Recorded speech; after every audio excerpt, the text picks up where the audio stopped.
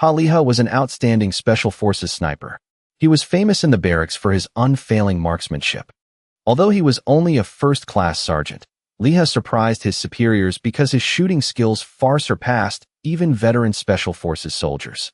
They had an upcoming sniper test, and Liha was training seriously with all his might, determined to win the competition.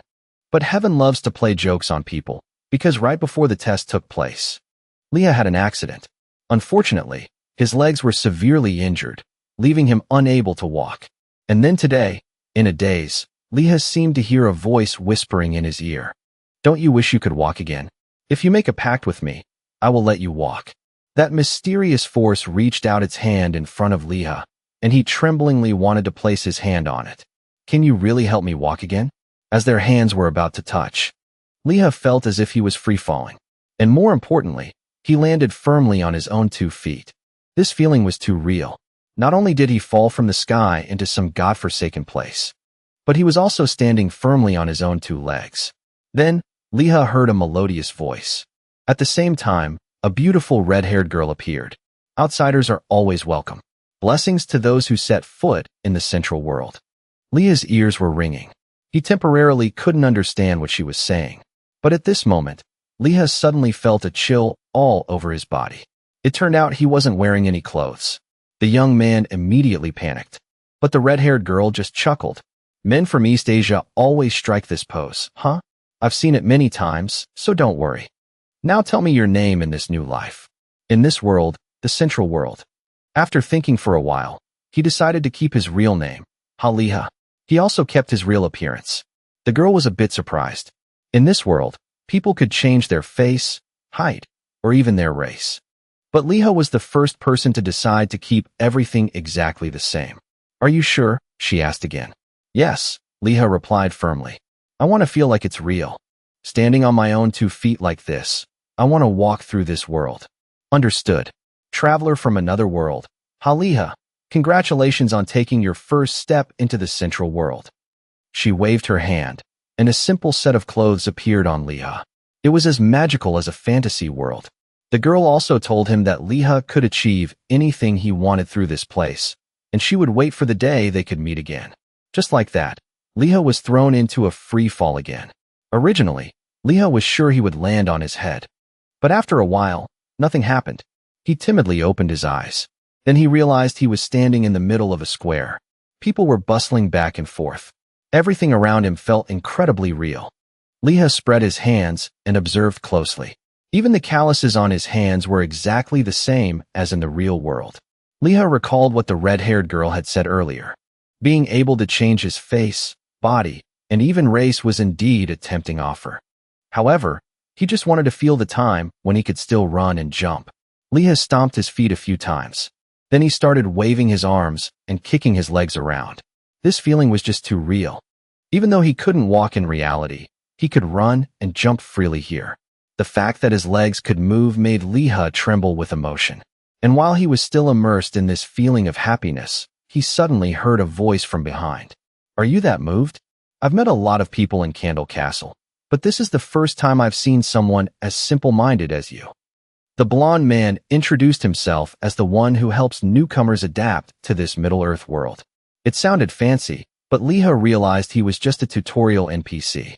"So what do I need to know to adapt to this world?" Liha asked.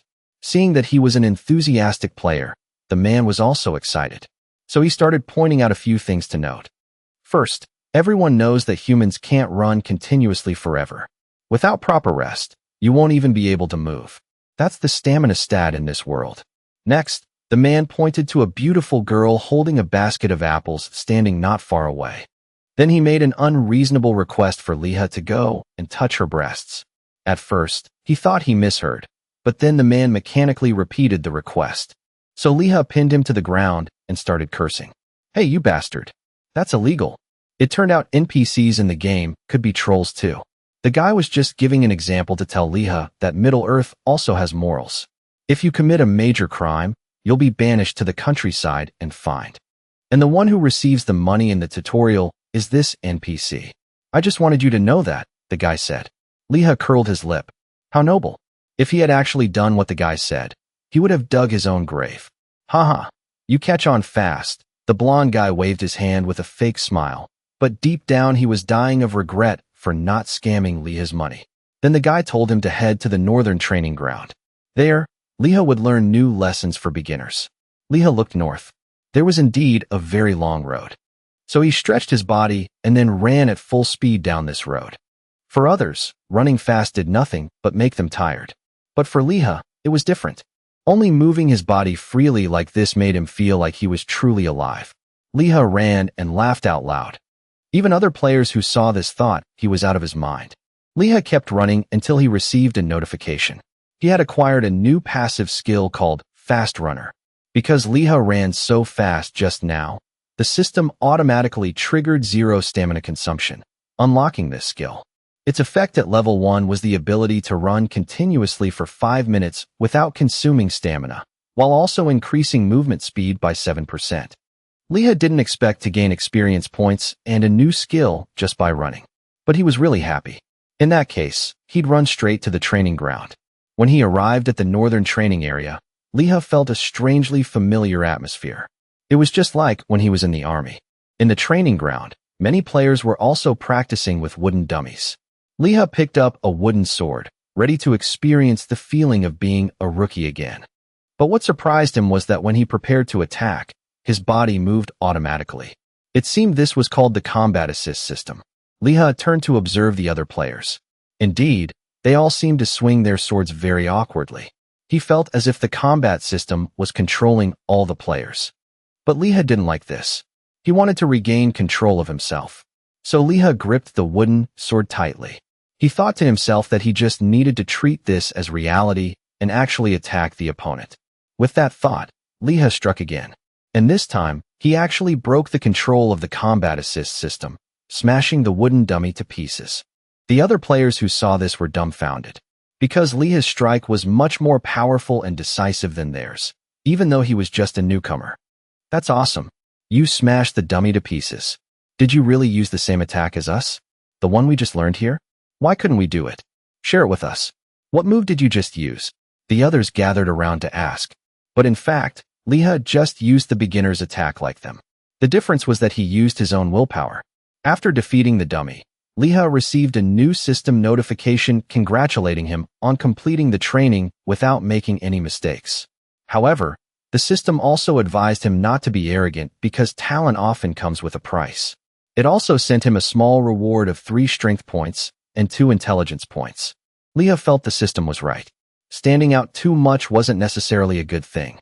After all, talented soldiers were always the first to be picked off in the past. After finishing this tutorial, Leah was transferred to the class selection interface. And here, he met the red-haired girl from the beginning again. Earlier you spoke as if it would be a long time before we met again, but it hasn't even been a day. Leah greeted her first. That's because Koreans consume content too fast. You probably play games all day, right? Anyway, model student of Candle Castle, what kind of weapon do you want to choose? Following her words, a pile of weapons appeared in front of Leah. Choosing a weapon goes hand in hand with choosing a class, so he had to be very careful. Leah guessed there would be many types of weapons, but he didn't expect this many. The girl said that some people even hesitated for a whole day before making their choice. The first thing that attracted Leah was a staff representing the mage class. But just as Leah reached out to touch it, the red-haired girl advised him to calm down and take his time observing his surroundings. Leah followed her advice, and it seemed he found something more suitable for himself. It was a hunting rifle. Without hesitation, Leah immediately reached out and touched the gun. You know what kind of gun this is, right? The AI girl asked playfully. But Leah really did know. Moreover, he was very knowledgeable about it. It wasn't a modern rifle at all. Although I don't know the exact model, I'm sure this is a flintlock musket. Invented in the late 1700s, born even before Napoleon. Leah rattled off, making the girl gasp in admiration, as expected of a model student. Your perfectly correct answer proves that you are quite knowledgeable about guns and more suited for the marksman class than anyone else. Leah fondled the gun for a while. It indeed had a flint and a powder pan. He guessed its ammo was lead bullets or iron balls, so he wanted to test fire at once. And the girl naturally agreed. Then she provided Leah with black powder for priming, black powder for loading. an iron ball, and a ramrod. Leha reached out for them. Thank goodness there are at least some advanced things. He felt extremely excited to touch a gun again after such a long time. First, he poured the priming powder into the pan. Then he poured the loading powder down the barrel and stuffed the iron ball in after it. Next, he used the ramrod to pack the powder and ball tightly. The whole process took a full minute, making Leha collapse. He really missed the advanced guns of the 21st century. Moreover, this musket was very heavy, weighing up to 4.5 kilograms. It was no different from lifting weights. Well, since he had finished loading, he might as well test fire it. Leha raised the barrel, aiming at a distance of 40 meters. After he pulled the trigger, a thick cloud of white gunpowder smoke billowed out, stinging Leha's eyes. But the most serious problem was that he missed. In the real world, Leha had never missed at this distance before. The red-haired girl giggled and told him to read the manual again, because the accuracy of a musket at 40 meters was only 50%. Leha wasn't convinced. He decided to try another shot. It was still that loading process that took over a minute. This made Leha want to cry tears of blood. But the girl felt that for a beginner to fire one shot in a minute was already very good. Leha was truly discouraged. He wanted to check out other ranged weapons, but the remaining options were only bows and crossbows. Moreover, their attack power was weak. Leha felt this world was too harsh on marksmen. The musket indeed had high attack power, but its attack speed was much slower than bows and crossbows. What kind of ridiculous condition is this? He grumbled. It's to balance the combat assist system, the girl replied. Then what if I turn off the combat assist system? Leha continued to ask. I said the combat assist system needs to be balanced. She repeated her previous words. If the player shoots manually, will the accuracy increase? I said, the combat assist system needs to be balanced. By the third time, she seemed very annoyed. Obviously, they couldn't find common ground in this conversation. Leha realized this was something the system wouldn't allow him to know. That meant he had to find the answer himself, just like in real life, instead of asking NPCs or the system. Although the start was a bit rough, Leha decided to figure things out one by one. If he could fire 10 shots a minute or increase the accuracy to 80%, the terrifying attack power of this musket would be fully utilized. Leha was very distressed. Shooting was indeed his strength and passion, but if he couldn't overcome the firing rate and accuracy of this musket, it would become useless. Therefore, Leha really didn't dare to gamble his future. After a mental struggle, he made his decision. Leha would give up the musket and instead choose the mage class to be safe. However, just as he was about to touch the staff, his body was sucked out by an invisible force. Leha! Leha! Wake up! Leha! He heard someone calling his name urgently. Leha was still panting heavily. When the gaming headset was removed, he saw his mother's worried face. It turned out she saw Leha groaning so intensely that she unplugged the gaming console. That's why he was forcibly logged out of the game, just in time to temporarily avoid choosing a class. Are you okay? Are you really okay? Leha's mother rubbed his head like a child and kept asking. Of course I'm fine. Next time, just press the exit button to wake me up, Mom. His mother nodded, then told him to rest properly while she went out to work. Luckily, his mom was there this time. Leha felt the opportunity to make money was within reach. He just needed to choose his class carefully. But thinking about this, he started to worry again, because the AI girl said he had to complete the class selection to log out. So what would happen now that his class change process was interrupted? So Leha decided to go on the game forum to check. Indeed, many people had also been forcibly logged out due to power outages like him. Then they ended up with a class they didn't want. If they wanted to delete the character and recreate it, it would take 4 to 5 months to reset. After reading this, Leha felt what just happened wasn't luck, but the biggest misfortune of his life. He consoled himself that he had already touched the staff earlier, so when he logged back in, he would definitely become a mage. But when he logged back in, Leha had become a marksman. He really cried tears of blood, and the other players thought he was crazy. They hadn't even heard of this class existing. But once you ride the tiger, it's hard to get off.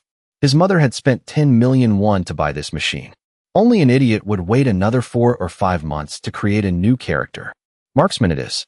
After all, this wasn't Leha's first time holding a gun. After accepting this cruel class, he immediately learned 2 skills, musket mastery and bayonet charge. Musket mastery is a passive skill.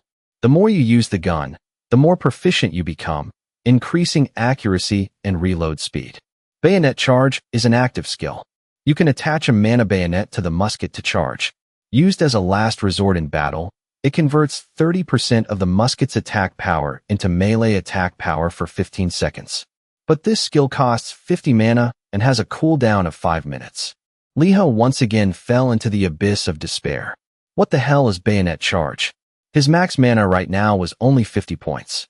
Yet this skill consumed 50 mana per use.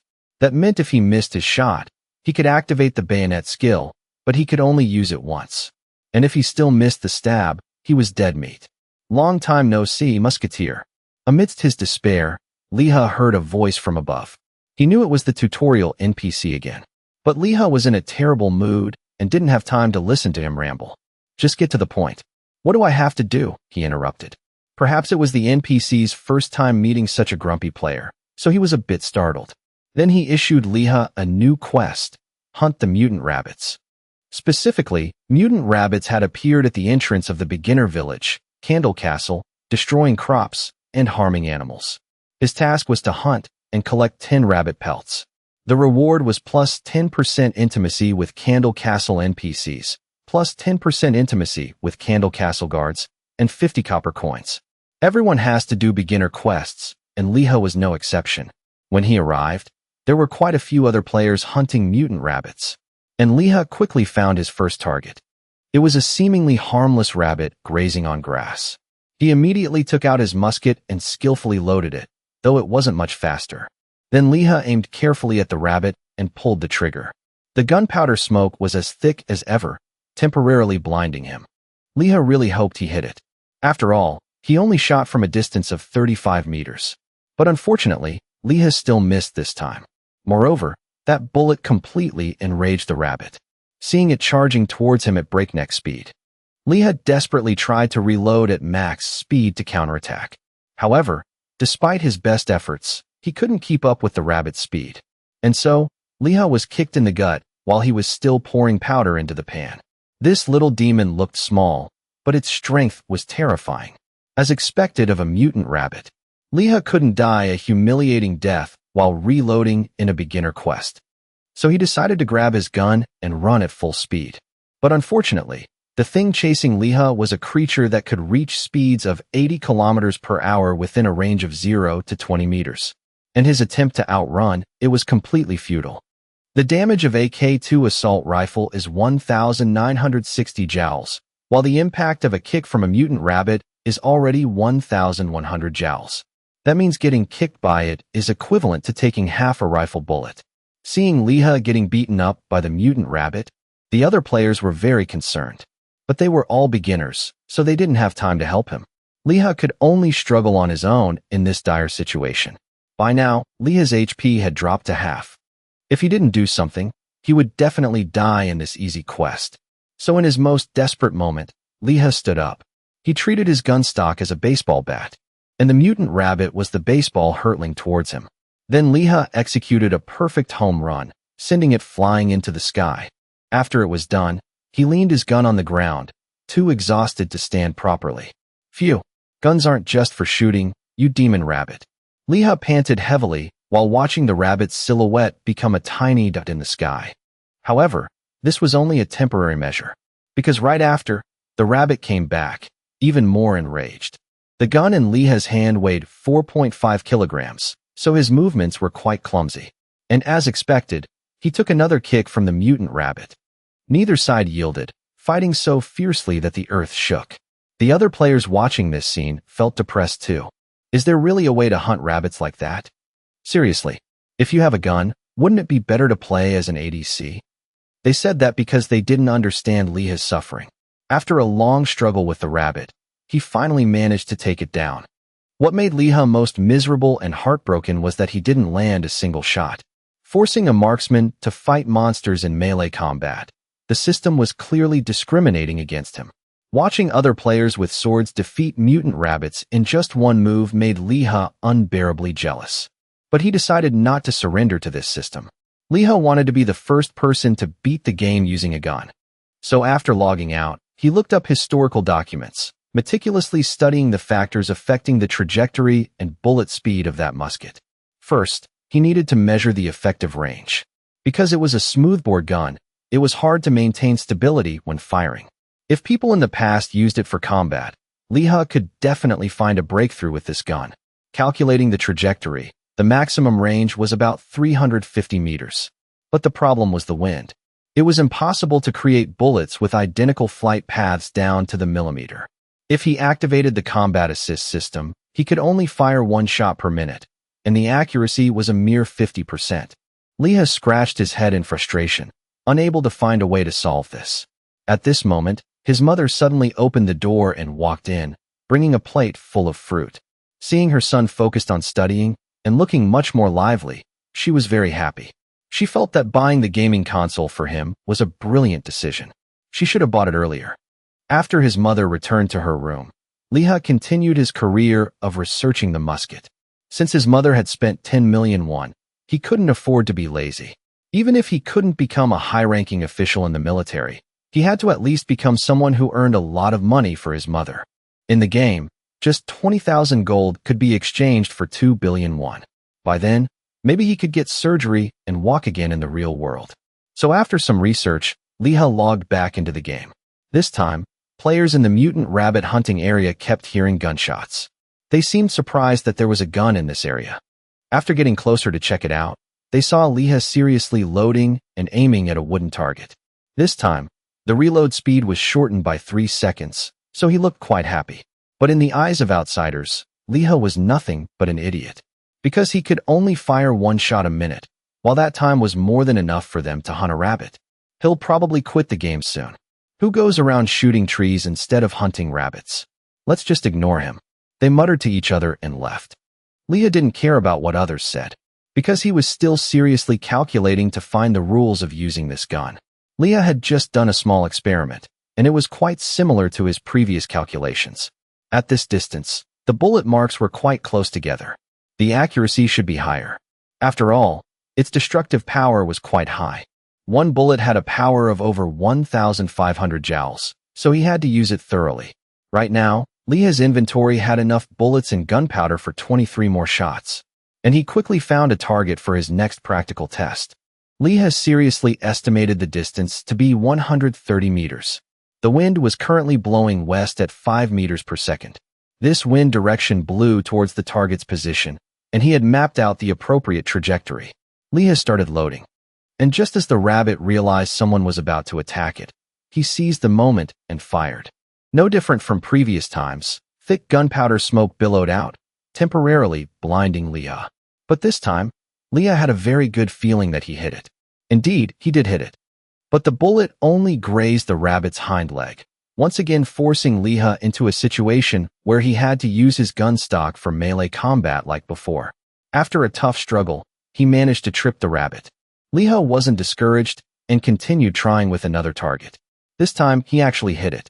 Moreover, he instantly killed the opponent with his bullet on the first shot.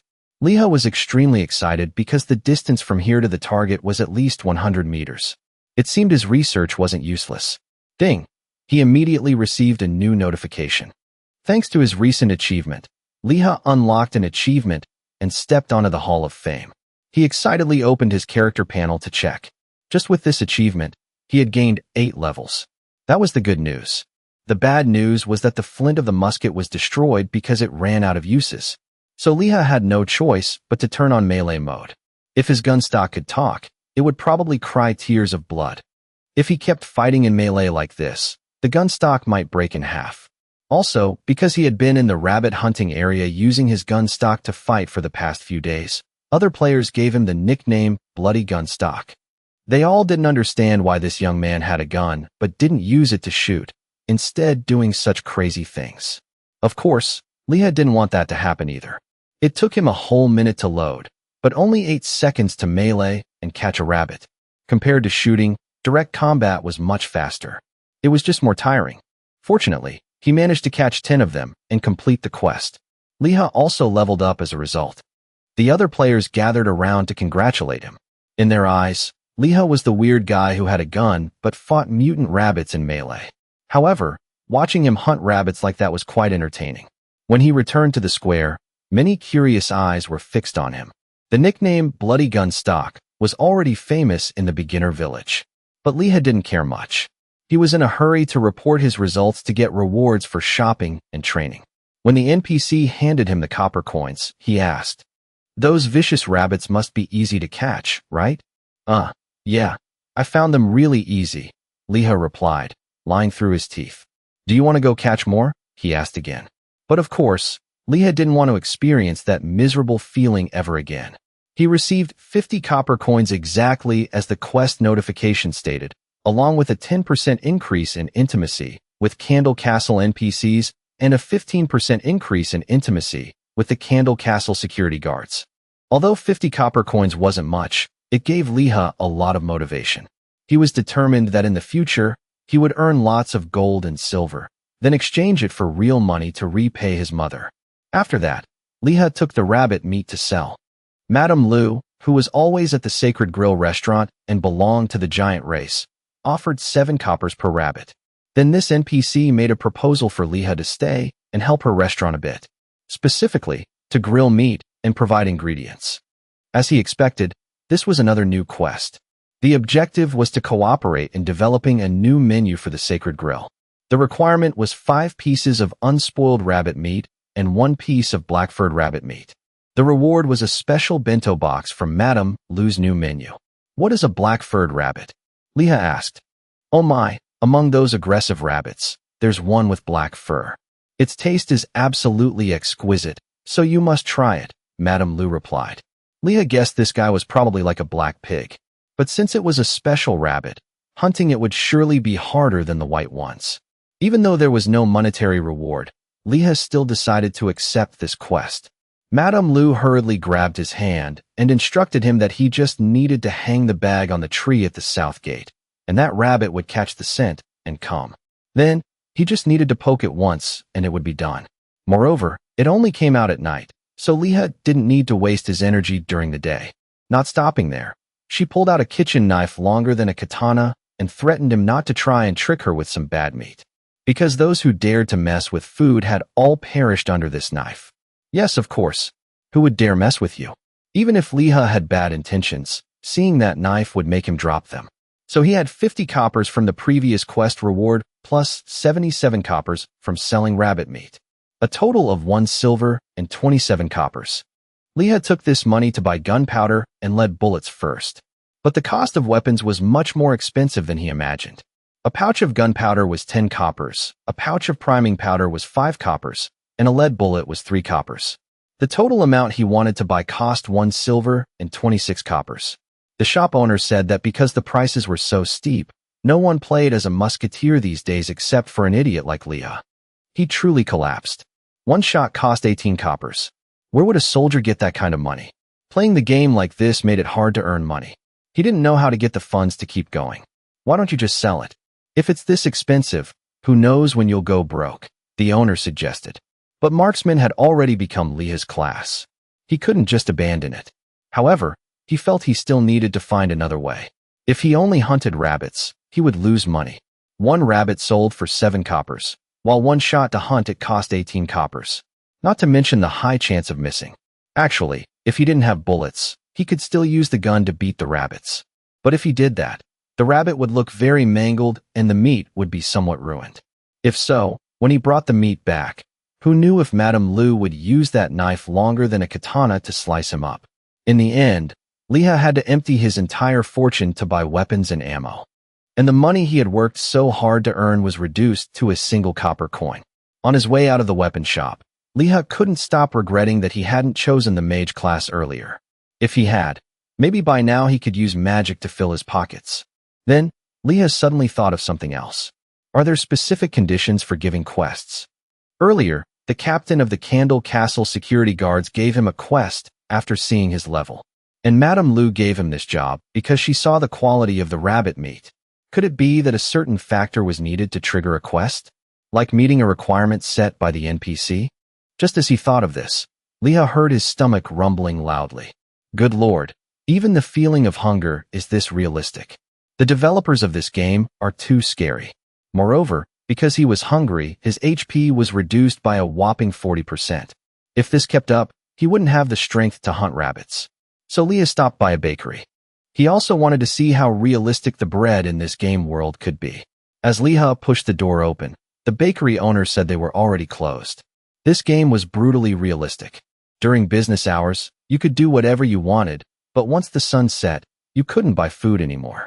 Leah tried to persuade her by saying he was starving to death and would leave immediately after buying just one loaf of bread. And she agreed. But then something unexpected happened. Among the remaining bread in the shop, the cheapest one cost 3 coppers. And his total assets were down to a single copper coin. The owner said she hadn't been making much lately, so the 1 copper bread had sold out early. The main reason was that the mutant rabbits had eaten all the wheat, so there weren't many ingredients left to make more. At this moment, Leah suddenly realized that if an NPC was facing difficulties, it meant they wanted players to help them with something. If he tried asking about the wheat shortage, he might trigger a new quest. So Leah seriously proposed, "Following the request of the security captain, I've wiped out a few rabbits. So if I help you wipe out all the rabbits and you give me some bread, wouldn't that be a win-win for both of us?" "Oh my, really?" The bakery owner cheered. Just when Leah thought he had succeeded, she poured a bucket of cold water on him. Today, about 20 strangers came here and said the same thing. But the rabbits run very fast, so you probably can't help me. If I make a deal with you about that, wouldn't my shop be ruined? Leah was speechless. The NPCs in this game really had logical reasoning skills. They even outplayed players like him. But he didn't want to give up yet. Because he was a broke guy who couldn't afford bread. So Leah flexed his not-so-ordinary identity. He said he had received a request from the owner of the Sacred Grill. Therefore, he was not like the passing travelers who had previously proposed hunting rabbits for bread. Not to mention, Madame Lu had also asked him to catch a black-furred rabbit. Upon hearing the words, "black rabbit," the bakery owner's attitude completely changed. But then, she dealt Leah another critical blow by saying he looked too weak to have the strength to catch a black rabbit. Moreover, if he was capable of catching it, he wouldn't be so poor that he couldn't afford bread. "Sorry if I was a bit harsh," she continued. What a master of the carrot and stick. Although heavily wounded, Leah was determined to hold on to the end to get free bread. He pulled out the bag Madame Lu had given him earlier to catch the rabbit. He didn't know what was inside, but the smell was truly horrendous. The bakery owner didn't even dare to get close to the bag. "Oh my God, this strong-smelling thing is definitely made by Sister Lu. So you really are a capable person that Sister Lu trusts and gave a job to." It seemed this smelly bag really worked. Although Leah tried to stay calm, he was blooming with joy inside. The bakery owner seemed to trust him and asked Leah to do her a favor while on his way to catch the black rabbit. The system immediately turned the bakery owner's words into a new quest. "I heard that a type of herb grows where the black rabbit leaves its droppings. It enhances the flavor of the bread. But this must be kept an absolute secret. Because if customers knew the bread contained herbs grown from animal droppings, they might not continue supporting the bakery." And Leah's quest objective was to collect 3 of these herbs. His reward was an herb-sprinkled bread and 30 copper coins. But the most important thing was the name of this quest, Risking Your Life, Gathering Spices. Just hearing it was enough to feel how dangerous it was. Leah thought the developers of this game were crazy, so the NPCs were equally crazy. To ask him to risk his life just to gather spices. And that life was only worth a bread topped with herbs grown from rabbit droppings and 30 coppers. "Can you do this side quest for me?" Seeing Leah stay silent, the bakery owner urged him. To be honest, he was a bit nervous. Earlier, this girl mentioned a concept called Black Angus, which seemed to refer to the black-furred rabbit. She explained that the pitch-black rabbit was extremely aggressive, so people called it Black Angus. And naturally, its attack power was also terrifying compared to normal white rabbits. Well, for the sake of making a living, Leah had to accept this quest. However, he was very hungry right now, and if he didn't put something in his stomach, he would probably faint right here before reaching the black-furred rabbit. Leah tactfully brought this up to her. She threw him a look full of suspicion. "You want my bread? But what if you eat it and run away?" "Don't worry, I'm very reliable. I will definitely bring the herbs back for you." The bakery owner thought for a moment and then made a decision. Based on her decision, the quest details also changed. Specifically, The reward of 1 herb-sprinkled bread and 30 coppers was increased by 3 sweet croissants and plus 15% intimacy with all NPCs in Candle Castle. However, there's no such thing as a free lunch in this world. Along with the increased reward, the quest difficulty was also upgraded. Specifically, Leah had to bring the herbs back to Annie's bakery within 12 hours. If he failed, his intimacy with Annie, the bakery owner, would decrease by 20%. At the same time, his intimacy with all NPCs in Candle Castle would decrease by 10%. Leah almost screamed.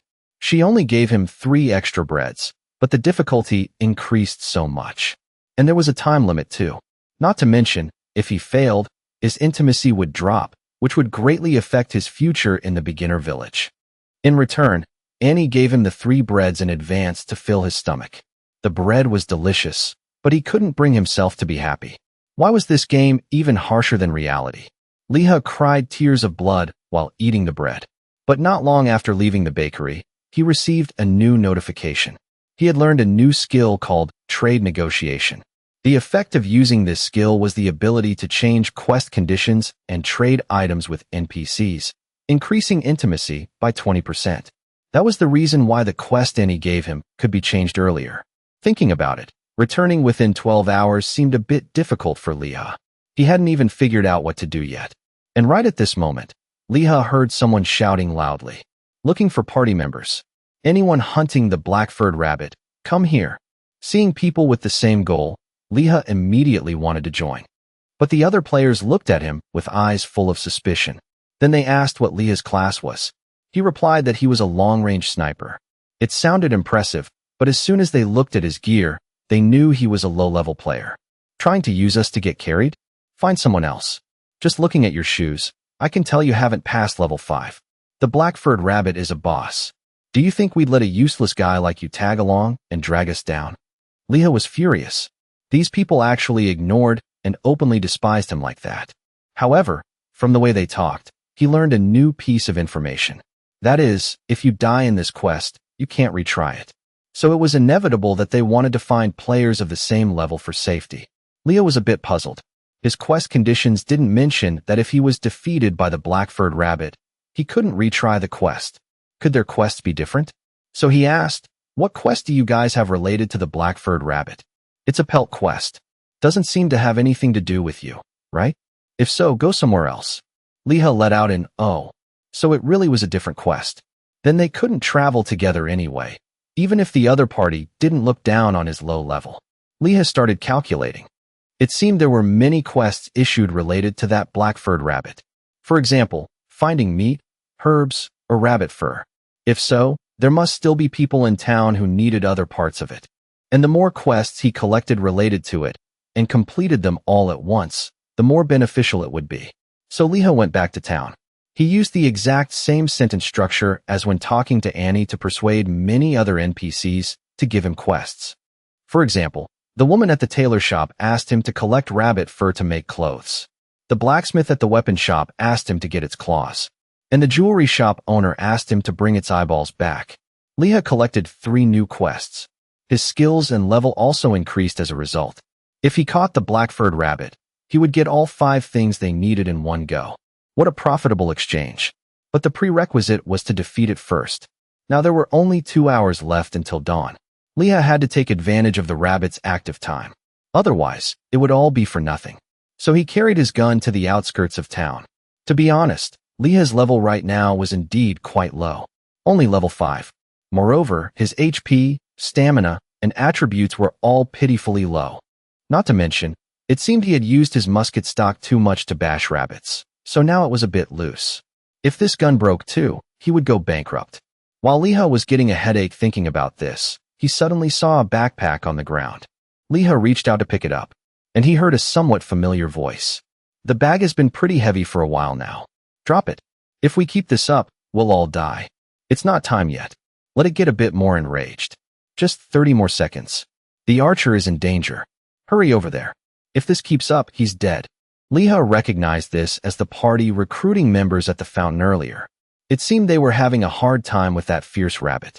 When Leah peeked out, he saw their archer was already dead.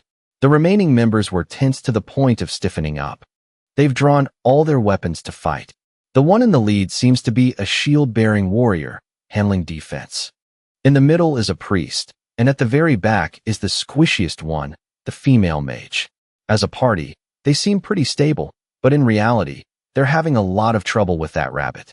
Specifically, when the fireballs launched from the female mage's staff, combined with what looked like powerful control magic, they still couldn't make the rabbit flinch.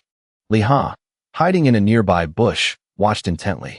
So that's the true power of the mage class he missed out on. The casting time to create a spell is only about 15 to 20 seconds, 3 or 4 times faster than his clunky gun. As for that party, it looks like they're paying the price for being overconfident, because the tanker is already dead. With only 2 squishy members left, no matter how strong they are, they can't beat that monster. The best option now is to give up and run for their lives. Under the bright moonlight, Liha got a clear look at the black-furred rabbit's interface. No wonder Annie called it a black Angus. This rabbit is bigger than a cow. He still hasn't shown himself, wanting to observe the situation first. At that moment, the 2 survivors started to flee, cursing up a storm as they ran. They blamed each other, saying that because the spells missed, their tanker and archer had to run. But wait, there's clearly one rabbit chasing them. Yet there's another one still standing over the tanker's corpse. It was then that Liha realized with a shock that he was facing 2 opponents. One was terrifying enough, but now there are 2, doubling the difficulty. Back when he was catching small white rabbits, he was already in a world of hurt. Getting hit by a black-furred rabbit now would probably break all his ribs. But Liha couldn't give up here. He had accepted 5 quests. Except for Madame Lou's barbecue restaurant, the other 4 required him to bring back items within 12 hours. If he fails now, he'll be penalized with a loss of intimacy points. For quests, a total of 40% intimacy with the NPCs. If that happens, Liha probably won't have a way back to the beginner village. He decided to take a gamble. After all, he's a musketeer. He has to make use of his gun, right? If he can actually hit a vital spot on that rabbit, he might be able to take it down in one shot. Liha remembered his time as a special forces sniper in the real world and encouraged himself, thinking he was originally a great shot. Because this game world was created with such detail that it could be mistaken for reality, he could totally hone his shooting skills to their peak. Liha raised his gun, then opened his character information panel, and put all his remaining free attribute points into agility. At this moment, his agility score had risen to 55 points. Then, Liha stood up straight. He faced the 2 black-furred rabbits that were furiously chasing the other party and shouted loudly, "Hey, you 2 stupid rabbits. This way." Liha felt a mix of anticipation and tension. Agility is at 50. According to the system, agility only increases up to level 9. The strongest attack power won't get any stronger than this. Instead, if I miss, it's all over. One shot. I have to take it down in one shot, no matter what. If I miss, everyone dies. All right, reloading complete. I just need to put the bullet in. Just then, a frantic voice cried out, "Help! Help me! Save me! Over there! Over there!" The scene before him made Liha panic. Wait. Why are you both running this way? If you both run here, what am I supposed to do? One of you, run in a different direction. Lin Huiyin just kept running and screaming. "Hey, you bastard! If you're going to save us, do it already." Then she and Heller started arguing. "Why are you talking like that, huh? Are you trying to get rid of me? If you don't like it, you run." Their noisy bickering was getting on Liha's last nerve. Maybe I should shoot that girl instead of the rabbit. My ears are bleeding. In the end, he had to calm himself down. Easy now. It's okay. Just wait. Wait until I've confirmed the target's range. Then Liha began to focus on the target before him. 85 centimeter. The moment Lin Huiyin and Heller were about 80 cm away from him, until the distance of the 2 black Anguses to him was only 75 centimeter. That meant they were getting very close to the other 2. When they were only 50 cm away, the black Angus's claws suddenly shot out. Yet Liha patiently waited until his firing range shortened to just 45 cm. That was the precise distance he had been waiting for. "They're here." Immediately after, Liha fired without a moment's hesitation. The bullet grazed the side of Lin Huiyuan's face and flew past her as she stared in astonishment.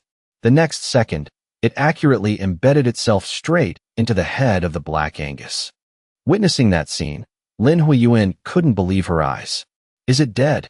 She was so shocked she forgot to run. What was that just now? In the moment Lin Huiyuan was still dazed, Heller, who was next to her, was caught by the remaining black Angus. Its ferocity made her so scared her legs gave out. Just then, a hand suddenly reached out and grabbed Lin Huiyuan. Li Ha had appeared beside her at some point. What are you doing? Run. After that guy, it's our turn to get killed. Right now, only one thought was in Lin Huiyuan's head. Did I see that right? That monster was taken out in just one shot? How could he do that? Is Heller a goner? Meanwhile, Li Ha was also having a massive headache. When can I reload? So Lin Huiyuan just let him drag her along like a puppet. Who the hell is this kid? As for Li Ha, he could only charge forward blindly. I'll reload when I get some backup. At this rate, I'm going to get eaten. Anyway, I've put some distance between us and that rabbit. A little more distance, and I'll have time to reload. As he was calculating, he suddenly felt the atmosphere around him change unexpectedly. The black Angus behind them abruptly threw its head back and let out a long howl at the sky. Their steps didn't falter, but the mental shock was immense. This was a situation Li Ha had not anticipated at all. Did it finish eating already? He lamented silently. Am I going to die here? Before the two could even think of a response, Lin Huiyuan suddenly appeared right in front of them. The moment she saw her, a flicker of panic crossed Lin Huiyuan's face. She quickly turned to Li Ha. Get down. Her sudden action startled him for a moment. Well, what? The next second, a thin wisp of smoke unexpectedly flew from Lin Huiyuan's hands. Along with it, countless ice spikes appeared all around her. After that, Lin Huiyuan's storm-like attack began instantly. Her target, of course, was the giant black Angus over there. While Li Ha was still trying to understand what was happening, the ice spikes had already pierced straight into the black Angus. Then, the next development surprised him even more. It's frozen. At that moment, Lin Huiyuan suddenly spoke up. Quick, tell me your name. Hurry. Li Ha looked at her, stunned. Why are you asking for my name? Lin Huiyuan replied in a matter-of-fact tone. To party up. Hurry up and say it. I have to pay you back, you know. Although he wasn't sure what was going on, he replied, Li Ha. Then she began a series of incomprehensible quick actions. Okay, party process complete. A ring of fire on Lin Huiyuan's hand could be seen glowing brighter and brighter. Now then. Next, she unleashed a full-power attack straight at the black Angus. Die. As a high-level player, the power of Lin Huiyuan's skill was no joke. In the blink of an eye, she had completely subdued the black Angus. Only now did Li Ha dare to breathe a sigh of relief. We got it. The system announcement echoed at the same time. Level up. This result left Li Ha extremely satisfied. Great. Leveled up. But then a thought suddenly occurred to him. Didn't that item get burned up too? Lin Huiyuan had walked over to the black Angus. Let's see. Item, oh item. Her voice made Li Ha panic. Are you planning to take that item all for yourself? Lin Huiyuan looked at him calmly. Of course. I'm the one who burned it. Li Ha immediately got angry. Then what about me? Hearing that, she pointed into the distance. TCH. The one back there. You can have all of it. Finally, Lin Huiyuan gave him a mischievous smile. That's fair, isn't it? After collecting the items, the three of them continued on their way. Except now, Li Ha was extremely bewildered. Why? Why are they following me? Just then, Lin Huiyuan suddenly spoke up. My name is Lin Huiyuan. Li Ha replied coldly. I didn't ask for your names. But she paid him no mind and continued. And that's Lin Huiyuan. He could only give a perfunctory reply. Ah, yes. Seeing this, Lin Huiyuan became even more eager. You don't know Snowflower Archery Lin Huiyuan of Hong Kong. He was a bit speechless with her. Do you know Ha Li Ha of the Republic of Korea? Lin Huiyuan immediately became interested. Who's that? That guy. But he brushed it off. We don't know each other, so we're even. Whether it's you or Lin Huiyuan, just hurry home. I was happy to hunt with you all. Li Ha's attitude made her even more curious. Something's a little strange. How could he take down a black Angus in one shot? That thing's body is so massive. No matter how I look at him, he doesn't even seem to be level 7. At this moment, Lin Huiyuan, who had been silent until now, suddenly reacted. She said just one gentle sentence that successfully made Li Ha freeze. The herb is over there. Because Annie's voice still echoed in his head, Remember, don't tell anyone. Li Ha's whole body stiffened. He slowly turned to face Lin Huoding. Where did you get that herb? Right now, Li Ha was in a complete panic. How does she know? The bakery owner told me not to tell anyone. Did the quest fail?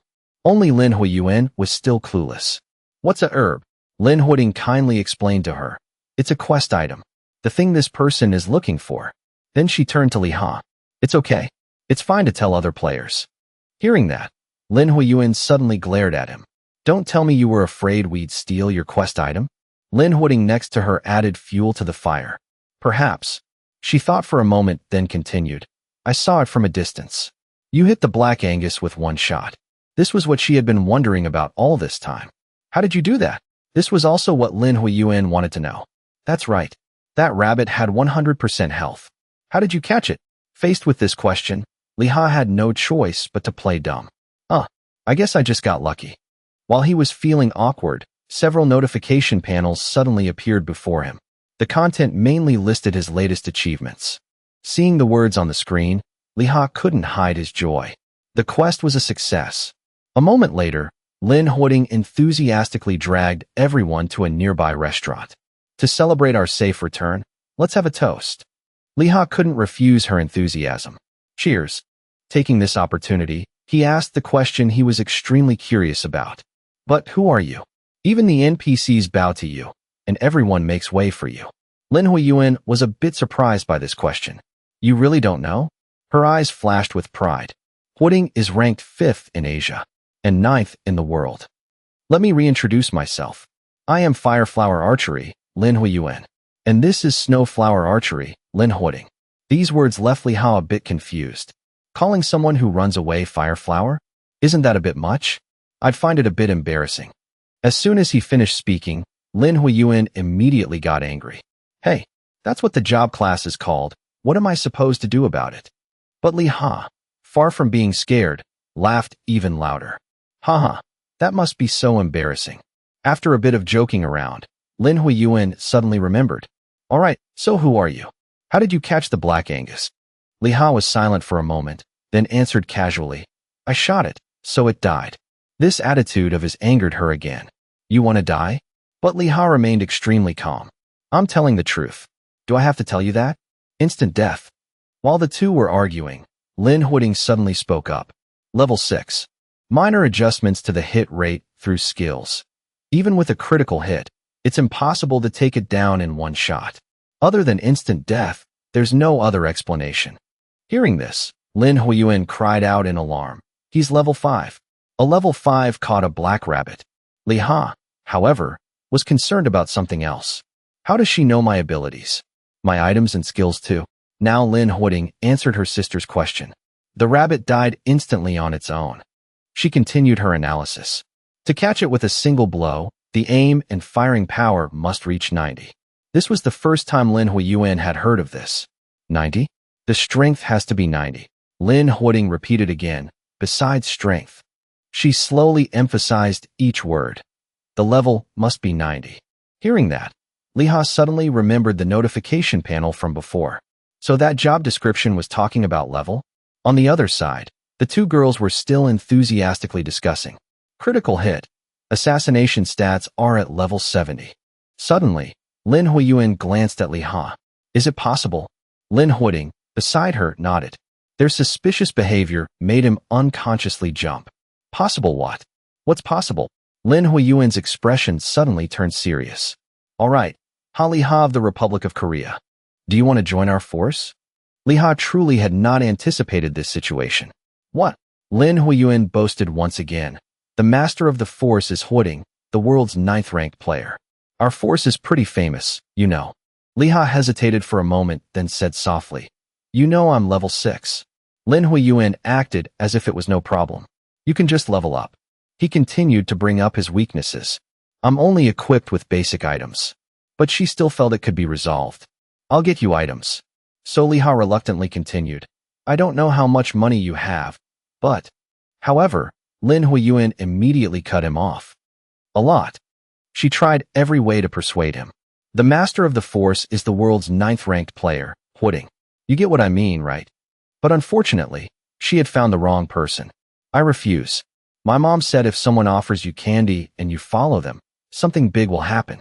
Your mom raised you well. Lin Huiyuan couldn't believe her ears. He's refusing such a good opportunity? Li Ha replied comfortably. The conditions are too good. It makes me a little uncomfortable. She still wouldn't give up. Our Huiding is the master. But he didn't care at all. Even so. And so, their conversation continued for a while longer. Do you know what rank our force is in the world? Probably pretty high. What? Finally, Li Ha explained slowly. I have to look into this and that, you know. When you go to the market, you only need to check out the first shop. If another place is better, you have to go back. Since he had put it that way, Lin Huiyuan didn't press him further. All right. It's better than biting off more than you can chew. If you change your mind, contact me. Add me as a friend, okay? Li Ha readily agreed. That's fine. Then Lin Huiyuan slowly stood up. I'll pay. Huiding, let's go. And also, she turned back and said in a sincere voice, thank you for saving me. Then Lin Huiyuan quickly walked to the payment counter. Keep the change. Hurry over here, Huiding. As for Li Ha, he was feeling extremely awkward under Lin Huiding's intense gaze. Aren't you going? Suddenly, she spoke. See you later. He had just opened his mouth to reply. All right, see you. When she continued, Appa. Suddenly hearing that word made Li Ha freeze for a moment. Appa what? Only after the two girls had left did he dare to breathe a sigh of relief. My God, the people are like a storm, and so are the quests. Well then, now it's reward time. First, Li Ha went to see code. Looking at this blood-red eyeball, it seems you really did find it in one day. He immediately put on a standard smile. Next time you have a job, please feel free to give it to me. She quickly replied, of course. You caught a Black Angus in just one day. The second person Li Ha went to was Latico. It's really a Black Angus claw. I can make a good weapon with this claw. Seeing him so happy made Li Ha feel happy too. Please create an excellent weapon, boss. After completing these two quests, he received a level up notification. Level up. Next, Li Ha went to Sandy's place. That's right, that's it. The color of the fur is so beautiful. Thank you, Li Ha. It would probably make a beautiful cloak. Well, and here is your special reward. He hurriedly accepted it. Thank you very much, ma'am. At this point, Li Ha was extremely satisfied with what he had achieved. It's true that hard work pays off. Then, he went to Cutie's place. Excuse me. Please come in. At this time, she was alone in the shop, Annie's bakery. As soon as she saw him, Cutie's face lit up. Oh my, Mr. Li Ha? Please come in. He was also extremely happy to see her. Hello, miss. That is. Cutie immediately handed him what she was holding. The cake is freshly made. Would you like to try a piece? Li Ha hurriedly refused. No, it's a bit expensive, so. But she immediately protested. You don't need to pay. Are we such strangers? He could only think to himself. We are, in fact, strangers. In the end, Cutie still successfully made Li Ha sit down. Please eat some cake slowly. It seems you haven't had breakfast. He had no choice but to obey her. Oh my. Then I'll eat well. The actions of the two attracted the attention of other players. Have some milk too. What's with that NPC? She's even giving out free samples? Now Cutie hesitantly started to speak. So, where's the herb? That herb. If she hadn't reminded him, Li Ha would have almost forgotten. As soon as she saw it, Cutie forgot everything around her. The herb. The herb is here. Li Ha truly couldn't understand her feelings. I hadn't even finished speaking. Why did you interrupt me like that? Does sprinkling that on make the cake really that good? Cutie was still immersed in her joy. Can't you smell this rich aroma? People who like cake will buy it just from the smell. Li Ha felt even more confused. It's just a plant that grows where rabbits poop. She immediately became serious. Shut your mouth. Poop. Li Ha's eyes widened in astonishment. What? After finishing his food, he continued on his way. This weirdness is so tiring. I ate the cake, but why do I feel like my blood was drained? Off to the last shop. Cutie saw him to the door. Goodbye. The next destination was Madame Lu's place. Oh my, our Li Ha is back. So the rumors of your success are true, huh? Li Ha tried to hold his head high and look at her. There are rumors of my return? Madame Lu replied with a nonchalant expression. That's right. I heard you went to the tavern yesterday too. There's nothing I don't know in this Candleton. I've already heard the news of your successful hunt. Hearing that, Li Ha understood. So the rumor has spread throughout the whole neighborhood. After that, Li Ha didn't ask any more questions and just handed her the items. Aren't you going to check the meat? Madame Lu smiled gently. If our Li Ha did it, the meat must be delicious. He looked at her and silently marveled. The intimacy level has risen to 70%. Currently, Madame Lu was very happy. Oh my, this is black-furred rabbit meat. She handed Li Ha the money while exclaiming, oh my, I should probably give you a special reward too, shouldn't I? Wait a moment, I'll make you a lunchbox. Hearing that, his mind immediately went on alert. There's more. Thinking this, Li Ha cautiously probed. Making a lunchbox will probably take some time, won't it? Madame Lu winked playfully. It'll be done in no time. But, hearing that, Li Ha understood immediately. It's a chain quest. As expected, she continued, Li Ha can surely do it. I need the meat of the golden eagle that lives on the back mountain. And so, he had another job to do. Final quest, attack the golden eagle boss. Li Ha was very excited. Level 10, the final quest of Candleton. He was just a little confused. But is the reward this time really a lunchbox? Madame Lu explained further to him. Candleton is a village in a very remote area. So it takes 2 stops to get to the city.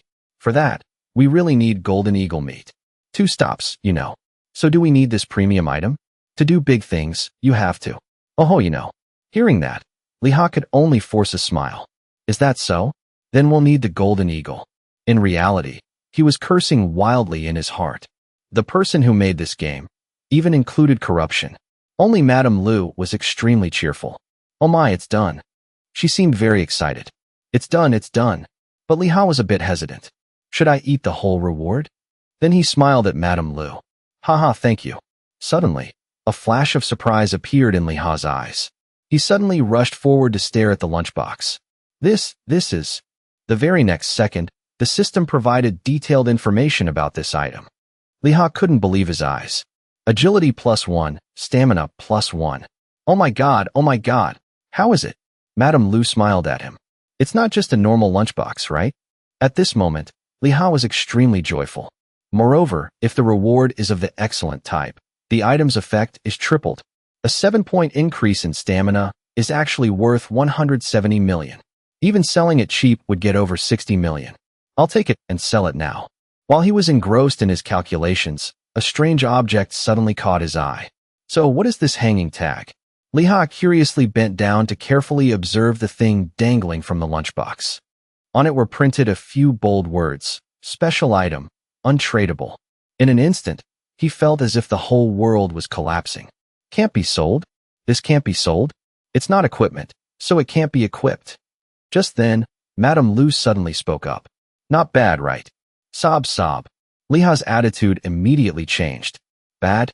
Madam, is this premium? He comforted himself. Well, there's no other way. This is a big harvest. Life is too humble. It's like it's playing with me. Now Madame Lu gently reminded him. Then, go catch the golden eagle. Li Ha solemnly promised her. I'll bring it back right away. As fast as possible. Then he left in a state of high excitement. All right, I've completed all the quests.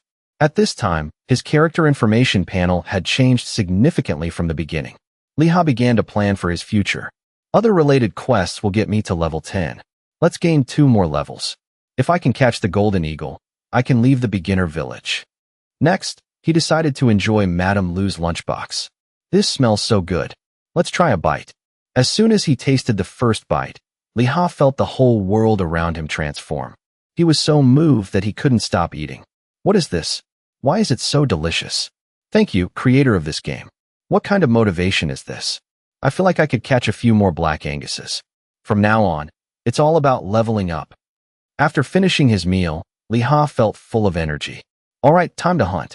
With my possessions, do I have to buy more bullets? The musketeers are all dead. These game developers. So he had no choice but to stop by the general store. Hello. The intimacy has increased, so he'll probably give me a discount. As soon as he entered, Li Ha saw Louis lying on the sofa. I'm here to buy some bullets. But he just replied indifferently. Come in. This attitude made Li Ha a bit dissatisfied. Is it that much trouble to greet a customer? With a 15% increase in intimacy, you greet customers lying down like that? But he didn't forget his purpose. I'm here to buy bullets. Before Li Ha could finish, Lewis interrupted. Are you here to buy 8 sets this time? Seeing you've changed your outfit, you probably won't buy 7 like last time, right? 1 set is 18 copper. He hesitated for a moment, then chose to bargain.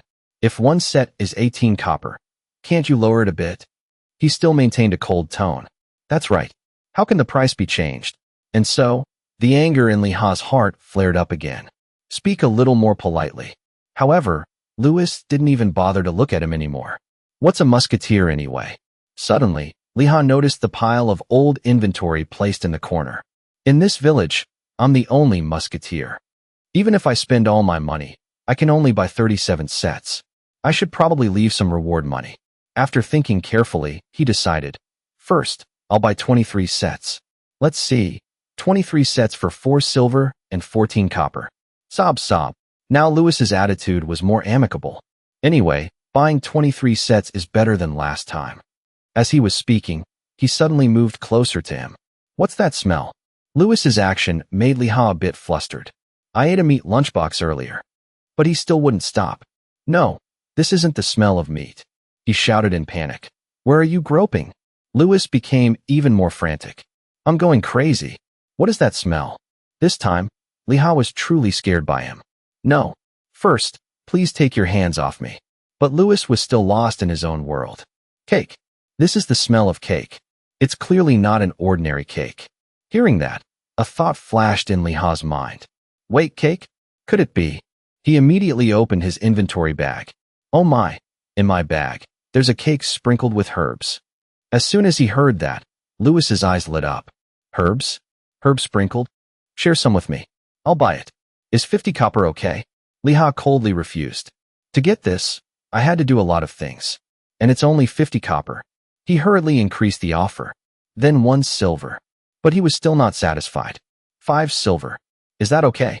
Hearing that, Lewis angrily turned and walked away. You thief. I'm not buying it anymore. I'm not eating it anymore. Li Ha looked at him calmly. Is that so? He just gave a mischievous smile. Activate bargaining skill. Once this skill is activated, the chance of persuading the opponent increases by 21%. That is. Li Ha started to speak again. Is the taste of the herb cake that good? However, Lewis had no reaction, which made him very confused. Did it fail? But the very next second, he timidly spoke up. Finding the herb-sprinkled cake must have been very difficult, right? Li Ha smiled with satisfaction. You want to know how difficult it was? Lewis continued to negotiate. 2 silver. But he brushed it off. I'd rather save the cake and eat it myself. So he had no other choice. I'll add a few sets of bullets. Li Ha continued to press. How do you sell your bullets? 23 sets for 4 silver and 14 copper. He left Lewis speechless. For a person to haggle, it's a bit. Finally, Li Ha set the price. 5 silver. He still tried to haggle. If not, I'll give you a 5 copper discount per set. But he just repeated the same sentence. 5 silver. Lewis grumbled in dissatisfaction. The discount only goes that far. Seeing this, Li Ha changed his approach. Then 100 sets of bullets. Hearing that, he immediately got angry. You thief. He glanced at him. Thief? What?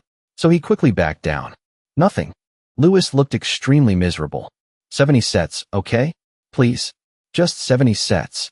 Seeing this, Li Ha didn't make it difficult for him anymore. 70 sets. All right. In that case, I'll just take 70 sets. In return, please deliver them for me. Lewis suddenly felt like he had just been tricked. I understand. After the exchange was complete, Li Ha's mood became extremely cheerful. We've grown up. I made a deal. I have to work hard to earn big money. If I can do that, how filial I would be. That is, he took advantage of his free time to relax. Let's learn about the quest and see what's happening. Immediately, a mechanical voice sounded. Hello everyone. This is today's Middle-earth news. Reporter Hanking HH. What's the news today? Today's Middle-earth news has a lot of surprises. Li Ha ate his noodles while constantly marveling. Middle-earth news is even on the news. At this time, the program on TV was still continuing. The first news is the fluctuation in rankings. And there's another interesting piece of news. There's a rumor that Snowflower Archery Lin Huoding has appeared in Candleton, a beginner village. Oh my, Lin Huoding. But that's not all. Lin Huiyuan, who is said to be the second member of the Lin group, ranked second in Hong Kong, was also there. The Linlong group?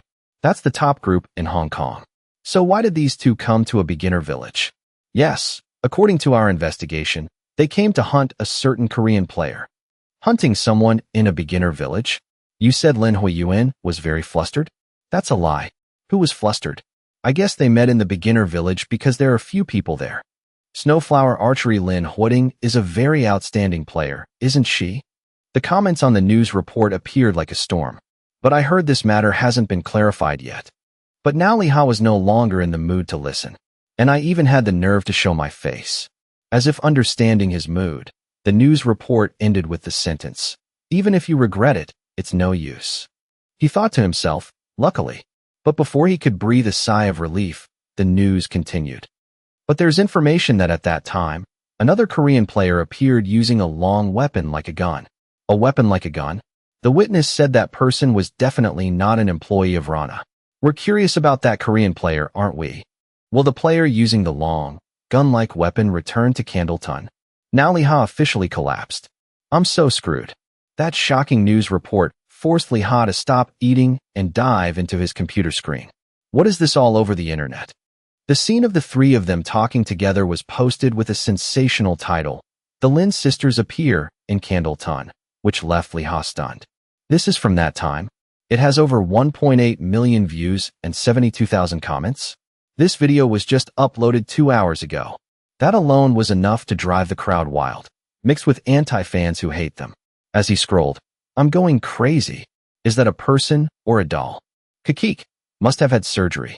The Lin sisters didn't have plastic surgery. Haven't you read the news?" And then more problems arose as suspicion from the public poured in. They brought a ton of questions and bluntly judged Li Ha. Why is a high-level Korean player in Hong Kong? But are you sure he's a high-level player? Or is he intentionally dressed like trash? The more he looked, the more outrageous their words became. All attention was focused on him. Meeting the Lin sisters dressed like that? Kaka, probably just some mutt from a corner. It left him not knowing how to react other than to let out a dazed laugh. Not to mention someone mocked the musketeer class, and then plastered labels all over Li Ha's head like newbie, crazy, and even beggar. He could only be in chaos before the brutal power of the keyboard warriors. Luckily, people think this is a fake video. That is, ignoring what was happening on the screen, Li Ha was lost in a mess of thoughts that spilled from his mouth. I know the Linlong Guild is famous, but there's very little information about the Lin Sisters Guild. If I joined that group, I'd probably level up fast. Then he couldn't help but break out in a cold sweat, muttering to himself. But the conditions are too good. It makes me a bit suspicious. Seeing Lin Huiyuan's personality, if I refuse, there's probably no turning back. However, all those troublesome issues didn't hinder or stop his actions. But I have to level up on my own. And so, no matter how hard it was due to the problems with loading the gun and aiming, Li Ha still successfully completed the quests.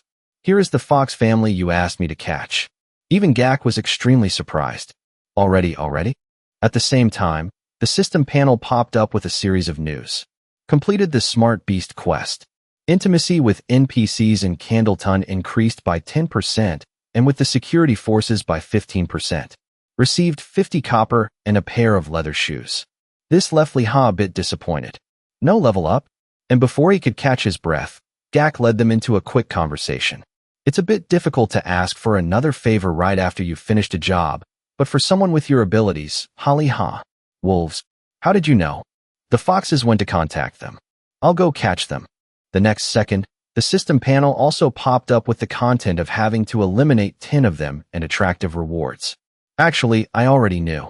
I looked it up and knew about this quest beforehand. When he pressed accept, there was another surprise. A weapon use voucher? There's this too. Gak, with a thoughtful attitude, said, "It's time to repair your weapon." This was a great help for new players like Li Ha. "I'm about to fix my shaky gun," he shouted. "Then I'm off." He replied in a serious tone. "We're counting on you, Li Ha."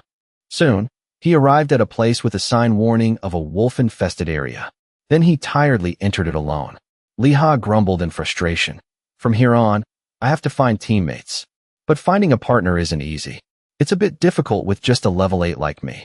But if I can form a team, imagining the scene of everyone busy killing wolves while he was busy loading bullets, leaving him to fight alone in despair after 2 minutes. The owner of a 50-50 hit rate with a long reload time sighed. I knew it would be like this. Thinking too much doesn't help either. Liha then showed clear, positive hope and self-confidence. 2 or 3 wolves chasing me is tiring, but if I separate them, it's doable. After that, he crawled low to the ground and calculated as he approached the danger zone step by step. 100 foxes cost 13 sets of bullets, so now I have 71 sets left. I'll finish the wolf quest with 11 shots. Get to level 10 and catch the golden eagle too. After lying in ambush for a long time with nothing happening, Liha broke out in a sweat. Aren't there any lone wolves? Suddenly, a voice rang out. Magic missile. He paid attention, his eyes widening. Oh ho, a party player. Right ahead, a gentle magic lady said. I've lured 3 of them. Tanker, he asserted. I'll control it. Another teammate exclaimed. Combat will begin in 3 seconds. And then, the entire team coordinated so smoothly that they could simultaneously cast a series of support skills. Stomp, magic missile, energy ball, Miri magic. It couldn't help but make a solo player like Liha's jaw drop. So admirable. The wolf is really frozen. In a flood of sorrowful tears, he still had to crawl and scrape his way out. So sad. I have to find prey before I get hurt. Meanwhile, the other group was still incredibly lively. Missile, energy, magic. Amidst the yelps of the wolves, after long, agonizing moments of waiting, a target with its soft fur finally appeared right in front of him. Its eyes glowed with a dangerous red light, staring intently, as if it had already grasped the movements of its pursuer. Unexpectedly, it was a chance to find a place to vent comfortably, and Liha was overjoyed. Found it. Without a hint of hesitation or any wasted movements, it was clear he was highly determined. I'll show you the results of my training. After biting the bullet pouch, he skillfully poured the gunpowder and loaded the bullet into the barrel. The third step, of course, was indispensable, using his breath instead of a ramrod. Finally, the last step was to tap the butt of the gun on the ground several times to ensure there were no gaps between the flammable materials. By the time he finished the long series of operations, the wolf had already been dealt with and was basking in the sun. Liha officially moved on to the aiming step. Confidence shone on his face as he remembered the regimental commander of the 95th Rifle Regiment he had seen in a movie. Control your breathing and shoot straight, kid. He couldn't help but exclaim. Thank you, Commander. For many days, I've been able to load a bullet in under a minute. And then all distracting thoughts flew away with the smoke he exhaled.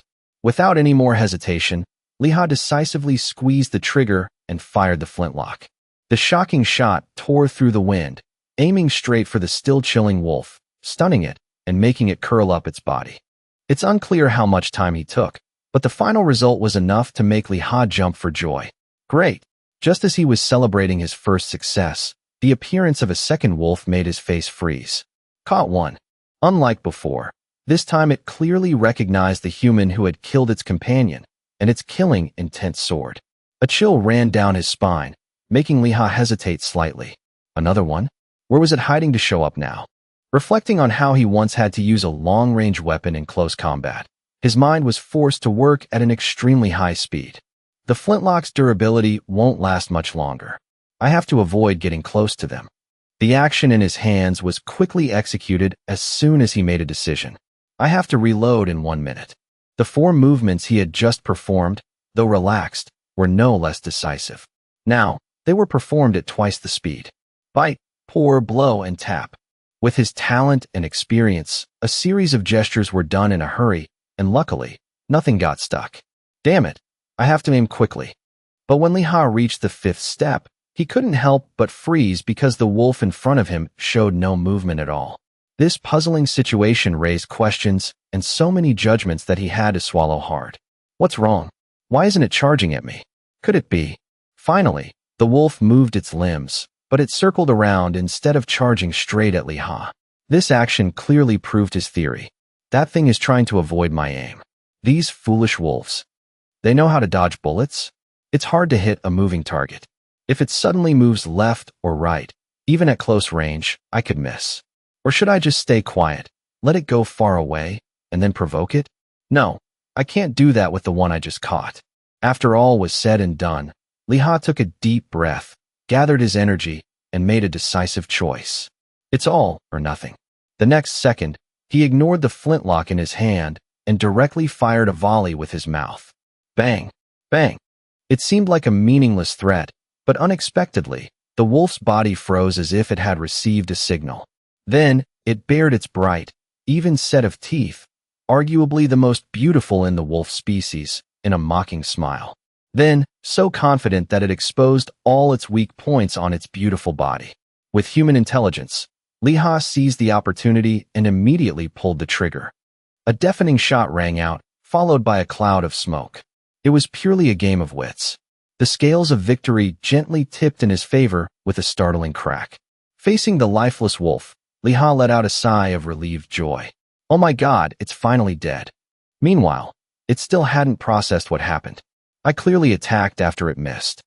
Receiving the notification that his musketeer skill had increased to level 2, Liha couldn't help but exclaim, reacting to a gunshot made with my mouth. How foolish. Should I praise it for being smart enough to delay? The wolf, even in death, gritted its teeth in anger. You made that with your mouth. Filled with excitement after taking down 2 monsters in a row, Liha was still busy carefully checking left and right. No more wolves, right? Then he carelessly forgot about what was behind him and focused on the prize before him. All right, time to collect the items. In the end, the silent approacher spoke up. Wow, how did you take it down so quickly? Hearing that, Liha was startled, then quickly calmed down and turned his head. Another player? At the same time, he forced a smile. That is, unexpectedly, after just facing a wolf monster, he was now confronted with players who were clearly more terrifying and sudden than the ones before. Right after facing the grandeur of Bilin and Jing Gong, it took a while for Liha to regain his composure in a state of utter panic. Ah, giants. Monsters. The series of movements performed at lightning speed scared the other two just as much. Bilin had to step forward to stop him. Wait, we're not monsters. I'm a player.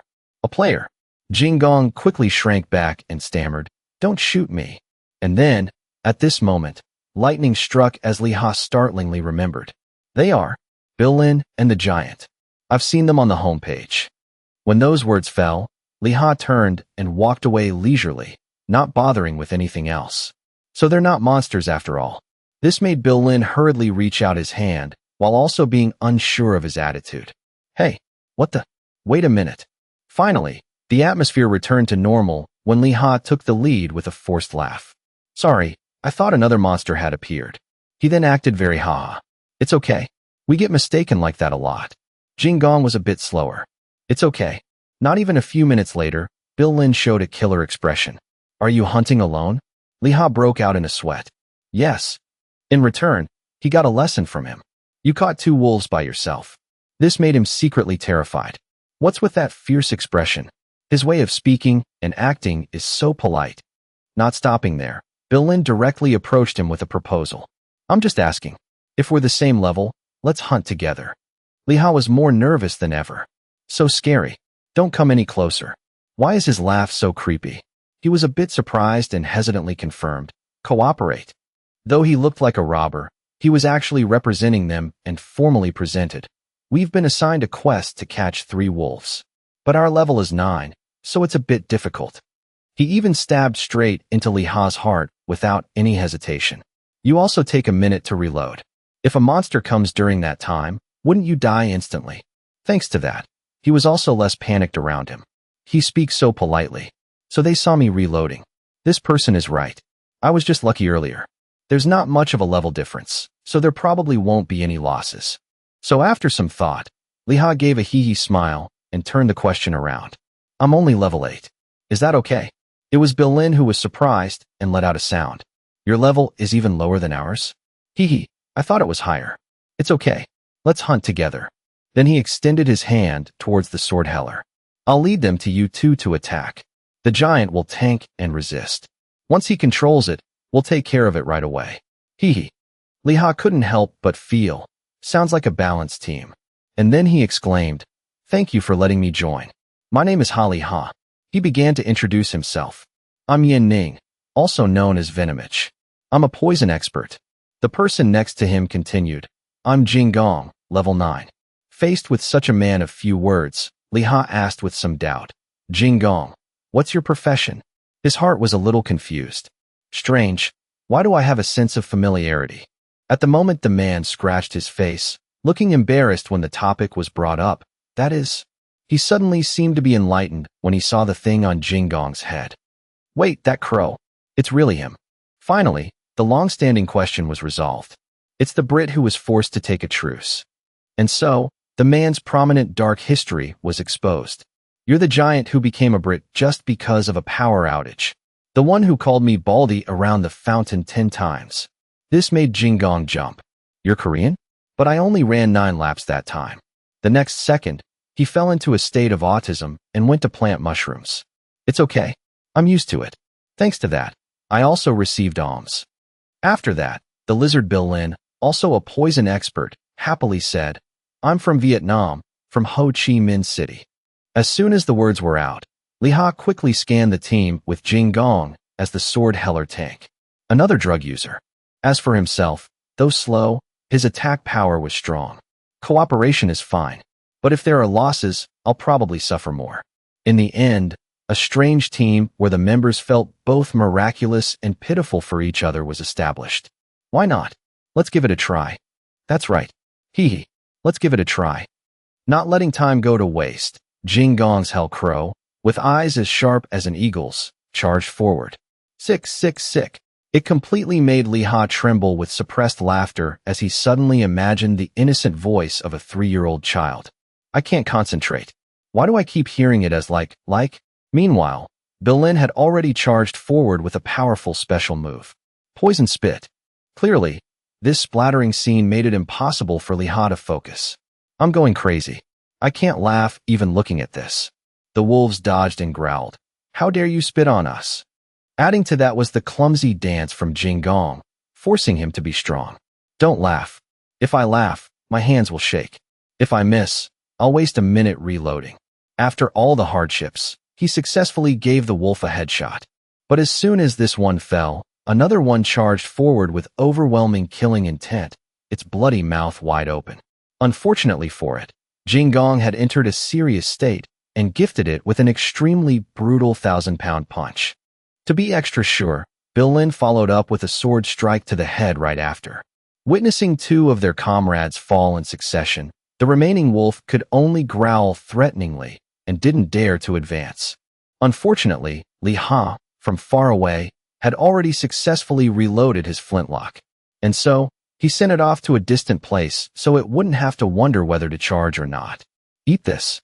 He successfully upgraded his musketeer skill to level 3, and then evaluated himself. The hit rate is pretty good, huh? Immediately after was the announcement. You have leveled up. Bill Lin saw this and came over to exclaim. Hee, congratulations on leveling up, Holly Ha. He replied politely. Thank you. It's because our group's hunting speed is so fast. But he was quickly cut off and said with a serious face. It's because Holly Ha's attack power is so strong. And Jing Gong is a solid tank. This made the man embarrassed. No, it's because my body is big. As for him, he had to secretly praise. He's so good at communicating. Next, seeing that everything was done, Li Ha spoke up. I've completed the quest. I should go report it. But he was taught by the experienced Bill Lin. Even if you report it, it's useless. Report it after you get to 89% experience, and your level will increase. Once you reach level 10, you can go catch the golden eagle. Well then, instantly, the whole team cheerfully raised their hands, filled with determination. The 3 of us don't need to waste time moving anymore. We can just go straight to the golden eagle's place. Let's level up together. Time passed quickly, and their team's fame soon spread far and wide. Evelyn noticed. Hey, look over there. The motley crew is here. Clara Roy was surprised to hear. The motley crew? At the same time, Jing Gong suddenly let out a roar that echoed to the clouds. Next, he completely proved himself to be a genuine tank and healer. He and his hell crow shouted in unison, heal. Richik, heal. Chick. But Evelyn's group commented, what's that guy doing? Unexpectedly, it didn't stop there. Lin suddenly popped his head up and spat phlegm at two wolves, causing even more surprise to her group. What's that thing now? Of course, it wasn't over yet. Li-ha rose straight up from the reeds and successfully sent them to their doom. Evelyn finally understood. There's a gunshot too? Clara Roy remarked. This is the first time I've seen a musketeer. Before long, their eyes were still glued to the ever-growing pile of wolf corpses in amazement. Their hunting speed is so fast. It looks a bit strange, but it's good, isn't it? Are they that strong when they cooperate?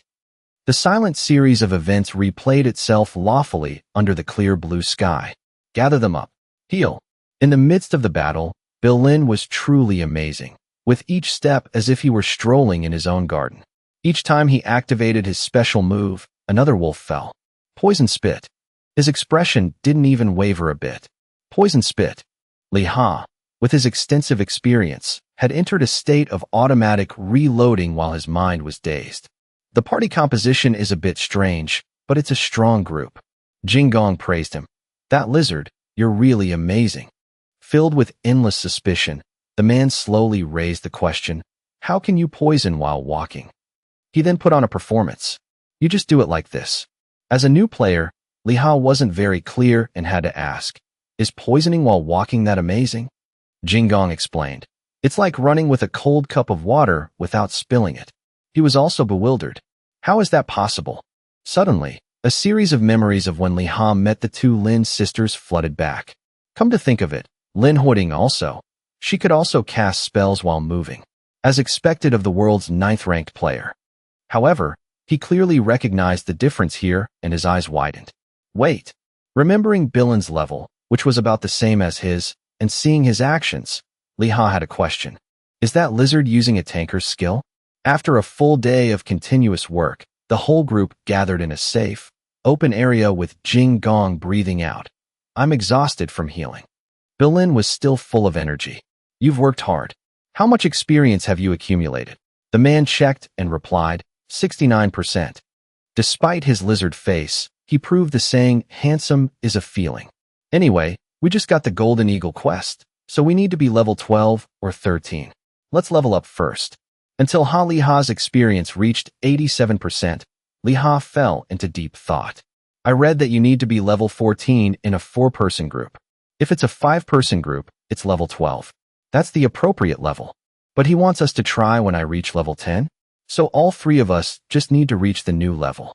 Can we catch the Golden Eagle with just 3 people at level 10? Before he could think for too long, Lin spoke up, cutting him off. Shall we continue? Li-ha replied instantly. Yes. He thought to himself, no way.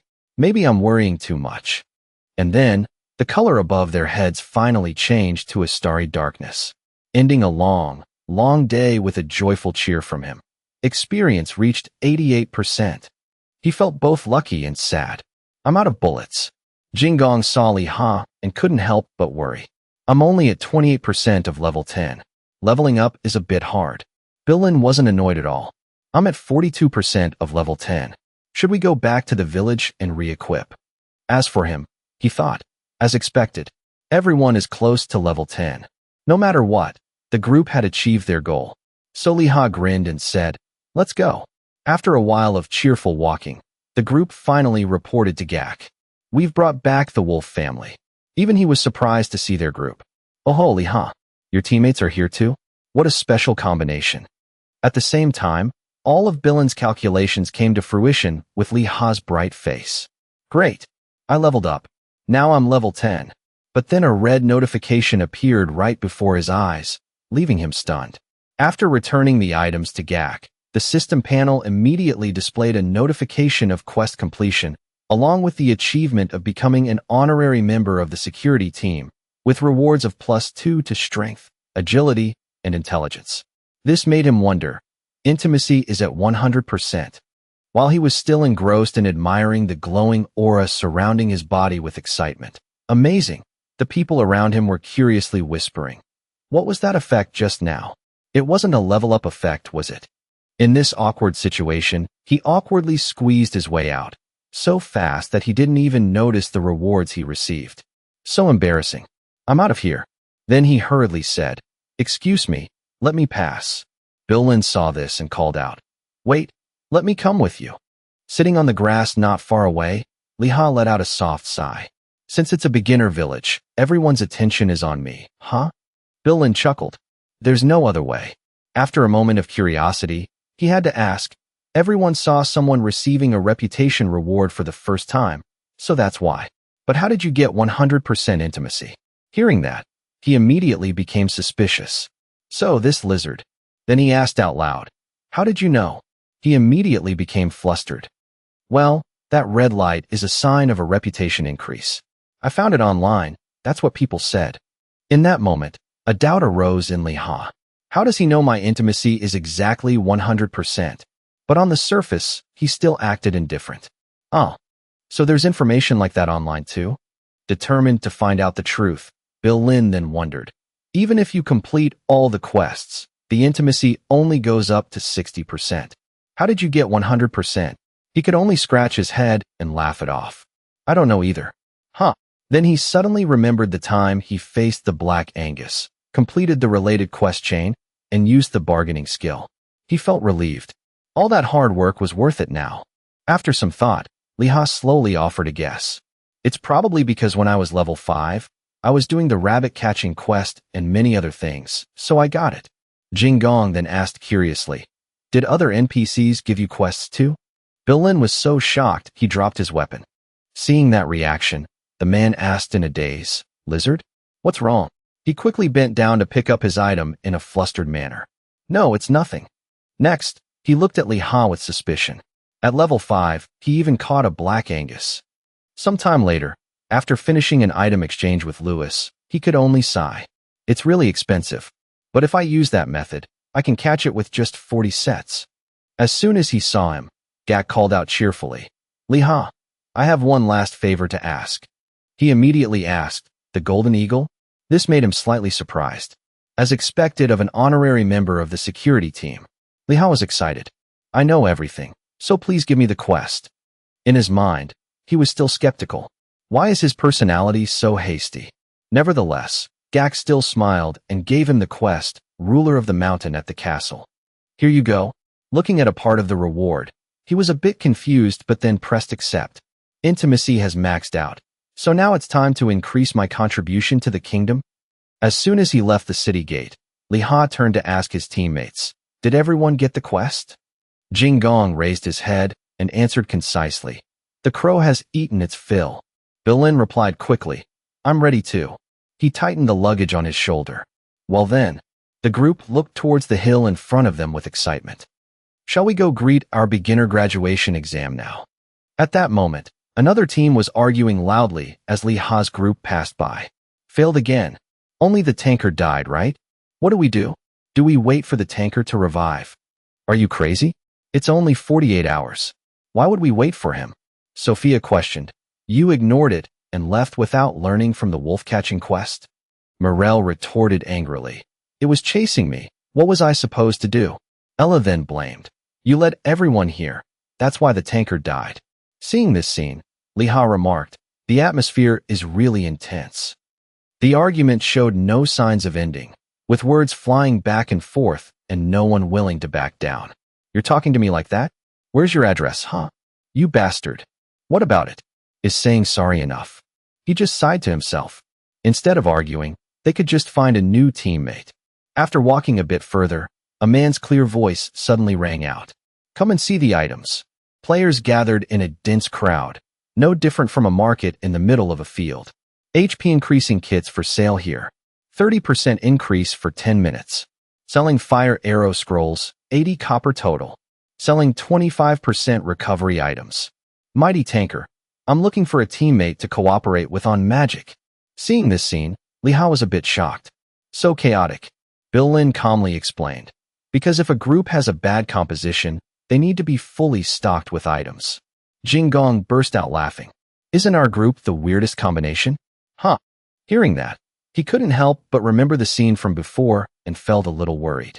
The people who were arguing earlier were also a group of 4, and their tanker died. They had a full defense, attack, and recovery team, but still failed. Do the 3 of us have enough attack power? With this concern, he suggested, "Should we find more teammates?" But Bill Lin immediately dismissed it.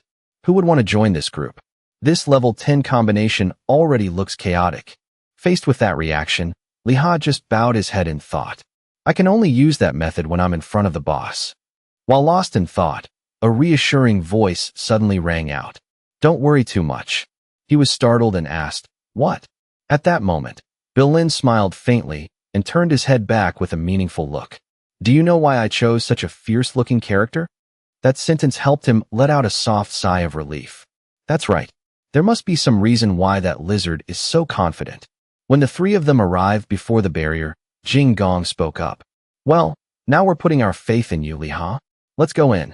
Bill Lin also chimed in. Hey, we're counting on you. This made him feel a weight on his shoulders, but he still gritted his teeth. Then shall we go? Meanwhile, on Lin Huiyuan's side, she was struggling in a breathtaking battle. It's dark. From a distance, a terrifying roar echoed. Vicious wolves with glowing red eyes tore through the wind, charging straight at them. In that moment, Lin Huiyuan unexpectedly stepped forward to shield her, her hand raised high with determination. Sis, get back.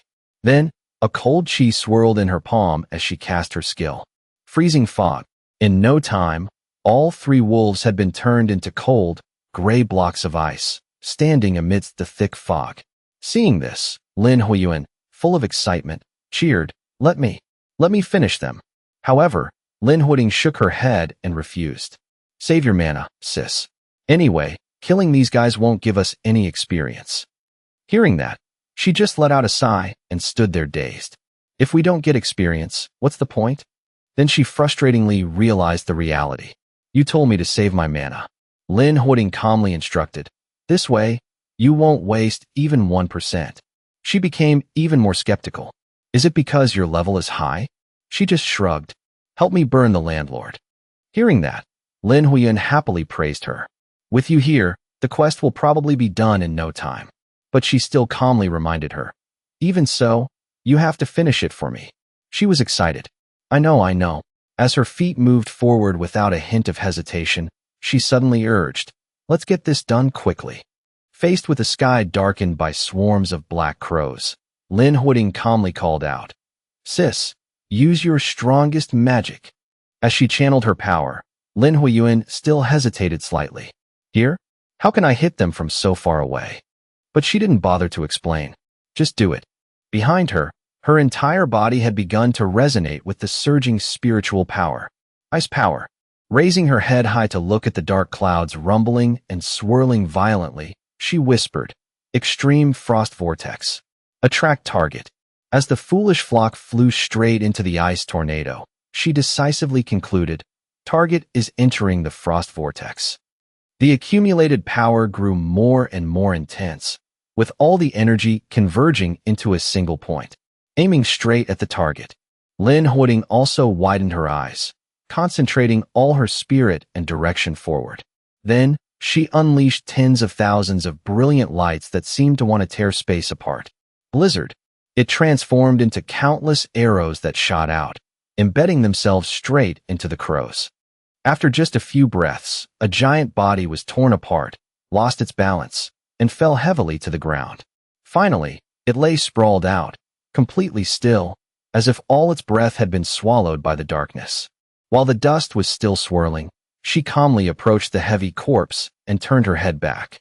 Finish it, sis. Without further delay, she opened the system panel again to quickly scan the list. Let's see the next target. As for Lin Huiyuan, she was busy unleashing her firepower to harvest experience. Fire arrow.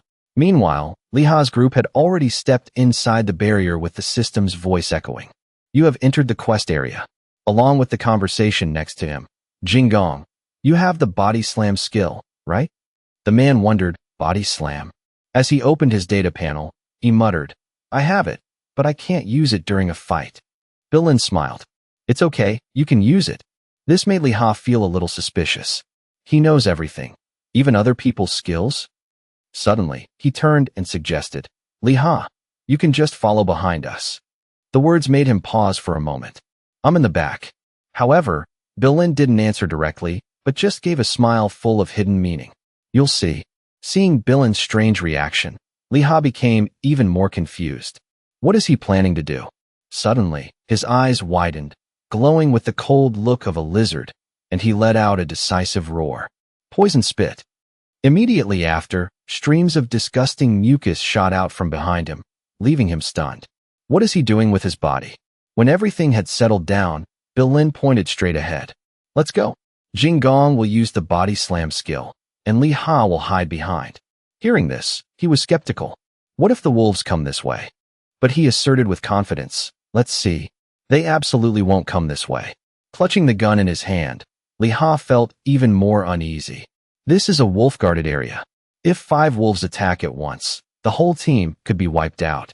We still have to shoot down dozens of golden eagles. What are we doing? As they took a few more steps, a ferocious wolf suddenly appeared before them. They're here. Li Ha immediately reported. Lizard, there's a wolf up ahead.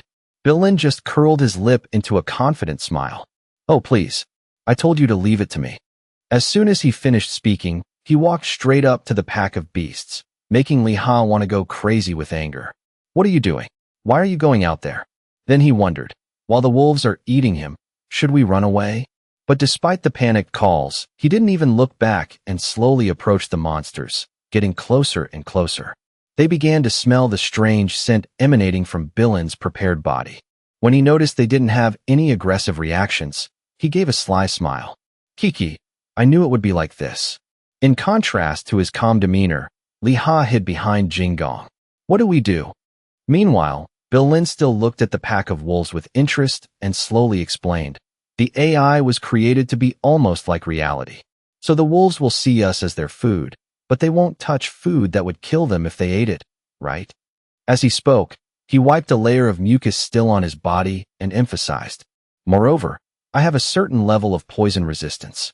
Now you know why I chose this race, right? Not stopping there, Bilin conveniently opened a practical application class right there. Because he's using the body slam skill, Jing Gong looks like a tree, and Li Ha is shielded by the poison smell, so it's very difficult for them to notice. Hearing this, Li Ha couldn't help but be amazed. So he's using his race's resistance value. He knows the exact skills and professions of others. He's a player who targets loopholes and finds the weaknesses and similarities of others. He couldn't help but ponder. Did they collect real-life transformative abilities and represent them like this? Something in the sky distracted him. Why is there a black crow? Is it part of the game's background? It seems its target was them. It even spoke in a golden voice. Come with me, master. At this moment, Jing Gong was stunned into realization. All right. The wolves saw this and raised their heads, their fierce eyes glowing in their red sockets. The scene immediately turned into chaos. Jing Gong. The black crow. The black crow. Call it back. Back. Back. Call it back. Who would have thought it would happily circle around? I'm going first. While everyone was still unsure of what to do, the wolves quickly found their prey in the direction the crow flew and headed straight for them. Having just escaped danger not long ago, now being surrounded by danger again made Bilin furious. If I had known, I would have hidden that crow. In front of them was a dense pack of wolves, baring their teeth hungrily. Li Ha could only swallow dryly and mutter in fear. So many, more than 20 of them. Jing Gong adjusted his clothes, his face showing a hint of guilt. Sorry everyone. This is my fault, so I'll take responsibility. While I hold them off, you guys run to the door and go. Hearing that, Bilin turned and hesitated. Thank you, Jing Gong. But the man shook his head and refused. No, it's my fault. Don't worry about me. Go in there, find another defensive player, and complete the quest. Then he strode forward majestically. See you all in 48 hours. Seeing that, Li Ha gritted his teeth, a feeling of annoyance rising in his chest. Anyway, I can't let you die like this. We just started playing together. I can do something. The man, however, looked embarrassed. You mean well, but you don't have to worry about me. But Bilin acted as if he didn't care. What are you talking about? Don't worry about anything. Only Li Ha was muttering continuously. AI close to reality. AI close to reality. Then he thought, if we find a loophole in the system, wait, could it be? Thinking of this, he suddenly stood up and immediately intervened. Jing Gong, don't attack them. The man was slightly puzzled. If we wait any longer, the wolves will attack first. Anyway, Li Ha exclaimed, It's a shame for us to part like this. It was clear he had an idea and declared, live together, die together. Seeing this, Bill stared with a confused look. Do you have a way? A musketeer can only shoot one. However, he didn't say anything. The silence only made the suspicion in him churn more violently. What is he doing? Is he putting 2 bags of bullets in at once? Anxiety welled up, and he quickly blurted out a warning. You're already out of bullets, and you're still. But Liha didn't care. All right. Immediately after, he pointed the barrel of his gun straight up at the dark sky. His movements were decisive, as if cutting off all hesitation, and he warned, Hey, everyone, cover your ears. Just a moment later, a deafening explosion echoed, tearing through the silent night. The violent sound of the explosion shook the entire space, making Jing Gong stagger. I can't hear anything. Billin's face turned pale with alarm. What are you doing? As for Liha, he only managed to cough a few times. It's over. There was no turning back now. Glancing at the pack of wolves, he felt bitter. So we're all going to die together, huh?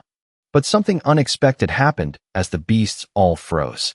He immediately shouted, urging them on. Let's go. Billin was startled. What? What was that? So, Jing Gong was confused. Why are they running away? But Liha didn't have time to explain. Let's get out of here first, and I'll tell you later. As they ran with hurried steps, almost at a sprint, Billin panted and demanded an answer. What on earth did you do? He replied quickly, out of breath. I tried transforming too. Hearing that, he became even more confused. Transforming? Liha still gave them a vague answer. This will be shorter than applying poison or using the body slam skill. Hearing that, Billin frantically called out from behind, Wait for me.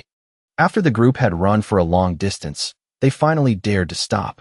We escaped those wolves, right? Jing Gong panted, exhausted. Yes. They're not chasing us anymore.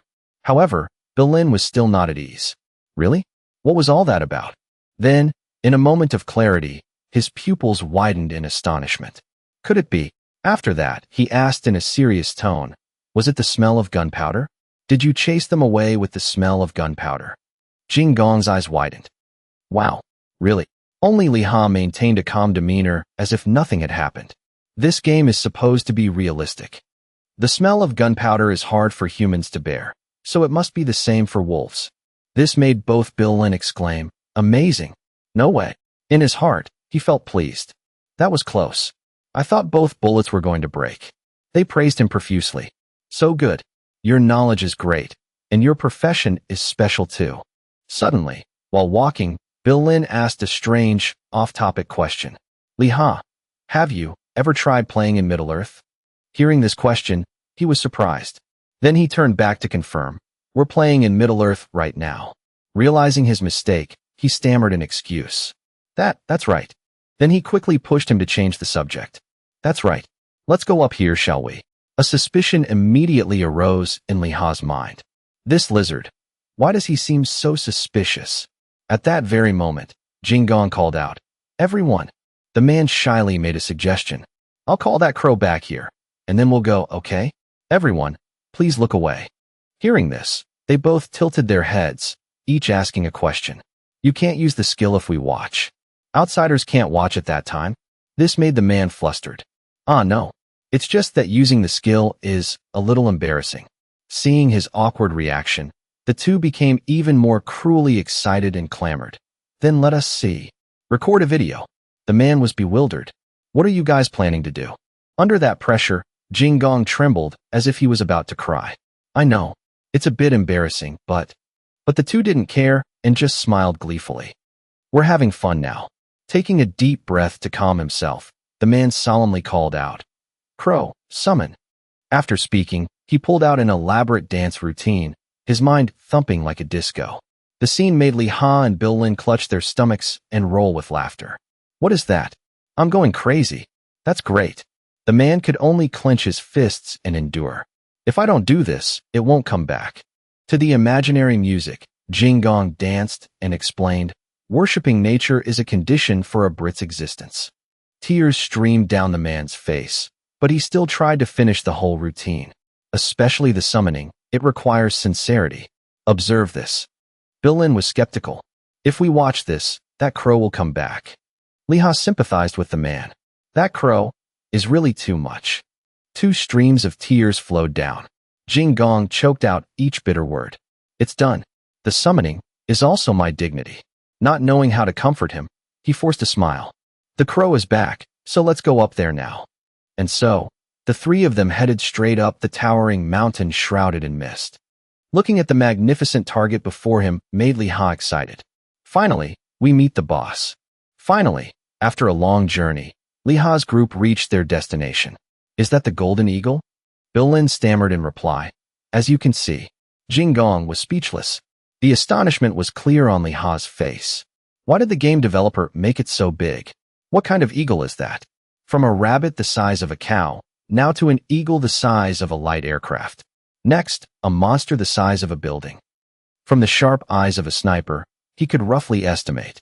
If the small one in the back is about 2.5 meters, the big one must be at least 4 times bigger. The conclusion was that he was stunned. Anyway, it's over 10 meters. Meanwhile, Bill Lin and Jing Gong were discussing. Now I'll scout it out. I told you about its attack pattern, right? Yes, I've learned it. Good. At first, they will land and attack us. If it catches Li Ha, it might just rip his shoulders off. Be careful. This made the other 2 break out in a cold sweat. How many lives will this game cost? Not stopping there, Bill Lin slowly emphasized. Then they will stay high up and scream loudly. If you get hit by the sonic wave, just think of it as getting a bone stuck in your throat. Li Ha jumped. Eaten alive? Jing Gong asked. When I'm sitting in the tree, I also have to prepare to attack, right? In return, he got an answer from him. Yes. If their health drops below 30%, they won't be able to fly anymore and will attack on the ground. The Golden Eagle's eyes flashed. All of you die. That is. Bill Lin continued with his plan without a break. At that time, Jing Gong, you must use the marble skill at all costs. If you're still alive by then, I'll start by drawing the attention of the small birds. Unexpectedly, Li Ha, with a confident and determined smile, declared, You don't need to do that. Let me shoot the boss directly. This made him extremely panicked. You want to shoot it first? He calmly replied, but Bill Lin insisted on sticking to the plan. If I lure them one by one, it's safer to catch the small one first. He was then asked back by Li Ha, Are you sure it's safe? This caused confusion from him. If we lead them one by one, we have enough strength to catch them. Why would it be dangerous? Jing Gong also wondered. The distance is too far. How can you hit it? To save time, Li Ha decided, let's see. The estimated distance. Finally, he got an answer with a very calm expression. About 90 meters, right? Finally, Bill Lin was so angry he turned into a fire-breathing dragon. Li Ha, what 90 meters? Are you kidding me? Meanwhile, the man was confused. You really measured that much? Of course, nothing is ever certain. Li Ha placed his full trust in them. It could also fail. So Bill Lin, be prepared to use your skill. He was so angry he was fuming. Of course, he continued, and Jing Gong. The man pointed at himself in confusion. Me. With that obvious expression, Li Ha uttered a strange request. You, come over here and lie down. Jing Gong was confused. What? He explained more clearly. You crouch down, and I'll place my gun on you as a rest. Even the man couldn't help it. What? This guy. In the end, it was Li Ha who got his way. You can do it. I don't need to use the bipod. Jing Gong said, I'm happy to do it. He even pushed his luck. Can you hold your breath? Breathing will make you shake. The man didn't know what to say other than to grumble. Do you want to take your last breath? Is that my inner voice speaking? After all, Li Ha successfully adjusted his flintlock on Jing Gong's back and aimed straight at the prey. It's moving from 95 meters to 110 meters. Every flap of its wings makes it rise about 2 to 3 meters. It would be safer if the bullet speed was a bit faster. All right, I've regulated my breathing. With so much experience and real-world combat practice, and a mix of things, he made his move based on his judgment. Aim for the position the Golden Eagle is about to fly straight to. Fire. The next second, Li Ha quickly lowered his gun and announced to his team members, I fired. If it comes down, get ready to use your skills. Suddenly, a series of notifications appeared next to him, enough to stun him. Like? No way. After a moment of silence between the 3 of them, His two teammates broke out of their stupor and cheered excitedly. You shot it in just one shot? Amazing. So amazing. Truly amazing. Only at this moment did Li Ha understand. Is that so? It died in one shot. Just as the golden eagle was about to be sent off without understanding what happened, the source of the situation still couldn't believe it. I know I'm the one who shot it, but how is that possible? At the moment the monster officially hit the hard ground, a series of system notifications appeared. The ruler of the mountain of the castle, the king of the golden eagles, is dead. Obtain the wings of the golden eagle. You have leveled up, and your musketeer skill has increased to level 4. Clearly, not only Li Ha, but also Bill Lin and Jing Gong received congratulations for defeating the ruler of the mountain of the castle. The king of the golden eagles is dead. Reward, strength, agility, intelligence, stamina, and fortitude, all +1. The man wanted to let himself go with the wind. Li Ha, this is the second achievement I've received. So many attribute points. Bill Lin smiled like a flower blooming in spring. Is this real? Getting an achievement in just one shot. He couldn't help but reply, I'm so happy. He lamented to himself. I have to get the meat before this place closes. Finally, the notification, you will be automatically logged out of this dungeon in the next 30 seconds appeared. But by then, Li Ha was already done collecting the eagle meat. By achievement, I got 2 achievement panels. The first green message was about the achievement of one-shotting a D-rank golden eagle. Strength, agility, and intelligence +2. After scanning the whole thing, he couldn't help but wonder, should I quickly make way for the next person? So I'm level 11 now. The second frame was about the C-rank sniper achievement. Agility +6, stamina and intelligence +3. He even got the calm under all situations skill. Li Ha understood clearly. I must have hit it while it was flying up. That monster was 100 meters away. After checking everything, Jing Gong spoke up. Shall we get out of here? The gate is open.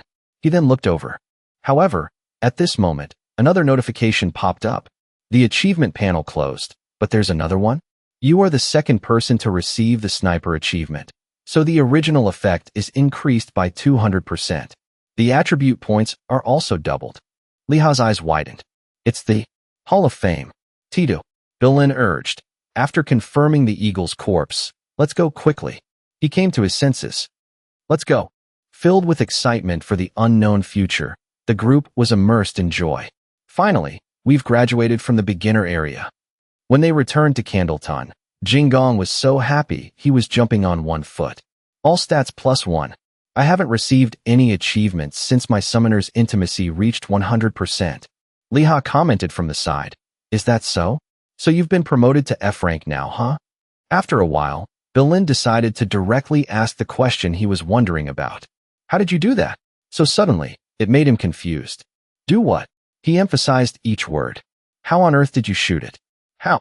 Seeing another player, Bill Lin lowered his voice. One-shotting it like that. It wasn't a small thing, it was a boss monster.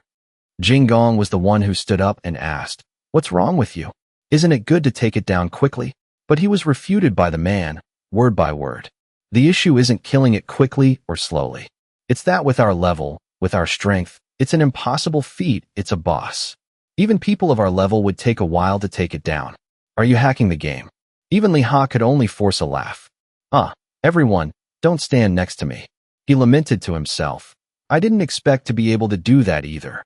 Bill Lin, with a look me in the eye and answer expression, said to him, So really? Was that a critical hit? Li Ha was embarrassed, but honest. It was luck.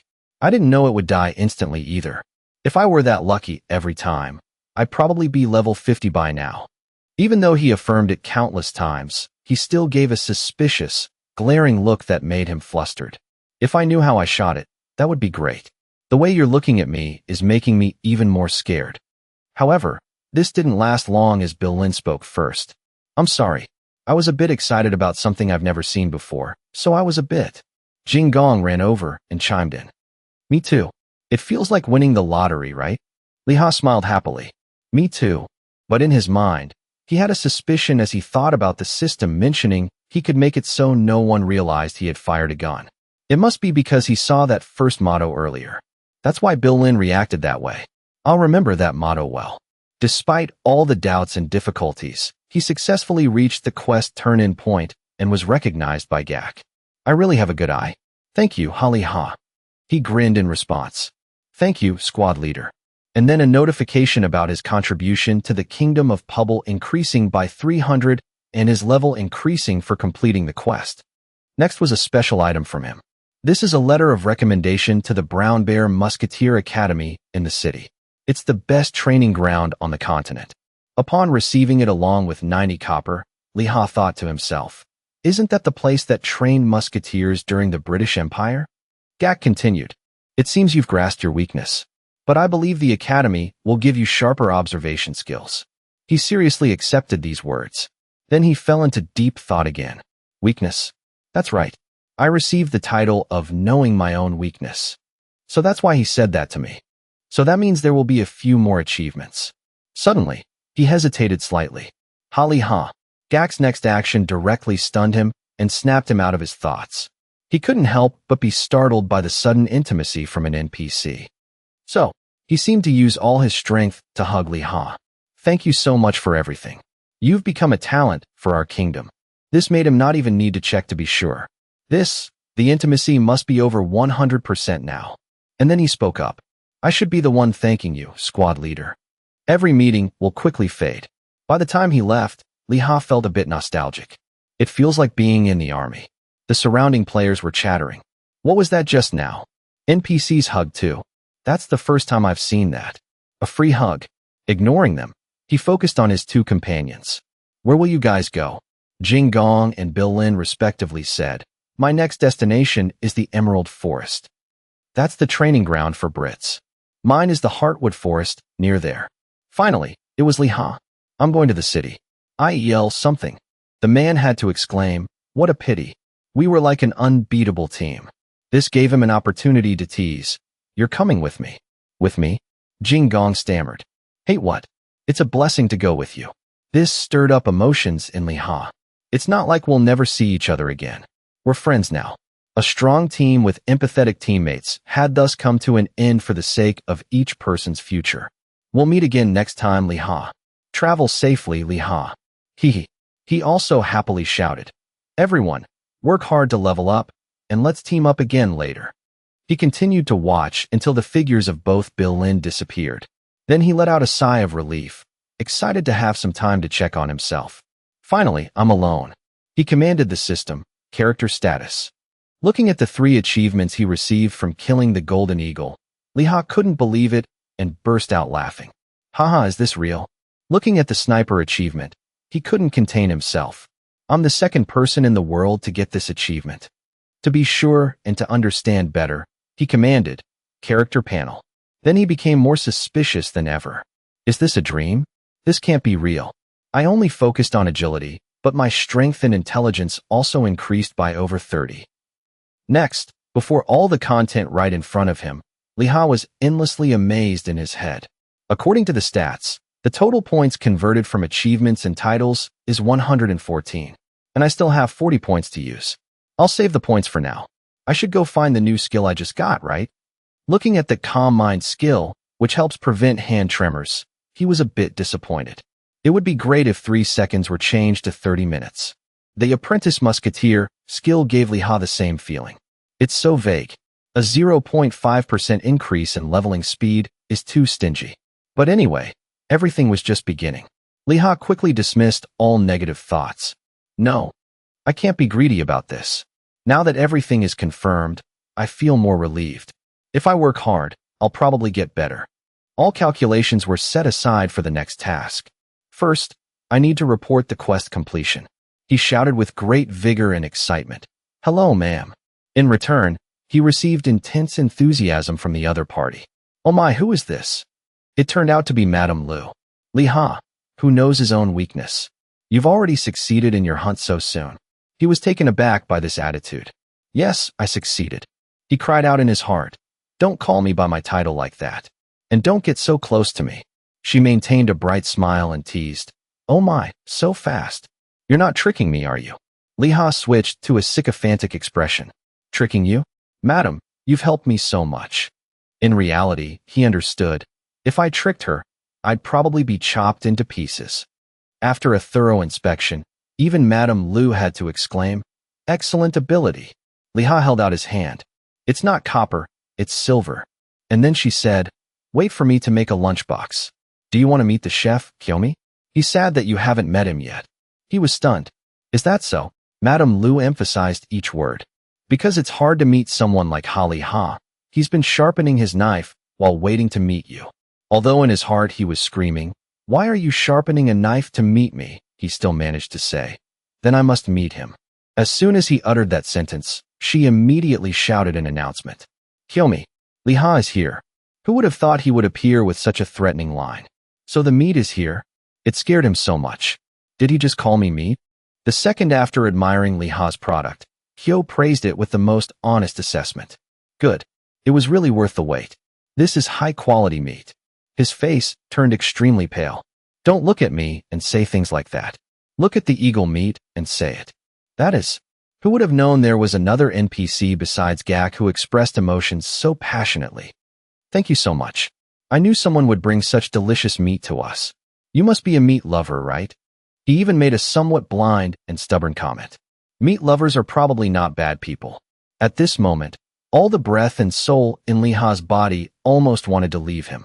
"First, let me go, and then we'll talk. Save me." In the end, Kyo let go of Liha, but suddenly brought up another issue. "I want to ask if you have any intention of learning to cook." This made him stunned for a long time before asking back, "What?" Liha suddenly froze, realizing something he had missed before. "Wait, cooking? Increase production skill? There's no chef profession, is there? There are only combat-related professions. But it's not like there are no production jobs, because some people choose the warrior class to become blacksmiths. I heard those jobs have a pretty good income." He fell into deep thought. Wait, if so, is cooking a basic skill or a production skill? It looks close to crafting, so it's probably a production skill. Could it be a skill related to butchering, gathering, farming, or fishing? I can learn 2 types. Choose skills that are beneficial for making money or helping in battles. Cooking is a bit ambiguous, but if I learn it, I can sell food, which helps raise ability points. I need to think more so it's not a waste. Then he nodded, immediately agreeing to Kyo's enthusiastic offer. "All right, no problem. So now, please let go of me." He burst out into hearty laughter, his face full of satisfaction. "Oh, good. A wise choice indeed. A one-day practical mini-cooking class. You have to confirm your participation, right?" Liha's intuition sounded an alarm. He had a bad feeling. "Participate? What?" Kyo spoke again with a divine voice as if preaching a doctrine. "Cooking is creation. However, creation starts from the basics. Ha. It's only for one day, so it will be very busy." Seeing the quest content appear, Liha let out a sigh of relief. "Anyway, it's a game, so I can learn it in one day." "One day? I thought it was every day." His expression suddenly became much more serious. "All right, I'll stand by and support you." Liha was dazed. "Support?" Kyo said with a firm voice, full of confidence. "Isn't the fastest way to learn cooking to cook directly? I will teach you enthusiastically." Liha started to get a little interested, smiling faintly. "All right, let me give it a try." A moment later, as he was slicing ginger, he recalled his time in the military. "I also worked for quite a long time during my military service. I can cook. If it's simple dishes, there's no problem. Besides, enduring it for one day is fine." He immediately noticed his inattention. He pointed his finger and shouted instructions. "What are you hesitating for? When you peel it, peel a thin layer. Start by beating it before peeling. What are you doing? You've ruined the meat. Should I cut off your finger as an example? What is this garbage? It's going to turn into poop after eating anyway. So you're making poop from the start? Are you doing your best? You don't need to do your best. Just cook it well. Even a dog wouldn't eat this. Damn it. Is this grilling? Is this what you call grilling? Bring a priest here. If you cast a spell on this roasted rabbit, it might come back to life." Kyo clutched his head and screamed tragically, his voice cracking in a crisis of despair. "Oh my God, did I agree to teach this thing how to cook? If I could go back in time, I wouldn't have accepted it even if they cut my tongue out." Liha had heard so much his ears wanted to bleed. "If I shoot an NPC, would this game be too weird? I want to shoot him so bad. So bad." He gritted his teeth and endured, trying again and again, patiently not giving up. Until finally, A barely acceptable work appeared on the table. Hyo took a fork, speared a piece of steak, and brought it to his mouth to taste. Let's see. He chewed while savoring the flavor. Leha's patience had worn to its final limit. His heart was full of killing intent. If he insults it again this time, I'll shoot him. I'll really shoot him. I'll shoot him and then quit the game. Fortunately, this time he met the requirement. Hyo nodded in praise, but didn't forget to praise himself. Excellent. To be able to cook like this in just one day. It's because you had a good teacher, right? The system immediately announced, learned cooking. You can now use ingredients to make food. Leha's energy was depleted. His eyes were sunken, his face pale. I've endured it all day. Just one last time. All right, endure it. He forced a strained smile, which could be considered polite. Thank you, sir. I'll be leaving now. He was worried because of the quest's rule. If vitality drops below 30%, there's a penalty. Leha's legs were trembling, his steps unsteady. I didn't expect to be so drained of energy. Madame Lu, who was sweeping, stopped her movements when she saw him. Oh my, are you leaving now? Leha panted in reply. Yes, I am. Is it already closing time for the shop? She thoughtfully reminded him. Then you must take the lunchbox with you. He suddenly remembered and reached for the lunchbox on the table. That's right, I have to take the lunchbox. But she quickly held it back. Oh. Leha wanted to collapse. Mama, what's wrong? I can't even move. Madame Lu stated her purpose. I have a favor to ask of Leha. Oh ho. As soon as he heard that phrase, he shivered. A familiar premonition appeared in his mind. Another quest. She gave a bright smile, her tone as if not allowing refusal. You will accept my request, won't you? Oh ho. Leha wasn't foolish enough to agree without knowing the details. If you don't tell me the content, how can I accept? Taking out a lunchbox wrapped in red cloth, the surrounding atmosphere suddenly became strangely gloomy. Do we even need to be like that in our relationship? That action made him suspicious. Another lunchbox. Just then, the system announced a quest. Franchise opening expenses for the Sacred Grill restaurant in the city. Please deliver this letter and lunchbox to Madame Zhou in Eelstock City within 1 month. It came with a success reward and a failure penalty. Leha quickly skimmed through it. This is a delivery quest? How is that easy? Why is the success reward like that? The final chain quest should have more to it. The failure penalty seems heavy. He cautiously confirmed with Madame Lu again. It's over as soon as I deliver it, right? She nodded firmly. Of course. Leha still couldn't feel at ease.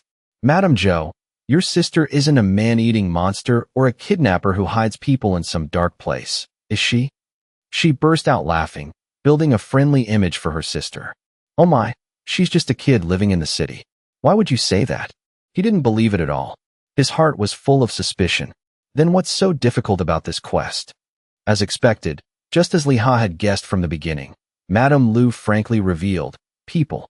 Leha was surprised, his eyes wide with a mix of doubt. People. She suddenly let out a heavy sigh. He still wasn't completely convinced. He bent down to study the lunchbox in his hand. Is there an assassin chasing after this to steal it? She used a light tone to joke, but her words were no different from a horror story. That's not going to happen. Oh my, are you okay? A strange murder case targeting the grill's lunchbox. Leha was so scared by those words his hair stood on end. Don't make up stories like that. Madame Lu was completely unaware of the seriousness, casually correcting as if it were nothing. I was just kidding. Just kidding. Just for promotion. Oh ho. He was angry but only dared to curse silently in his heart. But why does it look so real? Then he calculated his next route. A straight line to the capital is about 500 kilometers. Just walking all day would take 10 days. The road probably isn't smooth. Of course, it's not just a straight path. It will take at least 15 days. If I'm unlucky and have to climb mountains, it will take over a month. In reality, it would only take about 4 days. Anyway, I have to go. The Musketeer Training Center is also in the city. I wonder if I'll run into any trouble on the way. Then Leha spoke up clearly. I'll accept the quest. Madame Zhou immediately explained clearly. Leha, thank you. This is a lunchbox made from golden eagle meat. This is the lunchbox to be delivered to Madame Zhou. He was still a little worried, so he cautiously asked, but will it spoil on the way? She quickly reassured him with a confident voice. There's preservation magic in it, so it can be preserved for 3 months. Oh ho. Of course, it can't spoil, but the taste can't be guaranteed. Don't tell me you're planning to ruin the dream of the second sacred grill branch with bad food, Liha. Her face was dark and scary, making Liha tremble. Ah, no. How could that be? Ha. Hearing the answer, Madame Lu was relieved. She placed both lunchboxes in his hands. I'm counting on you. Oh ho. He could only force a laugh. Yes, ma'am. And so, he began a dangerous, unpredictable quest. Before setting off, Liha curiously opened the purple lunchbox to try it first. As he ate greedily, he praised, so delicious. Even better than the Black Angus lunchbox.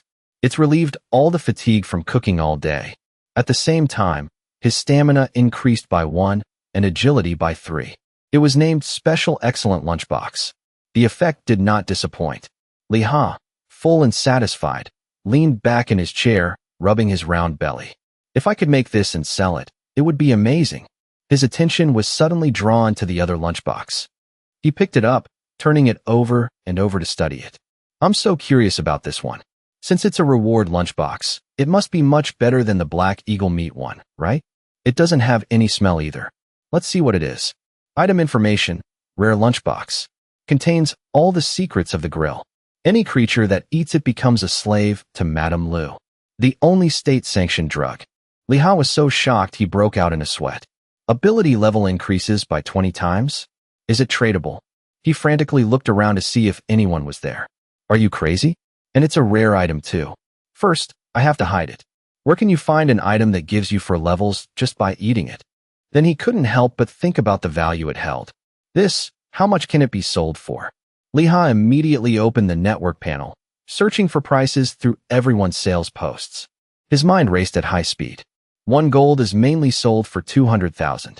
Excellent grade increase. Movement speed plus 15. One-handed sword with an agility bonus of plus 6. That's crazy. 14 million? Madame Lu's lunchbox has no profession restrictions. It doesn't need to be equipped. It's an item that can increase ability points just by eating it.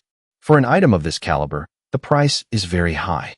Liha swallowed hard, his hand holding the box trembling with excitement. Even if I sell it cheap, it's over 100,000? I could sell it for 1 million. 1 million in real money. He looked up at the sky and muttered, 1 million. That's 1 million. The treatment cost is 20 million. Now having 1 million means I've earned 5%. But then he sobered up and considered. Calm down, Liha.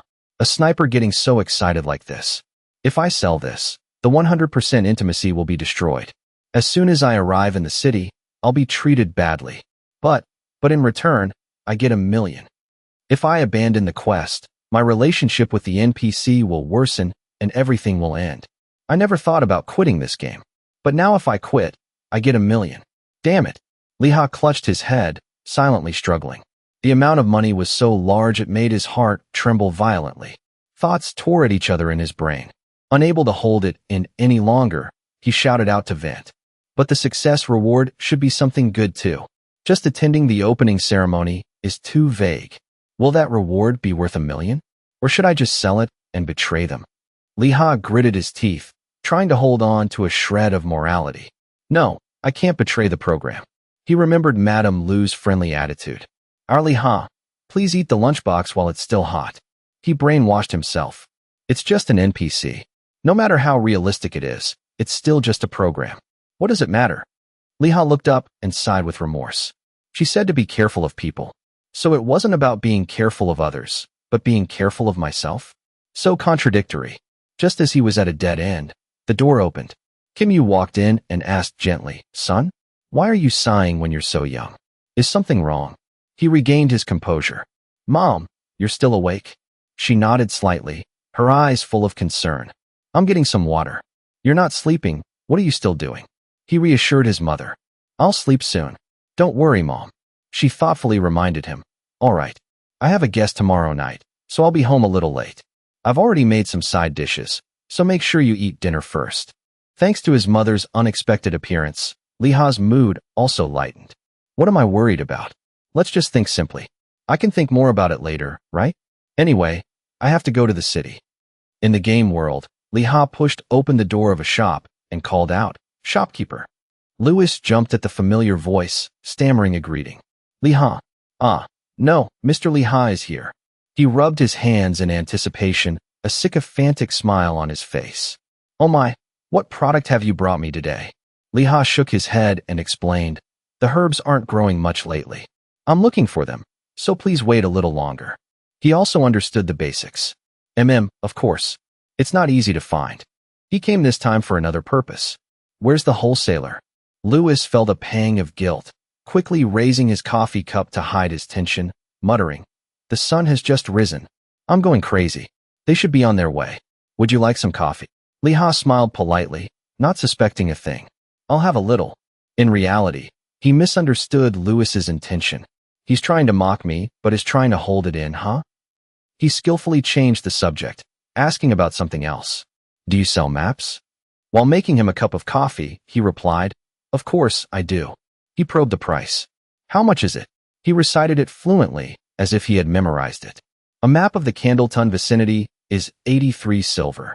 A map of the entire kingdom of Favlin is 5 gold. Liha didn't expect it to be so expensive. 80 silver to 5 gold. Louis glanced towards the wall, where an item was covered with a cloth. He slowly explained, maps are originally high-end items. Of course, they're expensive, so high-end that they have to be covered with a cloth. Liha considered, so that's why people online print out area information and paste it all over the place. So the fact that this game even has a proper peninsular map for sale isn't a joke. Let's skip buying and selling for now. I'll buy it later when I have money. Suddenly, there was a sound. A person pushed open the door, their voice clear and bright. Shopkeeper, the goods are here. Louis greeted him cheerfully. Oh my, Bobble. You're early. He placed a crate in the corner. I heard you're introducing someone to me today. Bobble turned around, a radiant smile with teeth so white they were dazzling. A salesman can't be late, so I came early. Liha quietly faced him, his eyes scanning him and silently assessing the opponent. So it's this person. The two had just met but shook hands warmly, with trusting eyes and comfortable smiles. In just a few short sentences, they had completed what looked like an important transaction. Hello, I'm Liha. I'm Bobble. I heard you buy a lot of bullets. I just want to buy at wholesale price with delivery. I'll deliver them carefully from now on. I'm counting on you.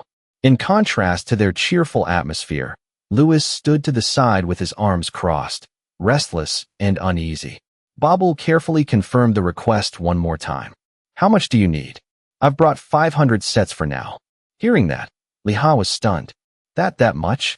No matter how wholesale it is, 500 sets is over 50 silver. Louis frantically jumped between the two, interrupting in a stammer. Hey, I need to arrange the goods a bit, so please wait over there for a moment. But before he could push him away, Bobble muttered in confusion, it's only a few silver. Louis's movements immediately stiffened, his face contorting with unconcealable guilt. Liha didn't hesitate and teleported in front of him. How much is it? He honestly quoted the price. 1 set of gunpowder is 4 copper, and bullets are 1 copper. Liha's eyes were cold as he looked at Louis, as if he were looking at a dead man. 4 copper, and it includes delivery? And you were going to sell it to me for 15 copper? He stammered, trying to justify himself. No, that is. His face became incredibly scary, and he moved closer threateningly. So you were going to sell it for 15 copper? He was sweating bullets, trying to explain. No, sir. It's not like that. I have to make a living too. Without a moment's hesitation, Liha opened the door and walked out, leaving a cruel remark. Go find the herbs yourself. Let's see if you get bitten to death by a rabbit. Louis collapsed to his knees, grabbing his leg and crying pitifully. Liha, wait a minute. I'm sorry. I'll compensate you with something else, so please let it go this one time. Liha glanced at him with killing intent. Something else. He quickly nodded his head repeatedly. Anything. Having the upper hand, the veteran sat with his legs crossed on the chair, leisurely asking, do you have a flintlock? Louis was troubled. That's at the weapon shop. He continued to demand, what about armor? He still found an excuse. That's at the tailor's. Necklaces are at the jewelry shop. His tone was laced with ice. You said you'd compensate with anything. Was that just talk? In the end, Louis had to grit his teeth and bear the pain. All right. Choose one thing from this shop. Liha pretended to be kind. Then I'll just take the cheap one. I choose the map of the entire kingdom of Favlin. Hearing that, he was severely shocked, his face pale. 5 gold, converted to real money, is 1,000,000. Lewis's tears flowed like rain, and he cursed in pain. That's so valuable, you robber. He calmly stood up. Well then, go find the herbs yourself. Oh my, I'm leaving. Cornered, he had no choice but to agree. You damn bastard. Okay. After reaching an agreement, Liha left satisfied. Bobble even sent a reminder. Next time, just deal with me directly. He estimated the cloth bag in his hand. This much gunpowder and bullets should be enough. Liha remembered his guidance. If you use the shared safe bank, payment will be faster. He felt it was quite similar to the real world. It's like online payment, huh? The receptionist completed the procedure and announced, "Your account has been opened." With nothing else to do, he suddenly remembered. It's been a while. Maybe I should call Ki-young. So he immediately opened the communication channel. Ki-young. She quickly responded. Appa. Still not asleep? Liha smiled and asked. I have to earn money. What are you doing? She answered distractedly. I'm hunting with my guild members. Liha was flustered and scratched his cheek. A guild? I'm so jealous. I'm level 12 now, so I have to go to the city. Want to meet up? This news startled Ki-young. You're already level 12? You caught the golden eagle? Liha's tone was a bit boastful. I caught it just like that, kid. Ki-young was happy for him. So fast. Anyway, congratulations, Appa. Live well in the city. Wait, Appa, you're in Candleton, right? Have you seen Lin Huiding? Liha nodded nonchalantly. Yeah, I've seen her. Ki-young was quite sulky. You should have contacted me. Liha felt embarrassed. Are you in their fan club too? Actually, Before he could finish, she shouted angrily. Oh, really? I have to take down that evil person. Then she realized she had misspoken. No. Is something wrong? Liha's face turned pale. Wait, what happened? Ki-young isn't a kid who swears like that. What's wrong? A strange sound suddenly came from the other end of the line. Really? No way. My guild has a bounty to take down those two. Didn't you know? Really? If I knew they were there, I would have gone to take them down. He was confused by their reaction. Are you guys talking about those kids? Taking them down. Ki-young was agitated. Kids? They're crazy, Appa. You've never seen her use magic, have you? How can that cruel person be a kid? They're evil women. Evil women. I was with my guild's mages, and suddenly we were frozen. Everyone saw it, everyone felt it, but we couldn't move. She smiled while breaking everyone's neck one by one, like breaking the head of an anchovy. We couldn't log into the game for 48 hours, so our items and levels all dropped. After having our necks broken, we couldn't access the game for 5 days. If I catch her, I'll cut her into pieces. Liha could only sit there and endure the volume that felt like it would burst his eardrums. After venting enough, Ki-young calmed down. Appa, I'm sorry for swearing. He showed understanding. It's nothing. I know what happened. So you guys are fighting. Ki-young added, it's not just my guild. Lin Huiyuan spends a lot of money. Once a big business enters an alley, everything is ruined. There are 5 guilds, including ours, allied together to fight those crazy people. They're about to be ranked 5th. Liha frowned seriously, a hint of worry in his eyes. It seems this involves some high-level people. If I join the Lin Sisters Guild, I'll have to turn my back on Ki-young. He was silent for a long time, finally letting out a soft sigh. I know. I'll call you back later. On the other end of the line, Ki-young was still obedient, her voice clear and warm. Go ahead, Appa. Liha's heart was heavy. He drew a clear line. A game is a game, reality is reality, but why is it so complicated? Maybe I shouldn't go anywhere for now. He ran his hands through his hair, so frustrated he felt like he would tear everything apart. My head is going to explode. I'm happy to receive an offer from high-ranked people, but what am I supposed to do when my cousin is like this? Thinking about it now is useless.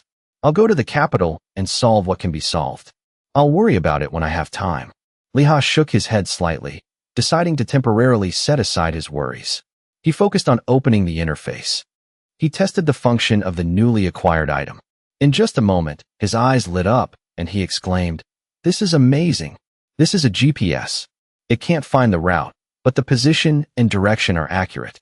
When I was in the army, I was so tired of reading maps. Can it be zoomed in? If you give a map to a sniper, the game is over early. Liha was fully equipped. Total assets, 27 copper. Flintlock gun, 3 cakes, a lunchbox that might or might not sell for 1 billion, and 100 sets of bullets and gunpowder. He set off, humming a happy tune. I know the way, so there's no problem. I don't have money, but I can get sponsored locally. 3 hours passed. Liha's steps were still as light as the wind, his body showing no signs of fatigue. What would I do without the fast-running skill? It's been a long time since I've run. Suddenly, a warning sign appeared ahead. The bold letters caught his eye. Warning, area with frequent ambushes. Liha stopped. This is a forest with many monster attacks. I have to be careful. As soon as he finished speaking, a clear shout echoed from behind him. Battle start. Target, brown bear. Kim Moran immediately activated the Taunt of Death skill, holding a large shield horizontally in front of her chest, directly meeting the pounce with claws as sharp as knives. The screech of metal echoed throughout the forest. The oso growled in anger, its roar deep and guttural. Its bloodshot eyes glowed fiercely, as if wanting to tear apart anyone who dared to invade its territory. Taking the opportunity while Kim Moran tried to stall for time, Gina Kim charged forward. She held her dual blades tightly, her back flashing silver as she rushed straight at the monster. They're more ferocious now. The green snake has appeared. The two coordinated smoothly, with a solid defense and continuous attacks, making the battle tense. Beside them, a monk stood still with his hands clasped, chanting. Liha watched with his arms crossed for a moment, then shook his head and turned away, thinking to himself, so everyone has diverse professions. Just 2 shields, and it gives up attacking. Suddenly, the surroundings became chaotic. Desperate screams echoed. Bear! The brown bear is here. If I get caught, I'll die first. Uninvolved people quickly scattered to the sides, their faces pale. Let's run. Hurry up. Let's get out of here. Recheck your equipped items. Kim Moran recruited on the spot. Recruiting members for the attack team. If you can cooperate, please sign up quickly. Immediately, a few people joined the group. We're signing up, Gak the Great instructed. Everyone, gather in one place. This situation left Liha dazed. Where did they come from? Was this all planned? He rubbed his chin, deep in thought. A black bear? To take down the boss, you probably need a raid party of 20 people. Without hesitating for long, he decided to retreat. But if the raid party doesn't get along, I'll be attacked by the boss. I'll just give up quickly. But when catching the bear, there's a melee tank, so it won't affect me, right? On the other side, they were still shouting. I am General Kim Moran. Please join our team. We have already gathered 3 teammates. That strange name inadvertently caught his attention. What a unique name.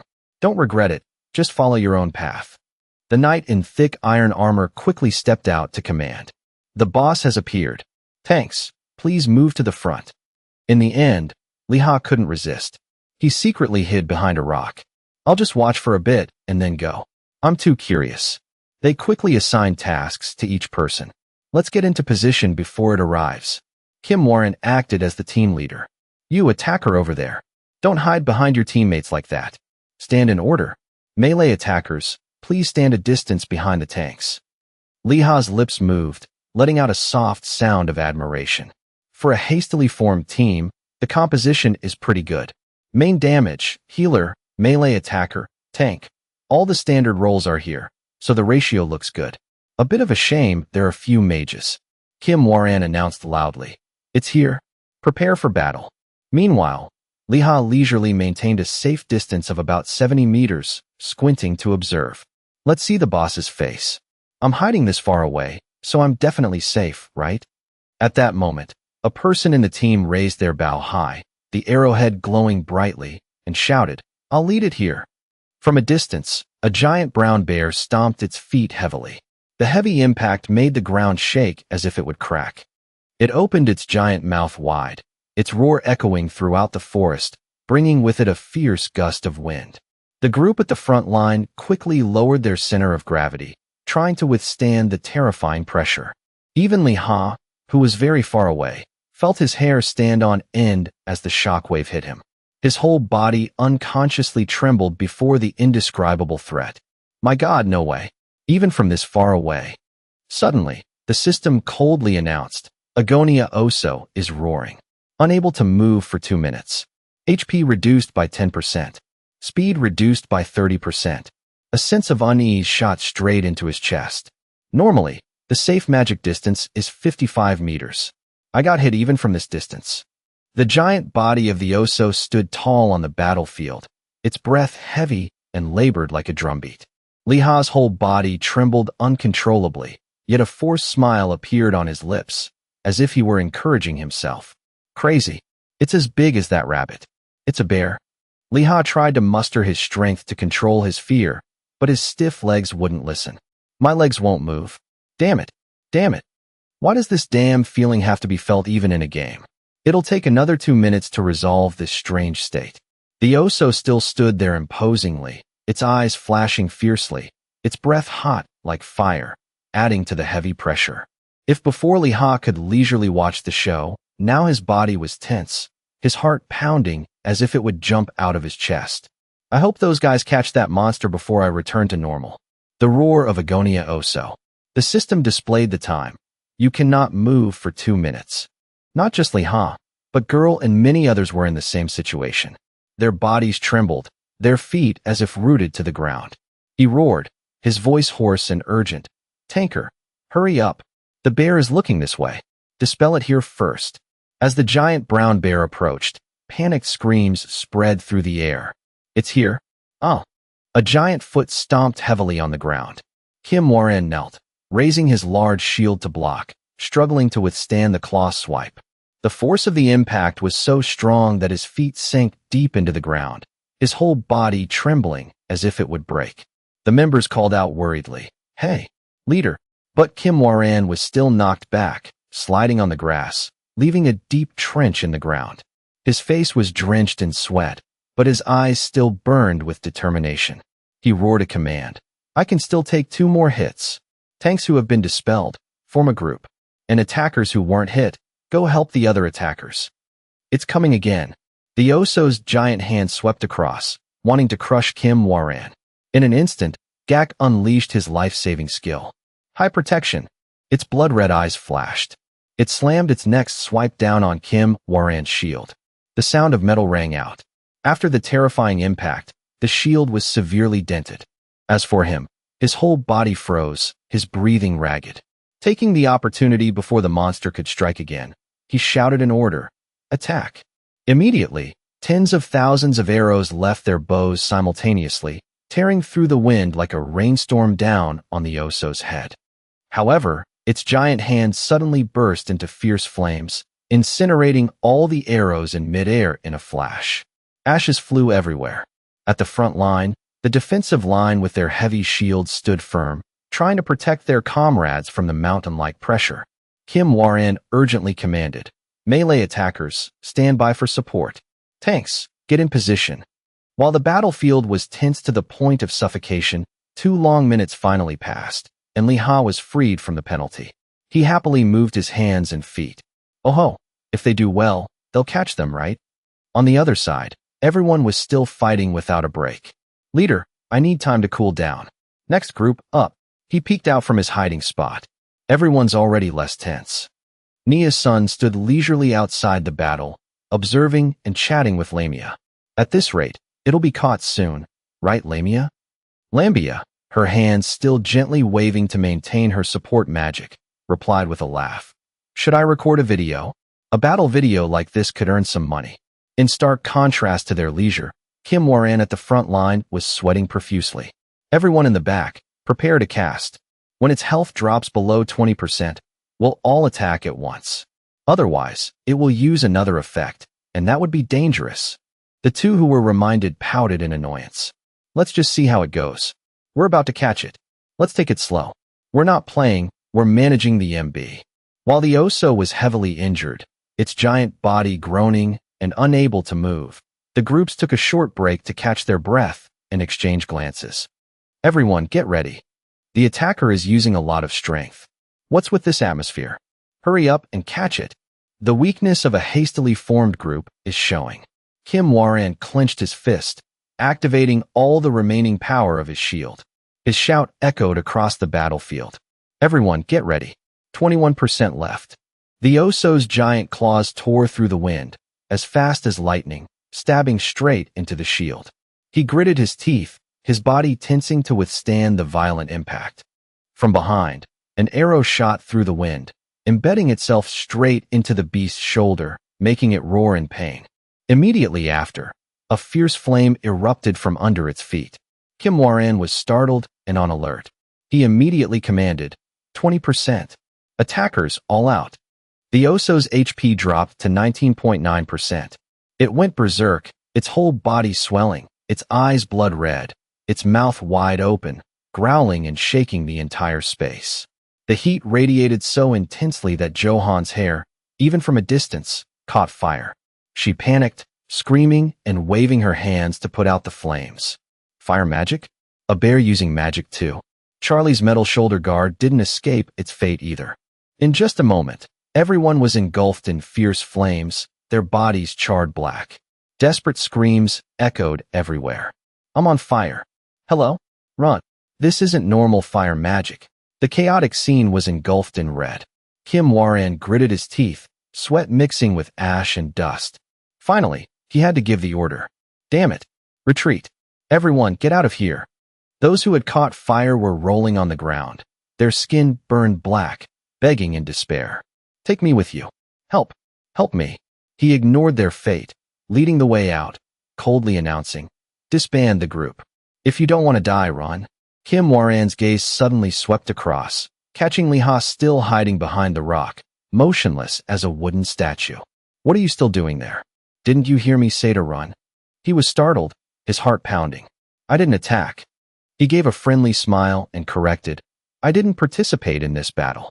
I didn't touch it, and I'm still fine. Seeing this, he reminded him before leaving. In this state, Agonia Oso will kill everything it sees. It will take several days to kill it. You should go somewhere else and hunt. Liha was deeply shocked. It takes several days? Quickly, it's 10 days. His steps were hurried. Slowly, it's over a month. Anyway, we're out of here. He frantically called out to the scattering crowd. Hey, wait. You provoked it and then just run away. What am I supposed to do? Aren't you guys going to catch it? He clenched his trembling hands in worry. They said it would take over a month to get through? Oh my God.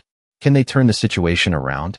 If I can't get to the capital, I'll sell everything, whether it's Kim Waran or a broom. Ah, no.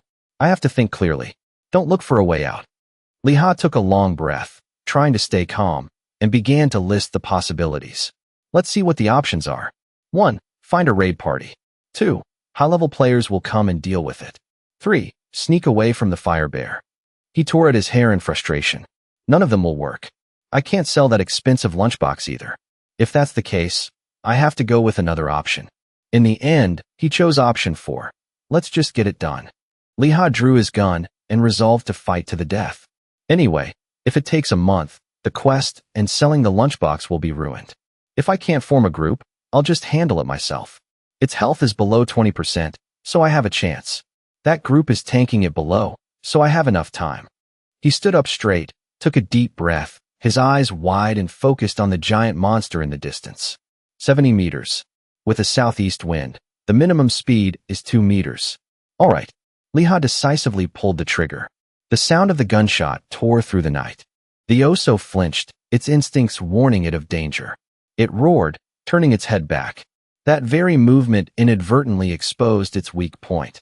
The bullet embedded itself straight between its eyes. The powerful penetration made the giant body stagger. The smoke from the still-hot barrel of the gun rose. Liha coughed dryly, his trembling hand clutching the gun's stock. In his heart, he was screaming silently. It hit. It hit its head. At a different distance, Kim Waran was walking and rubbing his chin in thought. Maybe I should form a new raid party? 6. No. If I form a group of 7, there might be a chance. Just then, a girl called out loudly. Mr. Waran. Mr. Waran. He dismissed Lamia. Hurry back to the village. There's no time for idle chat. She explained in confusion. Ah, no. Please look behind you. Just now, the person hiding behind the rock shot something. He was slightly skeptical, turning his head in that direction. Shot something. Suddenly, Kim Waran was filled with regret. Is that a musketeer? If I had known, I would have let him in the group when we were forming it. Since he didn't witness it, he asked Lamia for the situation. Where did he shoot? Did it hit? She answered honestly with a tone of admiration. In the head. Right in the middle of the head. He quickly calculated the benefits. With this musketeer's attack power, he's good at the game. If I form a proper group and let him in, we might be able to catch it. Another person exclaimed in amazement. Over 70 to 80 meters. How did he hit it? Kim Waran also silently agreed. To hit the head from that distance, his skills are good. Neil's son muttered, half doubting, half interested. If we group up with that person, we can probably catch it. Lamia was eager to try. There aren't many people left, so we're short on positions. But Kim Waran suddenly turned and walked away, his cold voice cutting off their hope. Stop talking nonsense. Let's run, she asked in astonishment. He already hit it in the head. He didn't seem to care much. That's impressive, but that's as far as it goes. Neil's son was stunned. As far as it goes. Kim Waran calmly analyzed. A musketeer takes a minute to reload. He just shot, right? Within the next minute, he'll be dead. Li Hao was completely unaware of their discussion. He was still standing there, stunned and unable to believe his eyes. I hit it. Right in the middle of the head. So why is it still alive? The Oso's forehead didn't even have a scratch. Its eyes glowed with a fierce light, its killing intent overflowing. The cold system voice rang out like a death sentence. The roar of Agonia Oso. The bear is in a state of terror. You cannot move for 2 minutes. HP and stamina reduced. Li Ha cursed in frustration. Damn it. I shot it in the head, and it's still alive. His body trembled, and he struggled to move, but it was useless. Cold sweat poured down like rain. His pale lips muttered in despair. I'm done for. Moreover, that monster is targeting me. In front of him, the giant monster had changed direction, its whole body ablaze, stomping towards Li Ha. Li Ha gritted his teeth, forcing his trembling body to resist the effect of the Oso's skill. His hand trembled as he tried to pour oil into the gun's chamber. Damn it!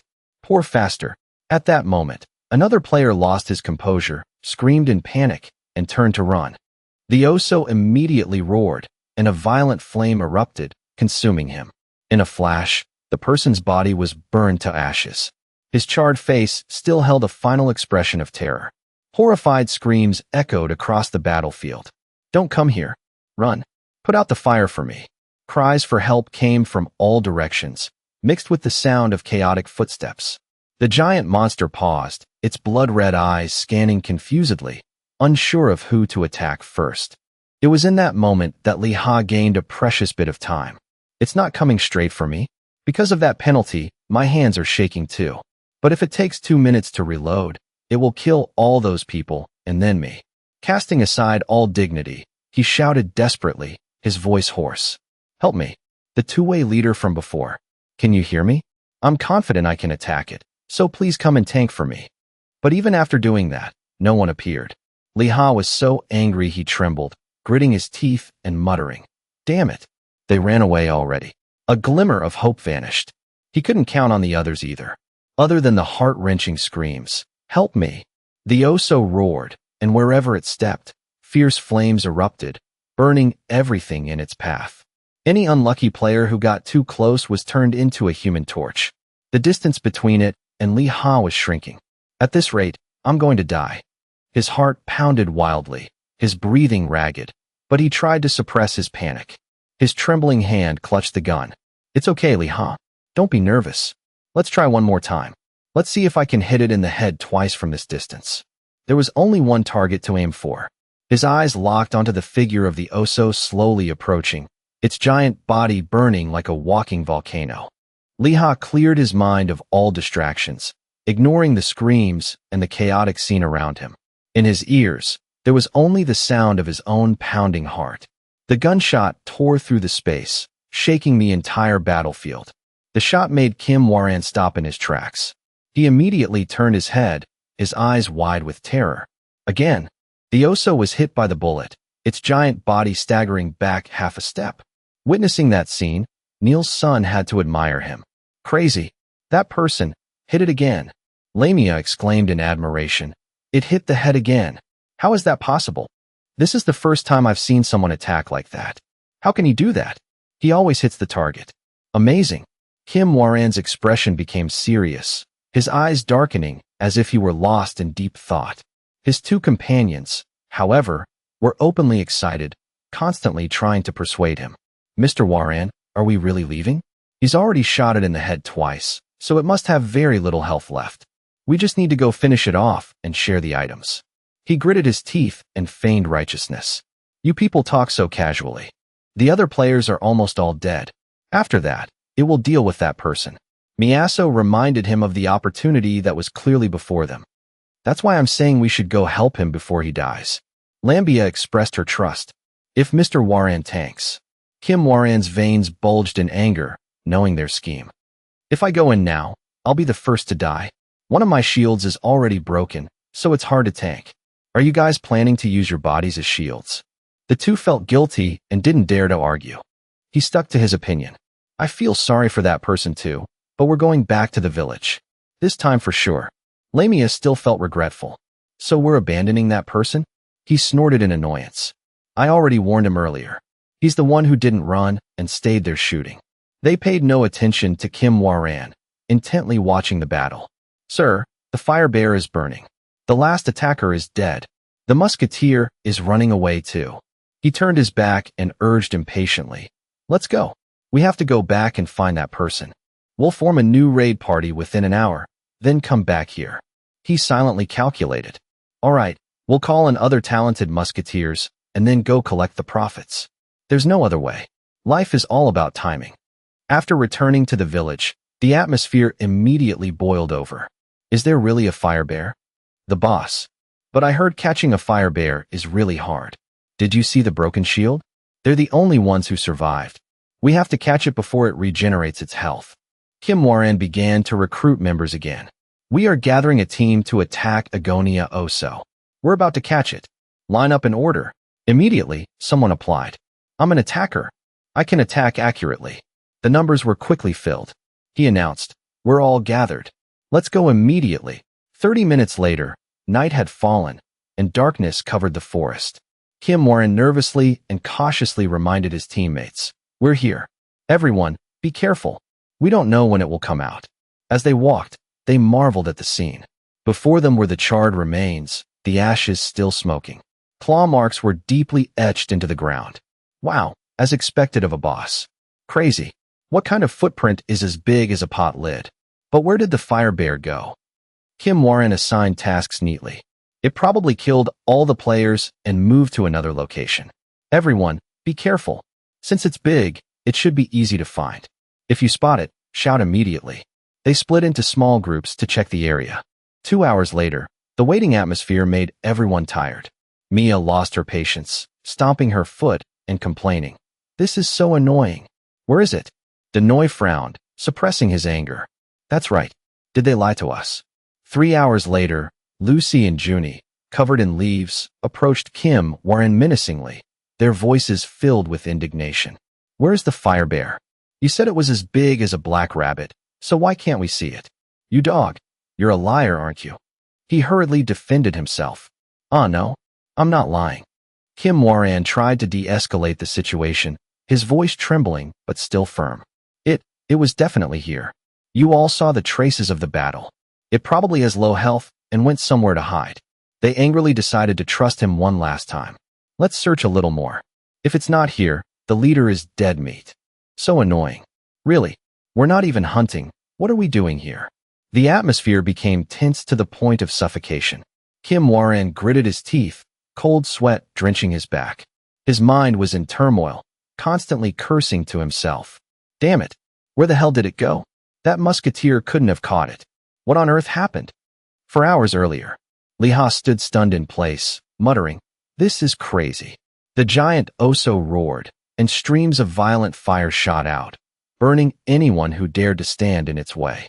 Every time the monster took a step forward, Liha's heart felt like it stopped for a beat. I shot it twice, and it's still alive? It's still alive. First, I need to calm down and run. Fortunately, at this moment, the penalty was lifted. He immediately left in silence. As his eyes scanned the area, he angrily saw the group of 3, including Kim Waran, coldly turn their backs and leave. The anger in his heart flared up. He gritted his teeth, fuming. Those guys, they're running far away. Why start something and then run away? All right, complaining won't change anything. Liha took out a piece of paper and tore it with his teeth. Then he quickly stuffed it into the gun's chamber to create a spark. All his actions were neat and decisive. I have to run and reload. Just like in practice.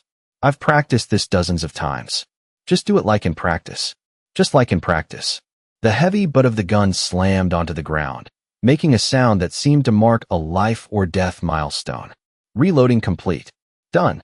He turned, raised the gun, the barrel glinting coldly in the chaotic night. One more shot from a long distance. This time, I have to hit it. The fire bear dies. There. But at that very moment, Lee Ha's taut nerves almost snapped. The Oso's white teeth were right upon him, its giant fangs about to swallow the entire gun barrel. His pupils contracted, his heart stopping for a moment. Already, a punch like a sledgehammer slammed straight into his stomach. Lee Ha's entire body was launched off the ground. His body spun several times in midair before hitting the ground so hard that the earth and rocks shattered. The sound echoed in his ears like crushed bones and flesh. His internal organs felt like they had been scrambled. The pain was so intense that Lee Ha's face contorted fiercely. A mouthful of fresh blood spurted out, hot and trickling down his chin. Damn it. It hurts more than I imagined. With 20% stamina, it hurts this much?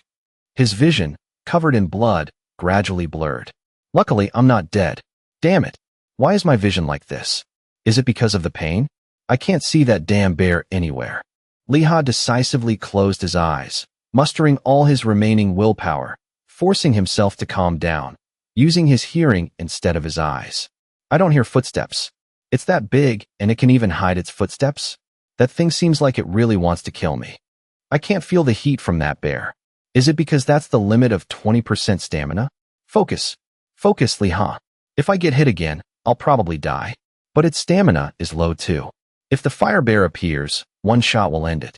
A blind assassin is a bit funny, but a blind sniper. Cornered, Lee Ha was not as panicked as he had imagined. A cold smile touched the corner of his lips. A blind sniper, huh? That's interesting.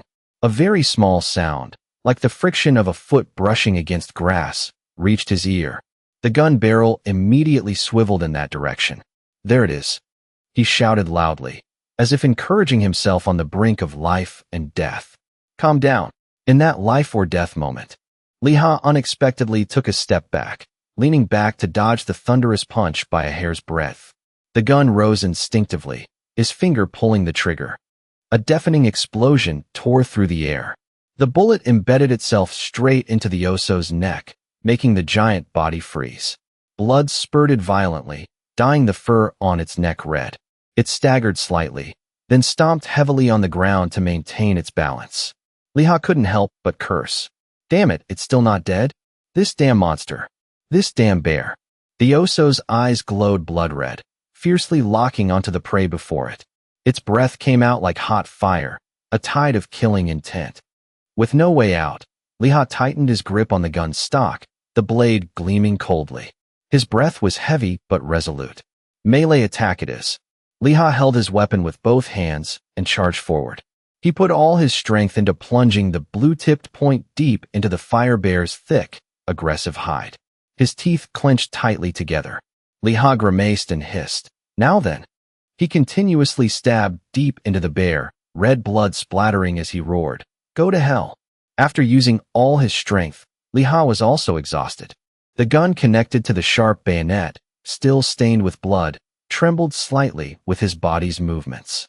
A few seconds passed. Lee Ha lay unconscious on the grass, opposite the fire bear, which was covered in its own blood. Then, Lee Ha suddenly woke up. His eyes opened wide as if he had seen a ghost. He scrambled to get up, raising his head to observe and think, did I lose consciousness? If it hadn't died, I'd be a goner. Damn it, where's the fire bear? After a while, Lee Ha was able to stand up, and at that moment, he received a stream of congratulations for leveling up from the system. His face went blank as he asked, what?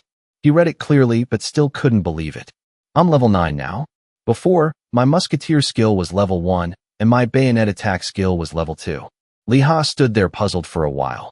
Then he saw the fire bear's corpse lying on the grass with its tongue out, and understood. So the musketeer's skill usage has increased to level 9. He excitedly climbed onto its back and shook it vigorously. Not bad, this bear. You seem to like the terror of a long-range attacker, huh? Time to share the items.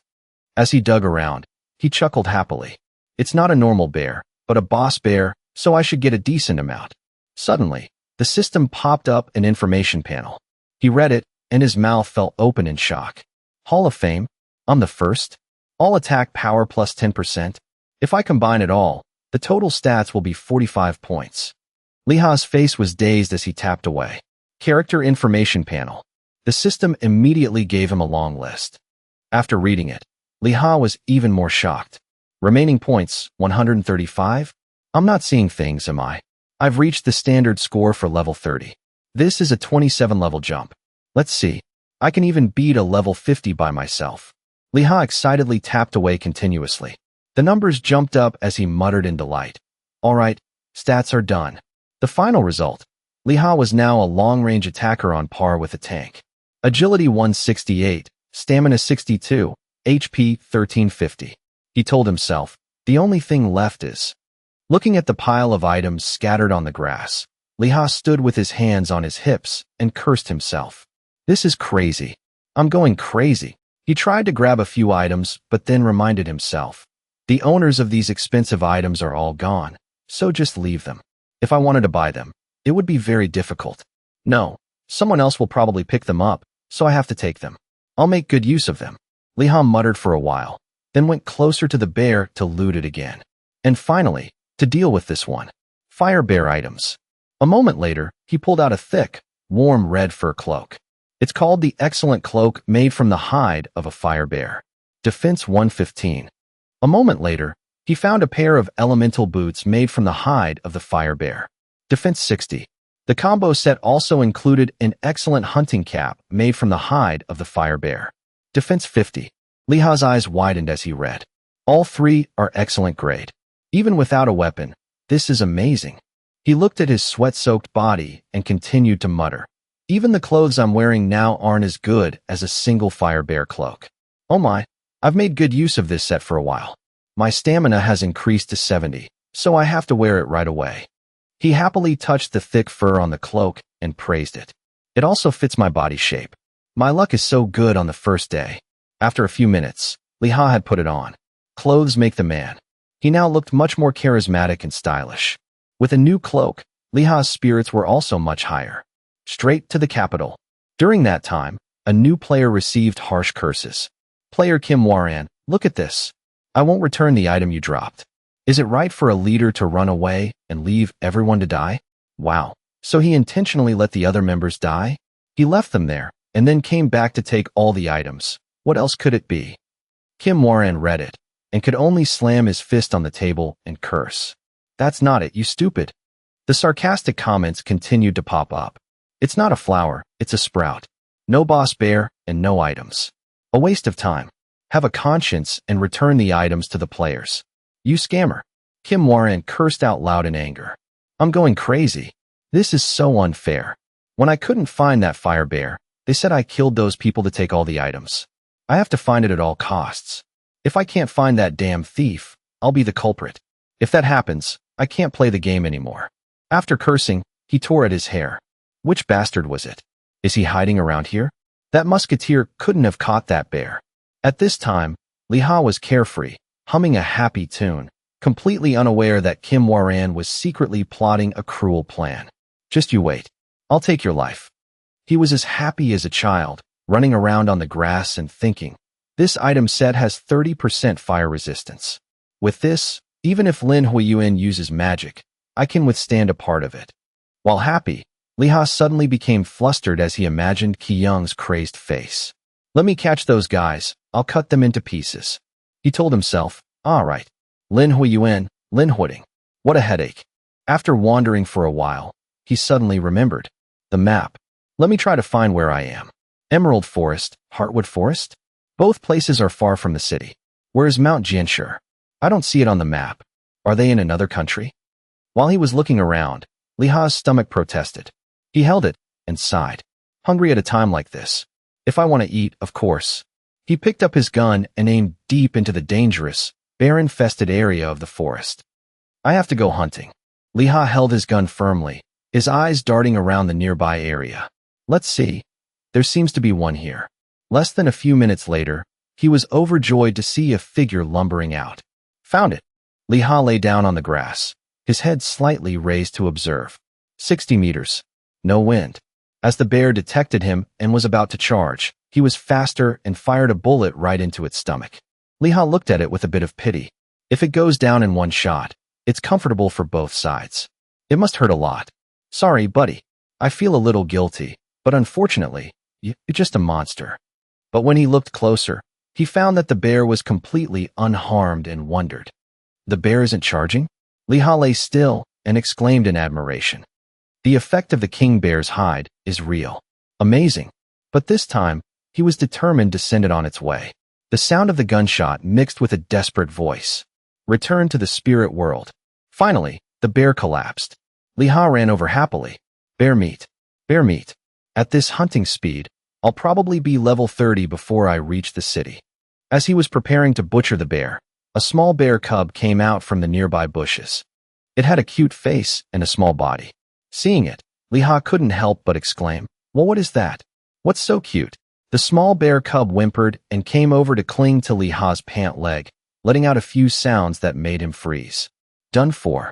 Li Ha clutched his chest and muttered, "So dangerous. I feel guilty and find it adorable at the same time." He sat down helplessly, holding its paw and crying. Damn it. How can I kill it? Not only did he spare its life, but Li Ha also gave it food. Are you hungry too? I'll feed you. Bear meat. No, that's not right. How about some bread for now? Seeing it bow its head and lick away, he teased with a smile. Delicious, right? You must be very hungry. How embarrassing, little one. After eating, the bear lingered, not wanting to leave. So Li Ha stood up and scolded it lovingly. I thought it was going to eat my hand. No, you go away, before I get attached to you. He told himself, if I want to get to the capital, I have to hurry. I'll have to hunt many more bears later. I'm sorry, but let's not meet again. But the little bear still clung tightly to Li Ha's leg, its clear eyes looking up at him. Li Ha helplessly collapsed and punched the ground. Stop being so cute. Where did you learn to tilt your head like that? Is it instinct? He let out a frustrated sigh. Damn it. Then he picked up the little bear and looked at it with doting eyes. What am I going to do with it? I have to take it with me. At this time, Li Ha and Qi were talking. Qi, have you reached the capital yet? I'm on my way. I'm so tired. Be careful. The bears are strong. My level isn't high enough to run away, so I have to keep going. Okay. Li Ha thought to himself, the bears should be careful of me. After that, he and Qi couldn't help but discuss further. You're not asleep yet? I'm still a student. I have an exam tomorrow, but I plan to grind all night. I still have to go on a raid. What about tomorrow? The raid is still more important. He sighed to himself. Those priorities. Dee would love that. Should I stop him? In contrast to Li Ha's current mood, Qi was very carefree. But why are you whispering? He replied perfunctorily, his eyes fixed on Kuma in front of him. It's nothing. Can I raise an animal I catch? Those words reached Qi ears. An animal? Are you planning to buy a horse? Li Ha immediately denied it. No. There's a monster in the shape of an animal in the garden. She seemed to have a general idea. Are you planning to tame it and take it hunting with you? If your profession isn't a beast tamer, you can't tame it. Basically, they think of humans as enemies. There's no way to completely dominate it, Appa. Meanwhile, one of Li Ha's legs was being hugged tightly by Kuma with delight. Is that so? I've been feeding it and treating it well since it was young. What's wrong with that? Qi caught the key phrase. Since it was young? You saw a baby monster? Finding a baby monster is really hard. Each monster individual has a different HP value, but the experience points are the same. If it's young, the HP, benefits, and experience points are the same. So what? It was gently licking his face. What do you mean, so what? But the next sentence made Li Ha freeze solid. As soon as it appeared, I was lured in. HP, benefits, and experience points are the same. The information was too hard to process, so he decided to end the conversation. I'll talk to you after I get to the capital. After walking for 5 days according to Middle-earth time, he was frustrated. This cute animal lured me in. Qi on the other side replied cheerfully, amazing. I have to spend money to buy a scroll. You've worked hard. Hurry up and let's meet. Li Ha gently put Kuma down. All right. Now he was squatting with his gun, facing it. I'm going crazy. I've caught all its parents and siblings, but I don't have the courage to catch this little one. If I leave it here and go, it will be hunted by someone else. What should I do? Ignoring the chaotic thoughts in his head, Liha decided to ignore everything and pick Kuma up. Oh well, I don't know. I'll figure it out later. In the end, he followed his instincts and prepared to set off. Let's go, little one. Kuma excitedly raised its front paw. The next day, as the sunlight shone throughout the forest, a bear had just growled when a bullet pierced its head. As soon as it was defeated, the system also announced a level up, which made Liha a little happy. Great. Now I'm level 24. The leveling speed is pretty good. Leveling up fast is good. But how did that monster grow so fast? 2 pieces of meat and a set of claws. Not bad.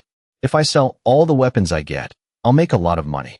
As long as I get through the initial stage, everything will be fine. While Liha wasn't paying attention, he was ambushed by a green creature. Musketeers are worth it. Well, what was that? A snake? Snakes are ganging up to bite me too. As soon as he finished speaking, he began to feel the scene before him shake. At the same time, the system panel popped up and announced, "You have been poisoned." Liha quickly read it carefully. For 3 minutes, every 10 seconds, HP is reduced by 50. If it's 50 every 10 seconds, for 3 minutes, that's a total of 900? My HP is only about 1,300. Bitten by a snake and dying from HP reduction? Because it's a grassy forest, I can't see the snake. When he saw Kuma grab the monster with its sharp teeth, his mood improved. Oh, you caught the snake? Not bad. Amazing. Amazing. You caught it because you were worried about me, right? Kuma was struggling with it. Cuckoo. While Liha was full of praise and satisfied with it. You're a special kid. The snake was sent to its doom by Kuma, looking none too pleased. This scene made his hands and feet a bit clumsy. You're eating it? What's wrong with eating it? Anyway, you've grown so much. It's not a bamboo shoot, but you've grown a lot in a short time. Kuma's weight made Liha's body tremble from the heaviness. You've really grown. At this growth rate, I'll be riding you soon, right? Maybe. The next day, Liha was able to sit on Kuma's back with ease. I can ride it. In his heart, he couldn't help but be amazed. This fool. Anyway, in reality, no one raises an animal with such a fast growth rate. That's right. If that were the case, there would be no bears to hunt. The growth rate is slower than the hunting rate. Moreover, this little thing was almost attacked more than 6 times today. There's a chance it could be killed in an instant. I need to give it some kind of symbol. Liha then hung a sign around Kuma's neck with the note, "My bear doesn't bite." Even so, he wasn't at ease. This is still not enough. Isn't there a more eye-catching sign? My neck will probably hurt by the time I get to the capital. Maybe I should put the bear in a box? I'll think about it later. And as expected, as soon as he and Kuma entered the city gate, he heard shouts. Monster! A monster! Liha quickly waved his hands to explain. It's okay, everyone. Don't be afraid. This is a gentle bear. It doesn't bite people. It's just a little bigger than a normal bear. You can see for yourself. But Zaman was still hesitant. Is that so? Just then, Kuma suddenly opened its mouth and gently bit Liha's head. Although it was an act of affection, to everyone else, it was extremely dangerous. The bear is biting someone. Liha Bell was a bit flustered. A boss bear? It swallowed his whole head in one bite. He quickly warned, run. And in the blink of an eye, the street became deserted without a single soul, leaving Liha feeling helpless. Everyone ran away again. Well, it's understandable. It's too big. How can I explain it? It grew to the size of a tank without any food. Isn't that a bit much? There was no other way. Well, going back to the village would be too tiring. Let's go. As they entered the forest, whispers began to spread. It's true. The person riding a bear. Is he riding a bear instead of a horse? Riding backwards? No. Riding a bear to shoot a gun? All of this reached Liha's ears. A bear as a horse? He then bent down to ask Kuma, Little one, can you run any further? As if understanding his doubt, its expression suddenly changed. Then it took off like the wind, making Liha scream nonstop. You can run. No. I didn't expect you to understand what I was saying. If I had known, I would have tried it sooner. After finding a comfortable position, he gradually adapted to the speed. Let's just go to the capital like this. But you have to run on a path with no people, okay? Kuma was a bit confused. Wah. And in just 2 days, Liha had sent Kuma to its destination. This is the capital, Eelstock. His eyes focused on the bustling prosperity of the capital, Bell. The lunchbox, the Musketeer Academy, it's time. It's probably going to be busy again. At this time, the area outside the city gate was very lively with countless people coming and going. As for Liha, he was stroking Kuma's soft fur. You've worked hard. We're almost there, so let's walk. He thought to himself, this way, we won't cause a commotion. Although he had planned carefully, the crowd still couldn't keep calm when they saw them. There's a big monster over there. A bear? It's huge. We'll probably have to form a group. This situation made him feel helpless. It's already chaotic. I just got down and everyone is already crowding around. Everyone immediately raised their weapons with a wary look. That's a boss. A big boss bear, right? Can't enter the gate under level 60? That monster. One hit and you're dead. Is there a group that can catch it? Catch it for us. Liha tried to explain. I raised it since it was a cub, so it doesn't bite. Can't you guys listen to me? Ignoring his words, a battle formation had already been set up in front of the gate. Tanks, please step forward. Prepare for the boss battle. I'm a city guard. Begin defensive formation. NPCs are joining the fight too. He was somewhat surprised. NPC city guards? This is getting bigger. On the other side, physical and magical attacks were also ready. Prepare to attack. Mages attack first.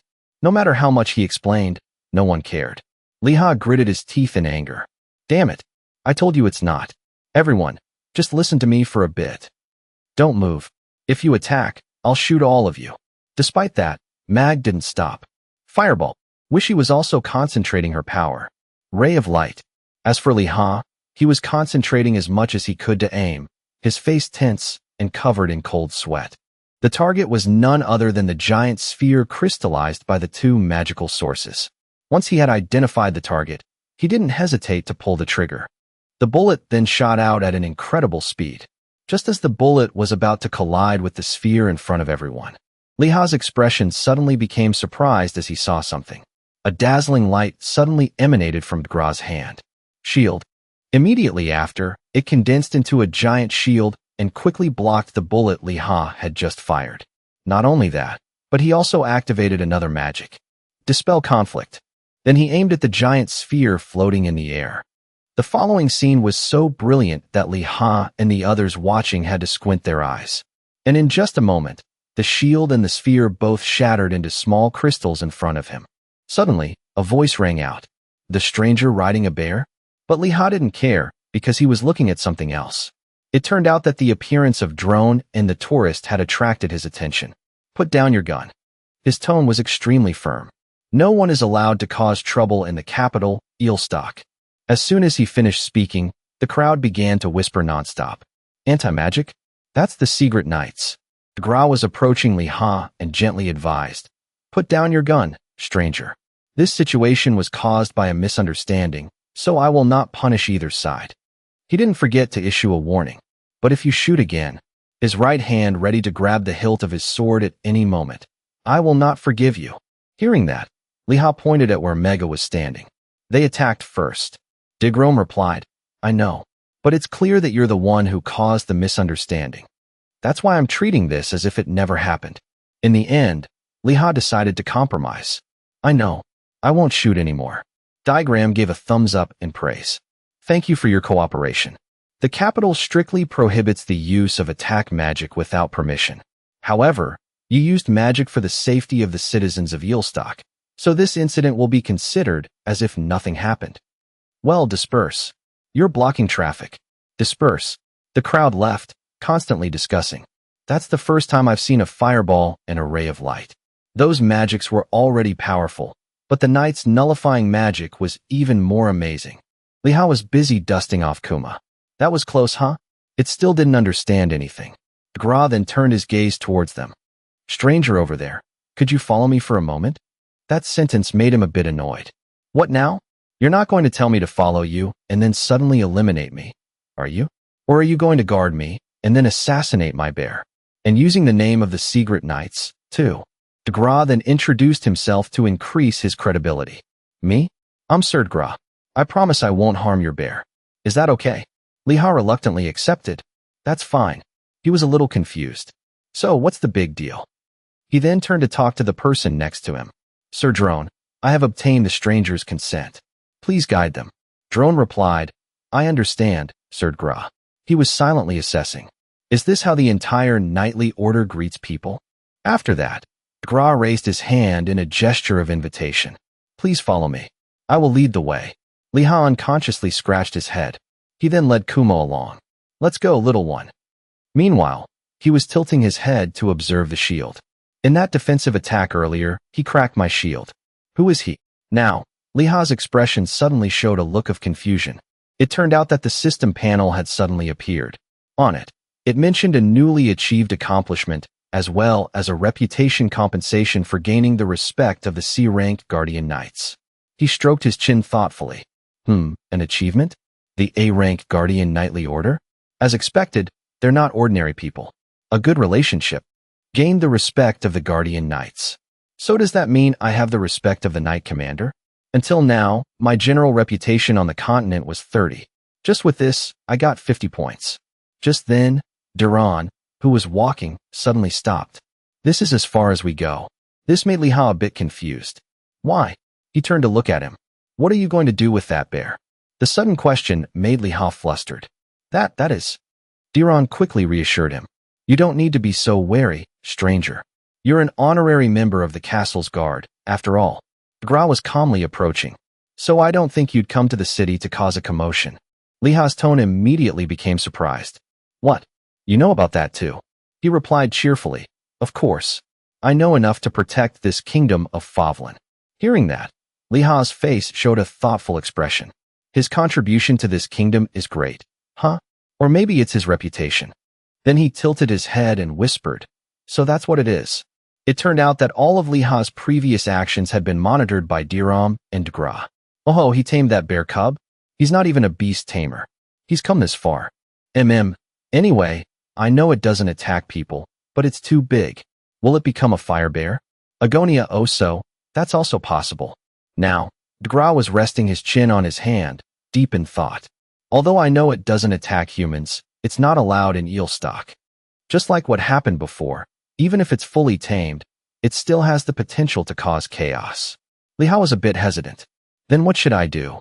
He then reminded him. Bears have a bear village. Isn't that reasonable? He also understood the meaning. You want me to release it? Gra answered frankly, yes. Li Ha still had doubts. If I do that, can I enter Eelstock? He quickly replied, yes. In his heart, he was deep in thought. If you ask if the bear has been tamed, there must be some sign to know that this monster has been tamed. NPCs can't tell, and players can't tell either, so this little thing will be in danger. In the end, Li Ha made a decision. I understand. I'll release it. Gra immediately showed his joy. Thank you for your cooperation. He also promised, then I'll release it right away. As Li Ha was leading Kumo away, he suddenly called out. Wait, stranger. No, honorary member of the Candleton Guard.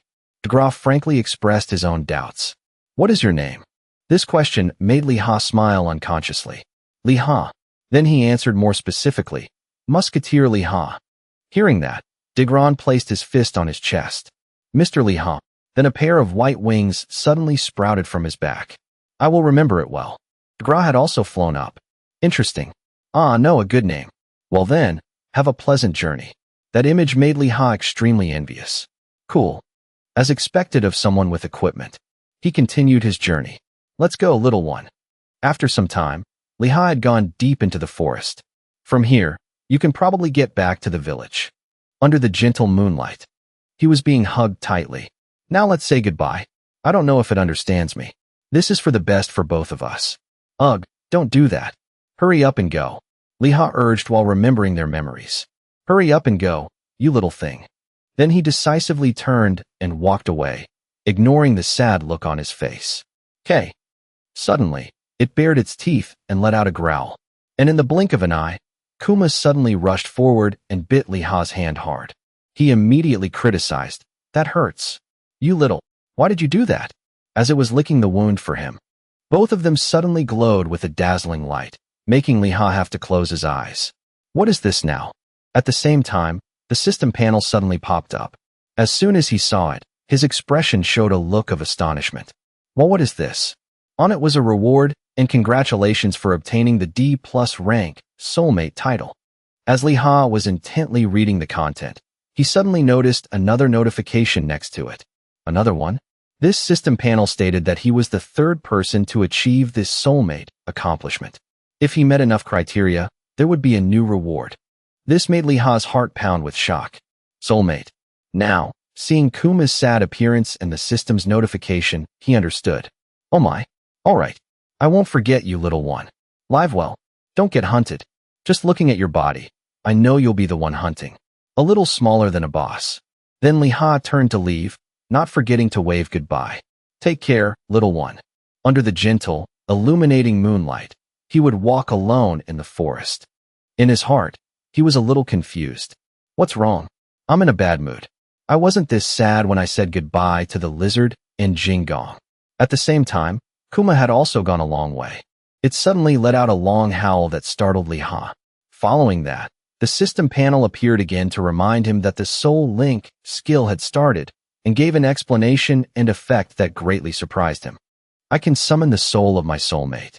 Li Ha couldn't hide his excitement. Summon the body before death? Can I summon the soul after death? Even with limitations, I can see it any time, right? Looking at its performance, its rank can be upgraded, so grow up quickly. That message seemed to have reached Kuma's ears. Grow up quickly. Li Ha's words echoed. You can do it. After a long journey, the bright sun seemed to remind him of the time. It's already afternoon. How far have I gone? It took all night to get here from there. I haven't even entered the gate yet. Li Ha looked straight ahead. Anyway, I've made it back to Eelstock. As he stepped inside, the bustling crowd made him feel a bit disheartened. So crowded. How am I supposed to find Ki-young in this? Just then, Ki-young suddenly messaged him. Appa, are you in Eelstock? Li Ha immediately replied. Just got here. Why are there so many people? She explained cheerfully, people who don't have jobs in the game gather in the city. Did you forget that there are 1 billion players in Middle-earth? Li Ha then focused on searching. Where are you? Ki-young quickly reported her position. I'm at Gate 5. Aren't you at the South Gate? I've been waiting for you since this morning. He then looked around. Where's the South Gate? Ki-young was a bit hesitant. Where's the South Gate? Li Ha suddenly realized something. Are you kidding me? How am I supposed to find it here? As soon as he finished speaking, she immediately replied, not through the communication screen, but right behind him. It's always like this. The South Gate isn't on the continental map, so you have to rely on your luck. You have to look carefully. Hearing that, Li Ha's face fell.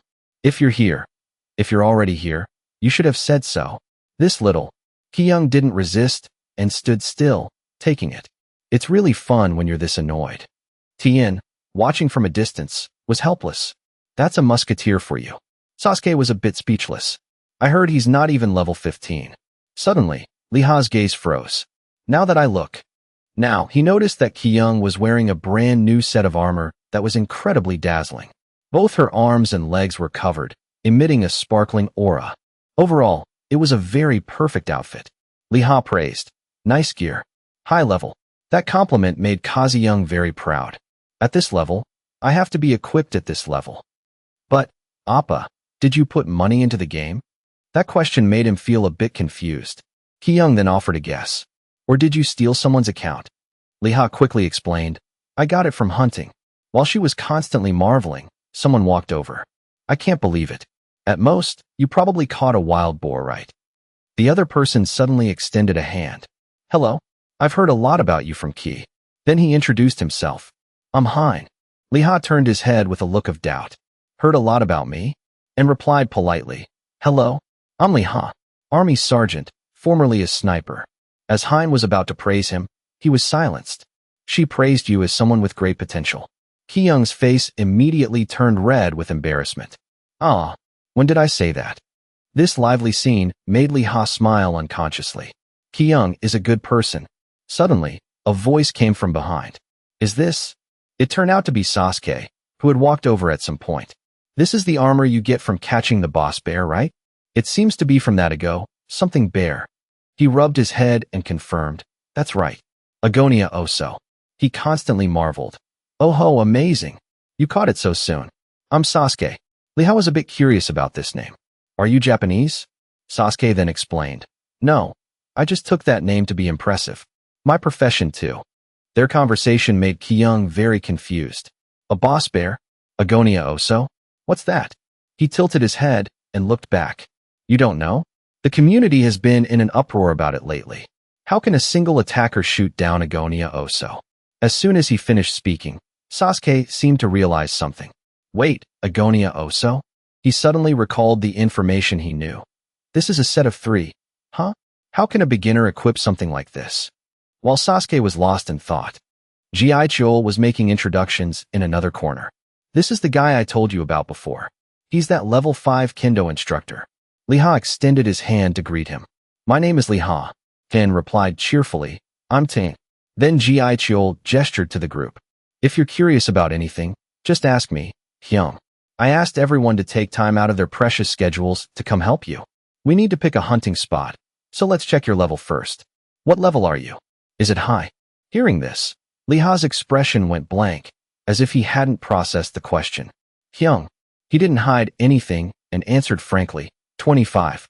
Jiaichul's group stared in unison, completely stunned. They suddenly huddled together, whispering in front of a bewildered Li Ha. He's over level 10? He caught a golden eagle a few days ago. Didn't he say he just came to the capital? He sounded different when he was talking earlier. Then Jiaichul abruptly turned his head, looking at him with suspicion. 25, you say? For real? In contrast to him, Li Ha's face was quite calm. Well, yes. I've been hunting. While Jiaichul tried to digest this fact, hunting, huh? Hien was stroking his chin thoughtfully. A few days ago, you were only level 12 when you caught the golden eagle. How did you gain more than 10 levels in such a short time? Then he extended his hand. We'll be seeing each other often from now on. Let's be friends. Li Ha agreed without hesitation. Immediately, a friend request was sent and quickly accepted. Seeing this, the others quickly followed suit. Then I'll add you too. Me too. He replied humbly. The honor is all mine. After the introductions, Hien and the others decided to say their goodbyes. Now that we've all said hello, we'll be on our way. Jiaichul was a bit surprised. Mr. Kim, you're leaving now. As soon as he finished his sentence, the man replied while using teleportation magic. That's right. See you later. He waved cheerfully. Everyone, head on home. Watching the streaks of light fly away, Li Ha couldn't help but exclaim, that's so admirable. They can go home without even walking. Jiaichul immediately turned back, looking excited. Tell me your story. My treat. He smiled lightly. All right. This **T. Where should I begin? A while later, at some pub, Jiaichul was so shocked he couldn't control his volume. Really? You caught that bear, boss? Li Ha leaned back comfortably in his chair. You leveled up that fast because you caught that thing? He was in constant awe. That's amazing. Yeah. Actually, the basic attack power of a musketeer is already high. No matter how many shots it takes, there's enough time to fire. It's also possible that the place I shot it was a critical point. Li Ha didn't know this. Is that so? He continued his analysis. Although it's called an attack team, that team might have been hastily organized. If they called the wrong people, and someone got separated, the team would have been useless. So that's how you were able to shoot it slowly? As far as I know, a musketeer's base attack power is 233. It would definitely do some damage. Even if you can only fire one shot a minute. It's still terrifying. Anyway, it was in a low health state, so I believe you could have caught it. He was a little doubtful inside. Is it because he's a former sniper? But he was still very impressed. I'll admit, you caught it. But you're really good. We have an archer in our guild too, and he can only shoot once at a distance of 66 meters because his bow is too long. He shot once, couldn't finish it, and had to switch to combat support mode. Li Ha, though eating, was listening intently. Isn't the basic range of a bow 60 meters? Jiaichul explained. Normally, if you turn off the combat support system, you can't aim properly. Since the system guides you, you just have to line it up. But it's strange. The basic range of a musketeer is 40 meters. That boss, did you kill it in one shot? He took a sip of beer. 3 shots. At the end, I used the gun as a sword and fought it. Jiaichul was even more stunned. What? That's unbelievable. A 40-meter range, a 1-minute reload. The bear just stood still and let you shoot it 3 times. Liha's demeanor remained perfectly calm. It's because I turned off the combat support system to hunt. His voice, out of shock, lost its volume control again. You turned off the combat support mode? What? Liha replied nonchalantly. So I could get used to it. If you turn the system on, the hit rate is only 50%. You can't hunt like that. Now, Ji Chiol could only marvel repeatedly. My Hyung is amazing. If so, the basic range increases a lot, right? Can you guess by how much? He took out his gun and made an aiming motion. 100 meters. And I hit its head 3 times. The more Ji Chiol heard, the more frustrated he felt for finding out so late. Why are you only telling me this important information now? Liha immediately shot back. You only just asked me. This **T. He suddenly slammed his hand on the table as if he had made up his mind. Mr. Liha, do you want to join our guild? This sudden invitation left Liha unable to react. Liha didn't make a decision right away, but just smiled. What if I don't join your guild? We'll see. Ji Chiol, seemingly not expecting this answer, was so shocked he slammed the table. What? He looked like someone who had no intention of responding. Seeing that attitude, Ji Chiol relentlessly promoted his guild. Our group is very famous. Haven't you heard of the Starlight Guild? He summoned the guild's cloak. It has 3 stars. You don't know? Have you heard the leader and the high-level members of the group talk? Liha was a bit confused. I don't know much about your guild. 3 stars. Is it the 3-star Starlight Guild? Does your guild fight against the Mongol army? After regaining his composure, he sat down and sighed helplessly. You're making things difficult for me. Do you remember Hien, the guy you met earlier? He's the leader. He's so talented, he's even been on cable TV. Ji Chiol's tone suddenly became excited. His rank in Korea is 8th. This left Liha somewhat bewildered. 8th. He immediately expressed his admiration. No joke, right? He uses magic. Boom. Just like that. And the monsters are toast. Liha still had questions. What about his world rank? Ji Chiol was a bit hesitant. Around 40th, I think. I'm not sure. He was still very nonchalant. Is that so? It seemed Ji Chiol was still not quite satisfied. Why is your reaction so lukewarm? He's ranked 8th in Korea and 40th in the world. Aren't you surprised? In his heart, Liha suddenly remembered the figure of Wajong, ranked 9th in the world. Then he suddenly changed the subject. And what's your rank? It seemed Ji Chiol didn't want to answer this question. Why do you need to know so much?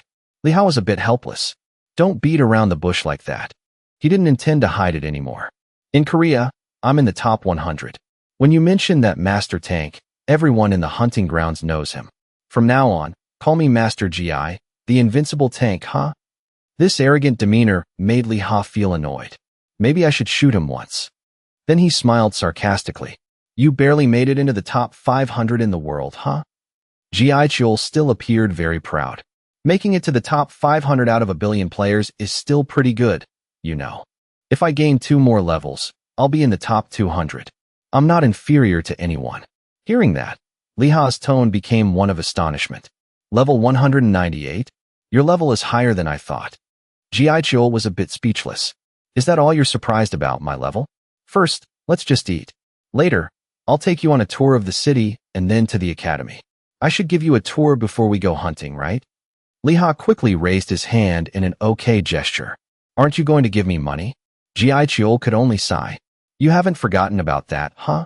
At the same time, in the office, Finn was waving goodbye, preparing to leave. Well, see you later, guild leader. Hien smiled in response. Have a good hunt, Mr. Tian. Sasuke also spoke up. See you later. As soon as the office door closed, the welcoming expression on his face immediately vanished. Anyway, he's just a dry old man, isn't he?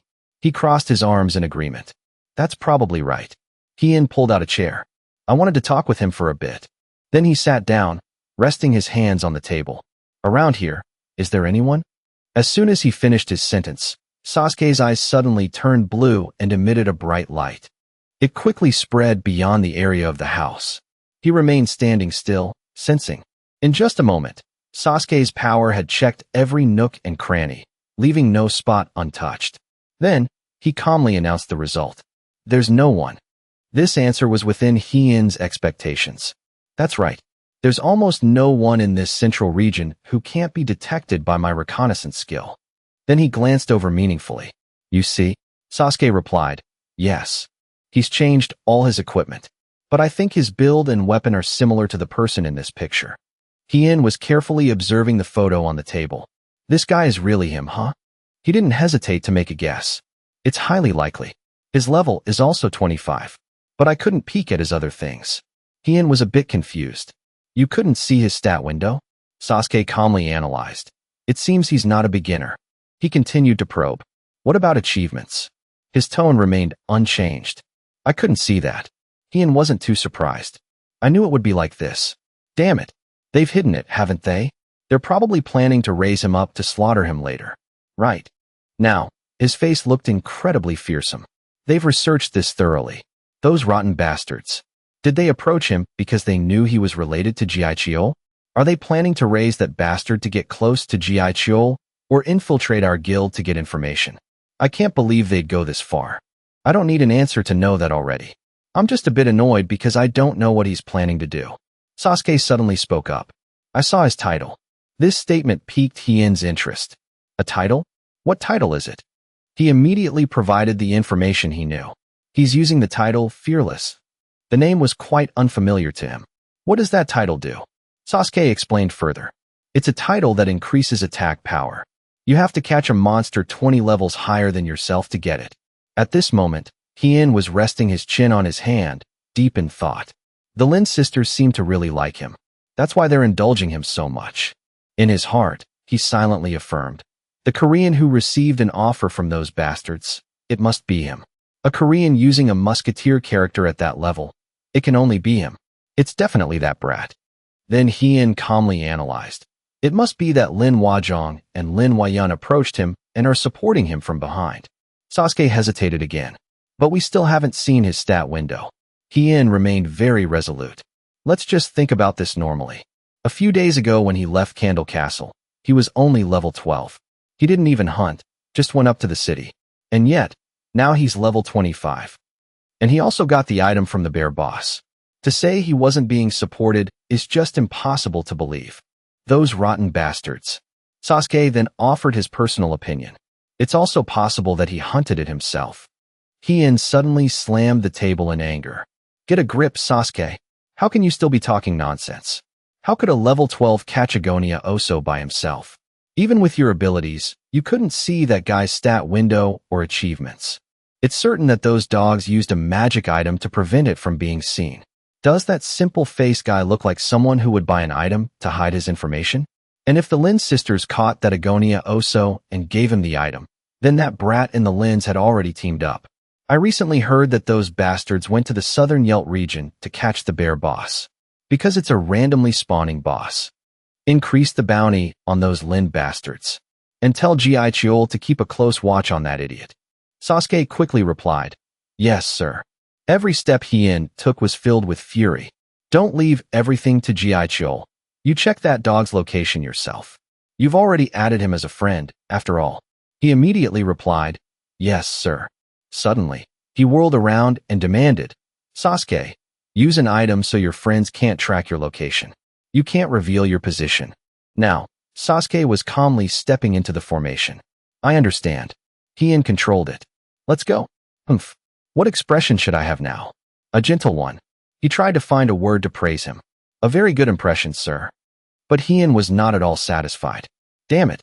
Stop talking nonsense. No, I have to say nice things. Shall we go then, my friend Sasuke?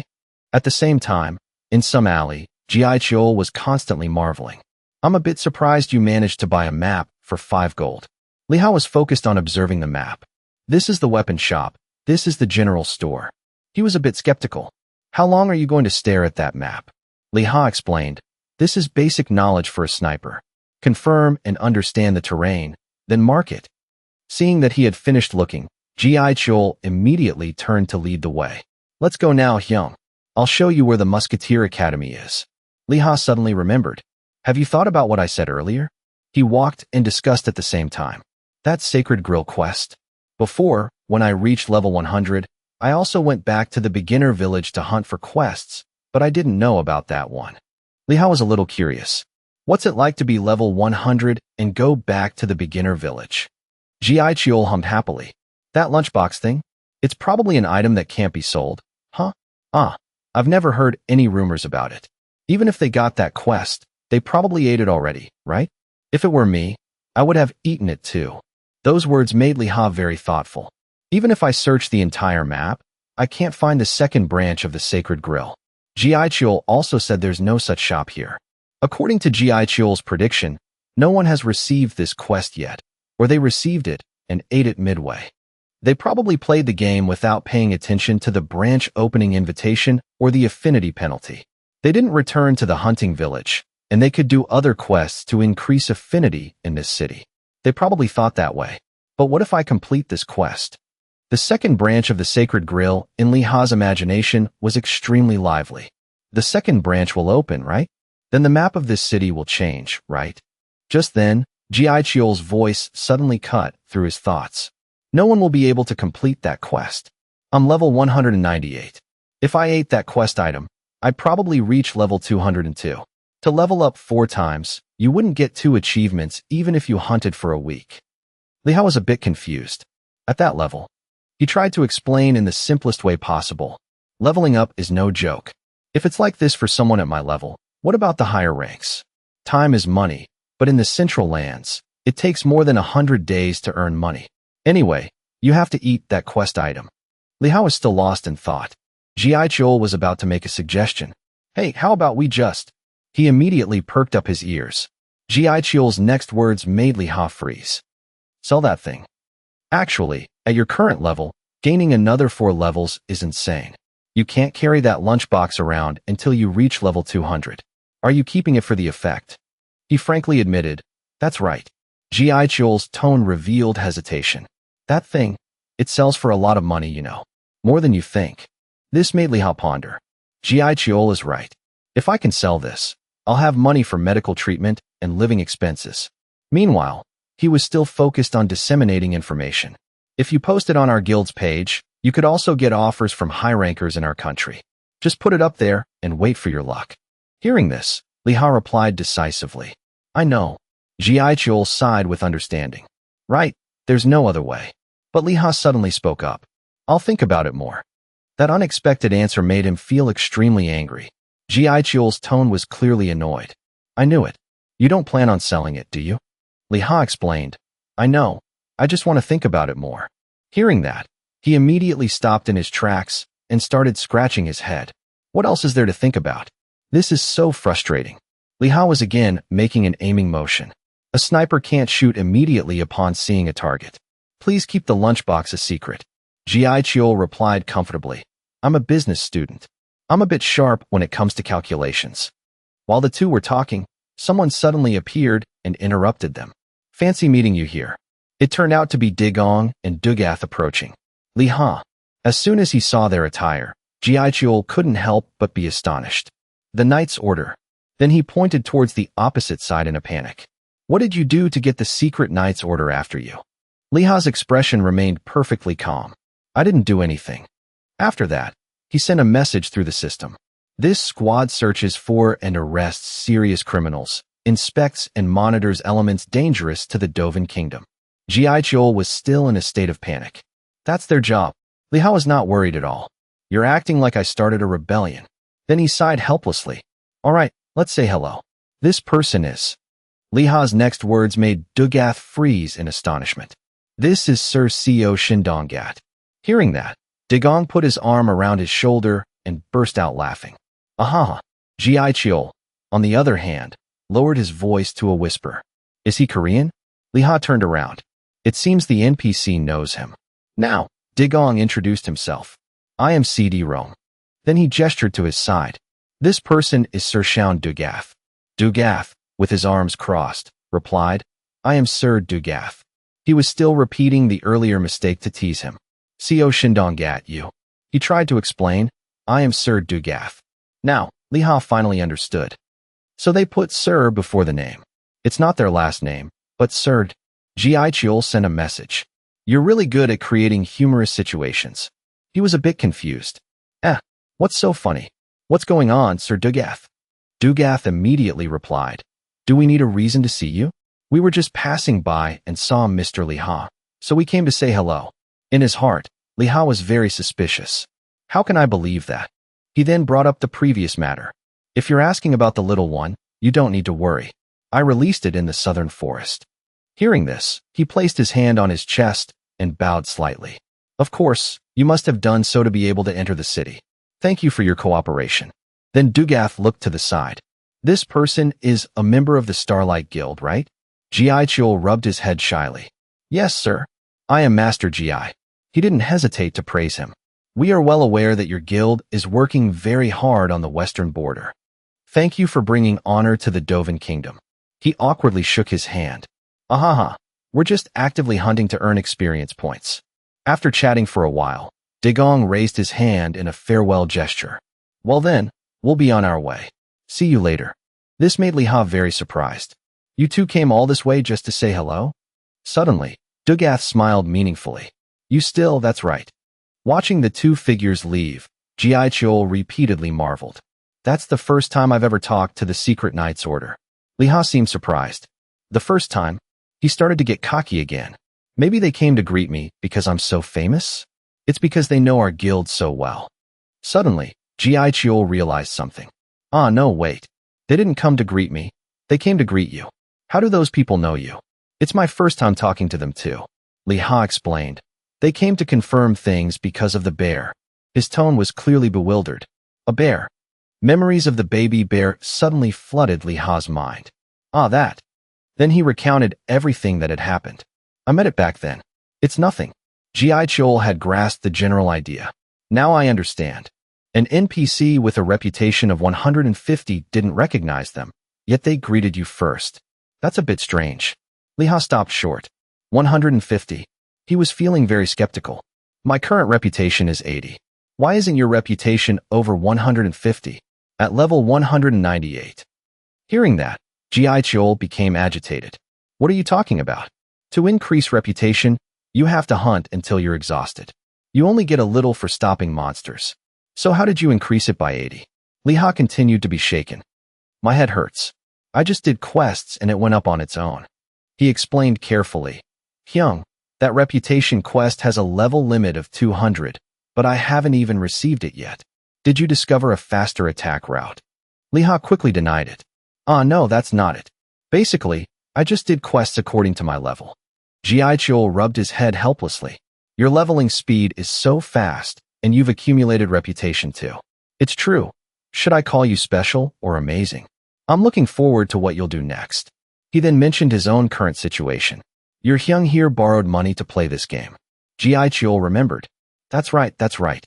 And you also borrowed for medical fees. If you borrowed money, then you have to start with a profession skill." Liha listened while observing what was in front of him. Oh, this building, this house, which looked old and poor, made him feel very disappointed. "This is the Musketeer Training Academy." Jiaichul frankly commented. "It's a bit shabby, isn't it?" Liha immediately retorted. "It's completely gloomy, not just a bit." He then boasted. "For reference, that brilliant building over there is the temple of the god Arlo. That's where we train." This made Liha feel very envious. "Talk about job discrimination," Jiaichul added. "Because there are many other professions like holy knights and monks, it's very large. Here's 2 gold first. And these are the things you need. The clothes you're wearing now, you can sell them later when your level is higher. It might be a bit troublesome when you become famous." Being suddenly gifted with so many items left Liha unable to react. "Thanks, my brother. 2 gold. Is that 4 million in real money?" Before leaving this place, Jiaichul didn't forget to remind him. "If anything comes up, just contact me. I'm off to do a quest." He replied cheerfully. "Thanks. See you later." As soon as he finished his sentence, he immediately stepped forward. "Well then, let's go inside." As he opened the door, what met Liha's eyes was a dark and silent space. "Is anyone here?" The broken tables and shattered bottles scattered on the floor left him a bit speechless. This place is like a haunted house. Why did the game creator treat musketeers like this? Couldn't they have treated them a little better? Just then, someone unexpectedly appeared from a dark corner and fell down. "Don't move." Brow made a request. "Don't answer. Just breathe." If not, your head will fly off. Feeling the gun barrel behind him, Liha couldn't help but be astonished. Not an ordinary shooter. Such perfect camouflage. I didn't even hear that person's breathing. At this moment, his eyes were sharp. You can only move your mouth. If you move any other part, your head will fly off. Who are you? He replied calmly. I am a musketeer, Liha. Brow continued to probe. Sent from where? Liha answered honestly. I wasn't sent from anywhere. But I have a letter of recommendation from the guard squad leader Gat at Candle Castle. After listening, Brow still gave the order. Move forward exactly 3 steps, then turn around. Exactly 3 steps forward. If not, your head will fly off. Now, Liha was silently analyzing. If I take 4 steps, it will affect the hit rate. If I take 2 steps, I can grab the gun. This is a way to thoroughly probe and control a musketeer. He continued to request. Put the letter of recommendation on the floor. As he acted according to the command, he calmly analyzed. The powder horn is empty, so even if you're holding a flintlock, it's meaningless. Brow maintained his gun-holding posture. I've tried pulling the trigger. Just like that, step back 3 paces. Liha was a bit confused. If I step back 2 paces, my head will fly off. He ignored the question and moved on to another matter. Looking at you like this, you must be a stranger. He was holding up both hands. I am a new musketeer who just arrived. As soon as he finished his sentence, Brow immediately listed a series of information about Liha. You're a member of the honor guard at Candle Castle? You also have an achievement of hitting a target at a distance of 100 meters. He wasn't too surprised. He grasped my achievements quickly. It must be because he's an NPC. After observing for a long while, he holstered his gun. Follow me. Now, Liha was looking around the room. Are there no other people here? Anyway, this is a training academy. But why don't I see any office staff? These words made Brow become annoyed. Academy? Stop talking such nonsense. Sit down. His body reflexively and quickly sat down in a neat posture. In his heart, he was very bewildered. This familiar atmosphere. Why am I following orders? He suddenly thought of something. Right, it's like enlisting. Enlisting? I'm a soldier. All right, thinking of myself as a soldier is fine. It's more comfortable that way. I've forgotten the military environment. Brow suddenly spoke. Gat praised you a bit too much. You are also diligent, always working hard, and giving your all for Candle Castle. You could become an outstanding marksman protecting the Dovin Kingdom. So he said it's all up to me. This is the first time he's written a recommendation letter like this. Liha rubbed his head shyly. Is that so? I'm glad. Suddenly, the recommendation letter was crumpled by Brow and thrown straight to the ground. Everything he said is meaningless. It's just nonsense. He only talks about effort, but musketeers don't need effort. What decides it is talent. That's right, shooting can also be shortened by effort. Hearing this, Liha not only didn't feel pressure, but even smiled. I understand what you mean, sir. Brow sneered. You understand? Interesting. Are you proud that you can hit a target at 100 meters? He immediately denied it. No, sir. As soon as he finished his sentence, he quickly got up from his chair. If you already know, then talking should be easier. Brow's gaze coldly looked down. Get up. He carefully observed Liha holding the flintlock. Try pulling the trigger once.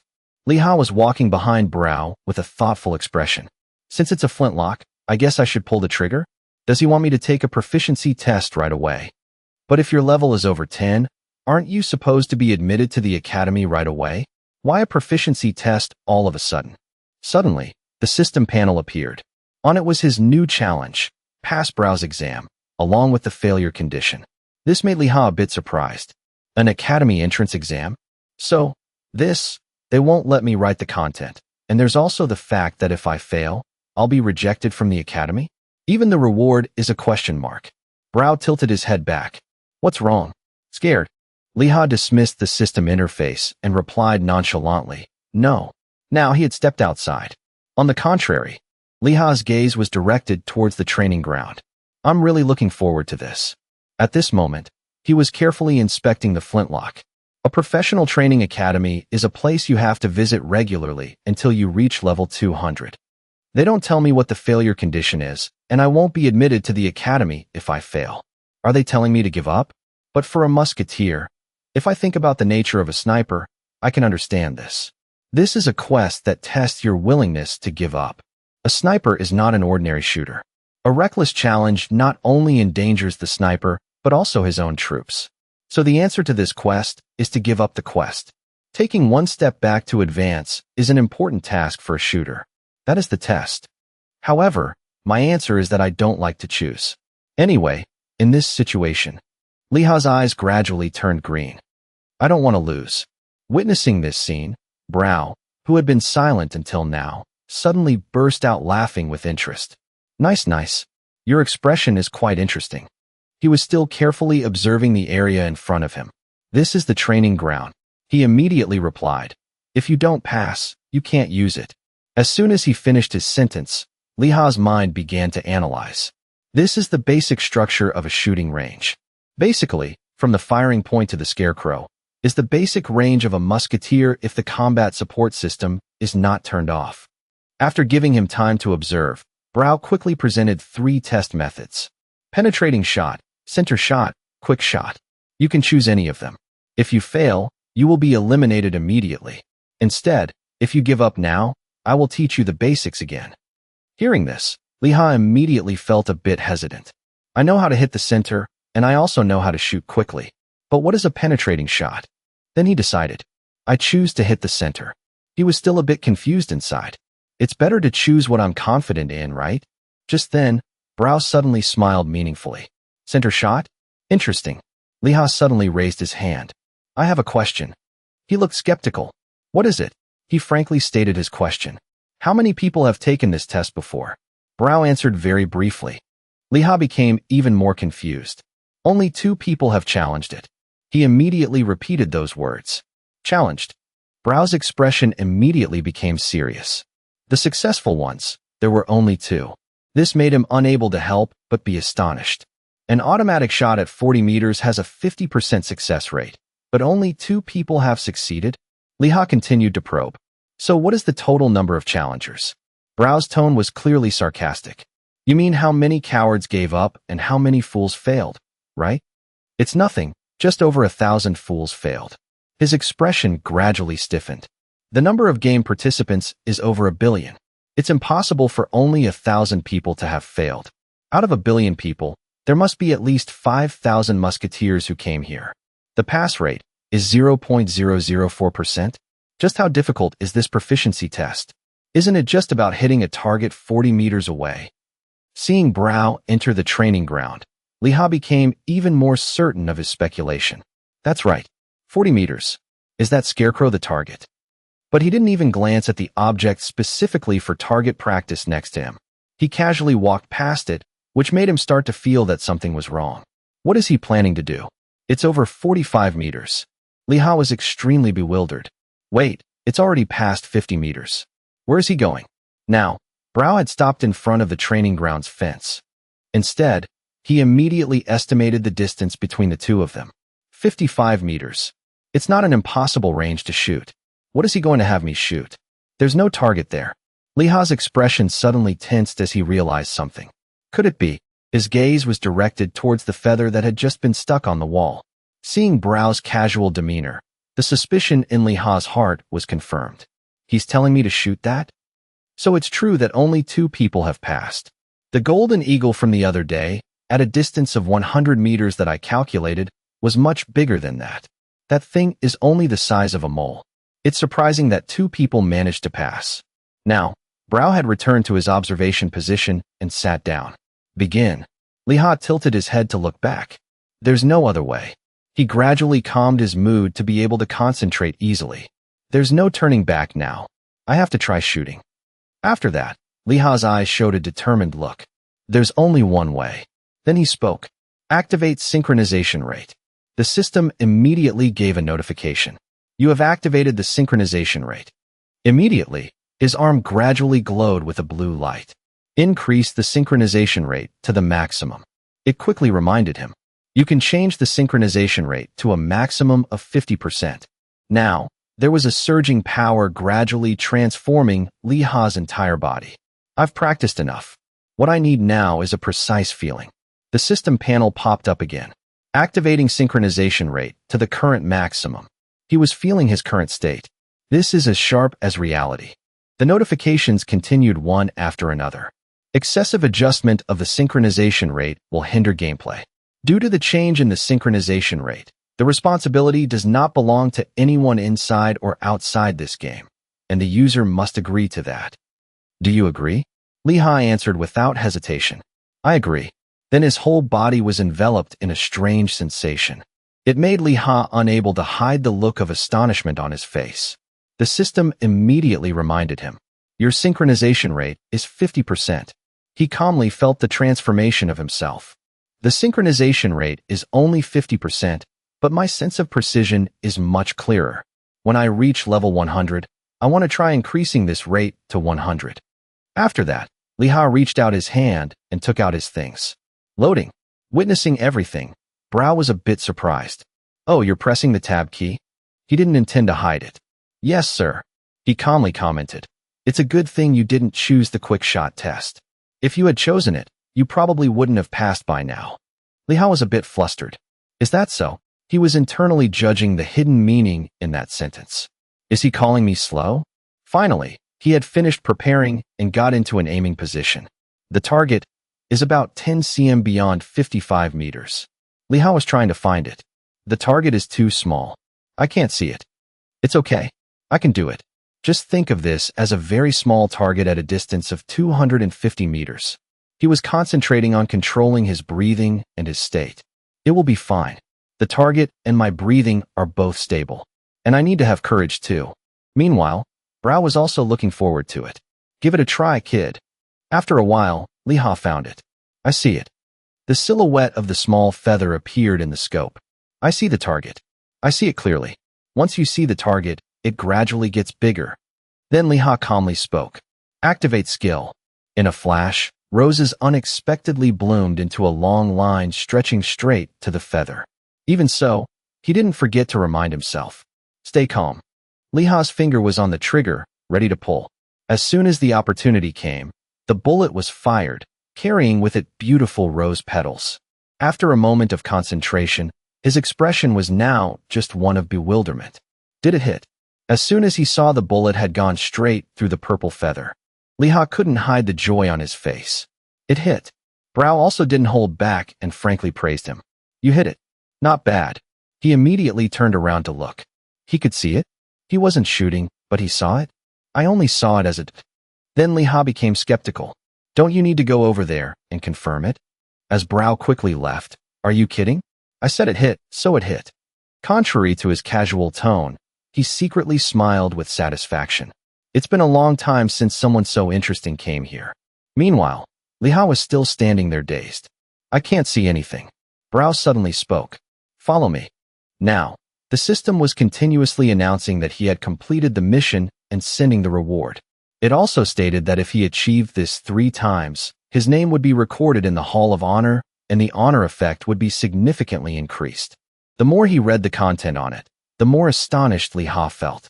Agility increased by 15, reputation increased by 20, it can be increased by 200%, plus, I can get into the Hall of Honor.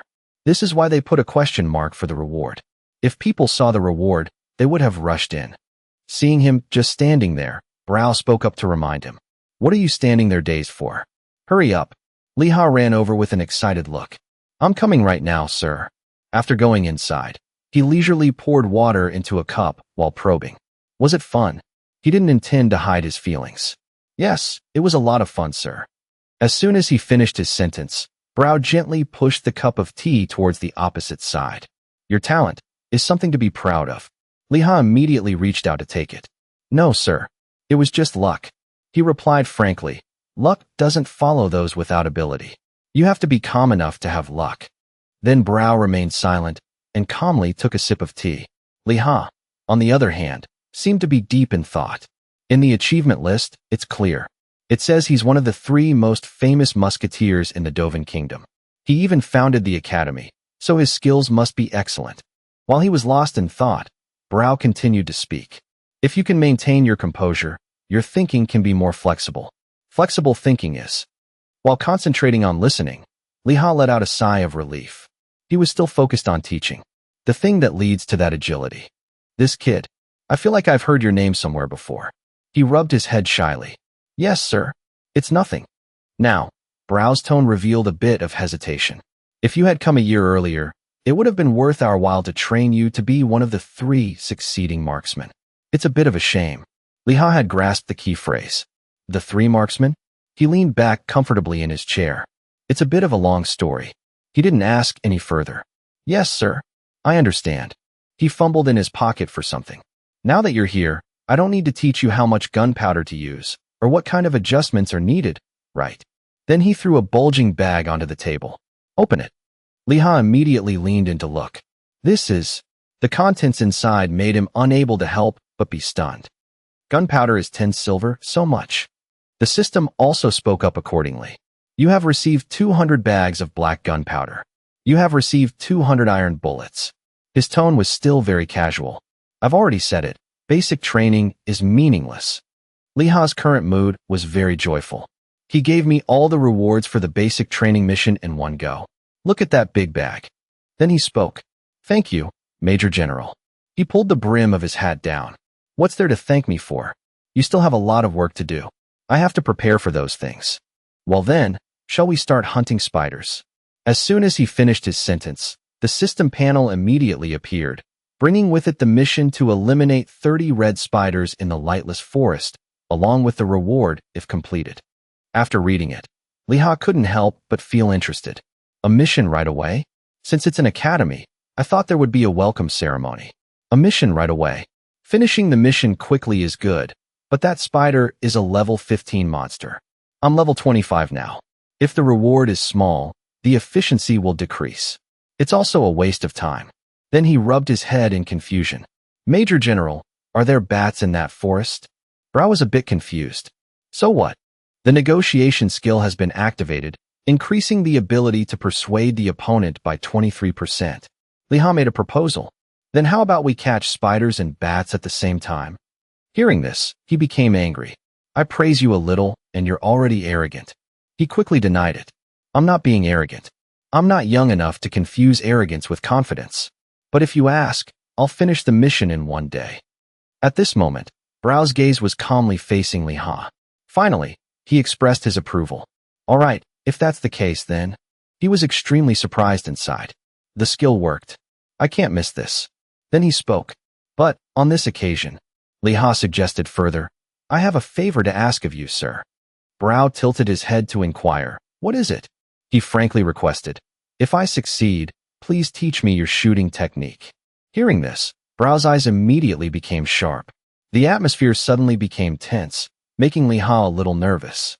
He tried to calm himself. Wait. He told me to wait. If I speak first, will I lose? Brow suddenly reached for the handle of the pot. Then he pointed at Liha. Then how about this? Immediately after, the system panel unexpectedly appeared. Mission content changed. Mission conditions changed. On it, it required the collection of 30 red spider legs and 30 vampire bat fangs, along with the reward, time limit, and failure condition. A series of requirements followed one after another, making Liha stumble. He could only curse silently in his heart. Damn it. Couldn't you give me one day? Then Liha rubbed his head with a flustered look. That, Major General. Brow immediately tilted his head to look back. What is it? Can't do it. He then revealed a standard smile. I will depart immediately. Now, Liha's eyes held a fierce determination. High risk, high reward. This scene amused him. This kid is interesting. Meanwhile, Liha had already run a long distance. It takes 2 to 3 hours to get to the hunting ground. 6 hours round trip. That leaves only 6 hours for hunting. Moreover, it's not 30 creatures, but 30 legs and fangs. No matter how high the drop rate is, I'll have to catch more than 30. I'm looking forward to becoming the 3rd generation Major General, so I'm very motivated. First, I need to get to the West Gate. I don't even have enough time to form a cooperative group. As Liha passed by, a group was recruiting members, looking for teammates to hunt spiders. Down here, the 7 Tiger group is here. Come on over. If you're a tank, bring them here. Looking for 2 attackers to go to Mount GMT. Level around 130. Those people caught his ear. Mount GMT. Liha stopped to observe the crowd next to him. Is anyone going to Oak Tree Village? We're going to the Centina mountain range. We'll assess the situation and then plan to go to Mount GMT. He was a bit thoughtful inside. Mount GMT. I think I've heard that name somewhere before. Li Ha suddenly remembered. The Lin sisters. Those two are at Mount Jiamti. Where's Mount Jiamti? I think I have to cross the Sentinel Mountain Range. The Sentinel Mountain Range is at the very end of the west, isn't it? I have to go a bit further from here. It's a bit difficult for Lin Huayan to get here. Since she's the same level as me, it seems Lin Huazhong is power leveling her. I'm a bit jealous. Li Ha increased his speed. All right, I'll just follow her. Then he silently promised, just you wait. I'll catch up to you. When night had fallen, Li Ha had arrived. It only took 45 minutes. Li Ha, you're a hell of a runner. If the return trip also only takes 45 minutes, I can hunt for 10 hours. Suddenly, someone's voice rang out. What is this? He raised his head to look in the direction of the sound. On the opposite side, countless people were gathered. Can't aim. Can't catch it. Mages can only shoot when they're close. Attackers, do your best. If it sticks to you, you can't use magic. The bats only aim for the attacker's cloaks. Li Ha was busy assessing. So many people. Miang sighed in frustration. They're pretty agile, so even if you hide and aim, you can't attack. Maver's tone was annoyed. I came here after getting killed by a bear while hunting, but hunting here is also difficult. Dion was calmer. It's difficult at night, but during the day, the spiders will be slower. Let's just chat with each other until morning. Li Ha could only shrug helplessly. Simple. There's no other way. The monsters here cooperate with each other too? Meaning the spiders and bats cooperate. Now, everyone was still discussing. All right, then we'll go in during the day. When the sun rises, the bats will go to sleep. O-Ring suddenly noticed Li Ha's figure. He immediately approached to inquire. Are you going hunting? Kan Bayan spoke up to remind him. Hunting at night is dangerous. Wait until morning and let's go together. He refused without a second thought. That'll be too late. Seeing Li Ha just walk deeper inside, he could only stand and watch. Are you really going in alone? The surrounding crowd started to get noisy. I bet 1 silver that he'll run away before sunrise. You're on. I bet 1 silver he'll come out within 2 hours. I bet 1 silver, just 1 more hour and he'll be out. I bet 2 silver that person will die. When the sun rises, we'll go in and see his corpse, right? We'll go in and confirm then. If he dies in there, he'll be processed and disappear. Their discussions all reached Li Ha's ears. Are you people betting on someone else's life? You're all really mean. But it's okay. He prepared to take his gun and hunt. I can't turn back now. Even though he was entering the deep forest alone, Li Ha was still confident in his own abilities. He stopped to think carefully about his next move. Reload complete. Reloading with my eyes closed takes 63 seconds. That leaves less than 60 seconds to shoot. Suddenly, he started searching for something. Because reloading with my eyes closed takes 63 seconds. Immediately, a new tactic flashed in Li Ha's mind. If there's light, I can shorten the reloading time to a minimum of 15 seconds. And so, Li Ha quickly lit a blazing torch. Unexpectedly, a red spider appeared from the darkness. The flame accidentally burned the silk thread, causing it to fall to the ground with a thud. The cold gun barrel was immediately aimed straight at the target. The bullet fired accurately, embedding itself straight into the spider's body. It only managed to screech a few times before lying still. Li Ha stood there, carefully observing the monster's state. A moment later, an urgent voice urged in his mind as he saw it struggling violently. Reload. Reload. Finally, the spider managed to flip its body over. Then it scrambled to run away as fast as it could. But its fate was sealed. Before it could get far, it was pierced by Li Ha's next shot. After taking it down, he silently estimated. 52 seconds. It's clearly faster. This method is definitely effective for increasing agility. The synchronization rate is very high, so the gruesome feeling is very vivid, to the point where I even feel sorry for them. But an agility of 125 is the standard for level 50. I heard that at level 50 and level 100, the sensory perception is better, but I'm feeling it so clearly now. While collecting the item, Li Ha was still deep in thought.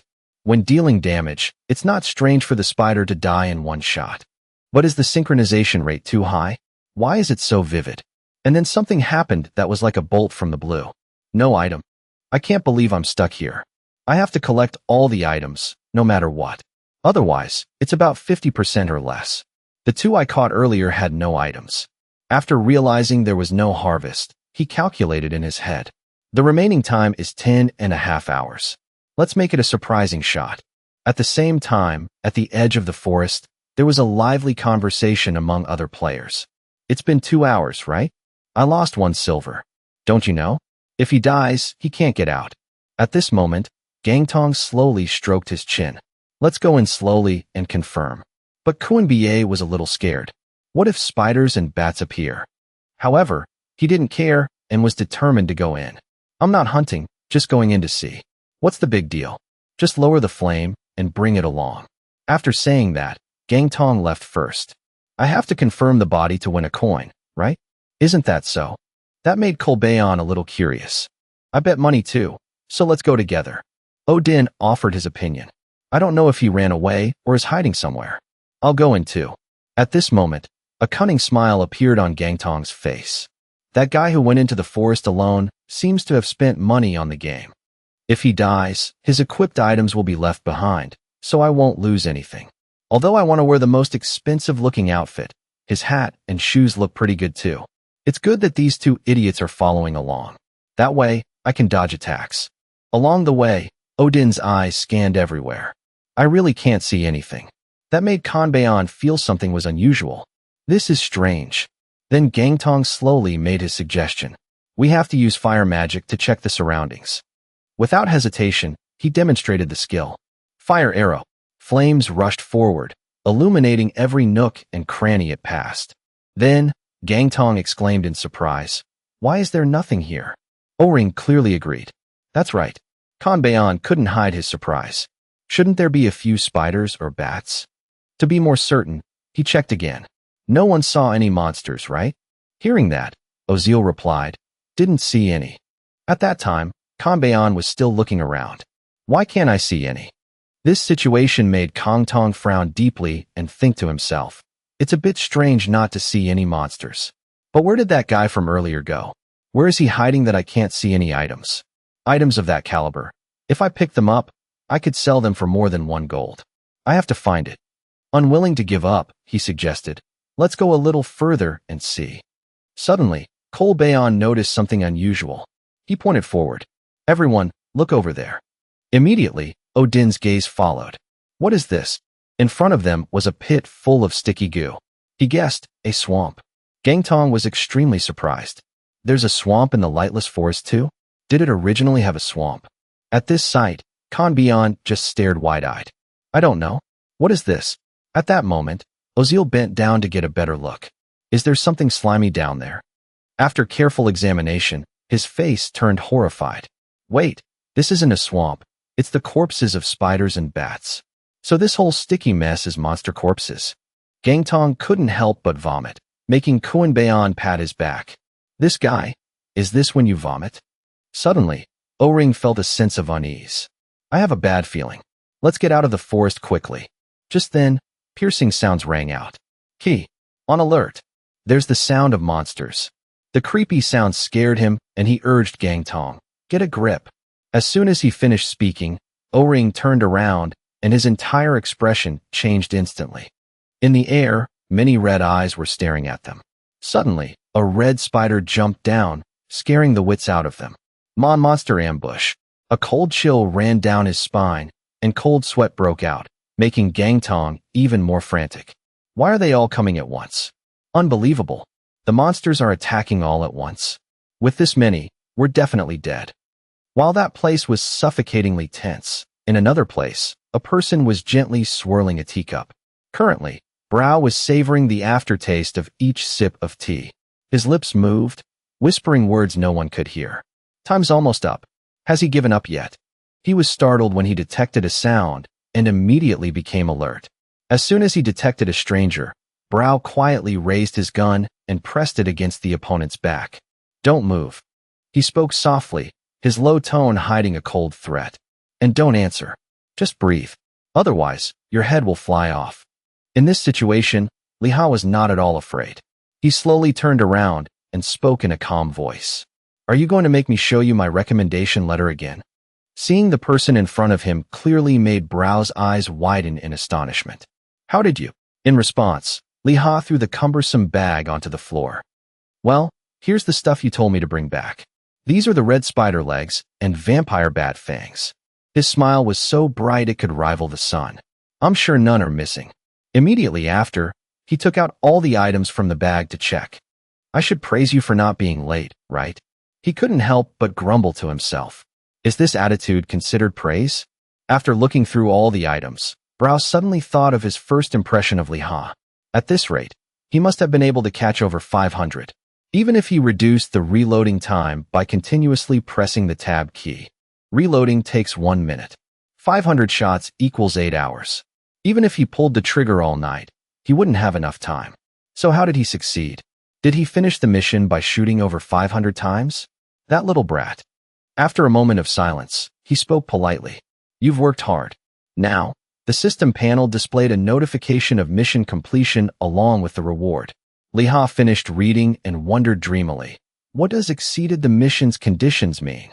With a nonchalant air, Brow threw the payment over to him. I don't know how many shots you fired, but your practice was effective. He accurately caught it. Thank you, sir. At this moment, the system updated again. You have received 1 silver. You have learned the skill Deft Hands. Li Ha looked it over, his heart filled with excitement, and immediately read the explanation. The skill I just got. Oh, a skill? It's clearly something a musketeer needs. The reload time is 30 seconds. And it's continuous for 5 minutes? After finishing his research, he didn't hesitate to ask Brow directly. What should I do next? However, he didn't answer right away but asked broadly, before that, how did you catch them? As soon as the words were out, Li Ha was confused, not understanding what was happening. He immediately changed his attitude and questioned sternly. It's impossible for a little brat to bring back spoils like this. I don't know if you bought them or not. Hearing this, Li Ha smirked smugly. He directly acted mysterious in front of Brow. I combined techniques. So Li Ha recounted the process of the mission, from how he killed the red spider, to how he took down the vampire bat.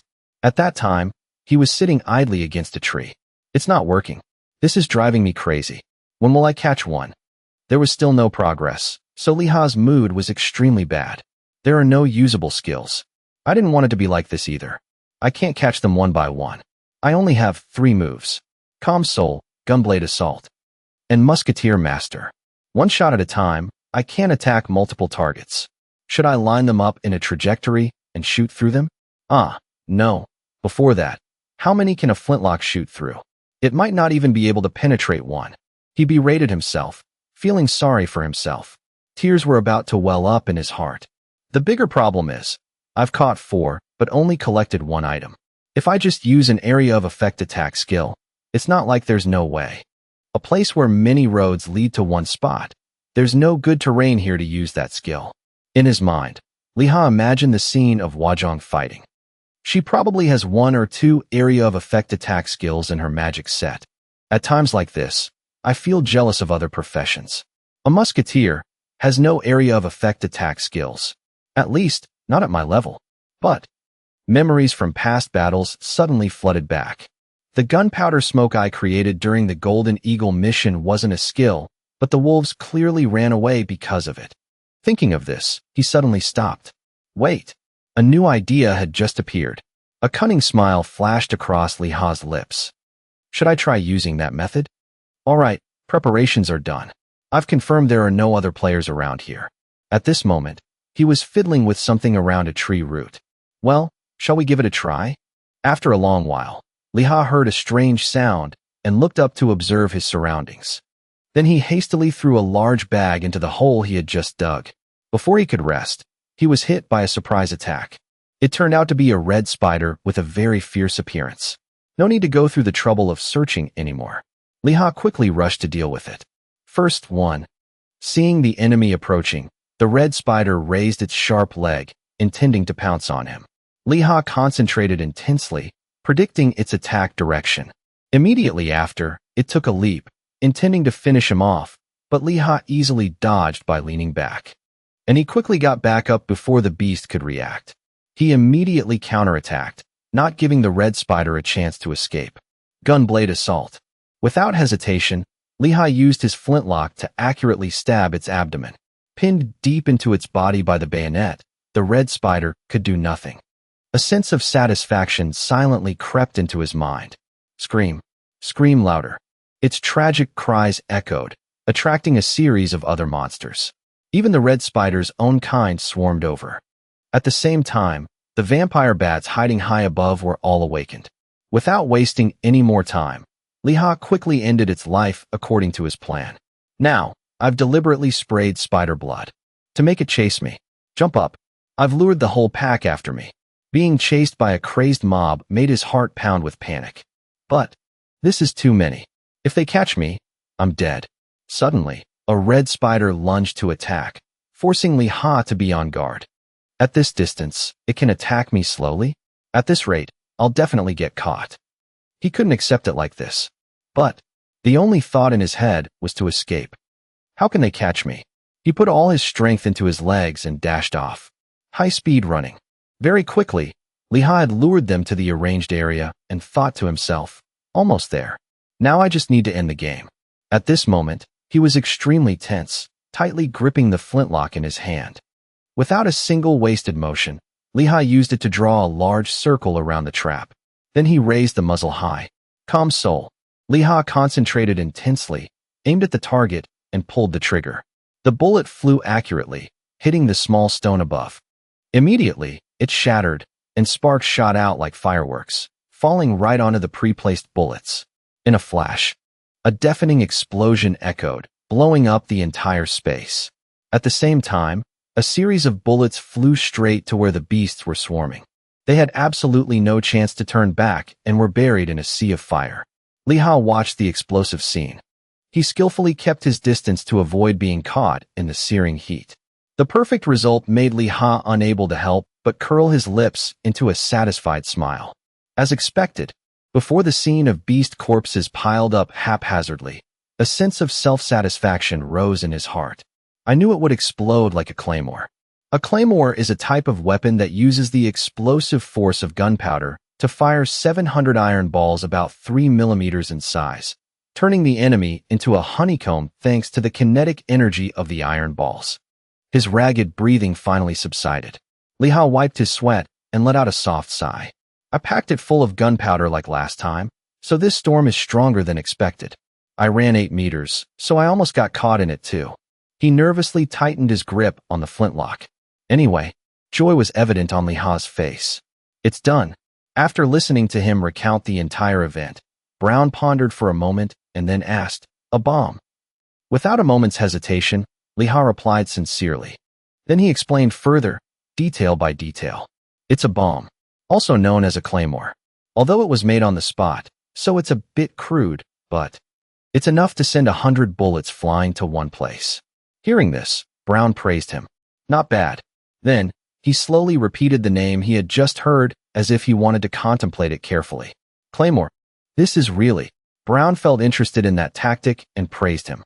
That's really interesting. Hearing this, Liha scratched his head shyly. Thank you, sir. After that, Brown's attitude became much more serious. But, can this be called a musketeer's tactic? The exercise I gave you was to improve the abilities of a musketeer. That's true, but the number of items you got by shooting. At this point, he leaned back in his chair. Even so, you can't be arrogant. Liha smiled brightly and replied politely, Yes, of course, sir. After a moment of silence, Brown slowly stood up. But, what role do you think a musketeer has? Liha was a bit dazed and asked back, In what situation are you talking about, sir? At this moment, he gave a more specific situation. For example, he paused for a moment. Then Brown continued, The great monster invasion 20 years ago, the Second Human-Demon War. In Liha's mind, memories of that time immediately appeared. The war that was posted on the official website. An image like that? From the Central Lands? That was the war 20 years ago between the Monster Army and the Human Alliance. It said that both the human and monster sides had outstanding commanders. Whether it was the Human-Demon War or the monster attack, in the end, the ability of the commander on that battlefield to grasp the situation is the most important. From that data, he silently deduced. If so, the job a musketeer has to do, there's only one. Without hesitation, Liha gave the answer. It's sniping. Brown was surprised to hear that. Sniping? Then Li Ha explained according to his own understanding. If it's a human army, there's an emergency command system. In war, even if the commander is lost, the deputy commander will succeed and continue to lead the battle. Hearing this, he raised a question. And what about the monsters? He immediately gave an explanation. The monsters won't have such a countermeasure. When the commander is eliminated, the troops will fall into chaos. During that time, conducting a large-scale attack is the most effective. Those words made Brown ponder thoughtfully. A moment later, he spoke softly as if talking to himself. That's how this academy could be established. He was startled to hear that. What, sir? What did you just say, sir? Then, Brown just calmly returned to his seat and changed the subject. All right, I was just talking nonsense. Seeing that, he didn't dare to ask further. Yes, sir. It seemed he didn't want to continue that topic. I know, so you don't need to explain anything further. Just then, the system panel appeared, making Li Ha a bit surprised. A mission. The next job he had to do was to eliminate Hisuka, the chieftain of the Cobalt Hisuka tribe, and the accompanying reward. Suddenly, Brown smiled cunningly. That's right. Immediately, a new line of text appeared on the information panel. Mission content changed. Mission conditions changed. That made Li Ha unable to help but worry. The content and conditions changed. He realized that although it was still similar to the original, it now had additional rewards, and the danger level had also increased significantly. Unable to hold back, Li Ha's mouth dropped open while his heart screamed violently. Failure condition? What kind of difficulty is this? No. Before that, I haven't even used the contract skill. How can the mission be changed arbitrarily like this? I'm already going to catch a cobalt. This mission is harder than my level. Is this the time for you to calmly drink tea like that? Forming a group, reaching level 30, or dying even once, means failure. Just thinking about it made Li Ha break out in a cold sweat. That boss monster, you have to find teammates with levels around 30 to attack it. And he's telling me to catch it alone? It's not a normal cobalt either, it's the chieftain. What is Brow's expectation? Why isn't he explaining anything? Don't just blush and look expectant like that. This is truly a nauseatingly difficult mission. Brow saw that he still couldn't calm down and deliberately reminded him. There's nothing to think so hard about, kid. That's the sniping you were talking about earlier. Just shoot the chieftain in the head. Hearing this, Li Ha's heart grew even more bewildered. This isn't an easy mission, it's a dangerous one, but it smells like a great opportunity. After some consideration, he finally made a decision. I'll take this mission. Immediately, Brow was overjoyed and let out a soft cheer. Ooh, as if afraid Li Ha would change his mind, he quickly put on his hat. Then let's set off. He cheerfully picked up his flintlock. Yes, sir. Before leaving, Brow left a sentence. I have high hopes for you. A while later, Li Ha was wandering the streets, whispering to himself. Good thing this mission doesn't have a time limit. I'll catch it when I'm level 29 and at 99%, I guess. Who is Brow anyway? He said the academy was founded because of that. Come to think of it, the achievement mentioned the 3 next-generation major generals. That thought made him immediately want to find more information. Should I try asking Ji Chiol? Li Ha sent a message but waited and waited without a reply. Thus, his patience gradually wore thin. No reply. He must be hunting. Li Ha muttered to himself. Let's see. Looking at the friends list. As soon as he checked, he immediately noticed something strange. Oh hey. A suspicion arose in Li Ha's mind. All 4 of them are in the Tree Canyon. It seems he's with the members of the guild. He touched his chin as if planning for the future. If I join this guild, it will be more convenient for group cooperation. When Li Ha saw the status of 2 other friends also in Tree Canyon, he had a bad feeling. Could it be? No, it can't be. At the same time, in a canyon, the players were communicating with each other. I'm in pursuit. The Lin sisters are fleeing. I'm entering the Tree Canyon. I need your support. Immediately, another voice gave a decisive order. Surround them. Dragon Clan is about to arrive. Hien quickly gave directions. Sasuke, send the special forces to the escape route.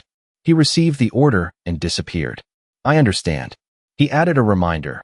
Position 5 recovery members at a long distance in each location. Then Hien turned to assign tasks to the others. As for you attackers, go with the tanks. Increase your movement speed. They replied immediately. Yes, sir. At this moment, He was carefully observing the system while not forgetting to entrust a task to the remaining person. Mr. Tan, please help me stick close to them too. Hearing him, he hurriedly rushed off. I know. Hien stayed behind to carefully consider the plan. Chui Canyon has no escape route. The escape route is probably already blocked by Sasuke, so now we have to corner them. After that, he contacted Gi Chiol again. Gi, please choose a formation for the tanks. He replied enthusiastically, I know, sir. A sense of absolute confidence arose in Hien's heart. There are already over 60 high-level players here. Even if it's Lin Huazhong, she won't be able to break through this fortress. This time, I can kill them. The thing to be wary of is that they will use spatial teleportation. Thinking about that problem, he began to cast a spell. You all watch this. Concentrate the supreme energy. Explode, all of you. Instantly, an invisible shockwave slowly expanded, covering the entire area. From a distance, Gi Chiol clearly felt that energy. Good. Hien has blocked the teleportation zone. Now they can't escape. However, at this moment, another player was also reciting an incantation. Crystal light spread everywhere. Everything is nothingness. While hurriedly carrying out the mission, he suddenly noticed something sparkling in front of him. Small ice blocks, like countless leaves, were flying through the air. They shot straight at the group of soldiers led by Gi Chiol. Immediately, cries of pain rang out. Even he was struggling greatly. However, one by one, his teammates beside him were taken down. At that moment, the thin layer of mist gradually dissipated, revealing the hazy figure of the one who had just attacked. When Gi Chiol saw the opponent's face clearly, he gritted his teeth and exclaimed, Long time no see, huh? Snowflower sorceress, Lin Huazhong. Seeing Huazhong preparing to strike, Gi Chiol anxiously gave an urgent order. 70-meter distance. Tanks, maintain the distance. On the opposite side, she had coldly launched her attack. Ice. Sharp ice pellets continuously shot forward. The dangerous situation made him immediately shout, Defense team. However, a few tanks had already fallen. Besides that, a soft voice of encouragement was heard. You can do it. After a while, the ice attacks showed no sign of stopping. Being suddenly counterattacked by the very person he was chasing, a wave of anger surged in Gi Chiol's heart. This is crazy. How many ice spears can she shoot at once? Before he could compose himself, a burst of fire erupted and shot straight towards them. That flame was like a catalyst, causing the ice spikes to explode violently, making the casualties increase dramatically. Witnessing the tragic scene, a vague thought flashed through Gi Chiol's mind. Exploding the ice we were blocking with fire? The only one who can use a fire skill is. At that exact moment, Huayun suddenly appeared and grabbed her sister's hand. Huazhong, hurry up. The one who had just attacked was indeed who he had guessed. Fireflower, Lin Huayun. In the depths of his heart, a spark of caution arose in Gi Chiol. Just a low-level attack, yet it can be this powerful. A member of the guild has already logged out because their character was killed. Not allowing himself to falter, he bravely gave orders to the others. Reform the ranks. The damage is minimal. Defend and attack.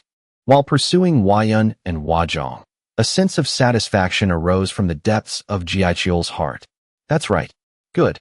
Even though there was damage, we've cornered them. Just as Hien planned. But I still can't let my guard down. After all, that tiny blue-haired girl is also ranked 9th in the world. Gi Chiol pondered the opponent's strength. I don't know how she could reach rank D. Suddenly, he noticed a wall of ice gradually forming right in front of him.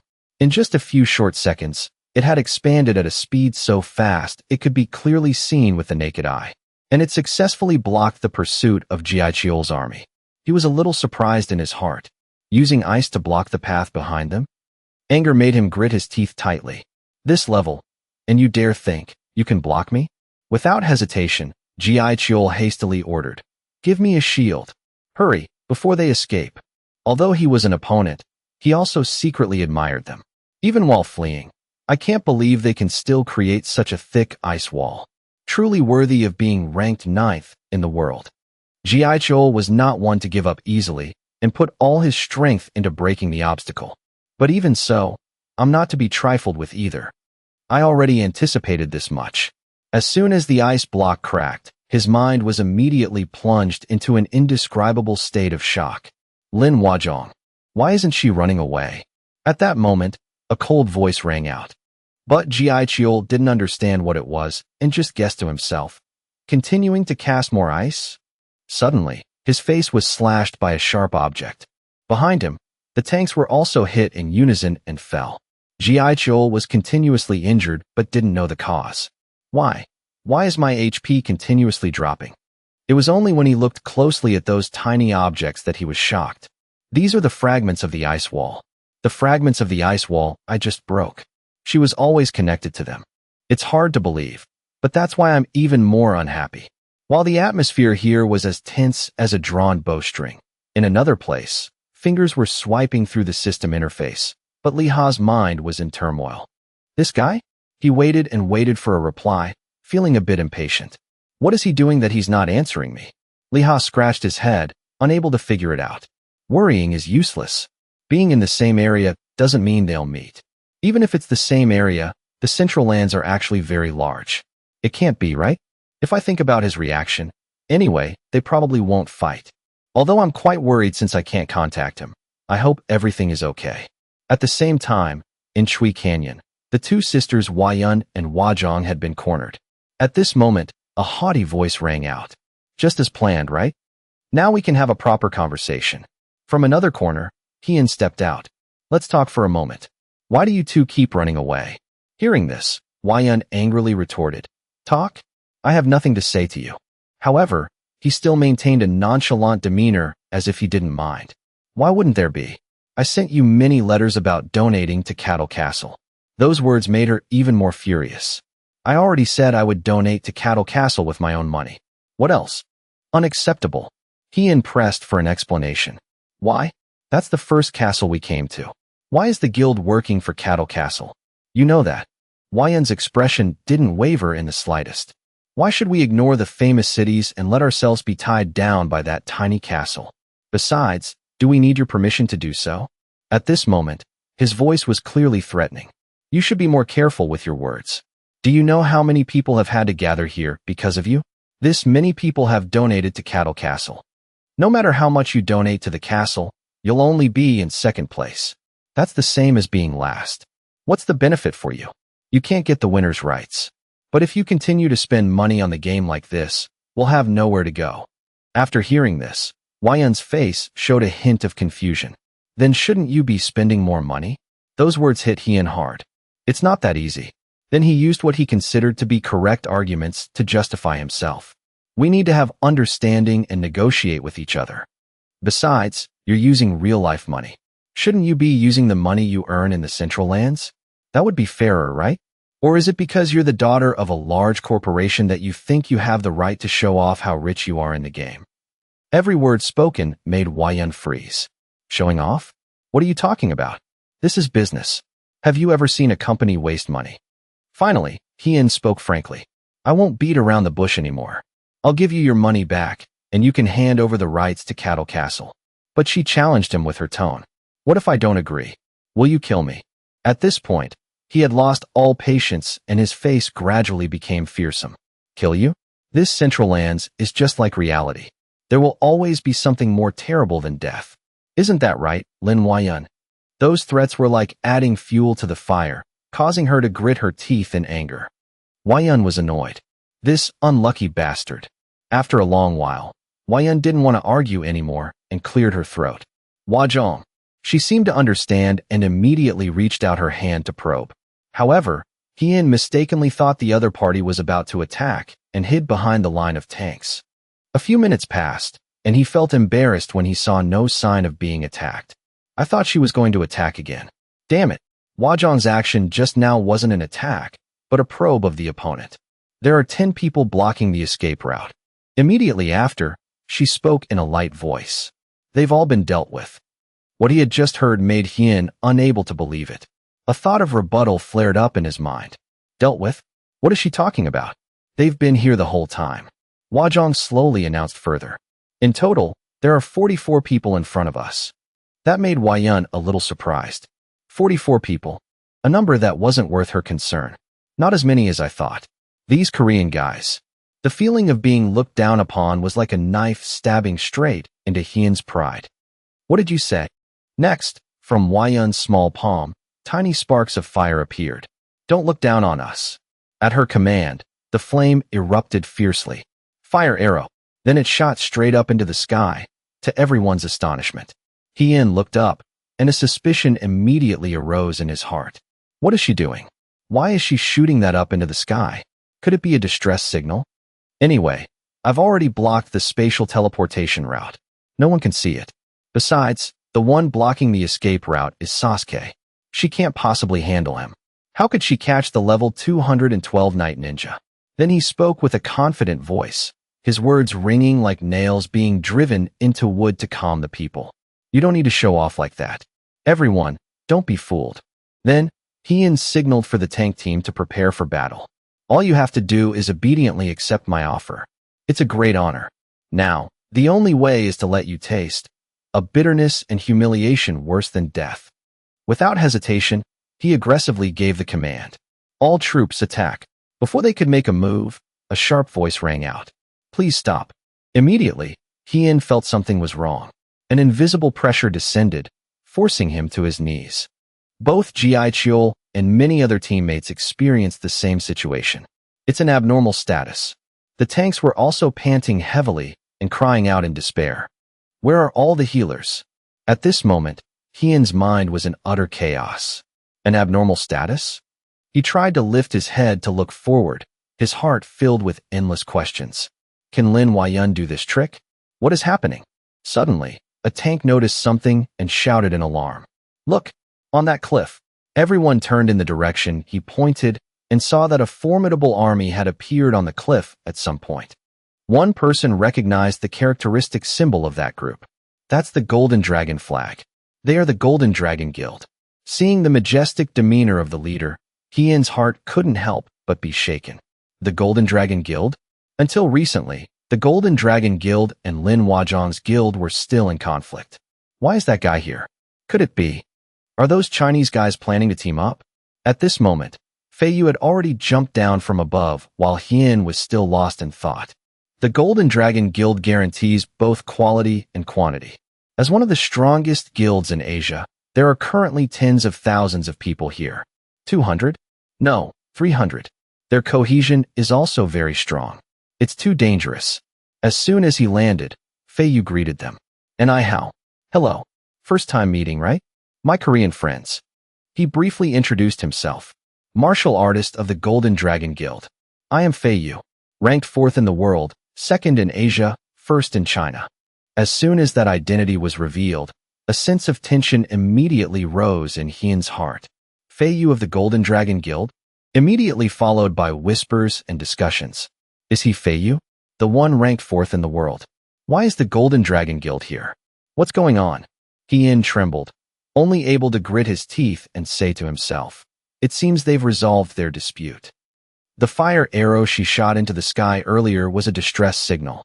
Could it be that Lin Yun bribed them to be able to use the power of the Golden Dragon Guild? No, it seems both sides benefit from this. It's not an agreement through money, but an alliance. A wave of fury rose in his heart. Damn it, but if I retreat now, it would be a waste of effort. If I can't have it, I'll destroy it. Thinking of that, Hyun immediately changed his attitude and put on a fake smile. Isn't that Fei Yu of the Golden Dragon Guild? What brings you here? It seems we don't have any business to resolve with the Golden Dragon Guild. However, Fei Yu still maintained a polite demeanor. That's true, but we are not pleased with what you all are doing to Lin Yun and Lin Wajong. Hearing this, he could only curse silently. Pleased with what? But Hyun also told himself, I must be very careful. Then he forced a smile. What relationship does the Golden Dragon Guild have with the Lin sisters? Suddenly, Yun interrupted their conversation. You don't need to know that. Just listen to my proposal. First, retreat from here. Second, the matter of Cattle Castle. Don't mention it again. After a moment, she continued in a serious tone. Just agree to these 2 conditions, and that will be enough. In the future, even if you want to attack or launch a full-scale guild war, I will comply. But if you continue to stalk and threaten others like this, I will definitely not forgive you. Though furious to the extreme, Hien remained calm enough to weigh the pros and cons. Damn it. That bitch is acting all benevolent.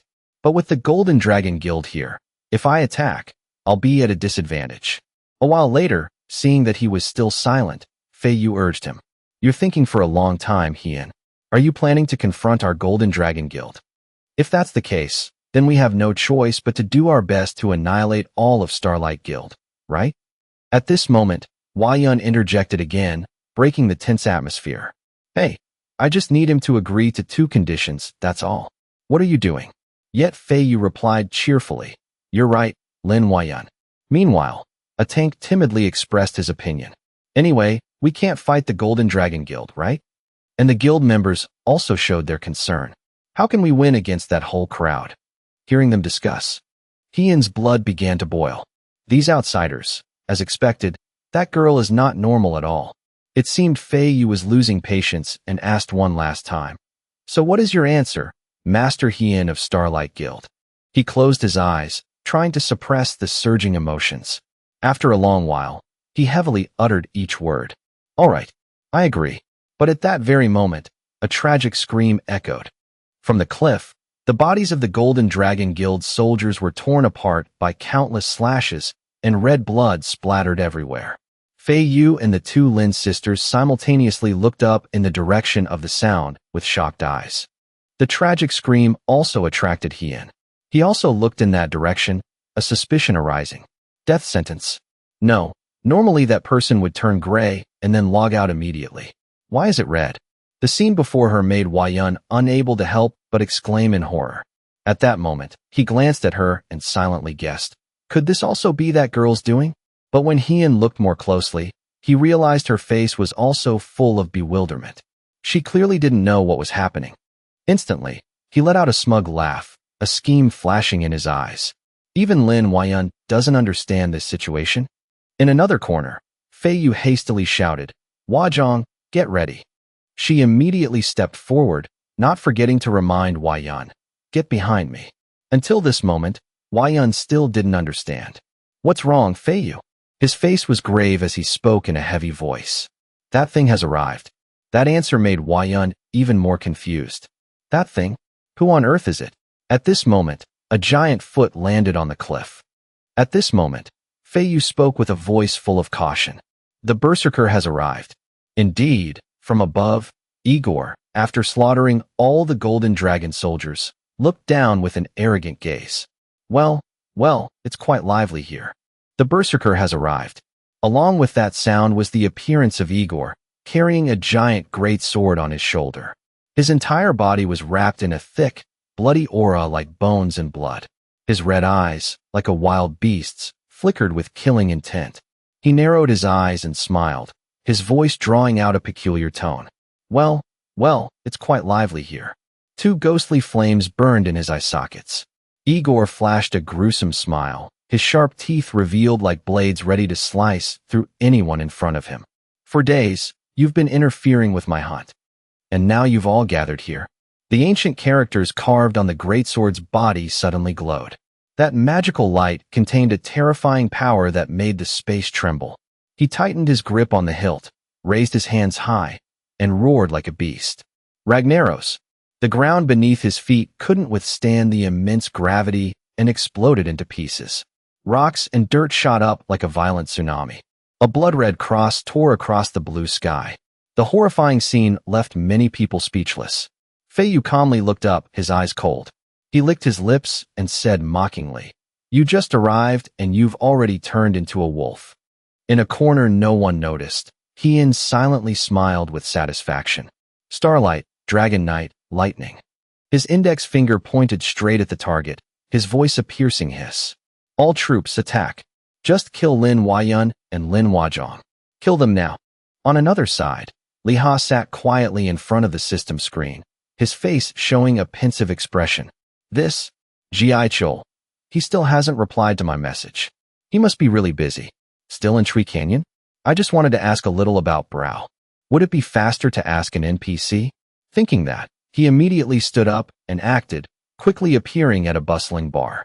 As soon as he walked in, the young waiter greeted him with a warm bow. Welcome, customer. Li Ha glanced around, assessing the surroundings. If it's a bar like this, the NPCs probably know a lot of information, right? As he passed by a table, he overheard two people whispering with tense expressions. You heard too, right? The internet is in chaos. There's a big event happening in Tree Canyon. Lin Huazhong, Fei Yu, and Igor all appeared and are fighting like crazy there. Everything is in ruins. The news fell into his hands, and Li Ha's footsteps faltered.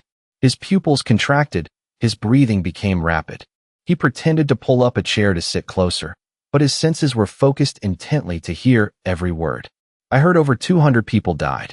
The Golden Dragon Guild got involved, and the Koreans got dragged into it too. If it's the Golden Dragon and Agri, it's understandable. Lately, the Chinese have been hindering Agri's leveling. The Golden Dragon mobilized a large force, and almost all of them were wiped out. That Korean guild was really unlucky to get dragged into it. Tisk. From the clues pieced together, Li Ha immediately understood. If it's the Korean guild, it must be Starlight. Worry surged. He quickly opened the status panel to check on his brother's situation. Is Jiaichiol okay? Thank goodness, he's still connected. Still, I'm a little worried. This place is Tree Canyon. His fingers suddenly stopped in midair. A questioning sound came from his throat. Sasuke logged out? He was just here a moment ago. At that moment, a series of urgent notifications popped up from the system. Master Gi, Pinhai, Lin Huayun have logged out. The screen continuously showed the disappearing statuses, making Li Ha's heart pound erratically. A wave of anxiety surged like a great wave. What happened there? First, I need to log out and meet Jiaichiol in person. Li Ha's figure immediately vanished, leaving only a faint, blurry shadow in the air. In the real world, Li Ha opened his eyes and sat up from the game pod. He took off the helmet and let out a long sigh. Without hesitation, he picked up his phone and dialed a number, calling his brother immediately. Jiaichiol, what happened? Are you okay? On the other end of the line, Jiaichiol's voice was weak, like a whisper. Sorry, I can only whisper right now. I'm so tired. Li Ha unconsciously raised his voice. The internet is going crazy. Were you in the battle too? Are you okay? In the dark room, Jiaichiol was huddled under a blanket. The dim light from his phone cast a glow on his pale face. They're strong. They're world-ranked, after all. It was really scary. His eyes were empty, his lips moving as if he were in a trance. You should level up quickly, Hyung, if you don't want to see painful things. From now on, I won't pay attention to anything else but trying to level up. I'm tired. That's all for now. I'm hanging up. Li Ha remained silent, knowing that Jiaichiol needed time to process the event himself. Instead of asking more questions, he opened his computer to search for information himself. What on earth happened to Jiaichiol? Fortunately, it didn't take much effort. A series of hot topics appeared right before his eyes. Killed over 100 people by himself? Haha. Fei Yu has started playing for real. Lin Huazhong is so cute. Her movements are like a real goddess. Full battle in Tree Canyon. Li Ha identified his target and clicked the mouse. A video? Let's see. The screen was black, with only chaotic sounds. Then a huh was heard. What is that? Isn't that a death sentence? It's the berserker. It's Agri Igor. Igor leaped down from the cliff, his greatsword swinging down heavily. In an instant, he had cleaved a person in two. Fresh blood splattered. A piercing scream mixed with the clash of metal. Ah! The others retreated in fear, each one trembling, not daring to breathe loudly. It's the red light of death. All the red light has been absorbed by Agri. The body under his blade crumbled into bone and blood. The wisps of bone dissolved and were immediately sucked into the sword. His face was hidden in shadow, only his eyes glowing like a beast's, locked on its prey. The members of the Golden Dragon Guild stood frozen on the spot, cold sweat running down their backs, their bodies stiff. They could only let out trembling sounds. Igor's pupils burned, exactly like two hellfires flickering, wanting to burn everything. He raised his greatsword, leaped, and shot towards the Golden Dragon members, making their hearts jump. Their faces were pale, drained of blood. He saw me. He's coming this way. Just as they thought their lives were over, a strong hand suddenly grabbed their shoulders. In a hair-raising moment, Fei Yu grabbed them by the collar and pulled them up high. The blade slashed down just below, and the ground exploded. Smoke and dust billowed up, obscuring everything. The atmosphere fell silent for a moment. Feiyu increased the distance and landed lightly. And what are you? Igor's voice was calm, but every word was laced with killing intent. You want to interfere with me too? Suddenly, he seemed to sense something, stopped, and hesitantly turned his head elsewhere. Humph. Below the cliff, Huayun and Huazhong had taken the opportunity to deal with the opposing group. One ice, one fire. They coordinated seamlessly, easily controlling the chaotic situation. Igor suddenly bared his teeth in a grotesque smile. Kaka, daring to look around like that in front of me. Feiyu was immediately startled, realizing something was wrong. A sense of unease rose. As expected, Igor paid him no mind, but suddenly disappeared and teleported straight down. He deliberately provoked, his tone icy. Are they your weakness? Huayun's intuition immediately warned her. The killing intent hit her straight on, making her shiver and turn around. As soon as she saw Igor rushing towards her, Feiyu, unable to stop him in time, shouted, "Damn it! Danger!" Lin Huayun. Huazhong calmly pushed her sister aside. "Stay behind me." She raised her hand high, her magic power exploding. She chanted, "Frost Willow." A cold stream of magic power condensed, and a giant ice willow grew in an instant, its branches surrounding Igor in midair. The air around her changed, the temperature dropping so sharply it made flesh numb. Igor gritted his teeth. For the first time, he had to be wary of this unexpected power. His expression changed, and he clicked his tongue in annoyance. He immediately accelerated, using his strength to dodge the fatal attack. The members of the Dragon Knight Guild also hastily discussed how to deal with the situation, shouting in confusion. "It's Lin Huazhong's ice magic. What's with this giant willow tree? Break it first." "Why? Stand close together." Igor gritted his teeth, pouring all his strength into his arm, and swung his sword down fiercely. Hiya! The knights all shivered, their hair standing on end. They froze due to the suffocating pressure.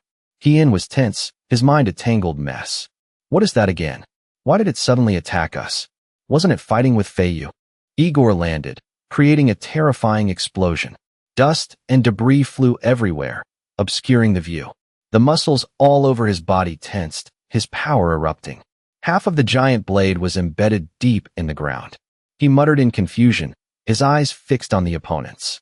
These Eastern kids, why do they all look the same? Igor pulled the giant blade from the ground, looking annoyed and muttering. It's all mixed up. Hey! He suddenly swung his arm horizontally. The sharp sound whistled through the air, as if tearing it apart. The serrated edge of the blade struck the ice surface hard, leaving a shallow crack. Shards of ice fell like snow, sparkling in the dim light. Seeing this, he didn't get angry. He calmly slung the sword over his shoulder and turned to walk away. Can't break it in one go. Tough one. I have to break that to get to the Easterners behind it. Ji Chol stood in front of his people, calmly commanding the formation. Where are the tanks? All of you, protect Zima.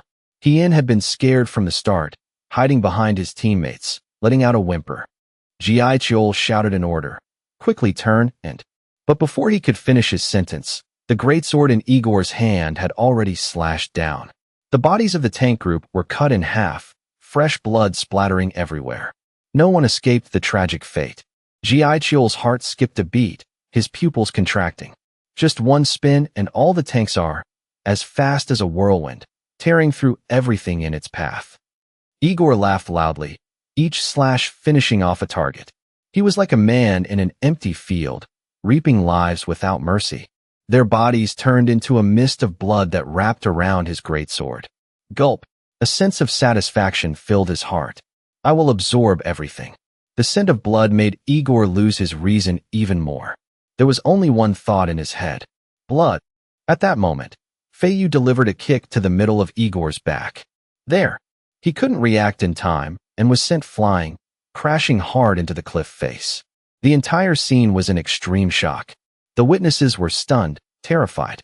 Lying amidst the rubble and dust, Igor gritted his teeth and snorted coldly, his eyes flashing with a dangerous killing intent. Feiyu took a deep breath and then exhaled. He beckoned with his hand, provoking with a confident gesture. Agri Igor, come here. He stood up, but first cracked his neck. A crisp cracking sound was heard. And what are you again? Without any delay, He immediately closed the distance, each foot digging deep into Igor's bicep, causing him to let out a pained groan. The crowd around them watched the aerial battle intently, marveling. A grinny Igor and Fei Yu are fighting. The world's third and fourth ranked are fighting? So fast, I can't see anything. Hien clenched his trembling hands, sweat beading on his forehead. He stammered, We should go. Now is not the time to watch them fight. Everyone, quick, catch the Lin sisters. Chaotic sounds filled the entire area. But that willow tree, what's falling? Damn it, I can't get close to her. Hien nimbly used his sword, breaking the sharp ice fragments flying towards him to approach the target. However, he still couldn't completely avoid them. The sharp ice fragments grazed him, cutting his skin. Fresh blood dripped, making him grit his teeth in pain. Just a little more. After much strenuous effort, he successfully got close to the two Huayan sisters. He poured all his strength into the sword in his hand, preparing to finish off the target. Sorry, girl. Please die for me. Fei Yu, who was dealing with Igor, noticed this situation and was distracted. No. Lin Huayan. Lin Huazhong. Tian's sword had already descended. The sound of metal clashing rang out, deafeningly. But immediately after, his entire body stopped moving, his face showing clear panic. The sword had been tightly wrapped by the tough willow branches, making Tin unable to move. His legs trembled as he strained, realizing, was it a trap? Damn it! I can't believe she could create such delicate stone branches. While he was still struggling, a voice filled with anger came through. How dare you? Have you no gratitude for them at all? Fei Yu clenched his fist and walked in front of Tan. I helped you attack Igor, and you aim for Huayan on my side? How's that? The willow branch wrapped around his sword suddenly loosened. He thought of a countermeasure. I've become Fei Yu's target. Anyway, he's ranked third in the world. I'm a hinderer. Just as Tan raised his sword, his side was hit by Fei Yu's kick. The bones felt like they were cracking, affecting his internal organs, causing him to freeze. His face turned purple, and saliva drooled from the corner of his mouth. The sword also slipped from his hand. Seeing this, Jiaiqiol hurriedly rushed over to help. Tian Hyung. Fei Yu's leg was planted as a pivot, his tone calm. I hope you will become more polite. One of his legs was raised high. From Tian's perspective, his tall figure blocked out the sun. Fei Yu's toe was aimed straight at his head. Please. A loud clang echoed. A strong gust of wind blew away the dust, forcing him to raise his hand to shield himself. In front, dust obscured the view. It turned out Jiaiqiol had managed to use his shield to protect Ten in time. His hands were still trembling. He also knew this was not a long-term solution. I blocked it, but if he attacks a second time? His body's instincts reacted faster than his thoughts. Jiaiqiol immediately wrapped his arms around Tian's waist, then hoisted him onto his shoulder and dashed through the dust to escape. First, let's get out of here. Fei Yu lowered his center of gravity into a defensive stance. You dared just now. Igor's figure suddenly appeared beside him, his eyes blazing as if to burn everything. That's right. In another place, thanks to Igor, he had safely escaped with his teammate. He put him down on the ground and called out, Tian Hyung, wake up. His eyebrows were knitted tightly, and he groaned in pain. He encouraged him, just wait a little longer. I don't believe I can't find a healer somewhere. I will. Behind him, suddenly, a terrifying explosion cut off his words. Smoke billowed up, and Fei Yu's body was pinned against the cliff face. Jiaiqiol tensed and looked across. A beastly foot with sharp claws was imprinted on the ground. Igor bared his teeth and smiled. Ka. Because of you little rats, I'm running very low on blood. Igor slung his weapon over his shoulder, smirked, and cursed. Because of you brats, I'm low on blood. He looked towards Jiaiqiol and calculated, I need to fill up on blood. His brutal eyes turned crimson. Igor hissed through his teeth, blood. Seeing his gruesome appearance, Jiaiqiol angrily shouted, shut up. But as soon as the words were out, his opponent had already closed the distance. Igor powerfully launched a blow that sent the shield in his hand flying. His hand, as fast as lightning, choked Jiaiqiol's throat, causing his breathing to become ragged. He struggled helplessly. Damn it. My defense skill ran out at this moment too. Anyway, the difference in strength is huge. Igor's overwhelming power made Jiaichul grow weaker and weaker, his eyes gradually becoming dull.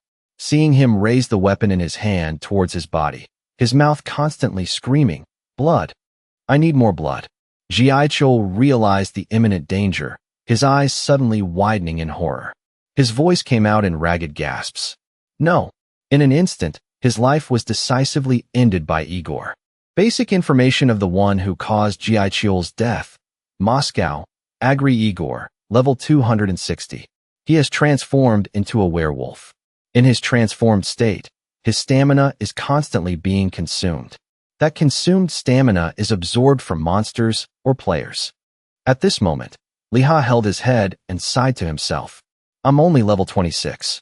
I'm still not strong enough to face Igor, who is 10 times stronger. I didn't expect Jiaichul to end up so tragically. A 50% synchronization rate is already very painful. I was so desperate because I couldn't walk, but Jiaichul led me to the world of the Central Lands. And yet, the moments the two of them had spent happily together flashed through Liha's mind. He angrily clenched his fists and told himself, and yet Jiaichul was killed so tragically? Agri Igor, I will catch you.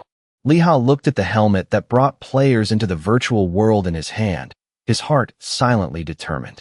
From now on, I will grind to level up. Sitting in a ready position, he was resolute. Only then can I catch up to that Moscow guy. Very quickly, Liha immersed himself in the virtual space while constantly reminding himself, Agruni Igor, just you wait. Scene change. Ahead, many chaotic screams were heard. Over there. Run away. Save me. Save me. Wajong at this time was just silently observing. Waiyun, on the other hand, was extremely worried. So, how do we get back? Where did Feiyu go again? She remembered Igor's tyrannical image and exclaimed angrily, Damn it! Why did that ridiculous guy interfere? Feiyu in Moscow? If it was a one-on-one fight, it would be worth a try. But now, surviving and returning is the most important thing. Looking towards her sister not far away, Waiyun spoke up. Wajong, to get out of here. Her words were cut off when she saw Wajong was concentrating on chanting. Her body gently floated into the air, and a stream of spiritual power gradually appeared in her hands. Wajong was a bit reluctant, hesitatingly speaking. Sister, I'm sorry, but Waiyun froze, breaking out in a cold sweat. When she heard the rest of the sentence, Please die for me. She was speechless, biting her lip, not knowing how to react for a moment. But then Waiyun slumped to the ground and cried out in protest. Oh my God. Fine. It's better if I die, right? Her eyes suddenly became cunning, and she made a suggestion. Instead, you have to handle everything for me. Wajong lowered her eyes and softly hummed in understanding. Very quickly, her spiritual power was summoned to its maximum. Such a large movement immediately attracted Igor's attention. He gritted his teeth, silently and carefully observing from a distance. The incantation echoed, and immediately after, the ice system's spiritual power in Wajong's hands rushed out like a storm. He screamed in terror, Stop it! If it reaches here, we'll all die. Waiyun, on the side, let out a sigh of relief, happy. Too late, you fools. Wajong controlled the powerful spiritual power to attack a wide area. Many people were immediately annihilated. Their bodies were quickly frozen, and desperate screams filled the space. Behind, Waiyun silently watched her sister overwhelmingly dominate the opponent. She let out a soft sigh. Waiyun chuckled softly and casually said goodbye. See you all in 48 hours. As soon as her words were out, she immediately vanished into thin air, leaving not a trace behind. Scene change. At a shop in Alex, the voices of the shop owner and a customer were heard at the same time. Please come again. Yes, I hope you sell a lot. A foot stepped forward with the thought. After selling all the items I received before, I got 4 gold. Liha looked at the money bag in his hand and calculated silently. It costs 3 gold to buy all the musketeer items. It's too much. I just need to upgrade my weapon. Suddenly, someone from behind called out. Hey, you there. Seeing no response, the call continued. You in the red leather jacket. Liha was startled. Red leather jacket? Me.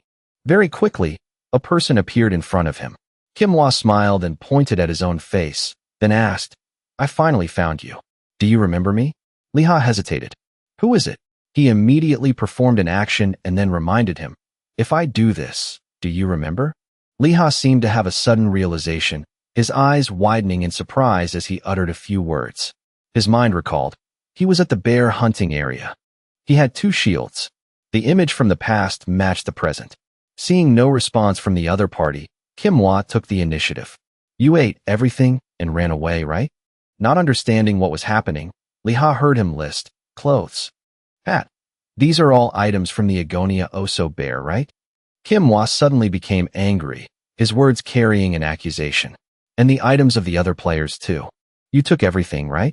After hearing this, Liha was completely confused. What are you talking about? Showing up out of nowhere. He turned to leave and replied, I don't know what you're talking about. He was furious and pointed his finger, scolding. You little brat. Do you know how hard I looked for you? I was treated like a bastard. A low-level musketeer ate everything and ran away. He must be hanging around near the academy or the item shop. Liha was quite indifferent. So what? How should I put this? At that time, I clearly proposed to cooperate in catching the monster first. He was surprised by this answer and exclaimed, What? Remembering the situation at that time, he continued, When I told everyone to come back and help me. You abandoned me and ran away. Liha turned his head, his eyes showing anger. The two argued fiercely. He let the other person know, When you brought your group, I was fighting for my life alone and caught it. Kimhwa spoke with a contemptuous tone. How could a low-level guy like you catch that thing? Liha pointed at the spoils, the cloak. Do you need more proof? If you want to say I couldn't have caught it, then bring out the proof. Otherwise, shut up. He was at a loss for words and started to get flustered. All right. Although I've heard a lot of lies, I'll admit that you caught the bear. Kimhwa tried to control his emotions, gritting his teeth and suggesting, But you have to share the other people's items with me. Looking straight at him, Liha said, If you die, your equipped items will be unequipped, and you can't enter the game for 48 hours. So why should I share ownerless items with you? At this point, he really couldn't hold back anymore. Kimhwa shouted in order, Hey, you little brat. What's your level? How can a low-level guy pretend to know so much? If I tell you to give it, you should just shut up and give it. He coldly warned. If I don't, I've already seen what happens. Stop playing games. Get lost. Kimhwa, after hearing Liha speak, was so angry he gritted his teeth. He turned his back, deliberately revealing the symbol on his cloak, and shouted, What guild do you think I'm from that you dare to speak like that? Without flinching, he immediately retorted, I'm not curious. Get lost. After that, Liha calmly walked away and didn't forget to remind him, If you bother me again, I'll call the secret knights. Kimhwa, behind him, was so flustered and angry he was about to blow a gasket. What? The secret knights are your friends. He saw that the other party seemed to be wary of that name and chuckled to himself, then let out a sigh of relief. In his heart, Liha told himself, Friends? Not really friends. Taking the opportunity, one foot quickly gained momentum.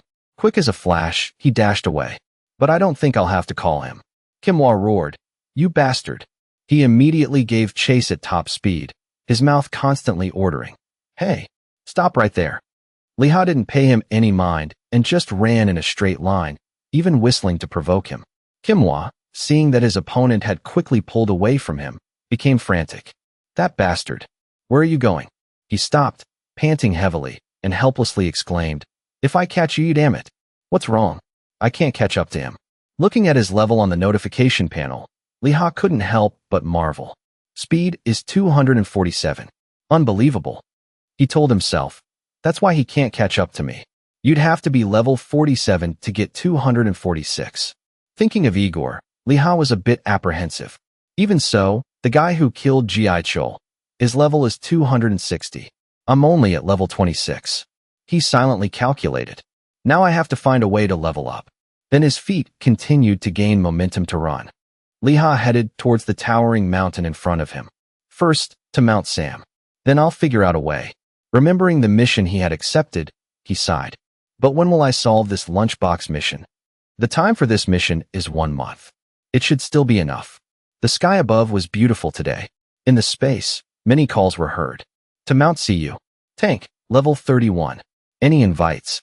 Liha looked at the crowd in front of him, bustling to find teammates. Recruiting mages. It's the Gamut Guild nearby. Hunting Cobalt Warriors. Delicious guild here. Level 35. He heard someone's voice. Level 40. Just need one more person to depart immediately. And he was momentarily confused. After that, Liha scratched his head for a while and then sighed to himself. Come to think of it, where does that Cobalt chieftain live? I don't have any information and just came straight here. I completely forgot. He remembered Brow's order. Catch the chieftain of the best hunting tribe before reaching level 30. What was Brow thinking? Liha looked around while planning. I'll probably have to get to level 29 before I go looking for the Cobalt. Not far away, someone shouted loudly. To Hisuka village. The person's voice suddenly reached his ears clearly. Hey you, wanna go with us? There's a beautiful healer with us too. Before he could react, the person continued. You're carrying a weapon that looks like a stick. Liha was startled and asked himself, a stick? Me. Very quickly, the person who looked like a tank appeared in front of him and said enthusiastically, it really is a gun. You're a sniper, right? He replied, ah yes. He asked cheerfully, what's your level? I'm planning to form a 3-person party and set off right away. You must have reached a high enough level to climb Mount Kmoy, right? Liha was silent for a moment, not knowing how to answer. Then his voice rang out. I'm level 41. As soon as he heard that, he exclaimed, wow, 41. Level 41 is perfect. Hesitating a bit, Liha voiced his question. What about the others? If I'm the dealer, and you're the tank. His voice rang out as if he had read his mind, making him flustered. That beautiful healer. Facing the crowd, the tank called out loudly, Hana-chan, I found a dealer. A hand immediately shot up in response. Watching the person who had just responded quickly approach, Liha was curious. Hana-chan. Very quickly, the other person appeared before his eyes. She introduced herself cheerfully. Hello, just call me Mame Hana. He stared at Hana without blinking, his heart full of surprise. She's a nun. This party seems great. The person playing the tank teased. I wasn't lying, right? Hana also chimed in, right? Liha replied shyly. Ah yes. He thought again. It must be because the girls I've met so far have all been too strong or cold. This is really magical. From middle school, high school, to the army, I've hardly ever been around girls. The other two cheerfully said. Then I'll formally introduce myself. I'm the guard, Matsushige, level 42. I'm the nun, Mame Hana, level 40. Liha quickly shook hands with them. I'm the sniper, Liha, level 41. The three of them had completed forming a party. Shige put his hand on his hat and spoke up to get things started. Well then, shall we go? The three of them moved together through a field of tall grass. Suddenly, he raised his hand as a signal and ordered in a low voice, stop. Everyone immediately hid in the dense grass.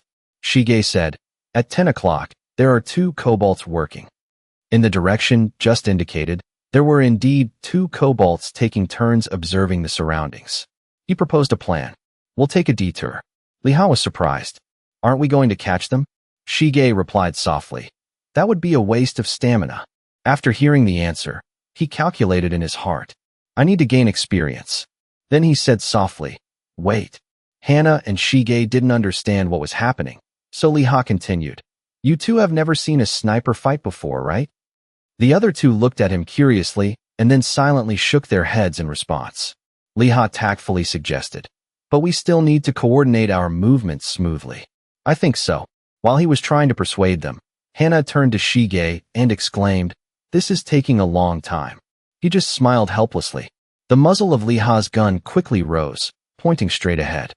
Hana, seeing his serious demeanor, became curious. How far is the range? Liha, while aiming at the target, replied, 100. No, 50 meters. Shige, beside him, exclaimed in surprise, is a gun's range shorter than a bow's? He was hurt by that statement and stammered. So, I guess so. Amused by this situation, Hana gently reminded him, Markan. That's rude to him. He realized he had misspoken and hurriedly said, sorry if I made you unhappy. Liha focused on the target, telling himself, that's why snipers aren't popular. Carefully observing the situation, Shige reassured him, don't worry, I'll catch those aggro. He was silent and then chuckled to himself. He repeated the name in his mind. Aggro. His index finger gently placed itself on the trigger and squeezed hard. Liha's voice was soft. Let's see.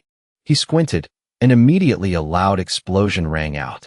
The bullet left the barrel and flew forward. Shige and Hana were momentarily startled. They both gasped in astonishment.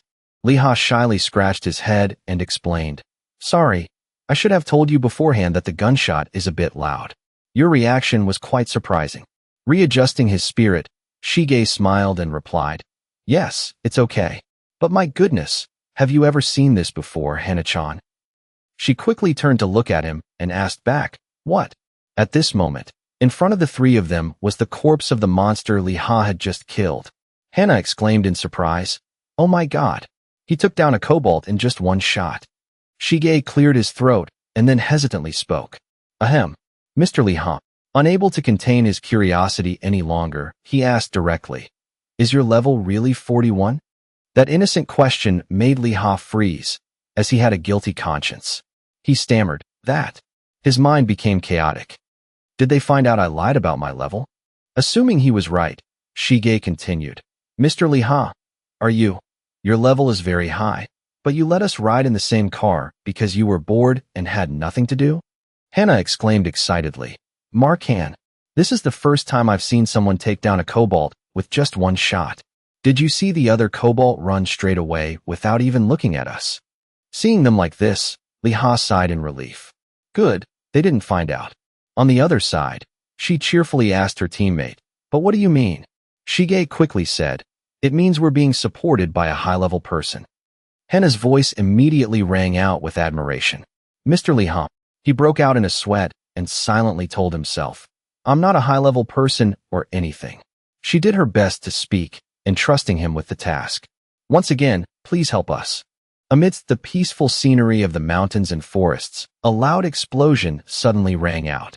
Shige was extremely alarmed and warned, "Be careful.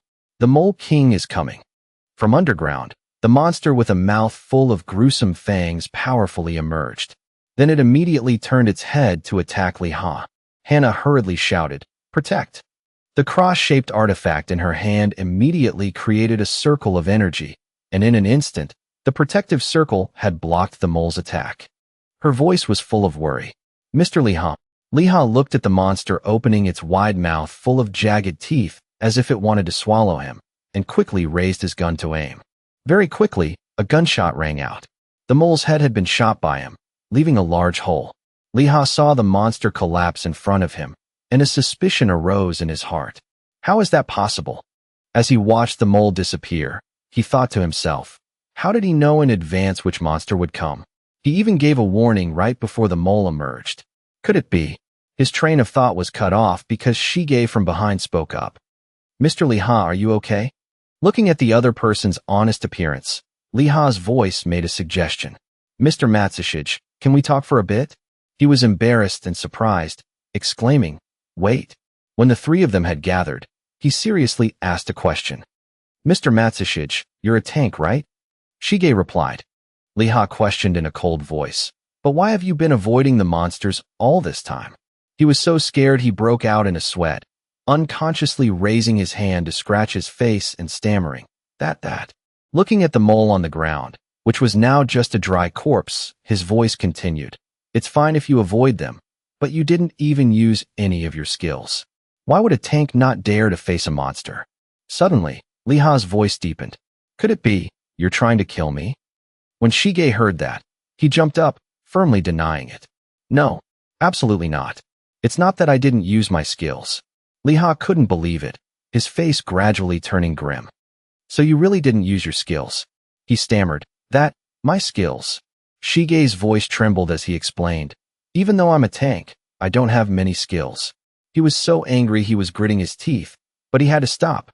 "Can't you think of any other reason?" He shyly said, "Originally, I was a guard, not a pure tank. Personal skills like provoke or something like that, I don't actually have." Liha collapsed, sighing in his heart. "Oh my god, so not everyone with a shield is a pure tank." Shige continued, "I only have 1/ skill to attack monsters, but the preparation time is a bit long, so." He was frustrated and helpless.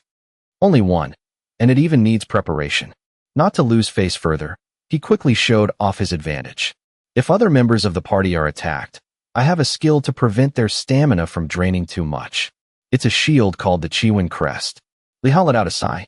It's a good thing you still have that skill. However, his mood, which had just improved, was short-lived as he heard Shige hesitate. But that skill can only protect women. He exclaimed in surprise. What? What? Hannah shyly explained. Because that's the nature of the clima. Liha turned his back to the two of them and said in disappointment. So you only have the slash skill that you can use, right? I hope you can be sure you can control it. He said, I'll also try to adjust my attack rhythm to be a little slower. Shige and Hannah replied shyly.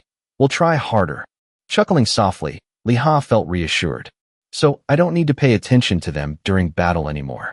The other two were constantly praising him. Li Hakuin is really a good person. Thank you for forgiving me.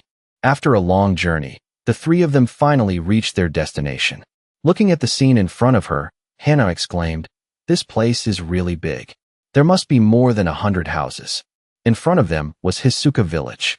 Carefully observing a kobold on guard, Liha suddenly thought, This village is so spread out. If the commander disappears, this place will surely be in chaos. He suddenly saw a tunnel and asked, Is that an old mine over there? Shige immediately replied, That's a metal warehouse where they store things. It's quite heavily guarded. It's very difficult to break through without a coordinated attack. Liha carefully calculated. That place is very suitable for hunting, but it's not a prime location for sniping. And there are layers upon layers of guards. I have to carefully examine the surrounding areas and find a suitable place to shoot. After thinking, he quickly stood up. Well then, dashing ahead to lead the way, Liha cheerfully gave the order. Let's start hunting. Hannah and Shige were both surprised and hurriedly followed. The sky above was beautiful. Suddenly, strange sounds echoed in the space. A kobold, attacked unexpectedly, cried out in alarm. At the same time, a loud shout was heard. One down. Shige swung his sword at that kobold and said excitedly, The second one is about to go. That kobold was immediately seriously injured by his slash and flew backward. While he hadn't yet withdrawn his sword, two kobolds suddenly swooped down from above to attack Shige. He immediately used his shield to block, and at the same time, the cross in Hannah's hand also joined in. She recited the incantation, Protect. The energy circle from her quickly spread, expanding to create another, even larger shield, giving Shige more strength to face the attack of the two kobolds. Supported, he gritted his teeth, silently gathering his strength. Then Shige decisively and powerfully launched a blow that pushed back both kobolds, and then called out loudly, Mr. Liha, that way. Focus on the direction of those kobolds. Seeing the muzzle of Liha's gun pointing in this direction, he silently exclaimed. The two kobolds very quickly returned. They nimbly rushed forward to attack again. Shige shouted in panic, realizing the danger. Use a skill now. Before the words were even out, a straight line of bullets pierced through the bodies of both kobolds at the same time, leaving him so astonished he couldn't speak. Shige's face suddenly darkened, his thoughts becoming cautious. With just one shot, he killed two. Liha watched the defeated kobolds fall to the ground and exclaimed happily. He suggested excitedly, Shall we go to the next location? In his heart, he was calculating, quickly find a suitable place to shoot. Hannah asked in surprise, How did you kill two at the same time? Holding his weapon in his hand, Liha said casually, Because this is a gun. Of course, it will easily penetrate them quickly. Hearing him share, luckily, those two kobolds were right next to each other at that time. Because they were close, the shooting efficiency was quite good. Hannah and Shige were silent for a moment. In their hearts, both seemed to have their own calculations. Liha noticed not far away, the kobold that had been seriously injured earlier was lying on the ground, crying out with difficulty. Looking toward Shige, he spoke up. Mr. Matsushige, do you have a rope? He was curious. A rope? I have one, but what are you going to use it for? Smiling with great interest, Liha said, This kobold is probably smart enough to lead us around the village without being detected. Very quickly, the kobold was tied up tightly. It knelt on the ground and cursed loudly. Die, humans! What are you doing? His voice rang out. As expected, it can talk. Liha approached with a cunning look on his face. Well, then can you answer my question? He touched its body and warned, "Before you answer, you should taste my skills first." Shige couldn't believe his eyes and asked, "Is he tickling a monster, Hana-chan?" She stammered in reply, "It seems he's happy about this." While comfortably torturing the cobalt, Liha explained, "This method is quite effective. No matter how uncomfortable it is, it won't die. It won't faint either." The monster was writhing and laughing until it couldn't breathe. "Stop! Stop it! I am a proud cobalt of the Hisuka tribe." With a fierce expression, he spoke. "Then let's get to the main point. How do I get to the village chief?" Although it was so uncomfortable it was crying, it only replied, "Stop it, human. I am a proud cobalt of the Hisuka tribe." Liha picked up his gun. "I thought you were quite smart, but you keep repeating the same sentence.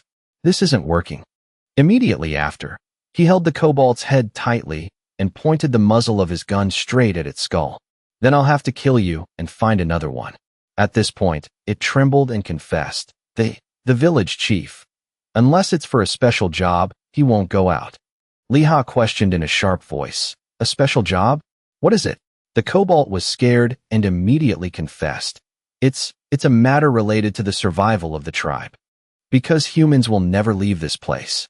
As a proud Hisuka, it helplessly screamed its last words. In the air, a loud gunshot echoed. The monster's blood splattered. The cobalt in Liha's hands had its life ended decisively. He replied coldly, "I know. You are a cobalt of the Hisuka tribe." Shige voiced his question, "Why did you suddenly ask about the cobalt chieftain? Inside this Hisuka village, there's a mountain full of mineral ores." Hana added, "I've also never heard of anyone catching the chieftain." She asked softly, "We're all quite tired, aren't we?" Liha was pensive. "The cobalt chieftain is definitely inside that or mine. But he's never been caught by anyone. Until now, there are still many people using that or mine. Could it be the cobalt chieftain only appears when players meet specific special conditions? A special job, a matter related to the survival of the tribe. Humans will never leave. These 3 keywords are all specific conditions. And that is the mission Brow assigned me. If I add the keyword shooting to it, then..." He carefully considered for a long time. "I think I know what it is." Suddenly, Liha became curious. "I wonder if either of you has gone deep into the village." Hana thought for a moment and then answered, "I went through it once before." He shyly suggested, "I'd like to try going in once too." She looked at Shige worriedly. "What should we do, Markan?" He was a bit hesitant and softly hummed in agreement. After that, Shige said, "There will be a lot of cobalts inside the village. If the 3 of us stay close together, we'll definitely be safe. But what do you think if we find a few more people to join the party?" Liha was quite surprised and immediately agreed. "Oh, that's a good idea." He was excited. "So we'll hunt around here while waiting for other players, okay?" Then he calculated. "It's also convenient for leveling up." The other 2 whispered to each other, "Will it be okay?" "It'll be fine." A cobalt was hit by a bullet and only had time to let out a sharp cry before falling. Liha looked at the level up badge on the system screen and was happy. "All right. I've reached level 27. Shige was surprised. "Level 42? No, it must be higher, right?" Hano admired him. "You level up so fast." He could only smile awkwardly and softly say, "Thanks. These people still misunderstand me." She leaned closer and then cheerfully expressed, "Anyway, I want to see the cobalt chieftain soon." Liha was flustered. "Is that so?" With sparkling eyes, Hana looked at him and encouraged, "Mr. Liha is really strong. I have a feeling we'll definitely catch him." Liha laughed loudly, but his heart was in turmoil. How should I respond at times like this? This is so embarrassing. Seeing that he didn't answer, she praised him. "You're so humble." Shige was surprised and said, "Oh, it seems there's something up ahead." Following the direction he pointed, "Over there. Are those other players?" Hana exclaimed, "It really is." Liha was secretly happy. Finally, other players have come here. Looking at the group in front of him, Shige was curious. So many people. Are they all an attack team? Hana guessed. It seems like people from the same guild are hunting together. They all have the same pattern on their cloaks. At this moment, Liha was a bit startled. When he saw the symbol on the cloak clearly, that pattern, that sun shape on their cloaks is suddenly so blinding. He was dejected. They're really hunting. Not hunting cobalts, but hunting me. Suddenly, Kimhwa tilted his head slightly and glanced in this direction. After that, he immediately turned around and cursed loudly. I finally see you. The thief who ran away. Hana and Shige were momentarily stunned, their mouths agape. Kimhwa's voice rang out very loudly. You think you can run? Shige was flustered. Are they talking to us? Liha held his forehead and sighed to himself. This is so annoying. Hana just shrugged. Who knows? He looked at the team leader and pointed at the three of them. Boss, it's the one standing in the middle.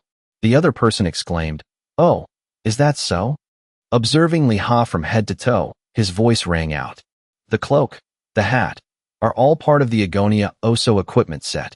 Kimhwa impatiently reported, Yes, that's right, boss. That bastard stole all the equipment because he runs fast. He rambled on. I'll give all that equipment back to you, boss. Liha told himself, Don't listen. 10 people just ganged up and cursed. His mind had to exclaim, To catch a guy like me, he brought the whole guild here? What a scumbag. I don't get it. The team leader, named Taigen, silently calculated. I think that person, Liha, has the highest level. He said coldly. The Agonia Oso equipment set is very expensive. Although I'm not sure, if that weirdo is level 30, then the levels of the rest of them must be from 40 to 50. Kimhwa roared a threat. You people over there, disband the party and hand him over. Hana was a bit panicked. Why? What did he do wrong? He immediately started to complain. That bastard is a famous thief who runs away. He'll just wait for you guys to die and then loot your equipment. His only purpose is to steal and run. Shige and Hana were momentarily lost in thought. Making an enticing offer, Kimhwa suggested. So before both sides get tired, you two should disband the party, okay? Hana asked Liha in a soft voice. I don't think Mr. Liha would do that. Shige spoke up. Do you need our help? He looked at them and considered in his heart. You two have nothing to do with this. I can't harm you. After that, Liha withdrew from the party and replied, Mr. Matsushige, Miss Mame Hana, thank you for your help. He let out a sigh and then spoke coldly, provoking them. So what? Now that you know, what are you going to do? Taigen said, It's simple. You leave all your equipment and money and go. We'll let you live. Don't make me raise my PK stats. Think carefully. Otherwise, I will kill you, then kill you, and then kill you again. Take off all your equipment. When I raise it to rank 5, you won't stand a chance. Liha closed his eyes and carefully calculated. PK stats. Except for one-on-one duels that both sides agree to, you will receive penalty points if you attack someone else first. If that PK stat increases, your reputation will decrease. I don't want to attack him first. If my continental reputation drops, that's not good. He took another step and taunted his opponent. Why are your tongues so long? You don't have the ability to fight one-on-one, so you have to struggle like this? All 10 of you are attacking me. Are you gangsters? Taigen angrily roared. What did you say? You want to die, don't you? Kimhwa quickly grabbed his arm. Calm down, boss. He reminded the others. Hey, that's enough. Let's get started. Hana was worried. Mr. Liha, are you really going to fight these people? There are 10 of them. Run. Shige suddenly grabbed her wrist. Let's go, Hana-chan. He hurriedly pulled her away while looking helpless. Sorry, Mr. Liha. Hana-chan, hurry up. They were a good distance away and could still hear Hana's worried calls. Mr. Liha? Mr. Liha. Liha told himself. I'll find you two later. Taigen was contemptuous. You fool. Still pretending to be arrogant at a time like this? Then he ordered the person next to him. Charner. In that guy's game. He immediately replied, yes, and took out an artifact from his sleeve, raised it high, and recited an incantation. The system sent a notification. A player has attacked you. A hostile relationship has been formed. When you attack a person with a hostile relationship, your PK stats will not increase. Looking at the opponent in front of him, Liha gripped his gun tightly and cheered silently. Good. He attacked me first. He smirked slightly. Now I can fight without worry. Suddenly, a horse's hoof appeared and stomped hard on the ground. Immediately after, its large skeleton loomed in the air.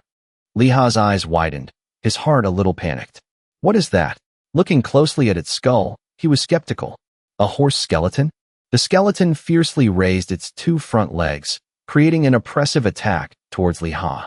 He was momentarily overwhelmed by this aura, his body uncontrollably trembling slightly. That, Liha's mind recalled, I've seen this once before. It's fear. Taigen, seeing his opponent standing still, was smug. What's wrong? Have you seen this before? Charner and the turtle? Of course, boss. Isn't it fear? A guy like him won't be able to move. He calculated. If I get that kid's equipment, my level will also increase. Then I can lead 20 people and have a lot of fun. Hunting monsters, finding equipment. No one can touch a hair on my head. Stealing and running is the best part of this game. Thinking of this, Taigen became excited. I have to let each one of them hit him once. Don't let him die too easily. The underlings immediately clamored. Yes, boss. He closed his eyes and thought about the plan. Ahead, with the first one. Just then, Charner next to Taigen suddenly fell backward because he had been shot. Seeing him killed in an instant, his eyes became terrified. The horse skeleton also immediately and quickly disappeared along with its master. Liha smiled mockingly. What should I do? What if I can resist it? At this moment, behind him, the majestic phantom of a large bear appeared. The system sent a notification. Agonia Oso effect in 3 sets. Resisted 50% of fear. You have resisted the fear. This requires great finesse. Liha spun his gun artfully. The system sent a message. Reloading in 5 minutes. 30 seconds fixed. Seeing him retreat, Taigen roared an order in anger. That bastard is running away. What are you doing, Quandu? Shoot him. Seeing his captain shouting, he hurriedly drew his bow. I know, sir. I'll shoot. But before he could finish his words, and took a bullet right between the eyes. Taigen's pupils suddenly contracted, his eyes filled with a fear that left him speechless. Then he frantically arranged his formation. Where are the tankers? Form a shield wall in front of me now. Kim Waran and 2 other tankers responded in unison. Taigen ducked behind them, his heart pounding with anxiety. His level is still low, yet he took down 2 level 50 players in a row with just 2 shots. Even I can't do that. Liha ran, while looking back to observe. A bunch of idiots. You should be advancing while forming a shield wall to chase me. Regaining his composure, he immediately ordered. What are you doing? You idiots. He's getting further and further away. Catch him now. His underlings immediately charged forward. Kim Waran spoke up to reassure him. Boss, his reload time is quite long anyway. I've seen it myself before. His words suddenly got stuck in his throat. His eyes widened in shock as if he had seen a ghost. Another underling in the team was shot and fell right before his eyes, leaving Kim Waran and Taigen stammering. Well, what was that? His collar was immediately grabbed by a strong hand. Taigen repeatedly yelled, What did you just say about his reload time? Kim Waran fearfully tried to explain. No, boss. It was clearly. He looked at his underlings and quickly gave another instruction. Hurry up. Chase after him right now. Someone immediately replied, Yes, sir. Taigen's eyes were bloodshot, his eyebrows furrowed fiercely. Because of you, 3 of them are already dead. If we fail this time, you're dead too. Kim Waran was terrified into silence. He let him go while shouting, Chase after him now. He immediately replied, Yes, sir, and ran headfirst. Suddenly, one of the team members pointed ahead and said, Boss, it seems that Sleeping Kid is gradually entering the Kobold village area. Taigen stomped his foot in anger. Do you want to die? There's a whole bunch of level 50 people here. Can't you even fight the Kobold tribe? No, sir, the underling stammered. I'm sorry. Suddenly, Hannah's voice echoed in the air. Markin, it seems they're going deep into the village. Sai reminded her. Speak softly, Hannah-chan. He put his finger to his lips as a signal. I'm watching them too. She then hummed in agreement. Sai revealed a pleased smile. I was just about to ask him for help, but I didn't expect it to be this convenient. Hannah was excited. What? He's pretty cool, isn't he? I thought I was watching a movie. She showed a look of regret. Anyway, there's no way we can help him anymore. He cheerfully said, Why not? I've brought quite a few things. Sai's expression became sinister. Those people over there. 5 minutes is enough for me to wipe them all out. Hannah, while observing the situation ahead, asked curiously, What did you get from Okasan's place, Markin? He replied perfunctorily, This and that. If Hannah-chan is in danger, I'll use it. She saw Taigen still angry over there and wondered, That rising sun symbol is the sun, right? It's the Rising Sun Guild, isn't it? The place where Kyokojitsu is the guild master. Sai's voice was cautionary. It's not our business to interfere. Our mission is to monitor them well. That's enough. He stood up and stretched. Let's just slowly follow them, Hana-chan. Hana continued to ask another question. Markin, do you think there's some hidden danger inside? After a moment of thought, Sai gave a mischievous smile. Definitely. That Lee Ha is the most dangerous character of all. Scene change. The sun was about to set. Curses echoed endlessly in the air. Another kobold. Damn it. Just catch it. A kobold was split in two. The voice of the one who just killed it was harsh. I'm going crazy. Lai John swung his sword down in a single stroke, furious. Why did that sleeping kid run into an area full of kobolds? Are we really hunting something useless? Just catch him. I'll make him quit this game for good. Lee Ha coldly and silently observed everything. He sheathed his sword and asked, Where's Boss Taigen? A tanker with him predicted. He's still following the trail of kobold corpses. He should be here soon. Hearing that, Lisa sighed. Oh, damn it.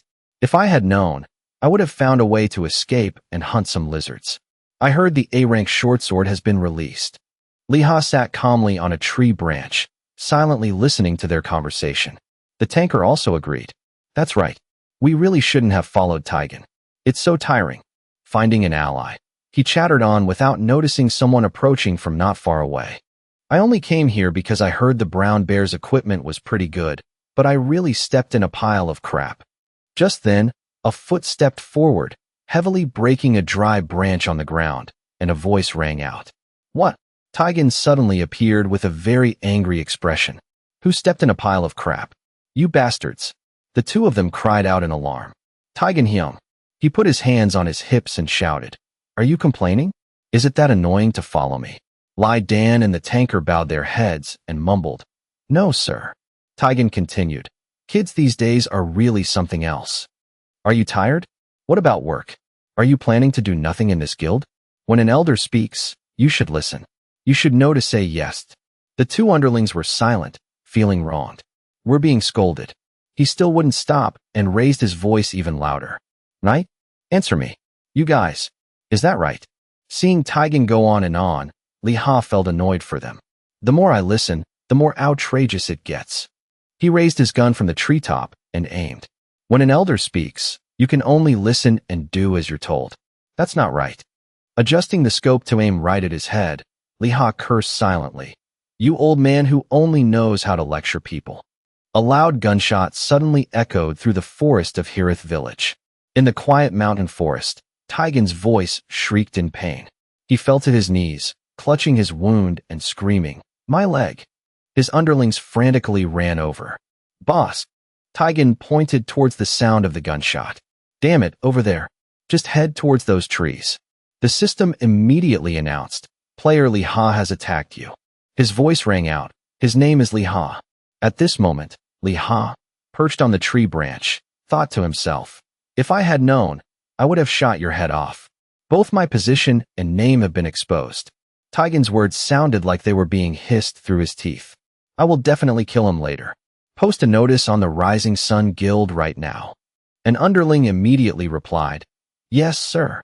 And very quickly, the group announcement was updated. Lee Ha raised his gun, aiming and mocking. So the name of that thing is Rising Sun? A bunch of thugs like high school students are also Rising Sun. A passing dog would have to laugh. He sensed danger and became scared. Hey, what are you doing? He's aiming at me again. Surround him. The tankers quickly raised their shields. Yes, sir. Taigen ordered loudly. You three in the front. Go catch him now. Lai Du hesitated, but he can. He shouted, So what? Can't three of you beat one? Hearing that, a tanker silently felt resentful. And he just stands there and does nothing. Only knows how to order others around. Lisa frowned and calculated. If all three of us go up, we might be able to catch him. Kuro thought to himself, but I only have this armor. If I get shot, I can only endure it. Damn it. Lee Ha aimed his gun straight at the three people and warned, Don't move. Whoever moves, I shoot. In his heart, he carefully considered, All right, this way they won't dare to move. But the problem is, how do I get out of here now? Before those three move, I have to think fast. It'll take me a while to reload. Most of the time when I was killing those kobolds earlier. Suddenly, the space seemed to shake. From the kobold village, alarm bells rang out. Taigen's underlings were bewildered. Kuro stammered, "So?" The tanker was scared. "Why is there an alarm?" A giant foot suddenly stepped forward powerfully in the air. Then the owner of that foot appeared. His appearance was incredibly majestic. A large body with a long saber in hand, standing like a monument. The system sent a notification. Chief of the Hirith tribe, Hirutka, has appeared. Liha's eyes lit up with both joy and worry. These idiots. He watched it majestically lead its army forward, excited. Is that a kobold? The system sent more information. Hirutka has appeared. All remaining kobolds in the tribe will have their power increased by 10%. Chief Hirutka is roaring. After that roar, everyone present was terrified. Kuro cried out helplessly, "I can't move." Their system informed them. HP has decreased by 10%. Speed has decreased by over 30%. Currently in a state of fear, unable to move for 2 minutes. Liha raised his gun, gritted his teeth, and exclaimed, "That's Chieftain Hisoka." The system displayed, 3 pieces of Agonia Oso equipment have helped you resist fear. If he's just the deputy commander of this monster horde, how strong must the commander be? Taigen thought in terror, what is that? The Cobalt Chieftain? When I was leveling up, these things didn't appear. Hisoka spoke in a deep voice. You human over there. Did you come to destroy our tribe? He explained in a panic. Wait, Chieftain, please listen to me first. It paused for a moment and then asked, what else do you want to say? Seeing Hisoka constantly advancing towards him, Taigen was frantic. We didn't come to catch you all. We were just chasing a human to this place. He backed away while trembling. We'll leave right away. Please let us go. Chieftain Hisoka suddenly fell silent and then coldly uttered, Is that so? He pointed towards the cobalt corpses not far away. Then these bones, who did this? Taigen was startled, fumbling for an excuse to cover it up. It was the guy with the gun we were chasing. Hisoka shouted loudly. Nonsense. The wounds on the dead kobolds are not from a gun. Humans are always liars. And you dare to attack our tribe. He gripped the long saber in his hand and slashed down. This is unbearable. The slash was so fast that Kuro didn't even have time to cry out before being split in two. Lisa, seeing the 2 kobolds rushing to attack, cursed, Damn it. The kobolds are fighting back. The fear is gone. Get ready. As he quickly killed a kobold, he said contemptuously, There's no way a level 40 can't beat these monsters. Tenki agreed. We just need to be careful of that big guy. Approaching Hisoka, he said in a loud voice, Get ready. Liha got into a stance and replied. Before the words were even out, the tank's body was split in 2 by a single slash right before his eyes. Chieftain Hisoka continued to swing his saber towards him, and his heart was filled with terror. What? So, it killed a level 50 tank with just 1 blow? This monster. What should I do? Lisa's thoughts were cut short as a streak of light, as fast as lightning, struck down. Taigen, seeing Hisoka finishing off his underlings like chopping wood, panicked. Hey, do something. Kimwa was just as panicked. Yes, me? He was angry. You're a tank. Why don't you know how to use your shields to block on both sides? He quickly replied, I know. Then he quickly recited an incantation to strengthen his defensive power. Kimwa rushed towards Hisoka. Chieftain, my ass. You're just a kobold. Another gleaming slash, as fast as lightning, came down. His hands and 2 shields were instantly severed and flew into the air. A piercing scream rang out. Kimwa roared in pain. My hands. He fell to his knees, trembling, his words becoming broken and difficult. Suddenly, Kimwa was stunned. Without even seeing the opponent's move, his body was split in 2. Red blood splattered everywhere. His life ended just like that. Taigen was terrified to the extreme. He didn't even get to scream once. Liha, witnessing this scene, was just as shocked. His mind had to silently exclaim, so strong. Before, many kobolds were killed in this village. The pressure of the tribe's survival was always looming, and the humans never left the village. At that time, Hisoka appeared and punished all the humans. He, on the tree branch, observed the situation and silently assessed.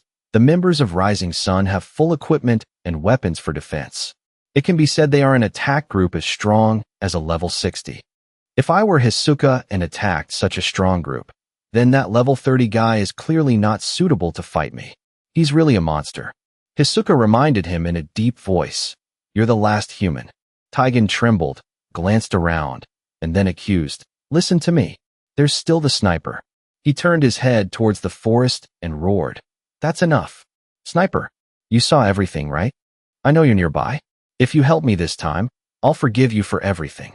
Liha was alarmed and hit himself. What is he doing? At a time like this?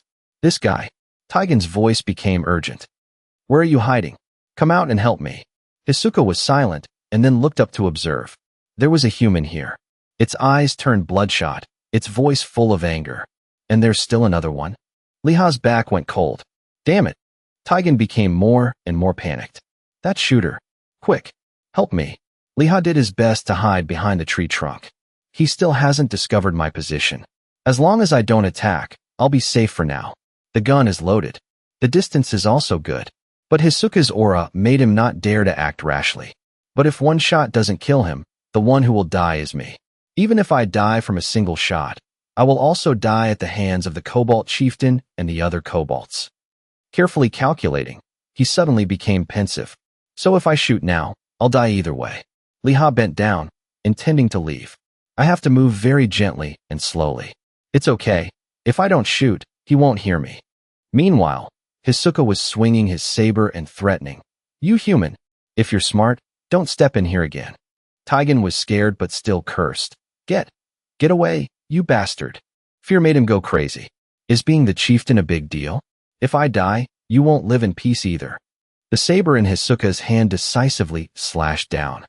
A severed foot flew past his face, causing Taigen, who was rambling on, to immediately fall silent before the words even left his mouth.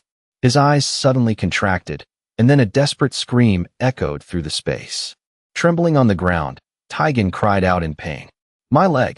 Seeing Hisoka approaching, he helplessly dragged his body on the ground in panic. Taigen tried to control his fear and begged, Spare me. Please. I won't come back here again. Chieftain Hisoka's voice rang out. Humans are a species that specializes in breaking promises. Then it didn't hesitate to swing its saber. In an instant, his panicked face was split in two. Liha, who was hiding, broke out in a cold sweat witnessing this scene. He watched Taigen disappear and couldn't help but exclaim, If that arrogant guy dies, Rising Sun will be completely wiped out. It's a good thing he's dead. But the problem is, the Cobalts are now agitated. Even if there are other people in the tribe, they won't help me. I have to save myself. The Cobalts angrily shouted, You human! Where are you? Find that hiding human. Seeing them split up in different directions to search, Liha was secretly happy. Those Cobalts are spreading out to find me. But it's a good thing. If they spread out, there will be an opening. But Hisoka is the scary one. I can't treat it like a monster. It's an NPC that simulates a human. Suddenly, Hisoka turned his head, his attention completely focused on the right side. Its nose twitched, and it sniffed a few times, then silently sniffed the air. Gritting its sharp teeth, Hisoka spoke. Here. It roared to inform the soldiers of the tribe. There's a person. Hearing that, Liha was startled. I'm screwed. I've been discovered. He was gradually approaching this direction. As he aimed, he hesitated. Should I wait for him to get closer before firing? Or should I fire now? At this close a distance, he can see me just as I can see him. Liha carefully watched Hisoka's every move and then reassured himself. Calm down, Liha. Calmness is flexibility, and flexibility is calmness. Adjusting his breathing and aiming at his head, he gritted his teeth and made a decision. However, suddenly, Chieftain Hisoka's eyes flashed. His expression seemed very angry. He shouted an order. Summon all the guards back here. There's a person. A person. Liha was alarmed. Crap. I've been discovered. It's too late to shoot now. Just then, Hisoka's voice continued. Everyone, to the entrance. Protect me. The human is at the entrance. As soon as the words were out, it led the Cobalt army forward. The sudden turn of events left him bewildered. The entrance? Hurrying to jump down to the ground, Liha quickly calculated. Although I don't understand why, this is a once-in-a-lifetime opportunity. I have to move to a favorable position for aiming immediately before the Cobalt Chieftain comes back here. As he arranged some branches for camouflage, he thought, but what about the person at the entrance? Could it be that besides me, there's someone else? Who distracted them for me? I'm very grateful, but… Very quickly, Liha had put on his leaf camouflage and rushed off. I won't give up the Cobalt Chieftain to that person. In the dark night, a panicked voice was suddenly heard. Markan, Markan, run. In the distance, the figures of two people were running for their lives. We've been discovered, Shige complained. That's why I told you to be careful when we went in, Hana-chan. Hana was excited, but I was curious. This is the first time I've seen the chieftain. As she ran, she exclaimed, the chieftain is so strong. Shige was worried. He took down that rising sun guy in a flash. It would be hard for us to last with just this. Behind them, Chieftain Hisoka and the Cobalt Army were in hot pursuit. Humans, catch them. Shige, while moving, was skeptical. Did Liha really lure the chieftain away? Recalling when Liha questioned a Cobalt upon entering the village, he was doubtful. Could it be that he knew just from those few clues? Hana, beside him, suddenly cried out, Markan, Markan, which snapped Shige back to reality. She was gradually falling behind, her breathing ragged and chaotic. I can't take it anymore. Shige quickly took out a talisman and tore it in half.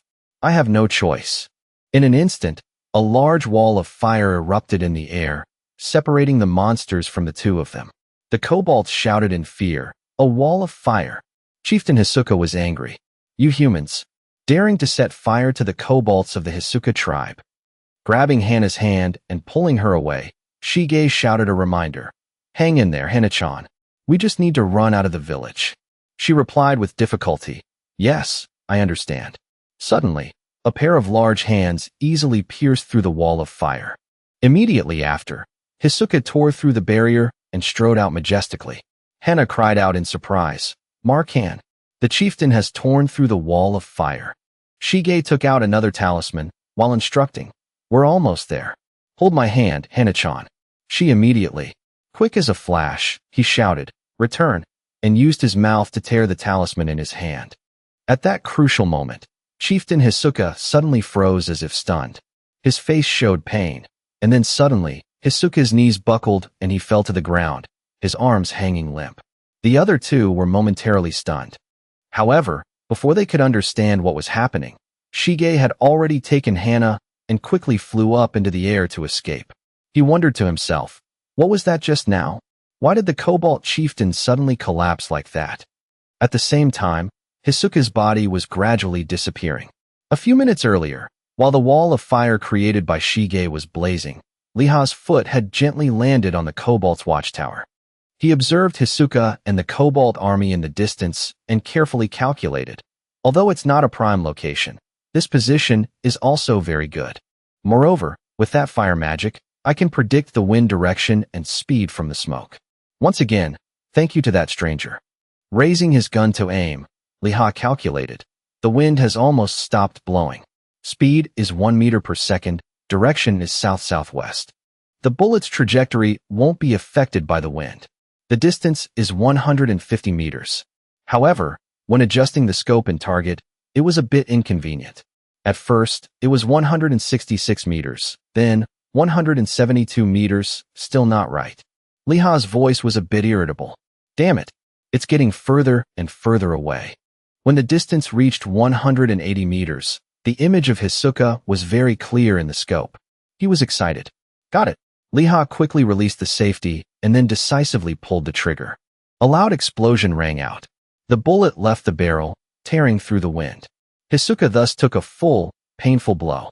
Before it could regain its balance, the next series of bullets rained down like a storm, giving it absolutely no chance to retaliate. The kobolds were dazed, watching their mighty chieftain being suppressed. Soon, Hisoka's giant body collapsed to the ground. The entire Cobalt pack immediately fell into chaos. Chieftain, this is bad. Chieftain, the chieftain has been defeated. Meanwhile, the system announced a level up because Liha had just completed the mission. He clenched his fist in excitement. A surge of power filled his entire body, causing Liha to suddenly curl up. Then he jumped up in victory. This is the feeling. The system said, you have defeated Chieftain Hisoka. Therefore, for the next hour, all kobolds will have their power reduced by 50%. Li Ha was still amazed. A full 50%. The kobolds that Rising Sun killed earlier haven't even respawned yet. So the remaining ones will only be level 15 to 20 monsters, right? Moreover, they killed the monsters without taking any items. Items from monsters and from players will all drop. First, I have to confirm the achievement. The system popped up and updated the achievement. After reading it, Li Ha couldn't help but be excited. Just speed alone has increased by 30 points. The Hall of Fame representative is great. This. Next, he continued to review the content sent by the system and commented, "It seems to be getting more serious. What's this about a new light of the Central Lands? From now on, I'll meet people with higher levels. Can I kill them with just one shot? I'm even listed in the Hall of Fame." Even so, Li Ha thought, but if it were those top-ranked people in the world, they could probably handle it in one blow. He let out a relieved sigh. So lucky. The achievement panel appeared again. After reading it, Li Ha sighed in relief. If it weren't for these two achievements, it would have been impossible to defeat Hisoka at my level. After that, he pieced together what he had just done. From achievement B, I've already gotten 12 points. I put everything into the bullet right before I shot it. Through that, Li Ha suddenly took a paper packet from his bag. From now on. Then he decisively bit off a corner with arrogance. Is my hunting time. Under the dark purple sky, a small village nestled at the foot of the mountain gradually appeared. At that moment, the system reported another level up. Li Ha happily held the newly enhanced flintlock in his hand. Alright, level 32. Since all the kobolds are weakened for an hour, I can take them all down by myself. And he wanted to see more information. That's enough hunting. Status window. The system immediately updated the player's status. But Li Ha felt something was off. Achievement is 18, Stanford is 35. The highest stat is still speed, as always. Wait a minute, stamina is also important, right? Because it increases survivability. But if so, isn't strength the same? I need to increase it a lot more. Li Ha's tension thus arose. And MP2. It determines how many times I can use skills. It's too complicated. A sniper is not a simple player. Basically, it all depends on the distance, but depending on the situation, it's not like that. One shot, one kill. Whether it's the enemy or me. That's the nature of a sniper player. After some consideration, Li Ha finally made a decision. I'll keep 5 points and put the rest into speed. After finishing, he could also rest assured. Alright, speed is 327. If I calculate it, a speed stat like this is equivalent to level 63. A name suddenly appeared in Li Ha's thoughts. Agruni Igor. His motivation surged from that. Just wait a little longer. I'm coming for you. But currently, Li Ha was facing a difficult situation. Well, I have to go deep into Yelp now, right? According to the mission, I have to sell these items. Oh, I'm so busy. That's right. I still have to decide one more thing. Time is almost up. Should I send it? Or should I just sell it? To avoid as much trouble as possible, Li Ha decided. I'll probably just give the reward to Madame Cho. A simple decision. After reading the content on the notification panel, he couldn't help but be bewildered. The reward for success is an invitation to the grand opening of Holly Grill 2? What kind of weird reward is this? Anyway, it's the Central Lands. It's really strange. Under the gentle sunlight, a small house appeared amidst the green trees. Someone was tapping their fingers on the table and letting out a tense sigh. Madame Cho is driving me crazy. Why hasn't she contacted me? Last time, I only received one letter. It's been 3 months with no news. Is it just empty this time too? Or did something bad happen? At the same time, Li Ha was trying to find his way. He decided to open the system window. The road to Yelt. Where can I go? Or should I see what equipment is available first? I don't know what equipment drops from hunting kobolds. What did that uncle from Rising Sun drop? Suddenly, his face showed great surprise. This is... An item was appearing before Li Ha's eyes along with its attribute panel. It even has a skill? In Li Ha's mind, Taigen's words suddenly flashed. If all enemies can approach and it can absorb all attacks, then isn't it almost like having another life? Thinking back made him laugh with amusement. How could that uncle be killed with such an amazing skill? Why didn't he use the skill? Immediately, Li Ha remembered. I still have 2 special pieces of equipment from Hisoka. That's the necklace from the Cobalt Chieftain's tusk. and the Cobalt Chieftain's greatsword. Even so, Li Ha had to let it go. But it's a bit of a shame I can't use these weapons. I have to wear this necklace. A 10% increase in critical hit rate is really the item for me. Even without the full set effect, this is still pretty good. Finally, Li Ha gathered his spirits. All right, now, his gaze turned towards the wooden house. I have to go complete the mission. Standing in front of this somewhat shabby building, Li Ha couldn't help but judge. Our academy really looks like the most rundown building in the capital. Or am I mistaken? Even so, he still approached and pushed the door open. Why does it look even more depressing than the buildings in Simul? Li Ha announced in a bored tone, I'm back. The scene inside made him bewildered. Gunshots. Following, that was a loud scream. Ah, I'm done for. Meanwhile, Li Ha was still dazed. What is happening here? An NPC shouted a warning. You think you can still get away with this? Li Ha immediately pointed his gun at him to be on guard. An intruder. Another NPC was trembling with fear, but still tried to threaten. If you make a scene in the capital like this, then... And Li Ha could clearly feel the current situation. There's another person inside too. More gunshots. The NPC screamed loudly. Boss. His voice was so loud it echoed outside. The NPC who had Li Ha's gun pointed at him panicked and assured. I know. I'm going. I already said I'm going. It seems the war hero is still alive. We'll see. Suddenly, something distracted Li Ha. Unbelievable. He looked towards Brow and was stunned. A total of 3 gunshots. How could that person use a gun so quickly? After dealing with the other NPCs, Brow let out a sigh of relief. Just got back, kid? Li Ha hesitated a bit and then replied. His attention was again on the gun that he was holding. The scene from just now suddenly appeared in Li Ha's mind. 3 shots in about 20 seconds. That's absurd. With just 1 gun. Brow definitely used 3 bullets. With just that 1 gun. Later, Brow requested, sit. Meanwhile, Li Ha was still immersed in his thoughts. 3 shots in 20 seconds. It takes 10 seconds for the first bullet to be fired. A revolver doesn't take that long. Only 7 seconds. That's just a rifle. It can't be used that quickly. A bolt action with no bullets. It would still take 3 to 5 seconds. With a rifle, if you can increase the speed of the bolt action, that's truly world-class. Li Ha's eyes opened to see the scene around the room. Seeing what was in front of him, he could be sure of his conclusion. 3 gun racks. It really is the 3 musketeers. Because Li Ha was staring intently at the gun rack, Brow asked, does it look that bad? Li Ha was startled and quickly denied it. No, it's not that. After that, he revealed some information. Last night, Sir Du came here to let everyone know that Hisoka's mana has disappeared. Hearing this, Li Ha just faintly responded. Brown didn't forget to praise him. Even though you had to go quite far, you came back faster than I thought. You've worked hard, kid. Li Ha scratched his head and said, it was nothing. At the same time, the system announced the mission was complete and updated the affinity level. Li Ha was secretly overjoyed.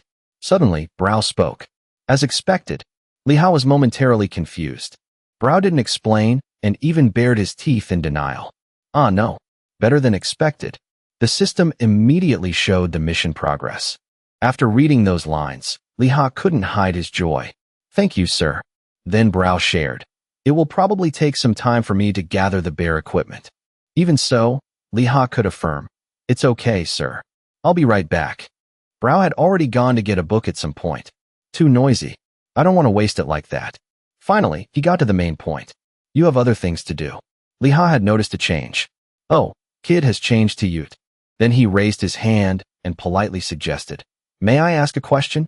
Brow replied in a deep voice. What is it? The issue from earlier had made Li Ha very curious. How can you use a gun so quickly? Yet Brow seemed not to acknowledge it. You think that's fast? You're still green. You're still just a kid. His words made Li Ha raise a question. Could it be that it can be even faster? Finally, he couldn't contain his curiosity and blurted out. Is it a skill? Brow immediately denied it. No way. Li Ha continued. Or is it magic related to guns? Brow continued. The fact that you're still sitting here is magic. Li Ha was very focused on extracting information. Then, is there something in that black gun? The atmosphere suddenly fell silent. Li Ha silently pieced things together. There's definitely something. It's not a skill, and it's not magic. The keyword of this conversation with Brow. Familiar daily images flashed through his brain, from the shooting target to even the scarecrow. From those things, Liha asked a question in his head. The system just updated the Three Musketeers achievement. With all my guesses and intuition, I'm certain there's definitely something. Suddenly, Liha's eyes widened in surprise. He had just thought of something. That gun, isn't it related to the founders of this academy? While Liha was still in a tangled mess, Brow slammed the water cup down on the table, and he spoke in a deep voice. Have you ever heard of the Three Musketeers? At this moment, Liha snapped out of it. All right, I have the keyword. Even so, he didn't forget to answer the question. If it's the Three Musketeers, are you talking about the three people who founded the Browbeth Academy? Through that, Brow listed the function of each person. Brow of speed, Brow of penetration, Elizabeth of accuracy. No, it would be more correct to call her Missy Brown. There was something that made Liha wonder. Then the name of the academy. Before he could finish, Brow had already answered. That is, of the kingdom. That was a wonderful time. The academy was full of energy. Many students came. Every time the story of the Three Musketeers on the battlefield was passed around, everyone brought their guns to this place. It was shining and crowded everywhere, with no place to stand. A long line of training schedules. Can you imagine? And Liha confirmed, yes, I can. Brow returned to the main story. Those two were different from me. From the way they treated others to how they ran the academy. He himself had to admit it again. Very different. From the details Brow had just revealed, Liha fell into a moment of silence. While he was still continuing the story, those other two, they disappeared on the battlefield. And then everything was over. At this point, Brow's voice became serious. I'm entrusting this to you. The legends have disappeared. At that moment, the system showed the main content and assigned the mission. Liha filtered out the most important keywords. Search for Brow and Elizabeth. The legends have disappeared. The content of the mission notification just now made Liha extremely bewildered. What is this? Is it really just confirming whether they're alive or not? No way. How could those Googles give such an easy mission? If they went missing during battle, it's normal to receive a memorial and be listed as a legend, but to have a mission to find them like this, they must be more than just a memorial. If I give up, I won't complete the mission. If I don't complete the mission, I'll be punished somehow. So I'll just give it a try. It was a while before he responded to Brow. I'll look into it. Therefore, Liha wanted to know more information. How are those two now? But Brow didn't answer. He even showed clear suspicion. You? Your face hardened. Can you do it? Faced with that powerful aura, yet Liha was not at all afraid. How will I know if I don't try, right? Suddenly, Brow gritted his teeth and let out a sigh. He questioned, if Mrs. Elizabeth heard an answer like that, she would probably be very angry. Liha was thus dazed. Not only that, but Brow also emphasized, this is not simple. But Liha was particularly calm. Of course it's not simple. After that, he accepted the mission. Therefore, Brow had no choice but to share information about the battle on the plains. He explained everything clearly. At that time, we didn't have the luxury of observing each other. Brow and Elizabeth went to find a suitable place for sniping. I, on the other hand, moved with the joint special forces of the two countries, Boo Bill and Minnie. Hearing this, Liha stamped his foot, silently assessing. How outrageous. Marching on the plains, a sniping point. So the information is only these two things. I have 20 days according to the time of, and now almost 4 days have passed. One mistake, and I'll be back to square one. And most importantly, Liha remembered Brow's words. The number of successful people is 2. From that, he told himself, before me, 2 people have already completed this mission. I have to get my act together too. According to the provided materials, Liha considered and made a decision. All right, first, I'll go to the nearby shops to get some information. Just after setting foot in the first location, he was already complaining. There's nothing easy in this world. The shop owner, after receiving the supplies, politely expressed his gratitude. Have a safe trip, customer. Thank you for selling this shield to us. See you again. Yes. Liha only gave a perfunctory response. His bargaining level had reached level 5. In his heart, there was a little hope. Anyway, selling the shield helped increase my bargaining skill. I hope I can get some information at the weapon shop. The voice from another shop rang out. Please come in. Recognizing a familiar face, Kavo showed clear joy. Oh hey, Liha. What are you looking for? A new weapon? Liha briefly explained the situation. Kavo immediately realized. You're talking about Mr. Brow and Mrs. Elizabeth, right? They were a famous couple during the war. Seeing his enthusiastic attitude, Liha guessed. There must be some useful news here. Kavo tried to recall what he knew. I've heard many people rumor that they are no longer alive. But the first rumor was not that. That surprised Liha. The first rumor? He took the opportunity to try to get more information. What was that rumor? Kavo looked mysterious. That, come closer. He covered his mouth and whispered something as if he were about to reveal a shocking secret. As soon as Kavo's words were out, Liha shouted in surprise. Really? He was still very calm. It's just a rumor. Even so, he couldn't put all his hope in these things. This is the most specific information I've found so far. And it's also the most unbelievable rumor. Liha scratched his head tiredly. It's too hard to believe. Anyway, humans won the human-demon war, right? Haha, just kidding. But Kavo's face was clearly serious. The fact that humans won was a miracle. Faced with his serious attitude, Liha had a doubt. The NPC has already confirmed it like that. Should I just investigate it more thoroughly? After that, Liha probed further. But I still find it a bit hard to believe. Do you have any other rumors? Unexpectedly, Kavo gave a blunt reply. Oh hey, if you don't want to believe it, then don't. Liha spoke hesitantly. These rampant rumors like running away from love, they come and go. The shop owner cut him off. The people who used to say that, half of them have already been dealt with by your major general. Even so, Liha was determined not to give up. Who did you hear that first rumor from? After some hesitation, Kavo revealed. You're that curious? Because it's a story told by the last person who saw them. At this moment, Liha could be sure. The person who directly saw them last is this person. Though busy chatting, Kavo didn't forget to sell his goods. That person's name is, if you buy a gun, I might remember. Liha gritted his teeth in frustration. Oh, for real? Why are the NPCs here so multi-level? It was the same at Candle Castle. Then Kavo took out a weapon. Come on, come on. This is a flintlock I'm recommending for you, Liha. It's cheap, 18 gold. This number shocked him. 18. He reminded him. Oh, hey. Pronounce it carefully. Suddenly, Liha became pensive. I was also planning to change my weapon gradually. He reviewed each item Kavo presented. The first one he suggested is too expensive. The Spid. Fill, attack power 1270, but it costs strength. The Needle Gun. I don't like the name, but it's suitable for someone from level 35 to 45. I've decided. For now, I'll use this one. After much thought, Liha made a decision. Boss, sell me this needle gun. Yes, I'll choose this one. In the next sentence, his voice suddenly changed unusually. But boss, it turned out he had activated the bargaining skill again. How much are you going to sell it to me for? After negotiating, Liha happily left. Good luck with your business, boss. Only Kavo was heartbroken. It's no different from daylight robbery. In contrast to him, Liha was very proud of his achievement. I got a 70 silver discount, and I even bought a new, discounted flintlock. Most importantly, I found the whereabouts of the person who saw them. In Nitai. It's located below the vast plains of the new marching plains. Now he was more excited than ever. I found a clue. Liha eagerly went to the teleportation support area. 1 ticket to Nitai for 1 person. Luna, the staff member here, said, 80 silver, dear customer. Liha shouted, 80.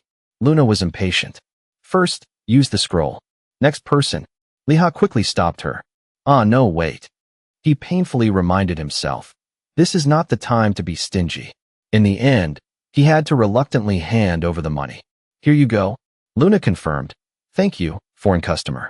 I have received 80 silver. She quickly brought Liha into the space. Have a pleasant trip, dear customer. Liha was in the teleportation space. However, he couldn't stop feeling the sting. The best thing money can buy is time. But everything is so expensive. The front is intact, but the back is stripped clean. In a flash, he heard the staff's voice. Welcome to Nitai. Standing on this land, Liha silently guessed. The veteran Kute participated in the Great War. This village is small, so I should be able to find him quickly, right? Next to him, some kids were playing. There.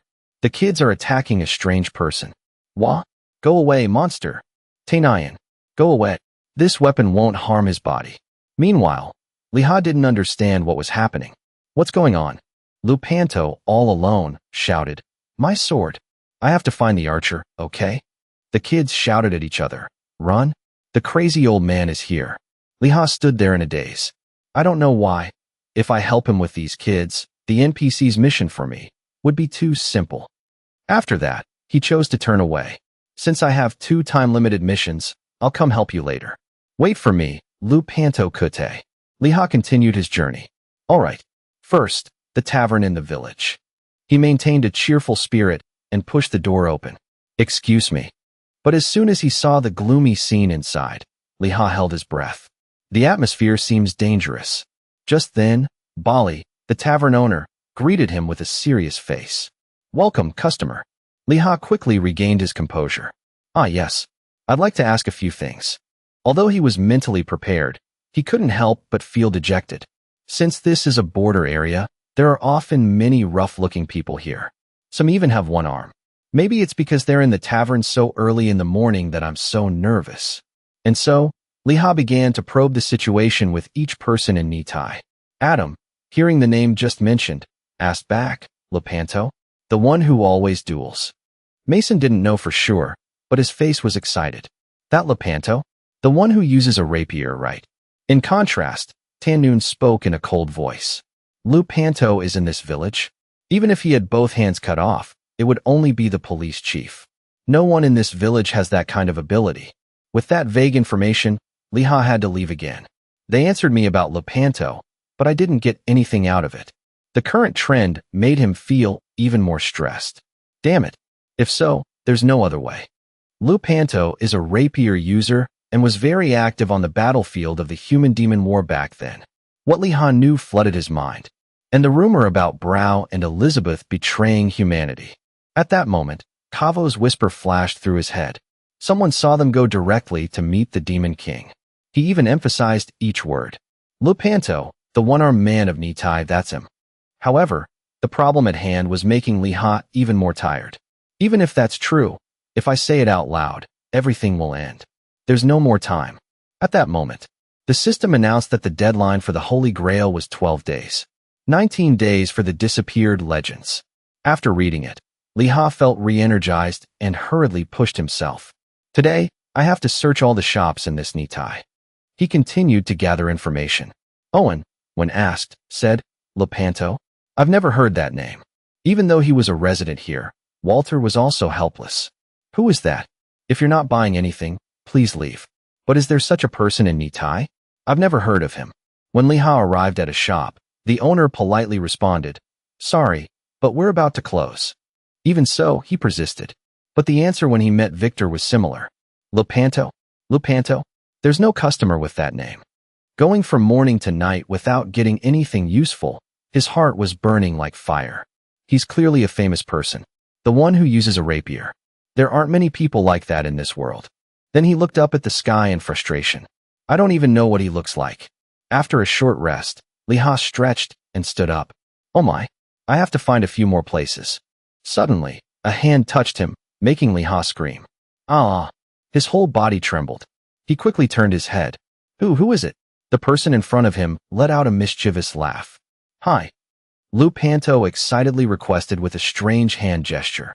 Do you want to play war with me? Recognizing the familiar face, Liha remembered. I saw him this morning. It's that crazy guy, right? Then he scratched his head and refused. No, it's already sad.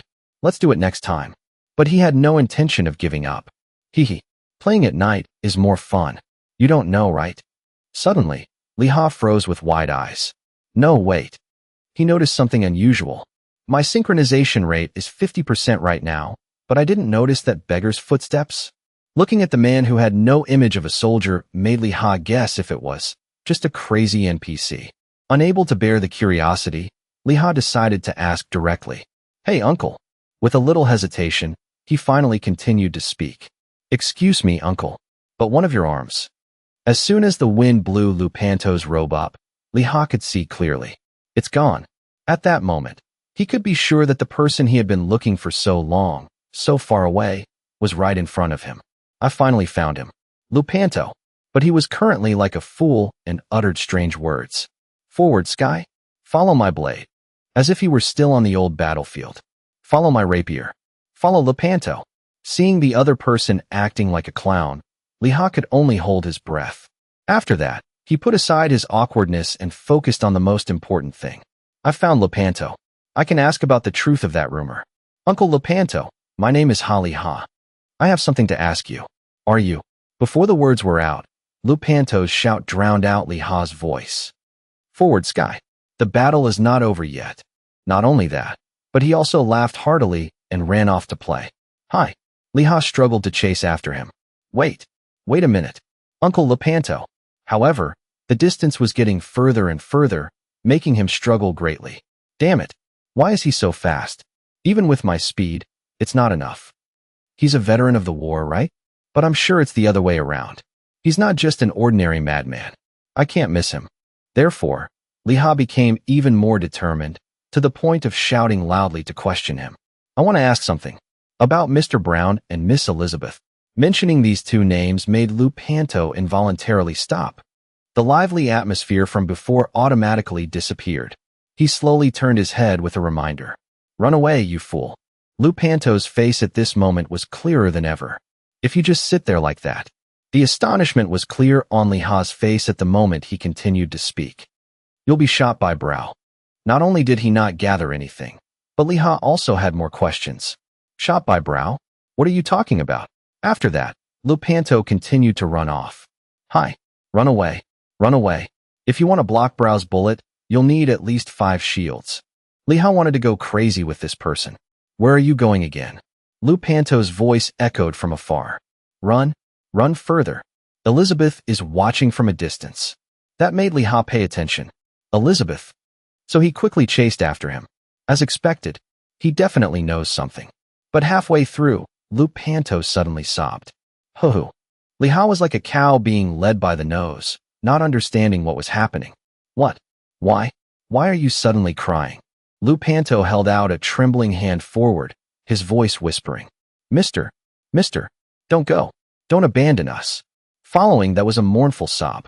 The sound echoed, leaving Liha stunned. His round eyes clearly showed his shock, frozen by Lupanto's developments from before. Through this, Liha finally realized.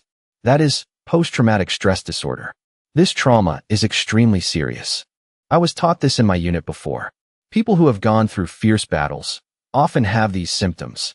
And he could confirm. Lupanto is still living in the war. In the end, after all, Liha's body finally turned away, his robe fluttering in the wind. He clearly understood that he could no longer rely on him. In this state, asking more is useless. I have to find another way to approach this. On the small fire, a few pieces of grilled meat gave off a fragrant aroma. Liha held some seasoning and raised his hand high, along with a paper fan to blow air into the small stove. Grilling level 5. He looked no different from a witch cooking. Come here. You're hungry, right, Lupanto? Chef Liha. He was drooling so much. This is... With his keen nose, it didn't take Lupanto 3 seconds to recognize it. The smell of delicious food.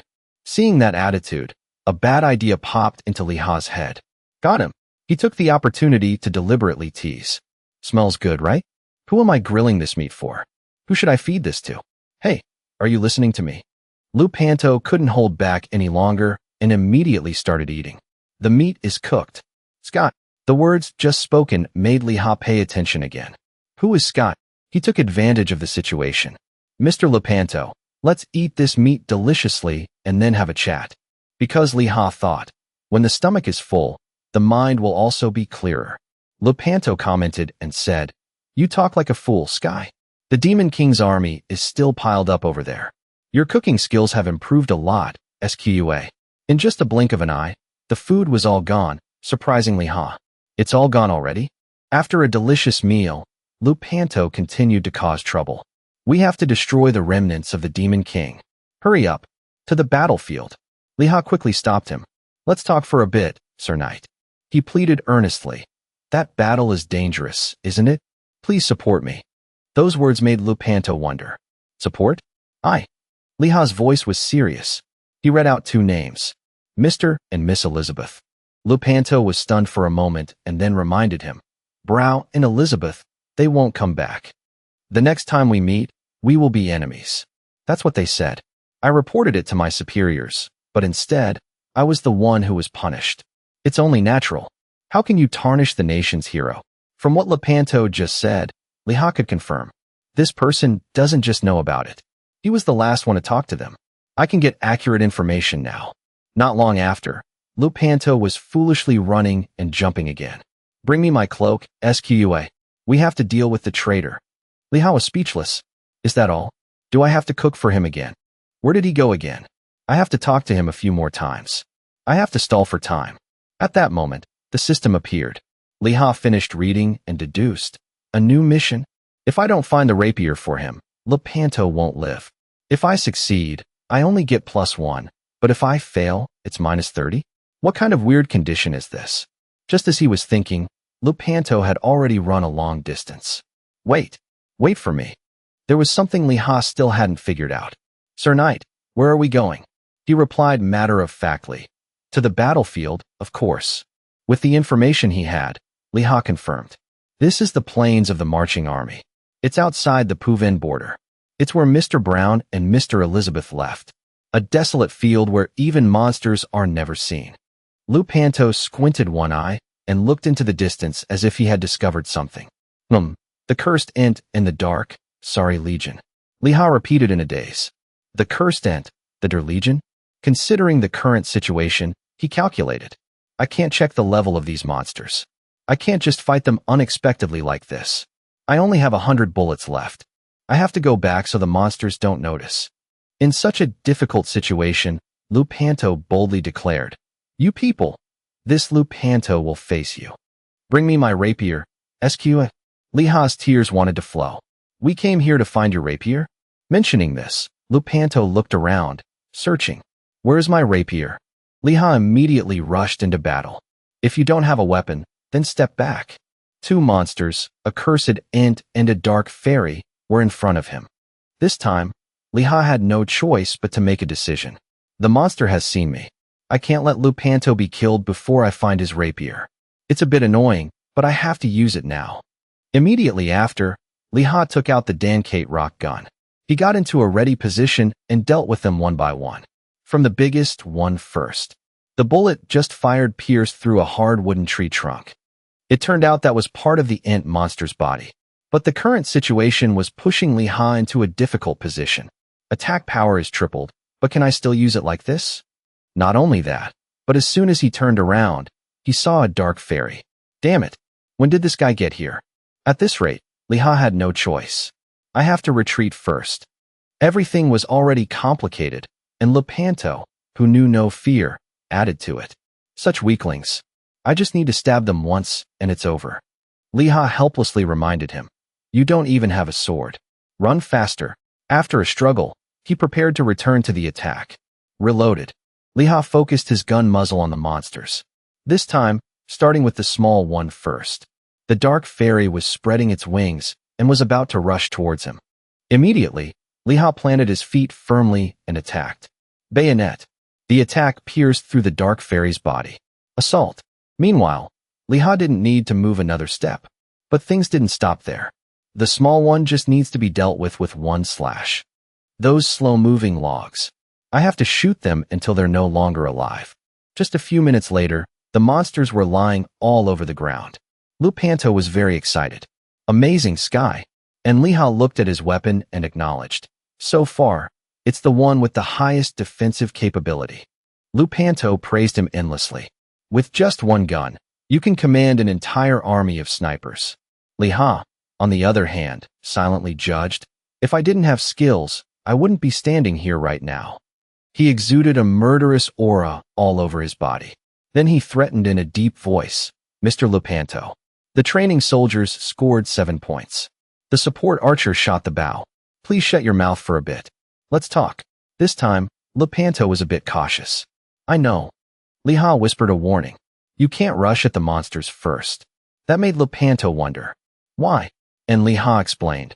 We have to move secretly to avoid being seen by them. Only then can we win. Finally, Lepanto understood. Oh, so that's it. That makes sense. All right. Not only that, but Liha also revealed more. If you report this to the regimental commander, he'll be very interested. Lepanto agreed. Then let's move in silence. While the two of them were chatting, someone's voice called out. Haliha. Bilin pointed at the other person, wanting to confirm. Is that you, Haliha? Seeing a familiar face, Liha's face showed clear joy. Is that Bilin? He let out a cute laugh. Long time no see. Liha chatted warmly. It's great to see you like this. But why are you here? Bilin said, I'm just hunting. When?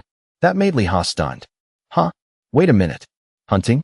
I know he has a lot of experience, but hunting in a place where you can easily lose your life like this? While Bilin remained as innocent as a child, a doubt lingered in Liha's mind. How did he do it? Even Lepanto knew the identity of the person who had just appeared. A kinsman of this Lizardia, what a surprise. Liha burst out laughing. Haha. Immediately after, his eyes returned to a state of scrutiny. The suspicion inside him had not diminished in the slightest. Bilin's academy is on the opposite side of this place. Why is he here? Moreover, he doesn't have a guild and is hunting alone. Finally, he couldn't hold back and spoke up to inquire. You came here to hunt? Your level must have increased quite a bit, right? Bilin replied leisurely. It's just normal. You also have new equipment, Haliha. Meanwhile, Lepanto was excitedly jumping back and forth. I touched his tail and jumped back and forth. Wah! In the very next sentence, Bilin made Liha freeze in astonishment. It looks like boss equipment. Because according to what he knew, even level 200 players can't identify my equipment in a flash like that. But Bilin can talk about my equipment so quickly and accurately. To extract more information, Liha extended an invitation. Just in time. Do you want to come with me? I'm also on a mission. Bilin scratched his head shyly. That would be nice, but I'll run into some trouble. Liha was a little surprised. Oh, what's wrong? As expected, everything was as Liha had deduced. Trouble. So there really is something. Bilin's voice suddenly became dangerous. It's nothing special. But then he immediately agreed. I'm also curious about what mission you're on. I'll go with you. Liha cheerfully continued, and so the two of them formed a team. Lepanto shouted excitedly. Great. One of the strongest in the Demon King's army is Lisa Miz. If we have them with us, we don't have to worry about anything. Now Bilin finally noticed his existence. Why is there a Demon King here? Liha laughed awkwardly and explained, Haha, an NPC. His mind is a bit. Before he could finish, something else distracted him. There are enemies ahead. There must be a cursed ant and a dark fairy legion like this? Yet Bilin still maintained a calm demeanor. He even reminded him, Get ready, Haliha. He was momentarily unable to process the situation. As soon as he saw Bilin's bold action, Liha panicked. Bilin, you're not a tank. What are you doing? They have armor. Bilin showed no signs of worry. Haliha, you just focus on that ement, okay? They're pointed with interest. Look, Liha, it's been a long time since I've seen Lisa around here. His underling mimicked. Long time no see, Lisan. Long time no see, Lisa. Bilin stretched his neck high and took a deep breath. Then he blew with all his might to attack the dark fairies. Poison breath. Witnessing this scene, Liha was even more bewildered. What was that just now? He just had to breathe, and the dark fairies were wiped out. Bilin turned his head and signaled. Haliha, now's the time. Only then did Liha regain his composure. His fire arrow shot straight towards where the ement was standing. At the same time, Bilin launched an attack on the remaining one. Poison spit. In just a moment, the ement's body was pierced through. Its entire body gradually faded and disappeared. Liha had his eyes opened. I have to shoot 5 times to kill one. But he just did that, and it was over. Bilin's poison has surpassed the power of a gun. Just how strong has Bilin become? After finishing, Bilin suggested, let's take a break. Lepanto was just waiting for that and laughed heartily. Hi. While he was playing mischievously in a corner, Liha was holding his gun, on guard. Finally, Bilin surveyed the situation. Seeing him so focused, Liha couldn't help but wonder. He said we're taking a break, but why is he looking around like that? I've reached level 33 just by hunting. Anyway, the level of the monsters on this plane is not something a level 30 or 40 can handle. I wonder what level he's at now. In the end, he couldn't hold back and asked, We just parted ways at Cattle Castle not long ago, but what level has Bill Lin reached? He turned his head. Are you curious? And then Bill Lin revealed, I just reached level 51. This shocked Li Ha. What? I'm only level 33, but he's already level 51? He exclaimed in disbelief. Unbelievable. Level 51. From Billin's perspective, where to hunt and how to hunt. Just knowing these two things is enough. First, we have to finish this mission quickly. I'm a bit busy. Shall we move on? Suddenly, Lu Panto said in a loud voice, the 7th Infantry Division of the Central Lands and the 3rd Allied Corps. He touched the ground. This place is where my comrades are buried. While everyone was running from the enemy, the Corps, the 7th Platoon, I will be at the front. Li Ha called out in confusion. Knight Lu Panto. Even Bill Lin found it strange. Isn't this a bit dangerous? His attitude changed again. Not only that, Lu Panto also ran frantically forward. My rapier. I'm at the front. I will be at the front. He ignored Li Ha's helpless calls. Knight. This made him raise a question. Has he remembered? It seems like he just arrived at the battlefield and realized the battle was over. While chasing after Lu Panto, Bill Lin revealed, this is also difficult. The undead are ahead. Li Ha wasn't quite sure. Undead. And Bill Lin confirmed, I don't think my poison will work on the skeletons. Right now, Li Ha only had one goal. Anyway, Lu Panto is regaining his memory. I have to find the location of the rapier. Escorting the veteran is also about to end. It was a long time before Lu Panto finally stopped. Found it. SQUA. I see my sword. He trembled as he reached out his hand forward, pulling an old image from his memory. On that day of victory, at the place where those two left. As soon as he saw it, Bill Lin guessed. Your mission is probably his story, right? And Li Ha said, it's a mission specifically for snipers. Lu Panto's emotions grew more and more intense. I have to stop those two from leaving. I have to report it. Report it. Did I report it? I did report it. Magic. Who was controlled by magic? Seeing the situation before him, Bill Lin advised, Li Ha, don't let the NPC make any more noise. At that moment, Lu Panto screamed loudly, then read out two names. Mr. and Mrs. Elizabeth. At that moment, the ground showed signs of cracking, carrying with it a strange light. A horrifying zombie suddenly emerged. Bill Lin was a bit annoyed, because another monster came out. Damn it. That's why I said we need to be quiet. Li Ha could tell their species. The Clayton and the zombie are undead. He fired a shot at the zombie's skull, but it didn't seem to have any effect. Even so, he still took responsibility. Leave the Claytons to me. Don't think about one-shotting them. Just cut off their lower bodies. This time, it was Bill Lin's turn to wonder. Cut them off? How did you know that? Then he held out his sharp claws. Anyway, and rushed forward. The leg is this part, right? The zombie just kept growling fiercely. Now it was getting close, but Li Ha was in a difficult situation. Damn it. I don't have time to reload. At this point, he had no choice but to risk it. Then, Li Ha stabbed the muzzle of his gun straight into the zombie's stomach. Assault blade. He gritted his teeth and encouraged himself. I've come this far, I can't fail. After a struggle, the zombie was defeated and lay on the ground. Through that, Li Ha could let out a sigh of relief. This is the last one. At the same time, Bill Lin reported, this side is done too. Immediately, a voice rang out, affirming, it's not over yet. So I can't forgive you. You think we wouldn't find you if you left the border? They even cursed. You damn lizard. Li Ha's eyes widened as he saw the familiar symbol. That guild's pattern. This appearance really surprised him. Rising Sun? Why are they here? Seeing the group before him, Bill Lin immediately warned. Li Ha, while you can still run, you should run now. Of course, in the current situation, Li Ha couldn't agree. You see the NPC's condition. It's hard to run even if I want to. Besides, I have a debt to repay them. Bill Lin was a bit surprised. A debt? Then he got into a fighting stance. Anyway, they're not the type to let us go, even if we give them what they want. So, Li Ha, I'll need you to attack them first. Taking this opportunity, Li Ha set a condition. In return, you have to help me with something later. The people from Rising Sun started to act arrogant. Choose quickly. Hand it over now, or you're going straight to hell. Killing OS outside the border won't increase your stats for points. Not only that, but brands also declared, No matter how many times you log in, I'll kill you that many times. As soon as the words were out, he was immediately hit by a bullet through the brain, leaving the rest of the group in confusion. Well, what was that? The boss was killed. At the same time, Lin quickly made his move. Poisonous mucus. The people from Rising Sun were thus thrown into chaos. It's poison. Antidote. Give me the antidote. They were filled with hatred and intended to retaliate. This damn lizard. Observing the opponent's attack speed, Lin silently assessed. Fast reflexes. Are all these guys level 60? On the other side, Li Hao was a bit tired.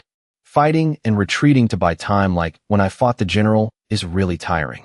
If Punto is dealt with, the quest will be over. Just then, one of them charged forward, aiming for him. Go to hell, you sniper. Li Hao reacted quickly and immediately blocked the attack. Lure attack. The clash between the two was so powerful that the space seemed to want to explode. Fong, knowing he had the upper hand, smirked smugly. Meanwhile, Li Hao was struggling to resist. He's strong, even stronger than the monsters. Surprisingly, one of the Rising Sun members charged forward to attack Punto. We have to take out some of their people. That bastard will go to hell first. Dayton BAS. The ground was kicked up with dust, proving the attack was very strong. Li Hao panicked and screamed silently. No. Seeing the chaotic situation before him, he couldn't help but feel disappointed. My quest, has it failed? As the dust gradually settled, a familiar figure appeared. Leave them. Punto appeared with a completely different aura than before. His whole body radiated a great power, accompanied by a greeting. Who is it? Then he spoke in a deep voice. Eski? Hey, foreigner. Is this your enemy? Li Hao replied awkwardly. A bald man was about to charge forward for a sneak attack. Where did another one come from? Double slash. With just a wave of his hand, Punto stopped him. Run? Add a simple. Kuro. In no time, the bald man was gone. Punto coldly uttered. No need to ask. The people from Rising Sun realized the current danger and shouted to each other. Kill him first. However, they only received a disdainful reply from Punto. You think you can kill me? The Demon King's army is truly ridiculous. In less than 5 seconds, the two who had just aggressively charged forward were eliminated. Not only that, but Punto also frankly criticized, too slow. Witnessing the magnificent scene just now, Li Hao was so shocked he couldn't close his mouth. Even Lin had to admire him. He defeated them all without a weapon. Where did you find such a quality NPC? I want an NPC like that too. Li Hao replied in a daze. He's just a quest NPC. Suddenly, Punto carefully knelt before Li Hao. It turned out he wanted to express his feelings. Thank you. Thanks to you. I sincerely thank you. Without you, I would have surely lived like that for the rest of my life. Despised by the world, having lost my memory and my sword, Pier. This brooch, without you, I would not have found it. Li Hao was once again astonished. That light is a magic sword? At that moment, the system announced that Li Hao had completed the quest and leveled up. Looking at the achievement he just received, he had to marvel. Intimacy with Punto reached 100 points, and my reputation across the continent also increased. There are also contribution points for Pubble. So Punto is a very famous person on this continent. The rewards are really generous. But my main goal has not yet been achieved. Punto slowly spoke. Memory control magic. He explained the whole story. You shouldn't listen to what I have to say about Sir Brow and Elizabeth. They were the ones who put me under the memory control magic. The strategist of the 3rd Legion, the wizard Rossage. He erased our old memories. Hearing this familiar name, Lin suddenly remembered. The wizard Rossage? The head mage of PL? Punto continued the story. But in the royal records, there will be a record of the battle. That record can only be edited and deleted by the king, so our report must also be recorded there. Actually, there was another problem that was troubling Li Hao. In the royal family, the records have their whereabouts. But my reputation stat is not high enough. If I can't find the evidence, the Major General will go crazy. Suddenly, Punto lowered his voice. I'm sorry, Li Hao. I can't meet Mr. Brow. I'm not alive anymore. Why did they have to cast this magic spell on us? So that I could be eliminated from this world without being tainted. So I can't return to the capital. I can't stay in Pubble. If Rosage finds me, both I and the other knights will be in danger. Then Lepunto offered a coin. Take this. Brown knows how to use it. Liha didn't quite understand. This. Lepunto didn't explain further, only leaving a message. The evidence I've given them is enough. Seeing him turn around, Liha wondered, Knight, where are you going? And Lepunto said, I have to chase after them. Now Liha remembered. Sir Brow and Mrs. Elizabeth. Lepunto continued to speak. For the comrades who have fallen, you must hear the answer I have yet to say. Thank you, Liha. I will never forget your kindness for the rest of my life. Bilin also didn't forget Lepunto's contribution. Anyway, thank you. Thanks to you defeating the Rising Sun Guild, we can relax a bit. Liha announced some news. I've completed the quest, so I have to return to the capital. Bilin continued. What a pity. It was fun leveling up together. His tone suddenly became serious. Liha. Bilin smiled foolishly and said some strange words. You should grow up. Grow up really fast. But Liha couldn't understand. Bilin, why are you helping me? He was confused. Did I do that? He listed each event. The most important thing in Middle-earth is information. Information about monsters, how to complete quests. High-level information is bought and sold. You're the one who gave me a lot of that information. But Bilin thought, it's because you have potential. Give a lot to get a lot back. Because I see a lot of potential in you. However, Liha was a bit hesitant. But, I'm just a gunman who hasn't even reached level 40. Bilin replied matter-of-factly. First, you should work hard to get promoted. Then it will be my turn to receive back what I've given. Jing Gong is level 23. Try to catch up to him. Liha was slightly surprised. Jing Gong is already level 23? He's surprisingly good at games. In the end, he had to say goodbye. I know. See you later. Level up a lot, and let's meet again. Bilin waved. Take care, Liha. Sonda Liha added. And next time, don't hide good weapons from me. Brazil chased us all the way here for that short sword, right? Bilin didn't expect his secret to be revealed. When did you see that? I've been caught. The system updated the achievement list again. Following that were a few more lines of encouragement. Currently, Liha was very expectant. I've already gained 22 stat points from the achievement rewards. The final reward must be very generous. But the game is only just beginning now. Persuading the Major General is the hardest part. No, I don't have to worry about that. I must convince him. But as soon as he opened the door, a shout echoed from inside. Silence. Honestly, he wasn't surprised. I knew it. At the Brown Bear Musketeer Academy, Brow's thunderous shout echoed. Betrayal? What betrayal? And what's this about a demon king? Faced with this disbelief, Liha tried to explain. I'm telling the truth. I also brought evidence. But Brow decisively pointed his gun straight at him. That evidence, bring it out now. This swift action made Liha marvel. 3 seconds. What kind of monstrous speed is that? Finally, to save his own life, he took out the check-in coin. If it's you, you'll definitely know what this is. Seeing it, Brow's face immediately darkened. A few seconds later, he managed to utter a sound. Lepunto, that kid is still alive. Hearing that, Liha immediately pressed. You know what this is? Brow answered decisively, without ceremony. This is a check-in coin. We can know the owner's location through the amount of mana poured into this coin. It doesn't betray comrades, and it can be used to check if the plan is being carried out justly. The owner of this mana belongs to the 3rd unit, the regiment in charge of the front line. It's that kid. As he was speaking, he suddenly hesitated. Anyway, Mr. and Miss Elizabeth went towards the Demon King's castle, and Lepunto and the other witnesses were hit with memory control magic. Seeing this, Liha quickly replied, That's right. No longer with his previous imposing manner, his voice suddenly became earnest. Captain Rosage, why to me? Brow continued to talk to himself as if he had realized something. It seems that's why. Then he turned to ask Liha's opinion. Do you have time for dinner with me? Being asked so suddenly made him jump. Dinner. As soon as he finished speaking, the system suddenly appeared in front of him, while Brow was engrossed in conversation. You have to work with me. On the screen now were information. Quest content and conditions have changed. The quest is to find documents recording the disappearance of Mr. Brow and Miss Elizabeth in the palace.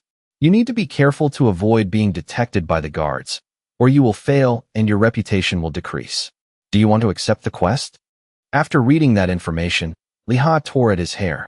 What kind of quest is this? Not only will my intimacy with all NPCs of the Pubble Kingdom decrease by 50%, but I also won't be able to live here anymore. Am I a sniper or a spy? Before he could regain his composure, he was crushed by Brow's aura. If you confirm that what you and Lapunto said is true, then I also want to confirm it directly through the recorded documents in the royal family. Li Ha was still cowering and stammered in reply. Then, wouldn't it be better if you went alone? I don't have the authority to enter the royal palace yet. Commander Rossage tried to hide it like that. What if no one in the royal family tells me? I don't want to know about that either. However, Brow flatly refused. I can't do that myself. Hearing this made him feel helpless. So from the beginning, he was sure that I would have to do this ridiculous thing. However, Li Ha's mood suddenly changed when he heard his next words.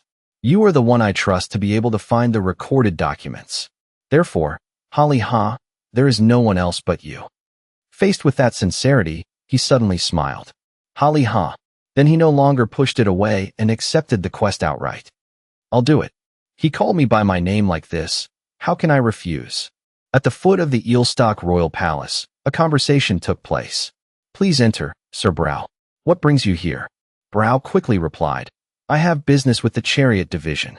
But the other person continued to press. The person behind you is. However, his face remained unchanged as he replied smoothly. That is my attendant. Li Ha behind him was still thinking carefree thoughts. I can enter the royal palace this way. When they passed through the gate smoothly, Brow politely bid farewell to the guard. You've worked hard. After leading Li Ha around for a tour, he asked, Have you memorized the layout of this place? And as expected, he did not disappoint. I've memorized it all. I need to go to the east wing of the palace after getting what I need, and I'm not to go near the central palace. At this point, Brow was at ease but still carefully reminded him, All right, you also have to remember the paths you've taken. If you go to the wrong place, you'll be caught in a trap. Looking at the scene before him, Li Ha was stunned. Why did the people in the palace build such things? As he led him along, he reminded him, Remember this. You must be out before 9 o'clock at night. Li Ha obediently followed. Then, for the last time, meet me at the west wing of the palace. A moment later, after going through the entire staircase path, the two arrived at a place with a glowing orb. Li Ha was still looking around in a daze. Suddenly, Brow placed his hand on the orb and whispered, There's only one chance. Right after that touch, a brilliant light radiated throughout the space. A door suddenly appeared behind them. Then he turned his head and said to Li Ha, Begin. After that word, he quickly and nimbly hid in the nearby potted plant. But before he could do anything, a voice interrupted. Is someone in here? The opponent was the chief secretary, named Clark. Isn't that Sir Brow? Seeing him, he immediately greeted him politely. It's been a long time since I've seen you. Ah, no. I should call you Mr. Chief Secretary. He replied humbly. What's so important about that? But what brings you to this place? Even Sir Brow can't enter here without permission. You know, I'm only letting you in because you're Sir Brow. If it were anyone else, I would have ignored them. Faced with this probing, Brow calmly gave a reason. On the occasion of visiting the palace, I wanted to visit an old friend for a while. Hearing that, Gak put on an exaggerated expression. Oh, is that so? But this is the first time I've met Sir Brow. Since you came so unexpectedly, you probably didn't come to see some recorded documents, did you? His eyes suddenly became sharp. How strange. Gak seemed to add more fuel to the fire. Of course, if you came here, you should meet someone else, not me, right?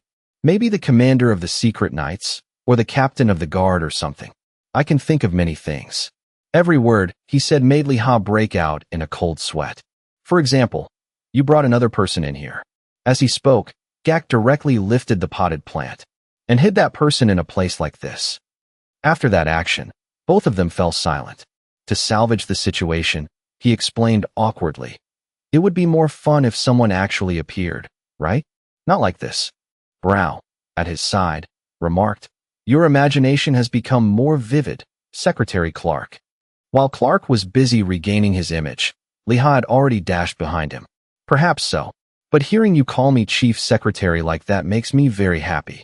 After a struggle, he finally got past his scrutinizing gaze and successfully stepped through the door.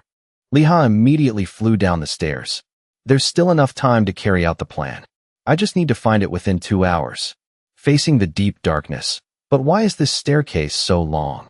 And so he ran continuously for an unknown number of steps. Suddenly, Li Ha's body floated as if flying in space. Observing everything here, he was extremely amazed.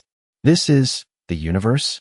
It seemed as if Li Ha could walk freely, but his feet touched some kind of limit. Only then did he look down. The feeling of stepping on stairs was still there. You should have told me about this strange structure beforehand. Li Ha looked around in a daze and then began to focus. In a place like this, you want me to find information about Mr. Brow and Miss Elizabeth in 2 hours. I also have to find a time to escape from this place. While he was still confused, his eyes suddenly stopped at one place. Is that bookshelf glowing on its own? Floating over there, Li Ha was surprised to realize, map of the continent and the current state of exploration. There must be something in here. It's impossible for a glowing bookshelf like this to have nothing. I also don't know when I'll be able to return to a royal library like this again. Then Li Ha directly reached out his hand to the shelf. Let's try reading one. As soon as he touched it, the item turned into a screen of light in front of him. It couldn't help but amaze Li Ha. A map. It's a map of the entire continent. And then a series of spam messages from the system rang out about him having collected exploration data from the eastern continent, 1 through 4. So someone's already explored this area. And there's even information about this place. Li Ha couldn't hide his joy. Monster types, habits, levels, it's all here. Just having the map is a huge help. It's almost like I can take the initiative when hunting. Has Pillin seen this? West, south, north, it was all written by someone named Fernan. The term level is clearly used only by players. Come to think of it, I've seen a post about the person hailed as the king of adventurers. He noticed something. This is the new continent exploration plan. And then, the quest board to bring Fernan back to the capital, Elt, suddenly appeared. Fernan went to explore the new continent and didn't return. The reward is the right to explore the new continent and 50 value points. Witnessing this scene left Li Ha utterly astonished. Why is there a quest here? Isn't Fernan a normal player? To find a player and bring him back with this kind of reward, it's clearly forcing me to start the quest right now. If I can get Fernan to join the new continent exploration team, perhaps that's when the real quest will begin. A quest like this from the Royal Library is a quest with no time limit. His train of thought was cut off as the system popped up again. You have received Fernan's last letter. At this point, Li Ha was resolute. There's no reason not to do it. The system suddenly appeared with a message. The explorer requested funding from the king and permission for 10 people to explore the new continent, a vast land he had seen to the east. Knowing this, Li Ha was deep in thought. Instead of agreeing, the king refused Fernan's proposal. Only when he was gone did the king realize his importance. So all kings are the same. Locking the barn door after the horse has bolted. I've learned more than I expected. Time to move. In a less noticed bookshelf, he saw it. Found it. Monsters attack in herds depending on the appearance of the Demon King's soul fragment. Why is the text in this record of the second human demon war so small? It's so hard to find. There's so much I want to know, and I only have 30 minutes. I have to find what I need first. After some research, Li Ha finally found his answer. Here it is. Lebanto of the 67th Assault Squad, 3rd Army. The battle where Sir Brow and Lady Elizabeth were both dispatched. But the next second, his expression changed completely. The operation was called Crush the Fragment. Amazing. They made full use of the terrain. They knew that if the enemy leader was eliminated, the entire army would quickly weaken. I want to read it carefully, but Lebanto's report is somewhere in this section. I'm about to find it. Li Ha kept flipping through and finally found it. Here it is. He then summoned the item.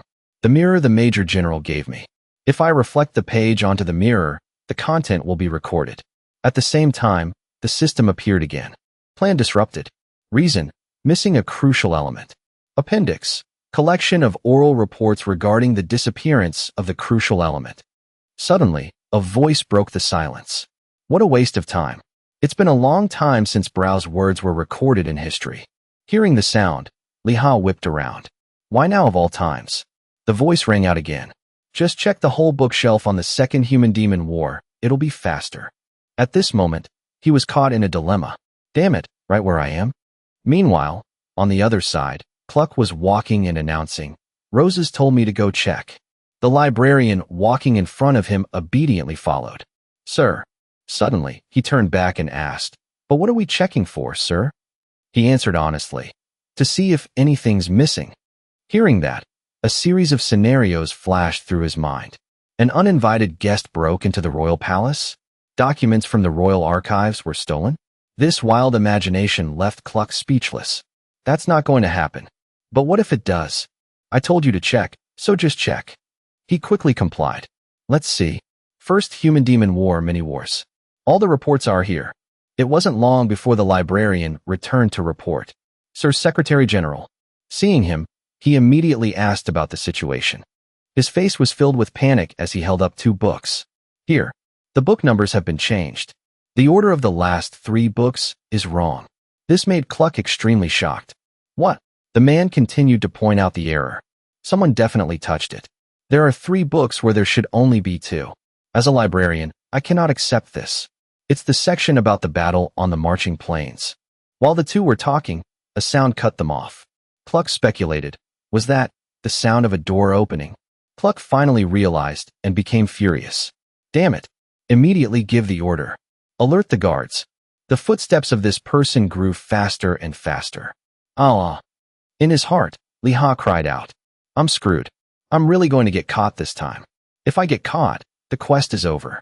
After running for his life, he finally made it outside. Good. I escaped safely. Now I have to act normal. But before he could act, a voice from behind froze him. Get him. Hey, what are you standing around for? Go find him. Split up. Teams of 2. He couldn't have gotten far. Liha hid in a corner, carefully observing his surroundings. Besides the guards, I'm the only one here. Right after, a decisive command was heard. If you see anyone suspicious, arrest them immediately. The subordinates quickly complied. Yes, sir. Yes, sir. Hearing this, he felt as if he had fallen into despair. Damn it. In that case, I can't get to a safe place to hide. I have to find the shortest way out of here. I have to jump over it. That road will lead outside the East Palace. Please don't catch me. Please. But it seemed Liha's plea did not come true, because Dugas suddenly appeared in front of him. Neither of them could avoid it and collided straight into each other. Ouch! He held his head and shouted, Who's running around the palace in the middle of the night? The Royal Archives just issued an emergency notice. He stopped mid-sentence as if he recognized something. Huh, Liha. At this moment, Liha looked up and realized, Sir Dugas? Seeing him, his attitude completely changed. Haha, long time no see. You made it all the way to the royal palace, huh? Liha also politely greeted him back. Ah yes. Hello, sir. The sound of his armor clanking.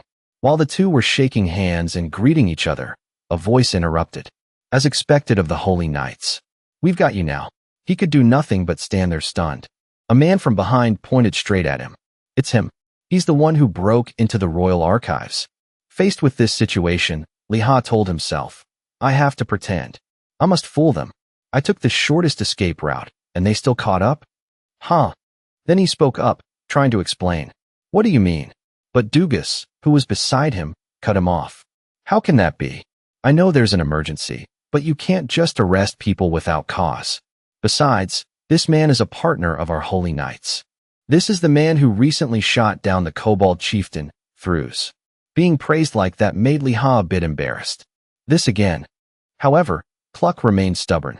So what? He's the most suspicious person here. Dugas firmly protected him. Being suspicious isn't enough to arrest someone, Secretary General Cluck. Furthermore, he is a comrade of the Holy Knights. I am not pleased to see you suspecting my friend like this. These words moved Liha deeply. Sir Dugas is defending me. I'm so touched. It's not much, but, it's very sincere. After a while of arguing, Cluck had to scratch his head. I understand. Then I'll go find evidence. And you? You shot down the kobold chieftain, so you must be a musketeer, right? Are you an acquaintance of Sir Brow? Faced with this probing question, Liha quickly realized. He's trying to drag the Major General into this. He then firmly denied it. Of course I'm not a musketeer. Seeing that he couldn't get any information, Cluck angrily turned away. If he really is the one who illegally entered the royal archives, I will hold the Holy Knights responsible as well. Dugas didn't yield and retorted bluntly, so be it. Well, let's go, shall we, Liha? He followed. Yes. But in his heart, he couldn't help but let out a sigh of relief. If I'd been caught by the guards or soldiers, this quest would have been a failure.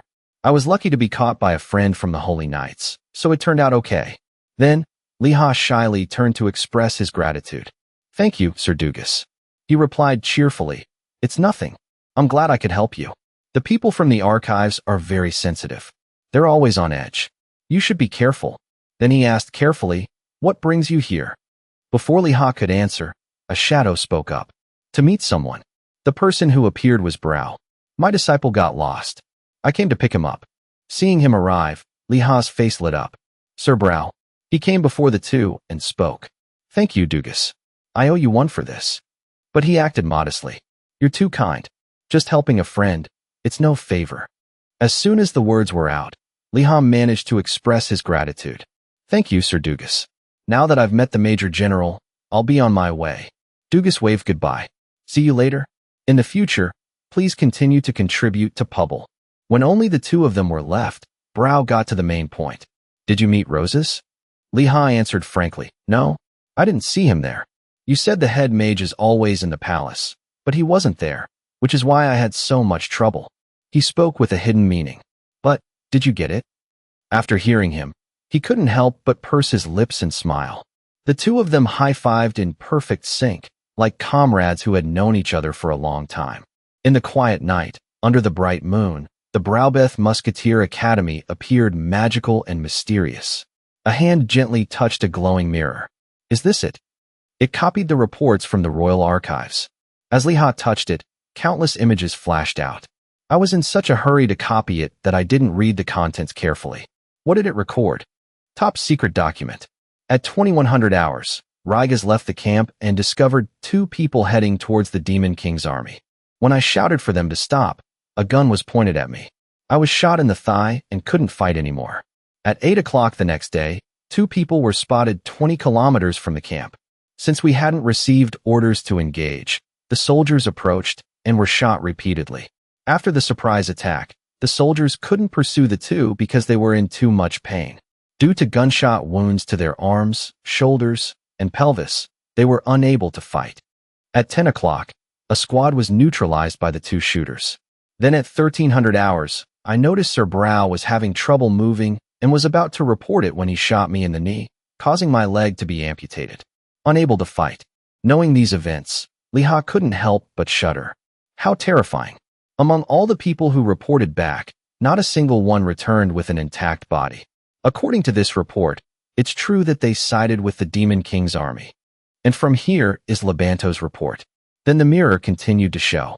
At 2300 hours, I had not yet received the order to capture Sir Brow and Lady Elizabeth alive, and two members of the 67th Assault Squad had already arrived. After receiving basic supplies, just as I left the camp, I received the order from headquarters to capture them alive.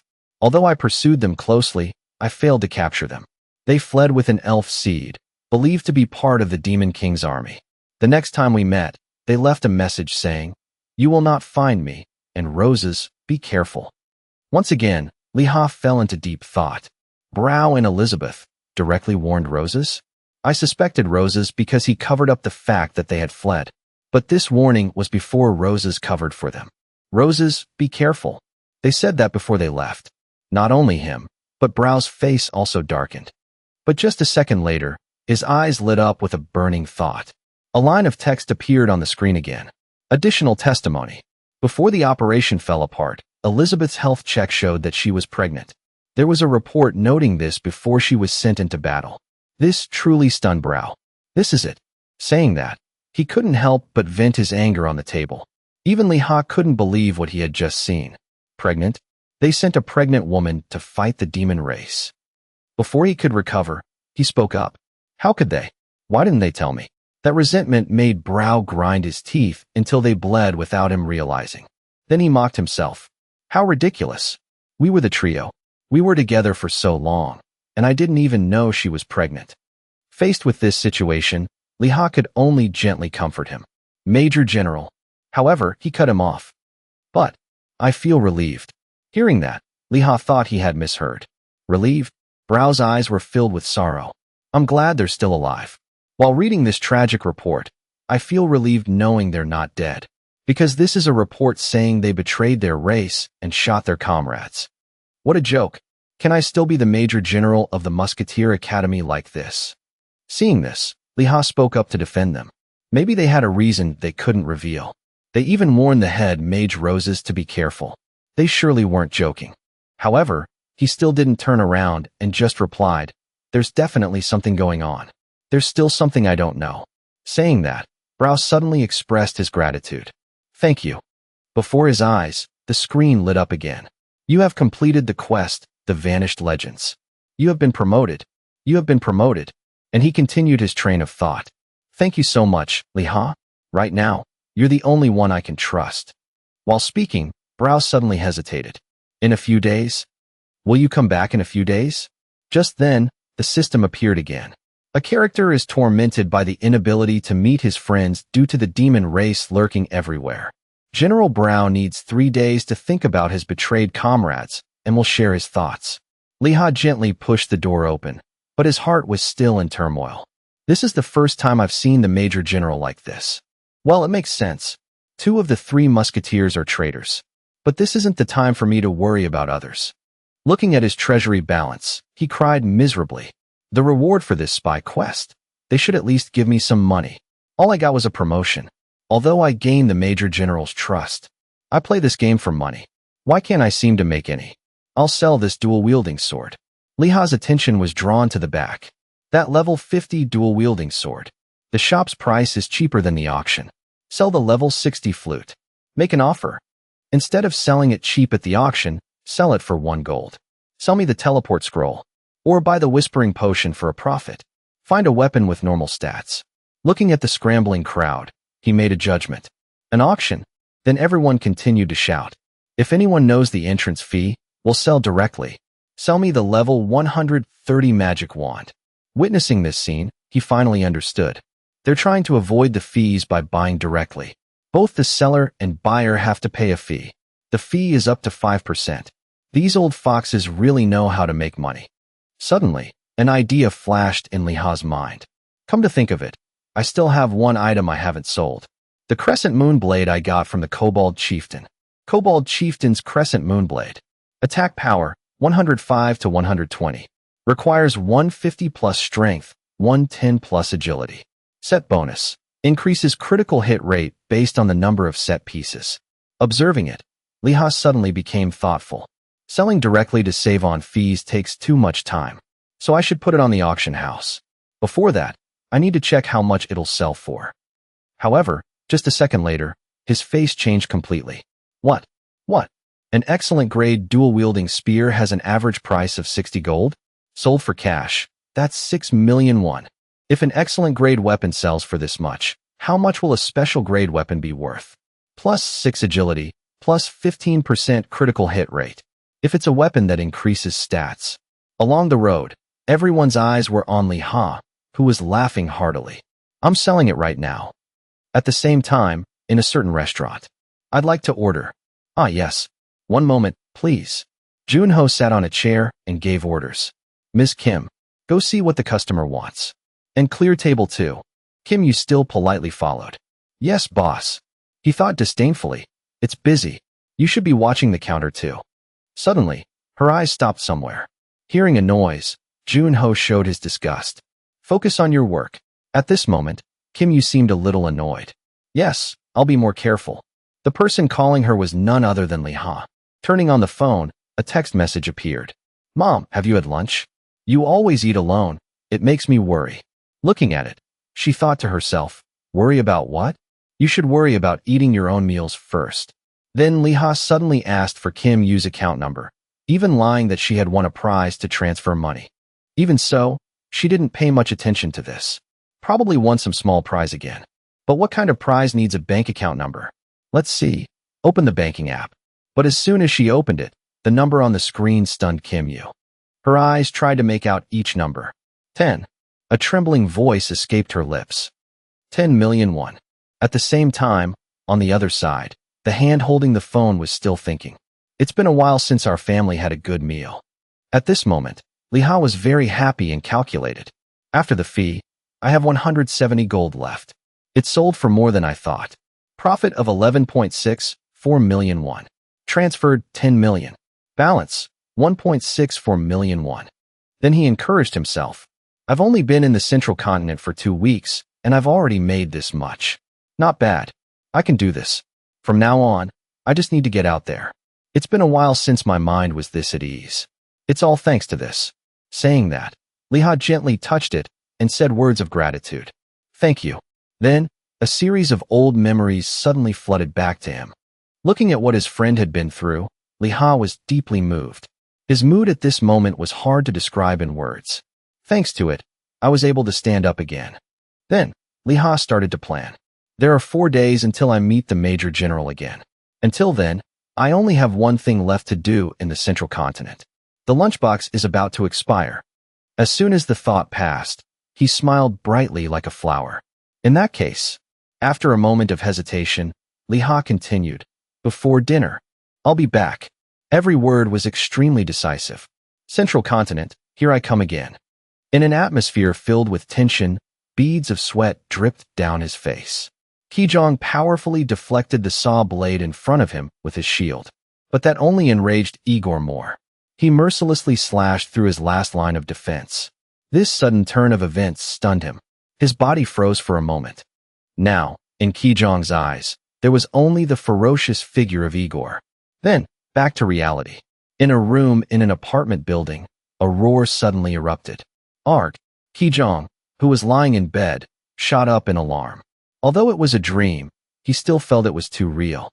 Looking at the game capsule beside him, Kijong stood frozen for a few seconds. Then, his whole body began to tremble violently, as if he was afraid of something. Seeing himself like this, Kijong quickly turned his head away. His expression suddenly became extremely uncomfortable. Damn it! But then the sound of the phone ringing broke the tension. Kijong immediately picked up the phone to answer. Hello? Hyung. On the other end of the line, Liha suddenly spoke up. Kijong, are you busy? After that greeting, his mood improved a lot. No, not at all. Since I can't log into Middle-earth, I'm more relaxed. What's up, Hyung? Hearing that, Liha's eyes lit up. Nothing special. I was just going to invite you over for some beef. Kijong immediately switched to a more comfortable position to talk. Tonight? You're treating me to beef. Those words gave Liha goosebumps. Cut it out, that sounds gross. 8 o'clock. Are you coming? Kijong answered decisively. Of course I'm coming. I'll be there on time. The other end of the line happily confirmed. All right, I'll be waiting. After the conversation, Kijong was the first to end the call. He suddenly let out a long sigh. Beef, huh? Looks like he's made some money from Middle-earth. Well, of course. He's always been very good. He's done so many amazing things in such a short time. Thinking that, Kijong decisively got out of bed. He just entered the game world. All right, he must be waiting for me, right? On his face, he clearly showed his determination. I can't fall behind. At the same time, on Liha's side. In that case, I can't waste any time. I have to hurry. I need to decide before dinner. Then he clicked to see his current equipment inventory. A moment later, something appeared. A 100 million won lunchbox. I have to see if it's really worth that much. Liha just sat there, deep in thought. The answer to this quest will be from Madame Lu's younger sister. Madame Lu's own sister, Madame Cho, is holding it. Arriving at the door of a certain house, he couldn't help but feel bewildered. Is this where Madame Cho lives? To confirm his thoughts, Liha boldly knocked on the door of that house. After a while, the door suddenly opened. Looking at the scene in front of him, he was so stunned he couldn't utter a word. Only the other person's voice was heard. Who are you, looking for someone this late at night? Who is it? Facing Madame Cho, he had only one thought. So tall. To not be rude in front of her, Liha hurriedly greeted her. Nice to meet you. Are you Madame Cho? But in his heart, he was still in turmoil. She's huge. Is she Madame Lu's older sister, not younger? At that question, Madame Cho bowed and replied, This is the first time I've seen someone come to meet me at night. This straightforward statement made him not know how to react. Liha's mind suddenly became chaotic. What should I do? Did I come too suddenly? I should have thought about what to say to get the information, right? Suddenly, at that moment, an idea flashed in his head. Then Li Ha quickly summoned it. Smoked rabbit meat item. Next, he awkwardly expressed himself. I came because I need a favor from you, Madam Cho. However, her attitude was still a bit haughty. Although he was very worried, Li Ha continued to present his case. I brought some snacks. Since your sister asked me to, I had to come. Hearing that, her expression softened a little. My sister. First, come in. Seeing that the plan had succeeded, Li Ha was secretly pleased. All right. Then, Madam Cho politely brought out water. What is it? It can't be just this, can it? Being served so attentively made him a bit embarrassed. How embarrassing. But whatever. It's a good thing I learned to cook. The NPCs here are no joke. By normal standards, they're way too relaxed. If I want them to react, then I have to mention a special keyword. Having experience with the previous 3 people, this time he was a bit more skilled. Li Ha had to rack his brain again. What is Madam Cho's keyword? Without thinking for long, he quickly spoke up. Madam Lu asked me to tell you that the lunchbox has been dispatched. Hearing this word, Madam Cho was a little surprised. The lunchbox? What did she say? Was the delivery good this time? Being asked like that made Li Ha even more certain. The keyword is indeed lunchboxed. Then he replied very naturally. Yes, I heard it's very reliable. However, Madam Cho was not very excited. I received a similar letter last time, but it's been over 3 months and there's still no news. How many times has this been? While drinking tea, Li Ha readjusted his thoughts. That's right. I can't be the first one. All the ones before me must have prepared it themselves. Then he acted friendly and asked, Is it that hard to open a shop in the capital? She also enthusiastically replied, Oh my. It seems my sister hasn't told you anything. This made Li Ha so scared that he broke out in a cold sweat. Told me what? Besides needing a hall and a corridor, I haven't heard anything else. There must be something hidden behind this, right? This is clearly a characteristic hint of Middle-earth. What is it? Is there something more important than the lunchbox? Seeing him hesitate, Madam Cho spoke up. Don't you know English? Why are you thinking so hard? This lunchbox is more precious than you think. The monster of Candle Castle is famous for its unique flavor. Moreover, this is a magical lunchbox made by my sister herself. Perhaps those who know about cuisine will want to send it to discover its delicacy somehow. That's how it is. After a moment of hesitation, Madam Cho spoke while looking straight into Li Ha's eyes. Or perhaps people with money, for example. Li Ha was shocked by this information. Once again, he fell into thought. Many powerful people want it, but only one lunchbox is brought to the capital. So, among those powerful people, the strongest one will get it, right? Then an image suddenly appeared in his head. Could it be? Perhaps afraid that Li Ha would say that person's name, Madam Cho stopped him in time. I'm just doing what my sister told me to. Are you curious about anything else? I bet you are. Because I'm worried about this capital. This is where the most people in the Pubble Kingdom gather. The strongest kingdom on the continent. Those people, what would happen if they all gathered at one restaurant? This hint made Li Ha continue to speculate. A lot of people gathering? If they gather like that, what else does the restaurant have besides money? A moment later, his eyes widened as if he understood. Li Ha drained the cup of water and said, It's getting late. It wouldn't be right to disturb you any longer, would it? I've brought the meat. Then he stepped out and slammed the door shut. I'll be going now. Those actions happened so quickly that Madam Cho could only sit still like a statue. A long while later, a faint smile appeared on her face. As expected, just as my sister said, he's a very interesting person. At this moment, Li Ha had returned to his own world. He reached up and took off the game helmet. Ack, Madam, isn't she just an NPC in the beginner's village? His expression became incredibly complicated. What Madam Cho and Madam Lu are aiming for? Could it be that, while he was still pondering, his mother walked in from outside the door? Li Ha. Seeing them, he was somewhat bewildered. He was quite suspicious. Mom and Kijong came together? Did you meet on the way? But she reacted very intensely. Son, being hugged so tightly made Li Ha cry out. I can't breathe. And his mother was so moved that she shed tears. It's good that you're healthy. Why did you send money back like that? You're not doing anything bad, are you? Faced with this situation, he didn't know where to start explaining. No, Mom. That. I'll explain it with Kijong now. Then, when only the two of them were left, Kijong showed a satisfied expression. Ah, that was delicious. Auntie went to buy fruit. Probably watermelon, right? Suddenly, Liha called his name. Kijong. She only replied softly.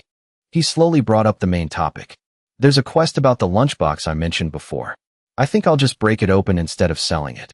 That intention of Liha's made Kijong tremble so much he couldn't speak. A long while later, he managed to let out a sound. What? Liha scratched his cheek and laughed awkwardly. Huh. A shocked voice came from the room. What? You want to complete the quest? You haven't sold it yet. Then his hands, unable to stay calm, placed themselves on the other person's shoulders.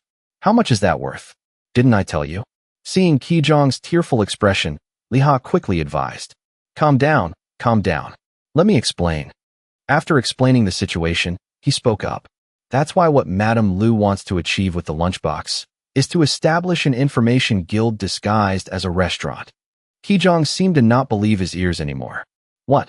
Really? An information guild, disguised as a restaurant. Next, Liha immediately switched to asking about other things. So what do you think of the experts in Middle-earth? Is something like that possible in this game? Hearing that, he seemed to be deep in thought. It's not entirely impossible. If it's true, it's amazing. I've been to an information guild before when I completed a quest for the mercenary guild, but it required 30 gold coins. Without a good reason. No matter how useful the information is, who would pay 3 million won like that?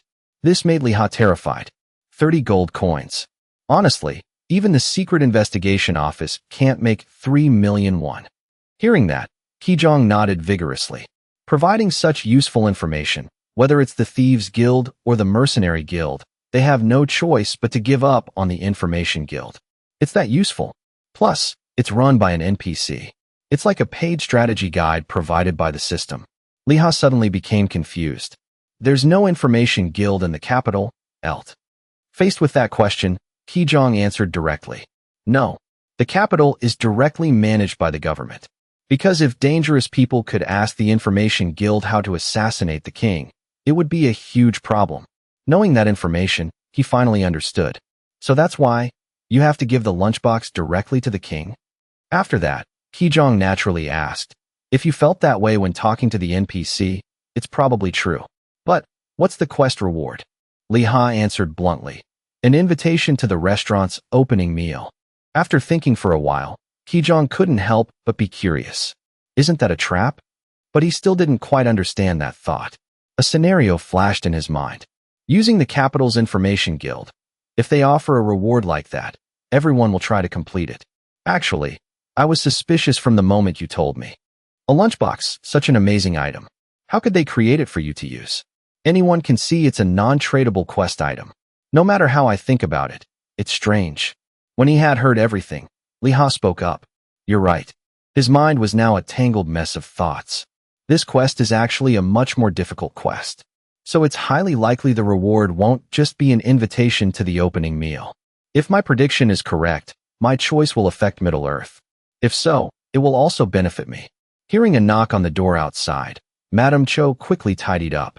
Come in. After those words, a hand slowly pushed the door open. Seeing the person who entered was Liha, she couldn't help but exclaim, Oh my. The errand boy, from a few days ago, right? As soon as he entered, he got straight to the point. I'm sorry for deceiving you, Madame Cho. I've brought the lunchbox as Madame Lu requested. Finally, he didn't forget to introduce himself. I am Musketeer Halaha. But Madame Cho just smiled brightly. I already knew. He still didn't see anything strange and continued to speak. I'm truly sorry. A long while later, Liha finally came to his senses. What? Seeing that expression, she was amused. Very interesting. You're very interesting. The box is still intact. Those words from Madame Cho made Liha freeze. Interesting? What are you talking about? So the two of them officially sat down at the table. Since she was the host, she politely asked for his opinion. Coffee? Tea? However, he just hummed noncommittally. Is there nothing else besides drinks? Even though Liha made such a demand, Madame Cho was still polite. Then what do you want? Suddenly, she spoke, hitting the nail on the head. Information. As expected, he was taken aback by her directness. You know, Madame Cho had to let out a long sigh. Anyway, you predicted what Lu and I would do. which is why you brought the lunchbox. Didn't you come here to see what the reward is? Lee Ha quickly avoided her gaze. Well, it's awkward to say it directly. It's not exactly like that. However, in his heart, he was constantly scolding. She's an NPC, all right. Where's her reasoning ability? Then Madame Cho sat down at the table. It's fine. No one who doesn't know brings the lunchbox to me. She already said so. Mentioning that person, Lee Ha hurriedly asked, Madame Lu? She didn't hide anything and answered decisively. Of course. Lu knows that most people won't bring the lunchbox. If someone actually does bring the lunchbox, they can only be one of two types of people. A complete fool with no greed. Madame Cho's eyes looked at him sharply. Or someone who knows the plan and is using it. Interesting, isn't it? People who only think halfway would never come here. Lee Ha at this point could only stammer a reply. I see. Then he fell into thought again. Is she talking about seeing an object creates desire? A fool who knows the value of the lunchbox but has no greed. Or a quest that can only be completed by those who pursue benefits beyond greed. But for some reason, the way she's talking and the atmosphere feels strange. Suddenly, Madame Cho stood up and spoke. And she added one more thing. Her vagueness made Lee Ha extremely anxious. What was it? She turned away, looking mysterious. Whoever brings the lunchbox. As soon as the words were out, a series of arrows were aimed straight at him. Will die. Being attacked so suddenly, Lee Ha couldn't react in time. His face was unfortunately grazed by an arrow, and it started to bleed. Even the house shook from that terrifying power. Looking at the wall crumbling into pieces, Lee Ha couldn't help but be astonished. What the? Finally, he had a chance to ask. What are you doing, Madame Cho? But it seemed she had no intention of answering. Oh, you dodged it? Just take it easy. After those words, another earth-shattering sound echoed from outside. Right after that, a group of people of unknown origin stormed into the house and attacked Lee Ha. Damn it. In a life-or-death situation, he still managed to remain calm. There are too many of them. First, I need to create some distance. Fortunately, he had already reloaded. Next, it was Lee Ha's turn to counterattack. An unlucky guy was hit right by his bullet. Suddenly, a sword from nowhere lunged straight at Lee Ha.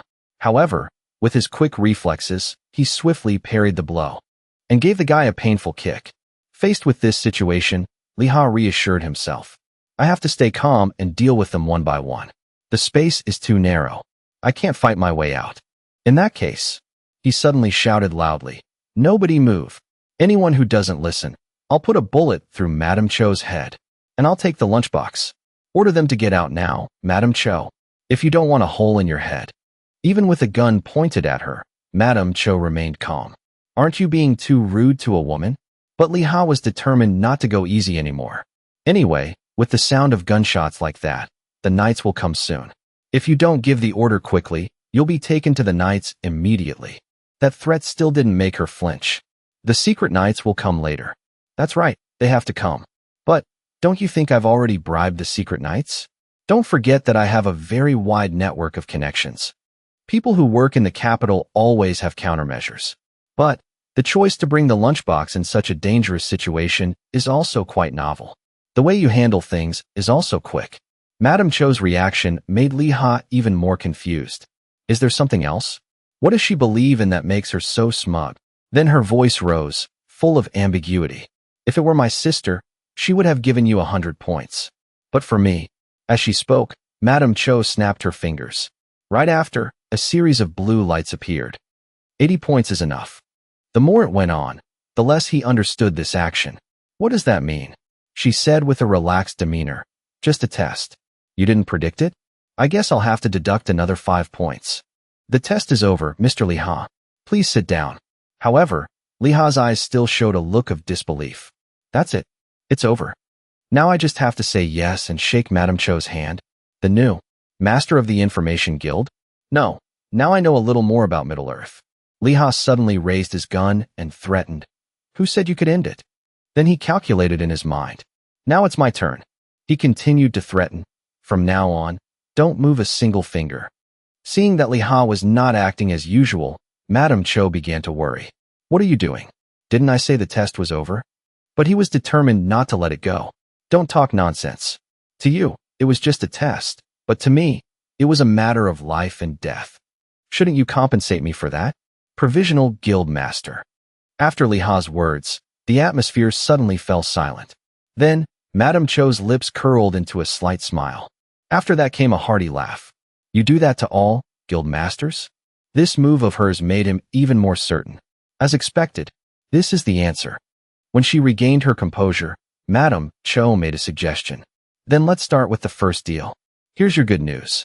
The screen immediately displayed the content. You have completed the quest in the hall to open a location in the capital, Sagrat. You have leveled up. She generously announced to him. This is the information that capable people like you, Li Ha, need the most. 2 days later, at Kinyan Pass, a person was picking medicinal herbs while breathing heavily. Looking at the results in his hand, Li Ha was extremely happy. Is this the price for information? There are so many herbs. It's really as Madame Cho said. The system suddenly appeared. Achievement recorded. Elf warning F+, 4 hunting 500 elves. Reward, 1 strength, speed, intellect, and 15% defense. Achievement, Elf Nose Collector E+, 4 hunting 1000 elves. Reward, 2 strength, speed, and intellect. Standing on top of a high rock, he exclaimed, this is a good spot for a musketeer to level up. Then, Li Ha suddenly turned his head and spoke. So now, it's time to go see Brow. At this moment, at the Browbeth Musketeer Academy, Brow was looking outside with a very distant gaze. Suddenly, a voice was heard. Is the Major General home? It's Haliha. After introducing himself, he directly opened the door and went in. At the same time, he also turned to face him. As soon as he saw Li Ha, Brow's face looked much more lively. Come in, Li Ha? It seems something has changed. Faced with that assessment, he was extremely surprised. Huh? Did Sir Brow always have such an expression? He seriously inquired about the situation. Have you been training for the past 4 days? But Li Ha was still lost in thought. Have I changed so much that even an NPC can notice? Then, a faint smile appeared on his face. That's right. When I broke into the Royal Archives, my level was 36. And now he has reached level 48. Then Li Ha honestly explained. Actually, I was fighting with the elves. But he kept the following words to himself. The commotion helped me gain more than 10 levels. Of course, I'll look different. Hearing that, Brow's eyes suddenly became sharp. So that's why it could be done faster. Faced with the vague question, Li Ha unconsciously asked back, what's faster? Seeing his confused expression, he directly presented it. What else could it be? Isn't it obvious? A bright screen was unexpectedly brought before Li Ha. I have to train you, of course. Then Brow continued to announce. For you to become one of the 3 new generation musketeers. On it were written the words. You have received the quest, Intensive Marksmanship, Training 1. This quest requires you to defeat the Brad Demon Worm within 5 days. The reward is a hidden skill. If you fail, you will lose your life. After reading, Li Ha suddenly became thoughtful. The 3 new generation musketeers. That's right. All the quests I've encountered are not musketeer quests. A stream of memories flooded back to him. At this rate, this made Li Ha even more confused. In the end, will I be trained to become one of the 3 musketeers? But why does it have to be Lady Elizabeth? Besides Lady Elizabeth, there's also Sir Brow. In the end, his thoughts lingered on the person in front of him. And there's Brow too. Well, I'll probably find out soon. Because this is the central continent. Pushing aside his concerns, Li Ha suddenly asked, will I be able to catch that demon this time, Major General? Brow immediately replied, have you ever caught one before? He also honestly confessed, no, but I've heard about them. Li Ha secretly guessed, Golem. I saw it on Fernand's map. They are monsters that live in the Arok mountain range. After he finished speaking, his face lit up. I see. If so, it will be very interesting. Much more interesting than Thru's. In contrast to his mood, he was dejected. I don't find it interesting at all. Suddenly, Brow's attitude changed, and he threatened in a stern voice. In that case, maybe you shouldn't do it. Seeing that, Li Ha struggled to explain. How can that be, Major General? Getting a satisfactory answer, he finally let him off. That's more like you. At the same time, in a village at the foot of a high cliff, the sound of people bustling filled the area. I'm going to the Stone Golem Road. I will only support warriors with blunt weapons. Promotion is waiting for me. It's level 70. Looking for a mage who can use fire or ice to catch a gray chap. Mages can't go. Witnessing this scene, Liha judged for himself. Just like online. Looking through the crowd, he said politely, "Excuse me." And in his heart, he continued to think. The monsters from the Rock Mountain range are mainly stone golems and man-eating gray chaps. Golems have a very scary appearance, so dealers consider them the #1 monster to avoid. As for gray chaps, although they are not clearly visible, they will cling to players, and they are the monsters that warriors hate the most. So that means two opposing monsters in the central continent live in the same place. There are no ideal hunting grounds here for specific professions. Recalling the past, Liha couldn't help but feel helpless. Of course, no matter which hunting ground a musketeer like me goes to, I will face disadvantages. But if it were someone else, I definitely wouldn't have chosen this path. The phrase 3 new generation musketeers is enough to understand what it means. This is a quest for the first 3 people to pass browse test. Suddenly, Liha remembered Kim Yu with a grateful expression. "Mom, thank you for choosing the musketeer class for me when I chose my profession. Life is truly unpredictable." Then he was suddenly attracted by a noise. "Kill it. Slash it. Slash it. I think we must aim for its weak spot." "Don't call it that. It sounds weird." Looking at the scene, Liha's face was full of sarcasm. Are these guys perverts? When you meet these things, running is the best option. Leaving that place, he walked alone leisurely. It seems that golems only know how to do simple hitting and smashing movements. As he walked, Liha kicked the stones on the side of the road. All right, it's worth a try. Suddenly, he stopped as if he had detected something. A rock flew past his face like a bullet. It stopped at one spot, and that place cracked open as if something was about to emerge. As expected, the next second, a golem burst out from that spot. Facing the golem, Liha was extremely calm. Okay, I've got a supporter to practice with. His reloading motion was extremely skillful. It only took a few seconds to complete. After that, Liha raised his gun and was ready to attack at any moment. 42 seconds. Distance 50 meters. Wind speed is 6 meters per second. Pretty strong. Not stopping there, he also paid attention to the details. The wind is blowing from the southeast. Finally, when he waited for the right opportunity, Liha didn't hesitate to pull the trigger and fire several shots in a row. As expected, those bullets hit the golem straight in the head. Nice. Seeing that it was successful, Liha was extremely excited. Even if it's a golem, one shot should be enough to take it down, right? But before he could be happy for long, the sight in front of him made him freeze. The golem that had just been hit by a bullet was now standing up as if nothing had happened. This made Liha even more confused. Huh? It's not dead? It was hit in the head, wasn't it? Damn it. Does the difficulty increase with just a little level up? So one shot isn't enough to take down any monster. After a moment of internal struggle, Liha made a decision.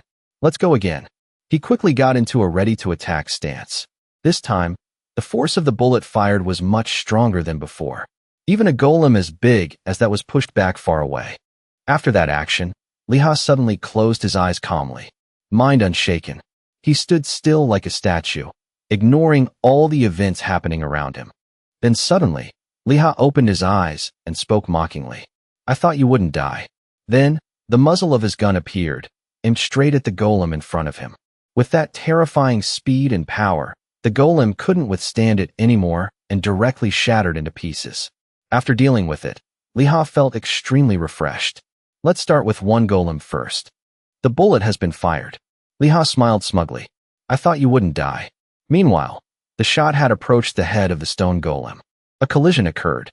The sound from his attack shook the surroundings. It finally collapsed. Liha hugged his gun and told himself, it took 3 shots just to hit the head. It's not easy at all. The body of the stone golem behind him was slowly recovering. While he was still planning his strategy, I wonder what it would be like to face a golem. Is there no safe place for me to camp? I also have to pay attention to the gray chaps. Finding himself suddenly standing in a large shadow, Liha exclaimed. Instantly, the giant hand of the stone golem was about to slam down on him. In that case, I'll just run. Right after that, the entire ground seemed to shatter under its attack. The shockwave from the slam threw Liha away from the stone golem. Shielding himself from the flying debris with his hand, he was stunned by its power. I didn't expect it to have a slash attack skill. Without a moment's hesitation, Li Ha raised his gun to aim. There's no time to think anymore. What I need to do right now is get ready. He pulled the trigger decisively. A very smooth motion. It seems Li Ha succeeded in this shot. The stone layer on the golem's body was broken. Witnessing what had just happened, Li Ha was surprised to discover something. Inside the rough stone layer was a glowing object. A super sticky mana orb appeared. That was the golem's heart. Seizing the opportunity, he quickly reloaded his semi-automatic gun once more. That's right. Even though its exterior looks like a lifeless block of stone, it must have a core like a heart. Aiming, another bullet was about to be embedded in the stone golem. If you reveal your weakness, you're dead for sure. Surprisingly, new layers of stone began to grow around the glowing orb. They just kept piling on top of each other until its weak point was completely covered, as if nothing had happened. What is that? Li Ha looked at the unscathed stone golem and wanted to cry. Ah, really? Don't do that. How can there be a monster that can recover instantly like that? He had to run for his life. Finally, he stopped at the edge of the forest to catch his breath. My HP has dropped by 50%. Recalling his escape from the golem, Li Ha couldn't help but shudder. It's a good thing my stamina is unlimited. Otherwise, I would have been dead for sure. The first attempt failed. Okay, I'll accept that. Both skills need time to cool down. Then, he opened the system panel. Review the quest and intensive marksmanship training. Things that can't be seen from a distance are just that. Looking at the content on the board, he began to analyze his next move. The title is still the same. Of course, you can't see it from afar. The golem's heart. So this quest is not like the Hidge quest. That quest only required sniping to eliminate him. If I only snipe, I won't be able to see the golem's heart. So I can only shoot off its hands or head, the parts that can regenerate. In the end, this quest seems impossible to complete yet. Indeed, I still need a little more information. Suddenly, several noises from behind attracted Li Ha's attention. Going to the edge of the hill, he looked down to find the source of the sound. It's almost out. Just a few more hits. Meanwhile, the body of a stone golem had exploded, revealing a super sticky mana orb. Noticing that the monster had revealed its weak point, the tanker shouted a signal. Now's the time. Hearing that, Tankul immediately swung his hand to finish it off. Heh. Swinging his sword powerfully towards the golem's body, he shattered the mana orb in a single blow. Witnessing the battle before him, Li Ha couldn't believe his eyes. The stone golem has been defeated. Everyone now began to dance in celebration. Okay, everyone worked hard. He only now came to his senses, still feeling surprised. Golem, it only takes one hit? Is that it? After speaking, he approached Tankul, who was celebrating. Haha, so weave. Li Ha called out. Hey you. Then Li Ha asked a question. Can I ask you something? That thing that looked like a ball just now, is that the golem's energy source? Tankul was surprised by his question. He smiled cheerfully before answering. Is this the first time you've seen a golem? He obediently replied. Slowly, Tankul began to explain to Li Ha. The golem's weak point is its orb. Just one hit there, and it dies instantly. So his guess was correct. It was just a little off in the name. Isn't it a heart? He tried to remember. What's its exact name? The tanker passing by answered for him. Super sticky mana orb. Tankul immediately remembered. That's right. That's why everyone calls it a testicle. He laughed heartily and said, and we call it a bee, because it's attached there.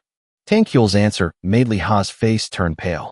Indeed, if you just hit it there, no one would survive. Li Ha continued to wonder. In short, when its testicle appears, the golem will regenerate.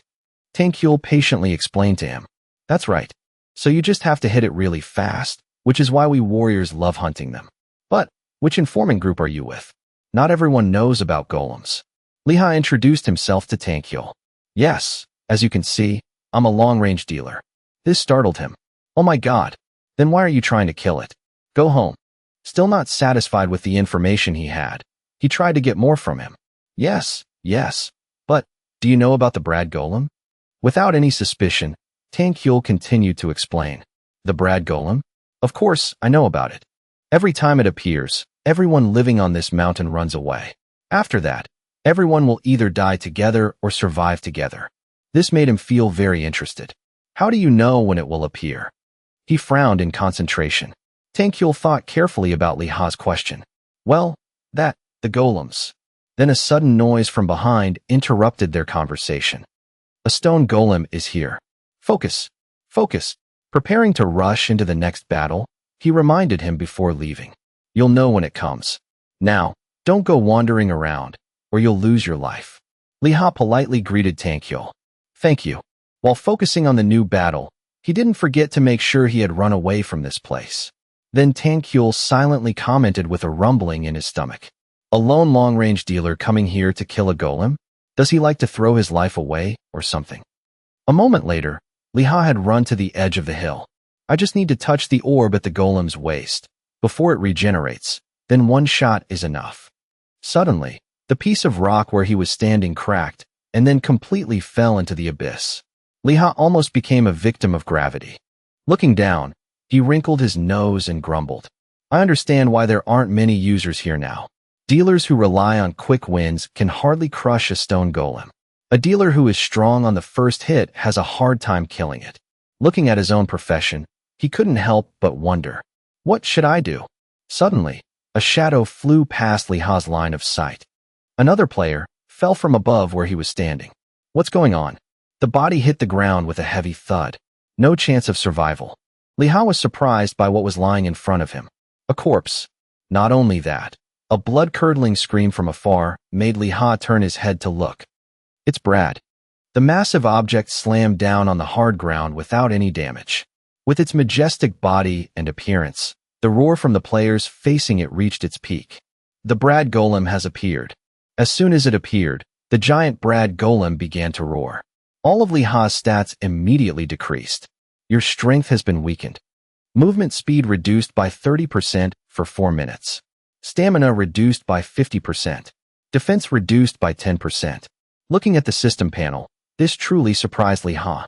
This golem can debuff me? A cluster of blue fireworks suddenly appeared in the sky. The surrounding players took this as a huge warning bell. The Brad golem is here. The battle began. A series of special moves were unleashed and aimed at the boss. Ice Storm. Fire Arrow. Despite facing a large number of players, it stood tall without flinching. Witnessing the chaos below, he watched it fight on all sides and commented to himself. It takes 10 groups working together 5 minutes. So that means, if I solo the Brad golem, I have to finish the fight in 5 minutes? What method should I use? How long is its respawn cycle? If I defeat it this time, when will it appear next? While he was thinking, a shout attracted Li Ha's attention. Oh! It turned out the witch was screaming in a hurry. Don't use lightning. The archer replied in confusion. Why?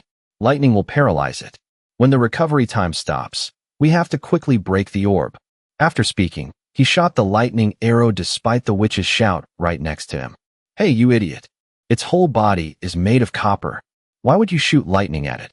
The energy from the lightning arrow was absorbed by the Brad golem and concentrated at the sharp point on its head.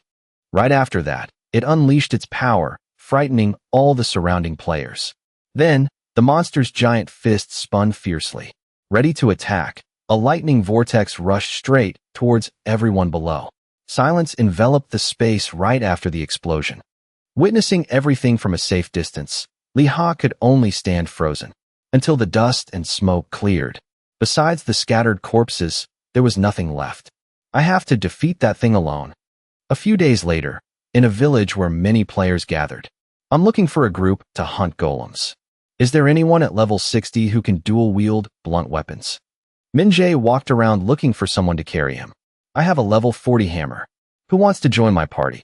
Finally, he really wanted to give up. Why can't I find anyone? This is so boring. Suddenly, he saw Li Ha walking by. Hey, that weakling is here to hunt too? Seriously, and he didn't even tell me. With a sly smile, Minjae thought to himself, hee hee, that bastard. He's definitely going to run into a gray chap. I'll follow him. If he dies, I'll get a lot of items. After following for a while, Minjae finally saw him stop. Strange. The place he's going to is this dangerous stone golem area? I have to be careful not to get killed too. Instantly, A bright light emanated from where Li Ha was standing. Covering his eyes, Min's worriedly asked himself, "What's going on?" Followed immediately by an earth-shattering explosion. It turned out the source of it all was the very first gunshot fired by Li Ha. Only then did he dare to peek out and assess the situation. Min's trembled, hiding carefully behind a rock, and heard his voice ring out, "Awesome. Everything is going exactly as I planned." 9 days later, at the rest stop near the copper mine, Mount 10 Peak. Munching on his bread deliciously, Li Ha said happily, "Take your time respawning, you golem." Thanks to his skillful pathing and using other players as bait, he had easily escaped the gray golems. But why couldn't I dodge it? Because he obtained the title of Musketeer Captain, Li Ha acquired the Calm Mind skill, increasing his hit rate and vision. I can see this clearly. Meanwhile, the others were unlucky enough to get hit. Whoa, I'm grabbed. Let go. Suddenly, the scene ahead made him stop eating and focus. The brass golem and its army of stone golems had appeared. Ready for battle, he raised his gun and took aim. It's here. I've been waiting 10 days for this. The battle began with the brass golem's roar. A series of system messages popped up. Your strength has been weakened. Movement speed reduced by 30% for 4 minutes. Stamina reduced by 50%. Defense reduced by 10%. A player cried out in terror. It's a field boss. The remaining players were equally terrified. Aren't we going to take them down? Didn't you see that recent video where 50 people got wiped out? Mess with it, and you're dead. Run. Meanwhile, Li Ha quickly opened his bag and took out a strength-enhancing potion. Chugging it as he dashed forward, he returned to his normal state. Weakness resistance increased by 20%. Then, Li Ha raised his gun and aimed. Consider this my greeting, you giant bastard. Novice Sharpshooter. In an instant, he successfully activated the skill Novice Sharpshooter. Level 8. Reload time, 30 seconds. Firing time, 370 seconds. However, his bullet dealt absolutely no damage to the brass golem. No damage at all. Bring it on, all of you. I've got something to show you too. Pulling out an item, Li Ha swung his arm, ready to hurl it at the stone golems. You pathetic scumbags. He let go, and the object in his hand flew out like an arrow. Vanish. Just as the monsters looked up, the bag of explosives reached their heads.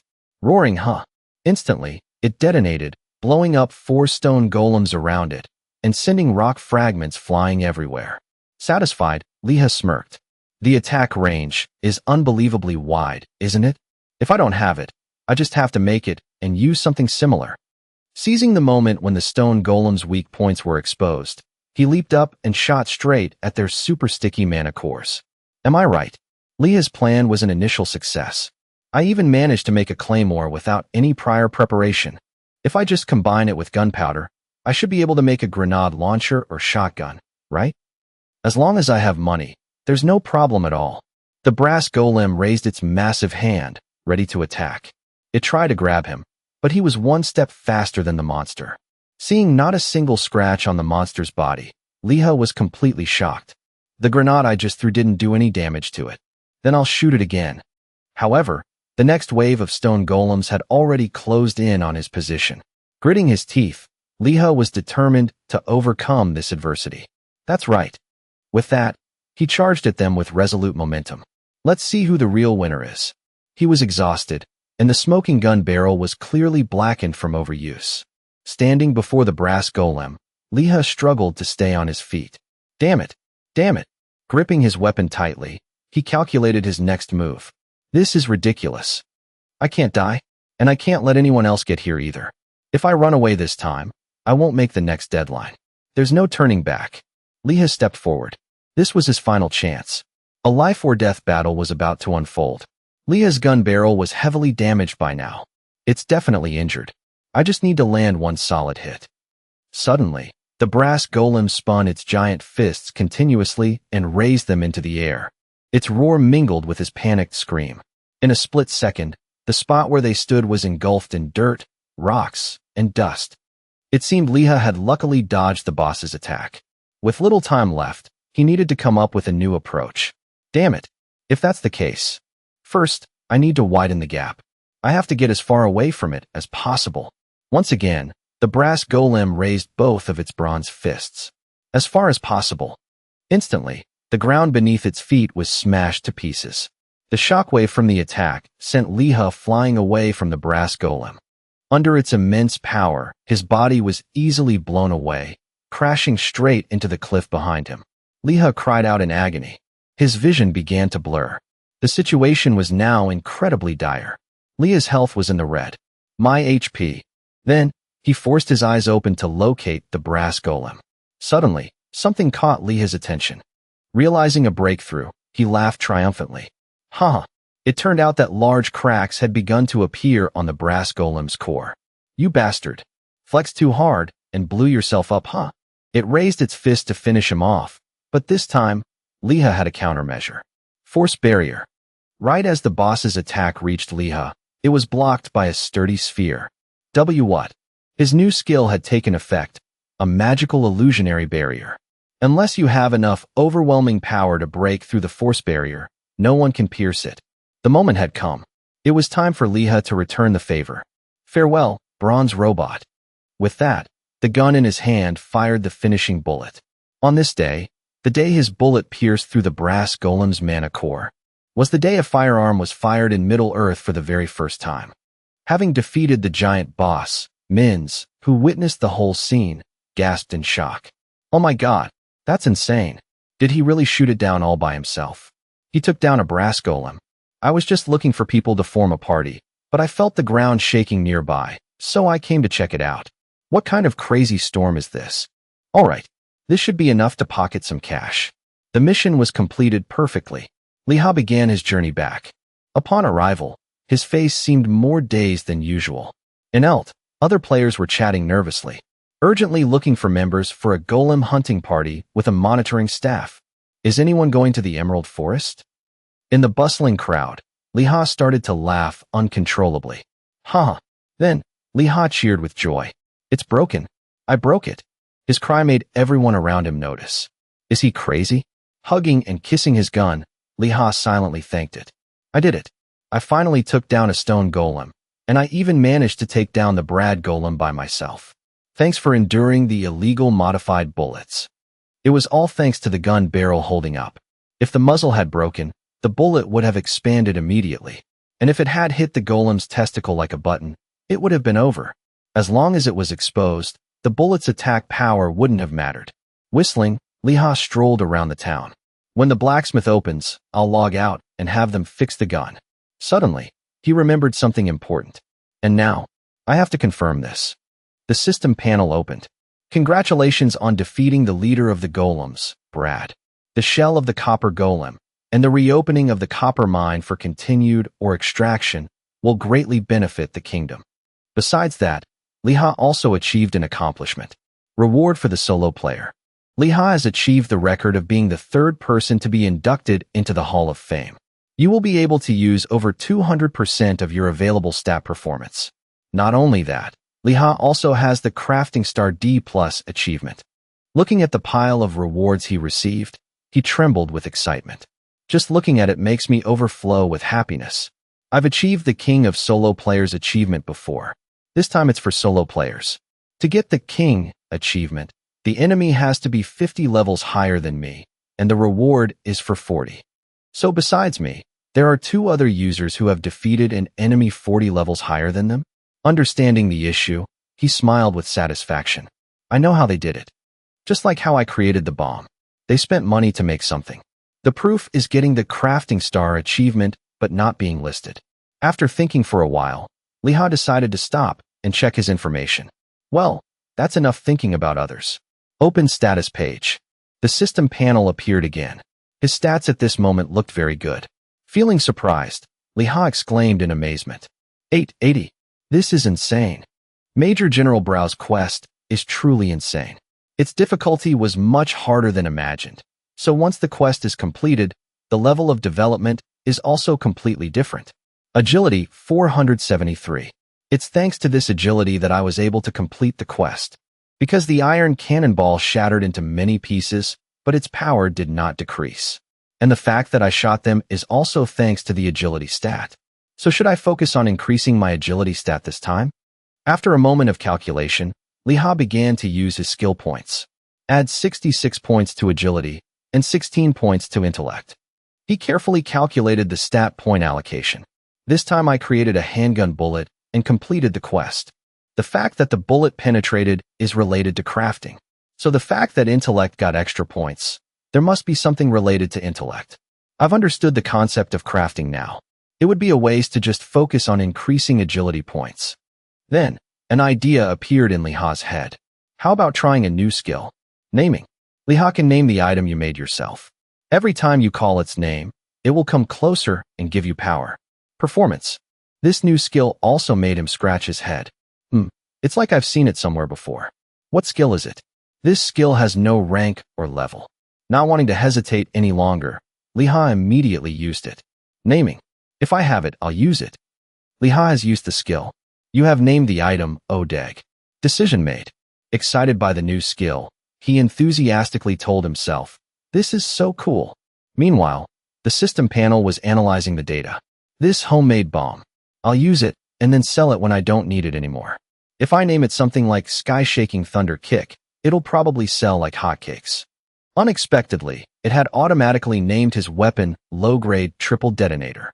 Boiling with anger, Li Ha clenched his fists and screamed in his mind. Wait a minute. What the hell is this? It automatically named it, and I have to wait 24 hours to use the skill again. I wanted to name it Bomb, but why did it name it Detonator? Finally, he had to accept the truth. That's right. This is the Central Continent. How can everything go my way?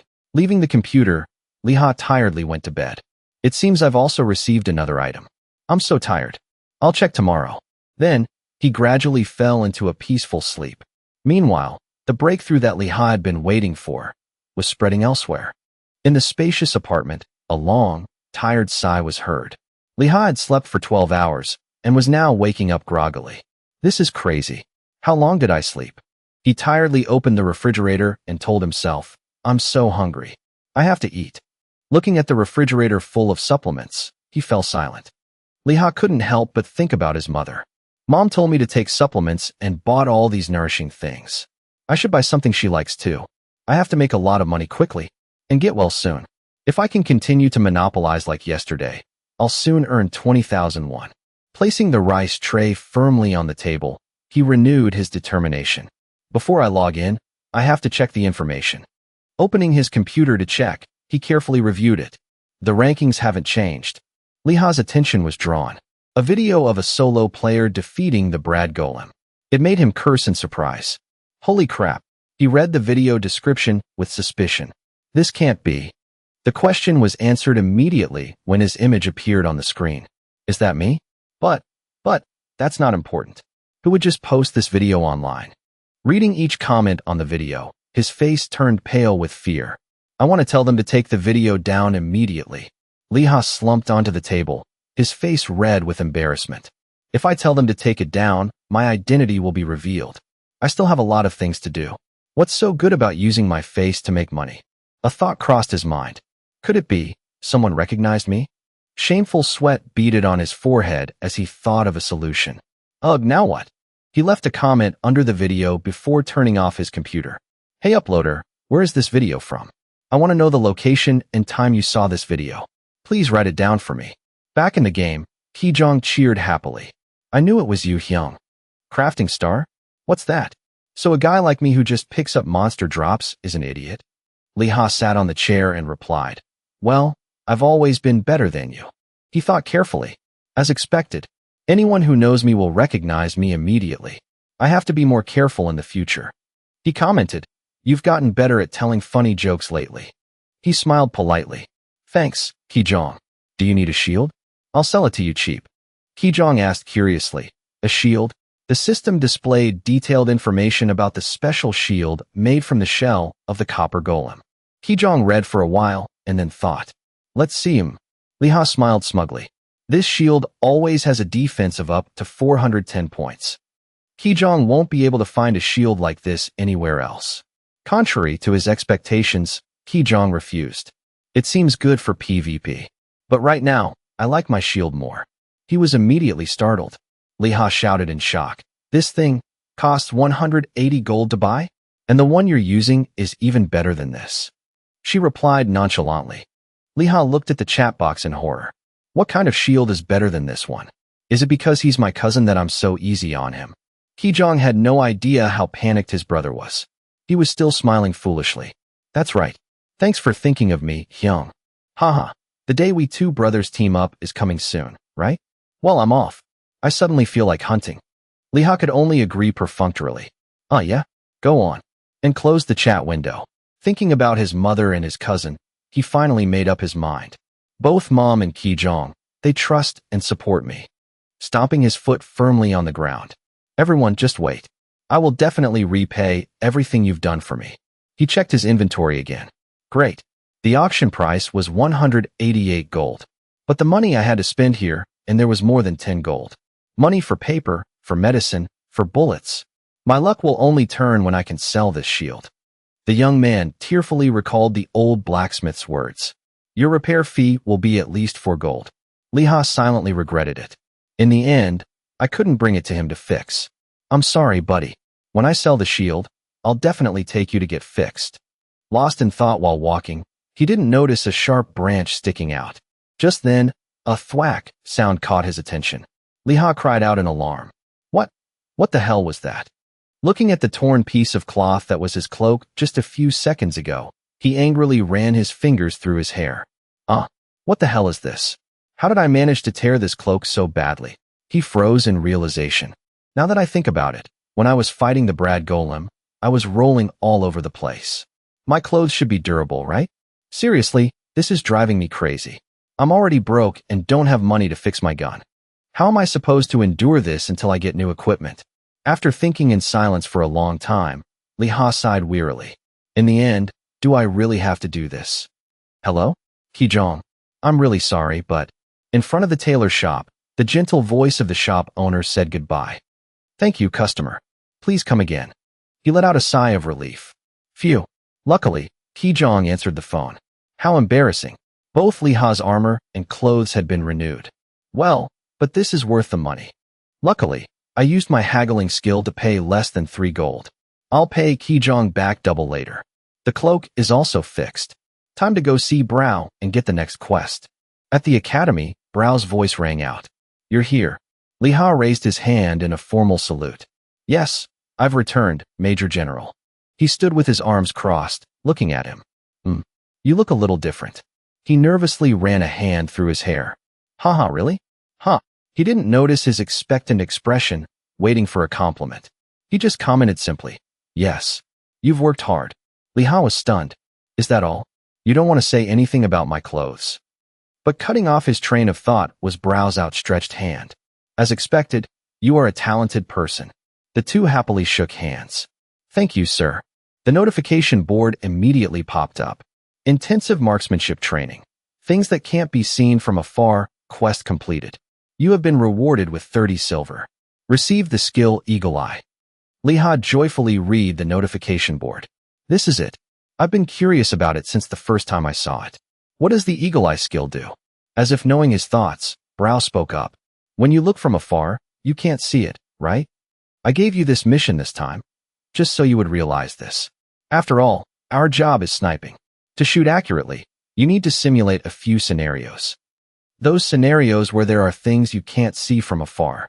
Hearing that, a question arose in Li Ha's mind. So this mission was for sniping training? He carefully asked him. So this time, Brow didn't deny it. That's right. Another quest interface popped up. Intensive marksmanship training, along with its specific content. When he saw it, Li Ha was momentarily stunned. The ferocity of the target made him a little scared. A thick-tailed pheasant.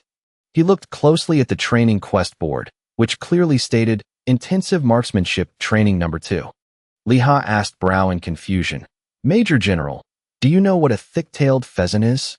He didn't even need to think and answered quickly. It's a bird. Hearing that, he was momentarily stunned, and in his mind, the image of an unidentifiable monster flashed. A bird? Yes, I know it's a bird, but... Trying to compare it to a more familiar creature, he became suspicious. Is it like the golden eagle at the castle? A short silence enveloped them, then Brow slowly spoke. It's similar, but if you compare it to a golden eagle, the golden eagle would cry.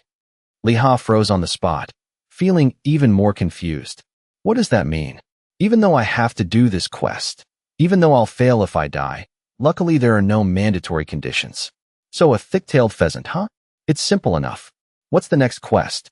Suddenly, the data panel in front of him lit up and displayed a line about Lady Elizabeth's legacy, along with the reward of a black base gun and the musketeer achievement, which made Li Ha freeze. This is... At that moment, Brow spoke slowly. We all know she's not dead. Using the word legacy isn't quite right, but these are indeed the words she left behind. If anyone asks what kind of person is worthy of being a successor, she always answers this way. If anyone can hit a target from a distance of 444 meters. The image of Lady Elizabeth from the past came back vividly. Her authoritative voice seemed to still echo. I will accept that person as my successor. The conditions sounded simple, but it made Li Ha's whole body stiffen. 444 meters. He screamed wildly in his heart. You're telling a musketeer to shoot with the range of AK-2? Is she crazy? In the midst of his confusion, he hesitantly confirmed. Do I have to do this quest right now? Brow just calmly shook his head. You can do it whenever you want. However, as soon as the words were out, he cast a meaningful glance in one direction as if to suggest something.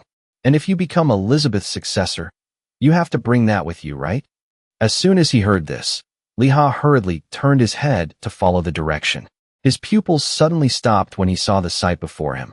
Right on the sturdy wooden rack in the corner of the room, an ancient musket named Black Base was neatly hung. The metal was faded but still exuded a breathtaking majesty that left him standing silently, unable to utter a word. After a heavy silence filled the air, Li Ha slowly asked, The gun that Lady Elizabeth used? Brow confirmed, That's right. He hesitated slightly, his fear not completely gone. If so, then, the other two are. He fully understood what he wanted to ask, so he answered immediately. Without letting him ask further, he slowly continued. They have found new owners. A doubt arose in Li Ha's heart. Is it Sir Brow's gun and Major General Brow's? The moment that thought flashed through his mind, Li Ha realized the truth. The new generation of musketeers must also inherit what came before. That's why he keeps making me do these marksmanship quests. Seeing him silent and unresponsive, Brow narrowed his eyes, full of scrutiny. What do you think? He had already started talking about a target that was currently impossible for Li Ha. 444 meters. Can you do it now? He bit his lower lip hard, standing motionless without saying a word, as if calculating every move in a difficult situation. However, after a long silence, it wasn't surprising when Li Ha decided to refuse. How can that be? I'll start with the pheasant quest first. I'm going to catch it right now. Hearing that, Brow understood and didn't stop him further, only slowly reminding him. Remember to come back. Amidst the vast blue sky covering the small house, that deep voice still lingered like a reminder etched deep in his mind. I'll always be here. And so, time quietly passed.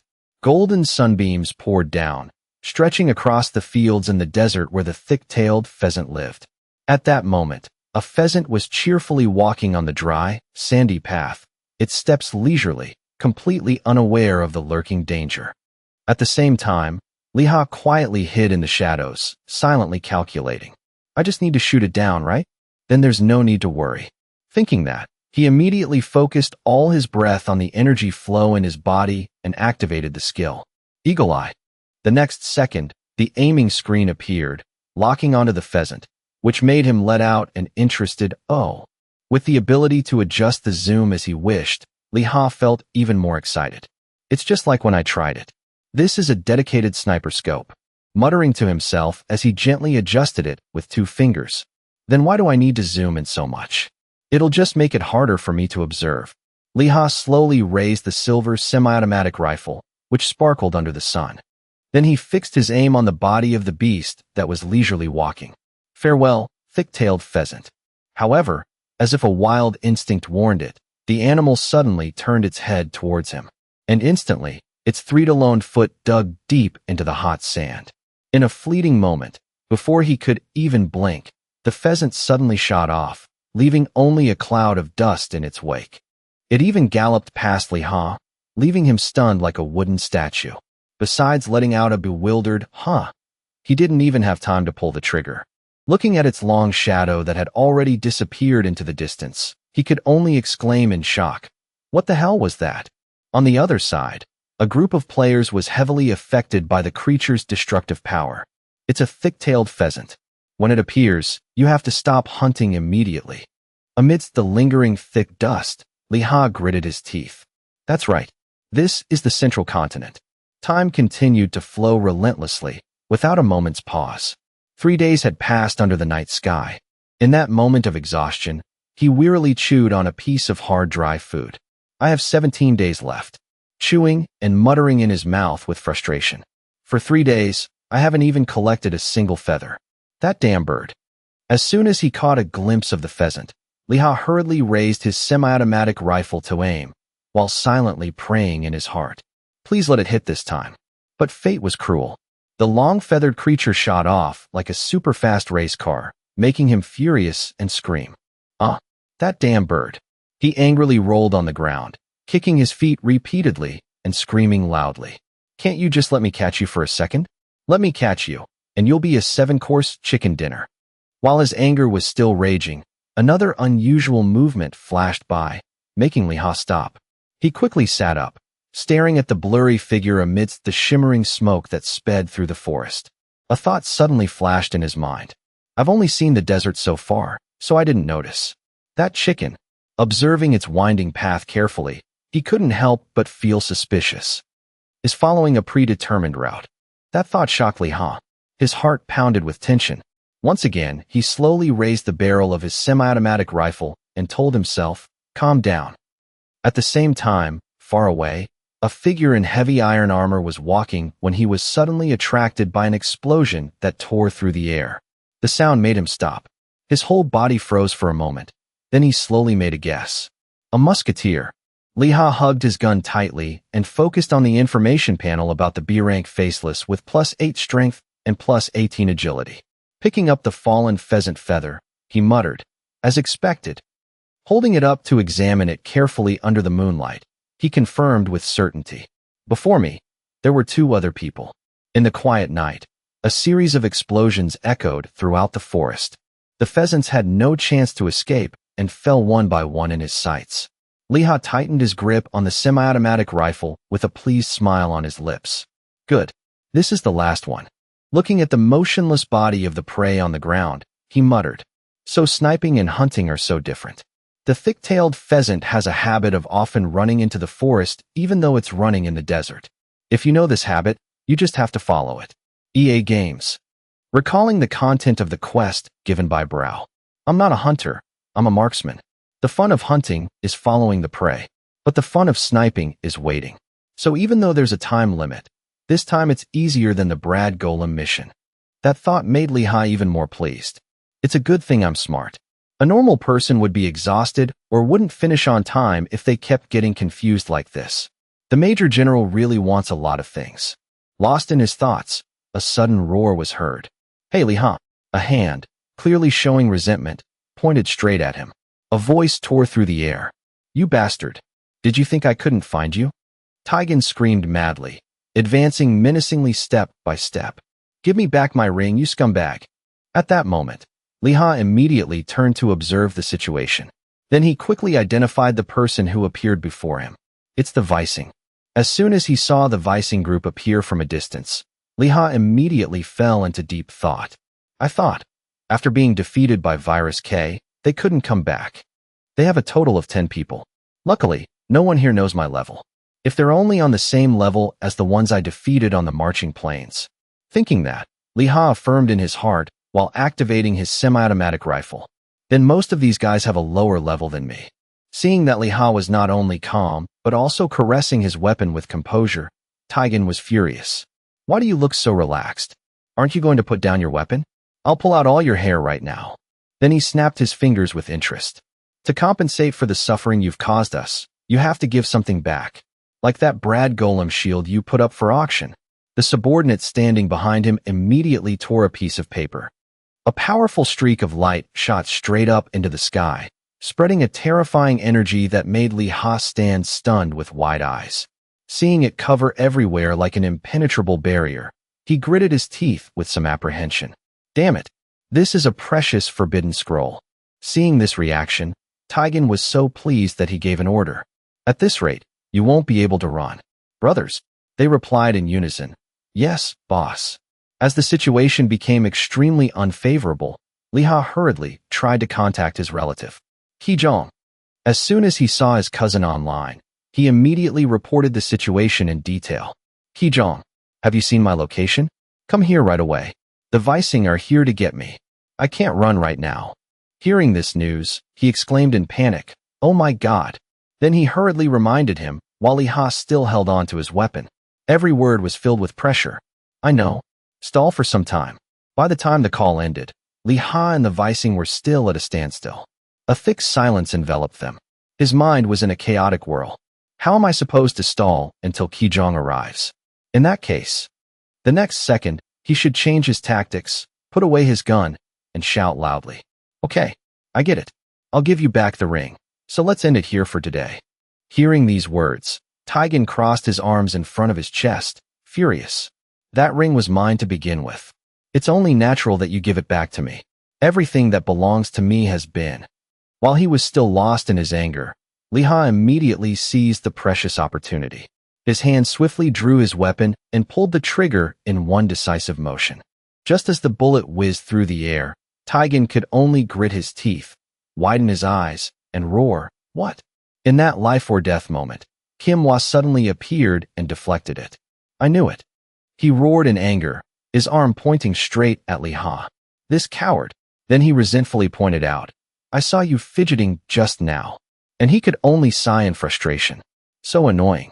Taigen's face turned pale. I ate a flower petal? I thought I was going to meet my ancestors.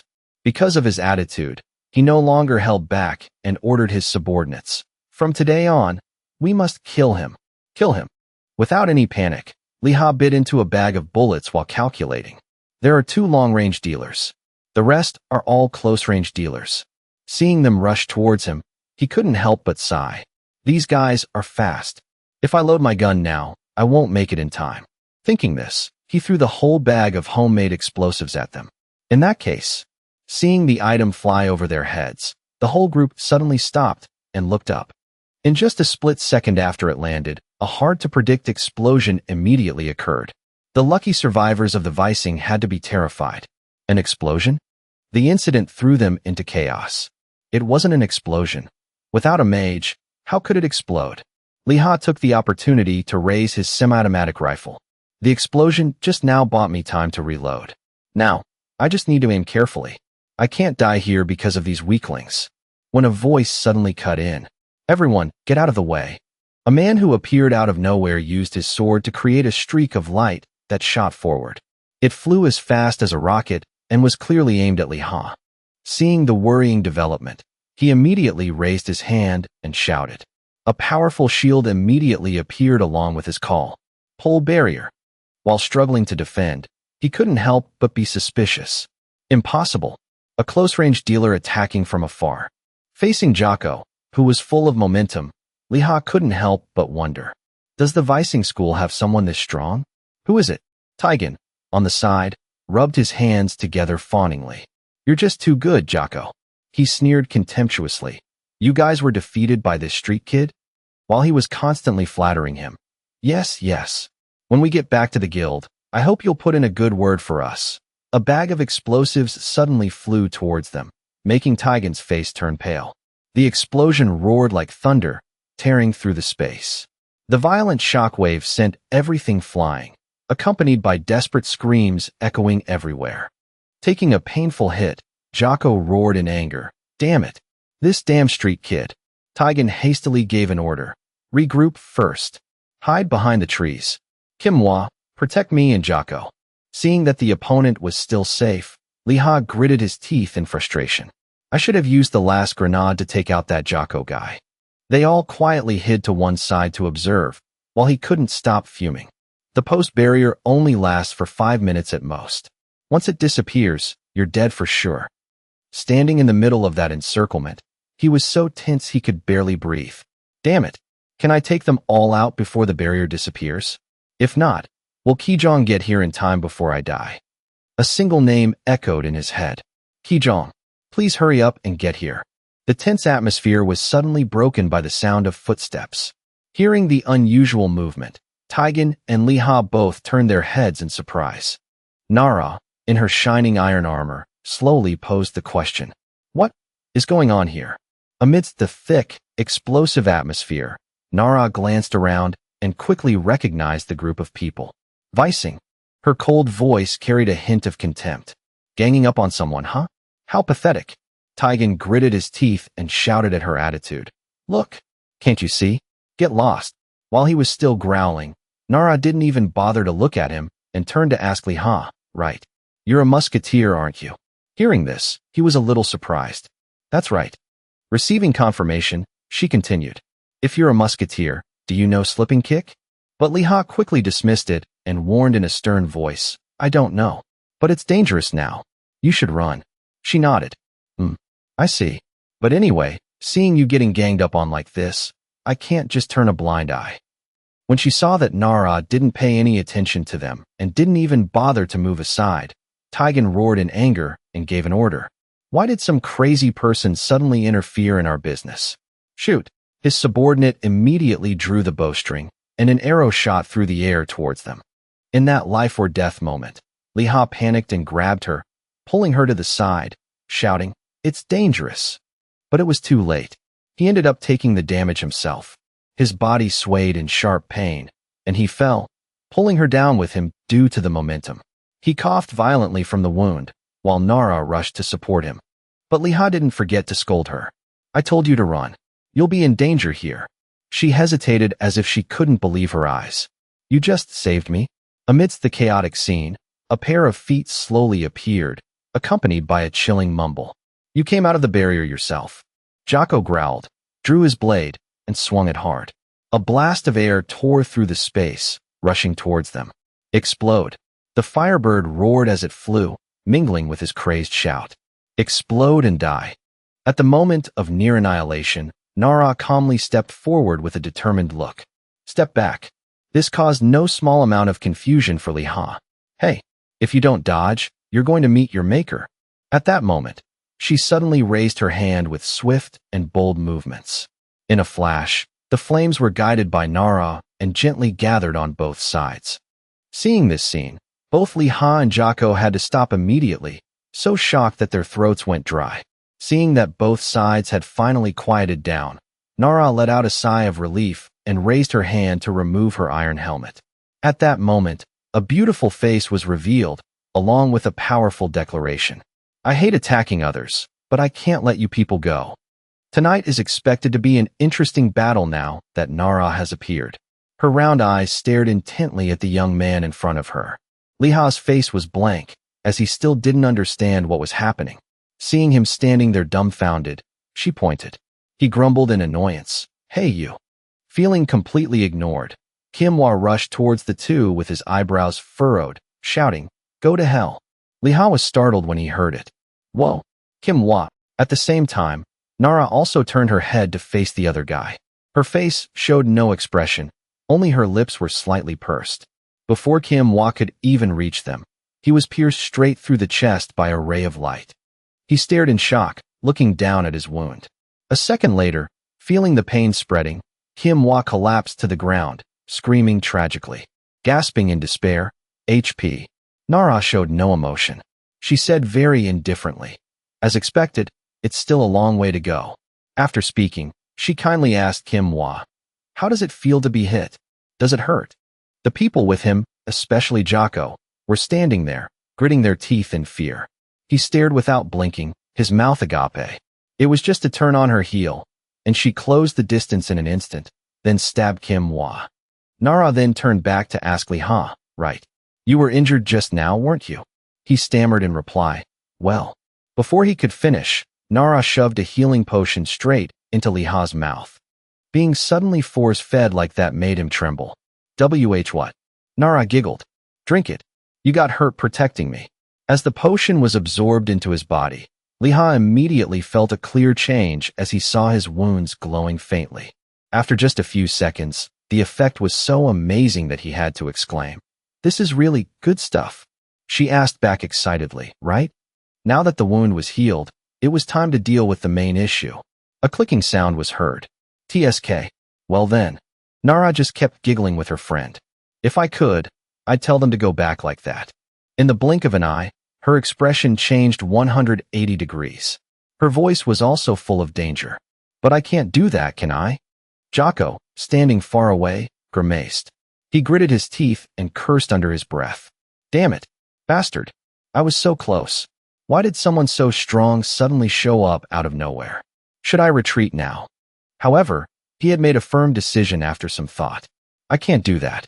His pride swelled, and he immediately gave the order. Everyone charge.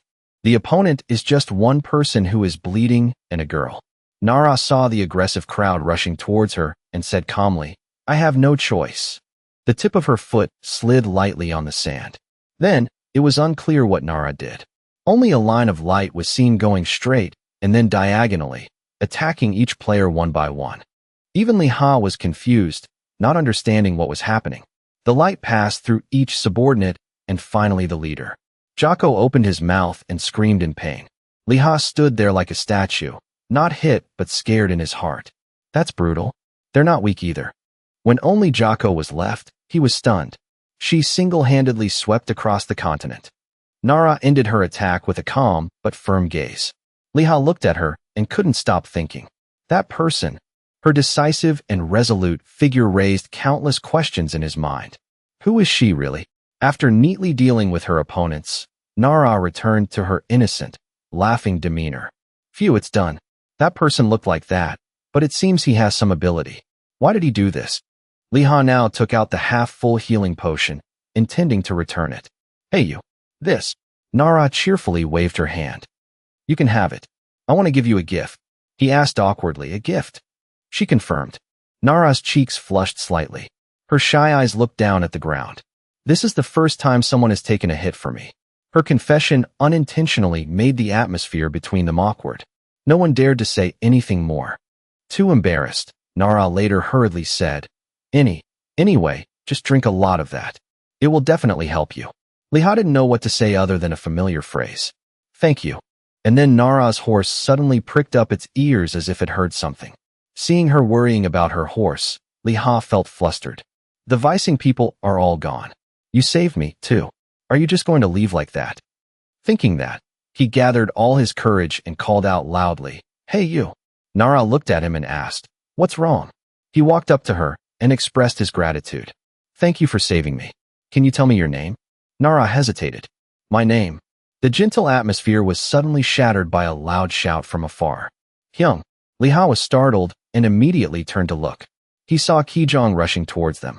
Nara said warmly, It seems to be your companion. Li Ha replied awkwardly, Wait a minute. Just wait for me for a moment, okay? Then he tried to say as gently as possible, Kijong, it's all over. I'm not dead. This person saved me. Stop. But he just stared wide-eyed and rushed forward, completely not hearing anything. Nara giggled and asked, Are you whispering? It seems like he can't hear you. Annoyed, Li Ha had to speak loudly. Kijong, I told you to stop. She's a good person, not one of the Vicing. He not only didn't listen but also roared fiercely, You dare touch my brother? Oh my god. Next, Kijong drew his sword and shield, looking very aggressive. Charge. Li Ha panicked and could only raise his hand to shout a warning. Kijong. Nara saw how determined the opponent was and stood still to face him, letting him know his place.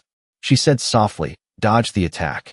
A second later, when he was right in front of her, she immediately raised her leg and kicked his shield. Kijong knew this was a tough opponent. He frowned and clicked his tongue. Nara only defended and didn't do anything excessive. She cheerfully suggested, Shouldn't we talk first? For some reason, after that, Kijong's eyes widened. His mouth stammered, unable to form a complete sentence.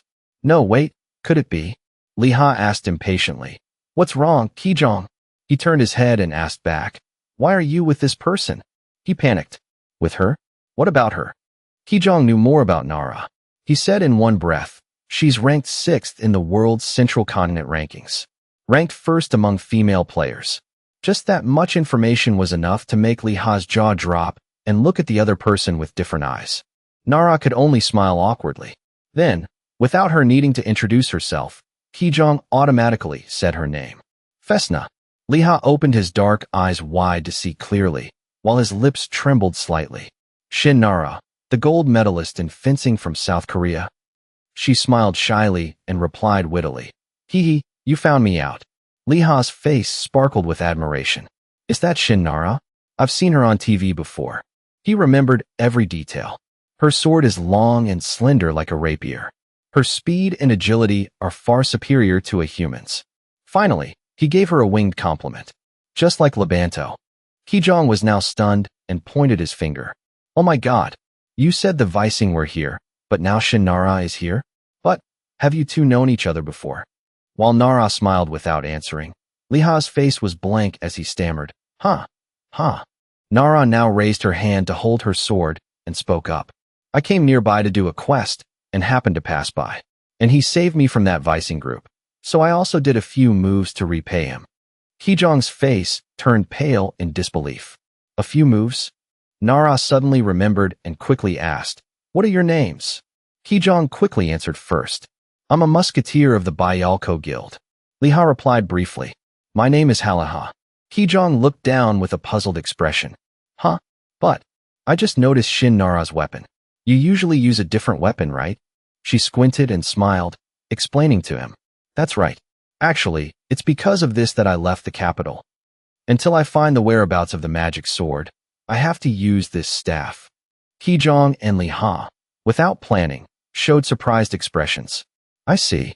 The magic sword. Liha scratched his chin thoughtfully for a moment and then said, Is it similar to brochet? Nara was overjoyed when she heard him say that. She grabbed his hand and exclaimed, That's right. It's brochet. How did you know? My current quest is to find the whereabouts of brochet. Its blade can pierce through 5 layers of steel. Rapier brochet. Do you know where it is? If I can find its whereabouts, I can break the seal on the sword. Where is it? Where is it now? Liha had a headache with Nara's barrage of questions, and he could only scratch his head and laugh awkwardly. No. That's, actually. Under the moonlight, Liha recounted the story to Nara. She seemed a little disappointed, her face downcast. I see. So you know about it because it's in a quest for musketeers. He nodded. So right now, I don't know where it is either. I'm sorry for not being able to help you. Just a second later, Nara's face brightened up again. It's okay. If it's near the mini border, I know where to go. I just need to go through Scrawn. After Nara finished speaking, she immediately stood up to leave. She waved cheerfully. I'm really going now. Thank you, Liha. And you, musketeer. See you later. At this moment, she suddenly used telepathy. Liha, if you don't mind, can you be my friend? Please keep it a secret from your friend next to you. When Kijong saw Nara leave, he laughed teasingly. You're really head over heels for her. Liha's eyes widened in anger as he shouted. What are you talking about? It's not like that. When Kijong saw him getting flustered, he teased him even more. Hee. This is the first time I've seen this expression on your face. But you've always been single. Liha stomped his foot in anger and shouted. You little. Have you run out of things to say to me? Do I look that single? Kijong replied in a high voice. What do you mean? Look. It's true, isn't it? I think you've told me before. Liha stopped arguing. He muttered to himself, but his cheeks were blushing. But she told me to contact her if I go to the capital. The rankings consider the capital their home, right? Kijong put his hands behind his head, looked up, and smiled. Well, of course, because Shin Nara belongs to the Holy Knights. Hearing that, Liha whipped his head to look. What? Kijong knew his brother didn't know anything, so he explained. Shin Nara is the first user and the only one to be granted the title of knight. She's famous for a reason. After hearing that, he was stunned. She's even more amazing than I thought. Kijong then asked, But what about the Vising? What happened with that? When Liha heard that, his face fell like a deflated balloon. That incident. It seems they saw the video of me fighting the golem and then tracked me down here. Kijong scratched his head in frustration. These bastards are really, but with just one piece of information, they shouldn't be able to find you. To come in such numbers. Liha was silent. He gratefully admitted, This time, if Nara hadn't come, I would have been dead for sure. When Kijong heard his potential sister-in-law's name, he said cheerfully, "That's right. Hyung, for now, until you reach level 100, you should choose a place with the fewest people." Lee Ha's next words made him freeze. "But Kijong, this time, I'm not going to do that," he exclaimed in surprise. "What did you say?" Lee Ha said seriously, "However much I've suffered, I'll pay them back for all of it. Even if I pay them back completely. As King said, the Vising are as numerous as cockroaches, and that's the problem.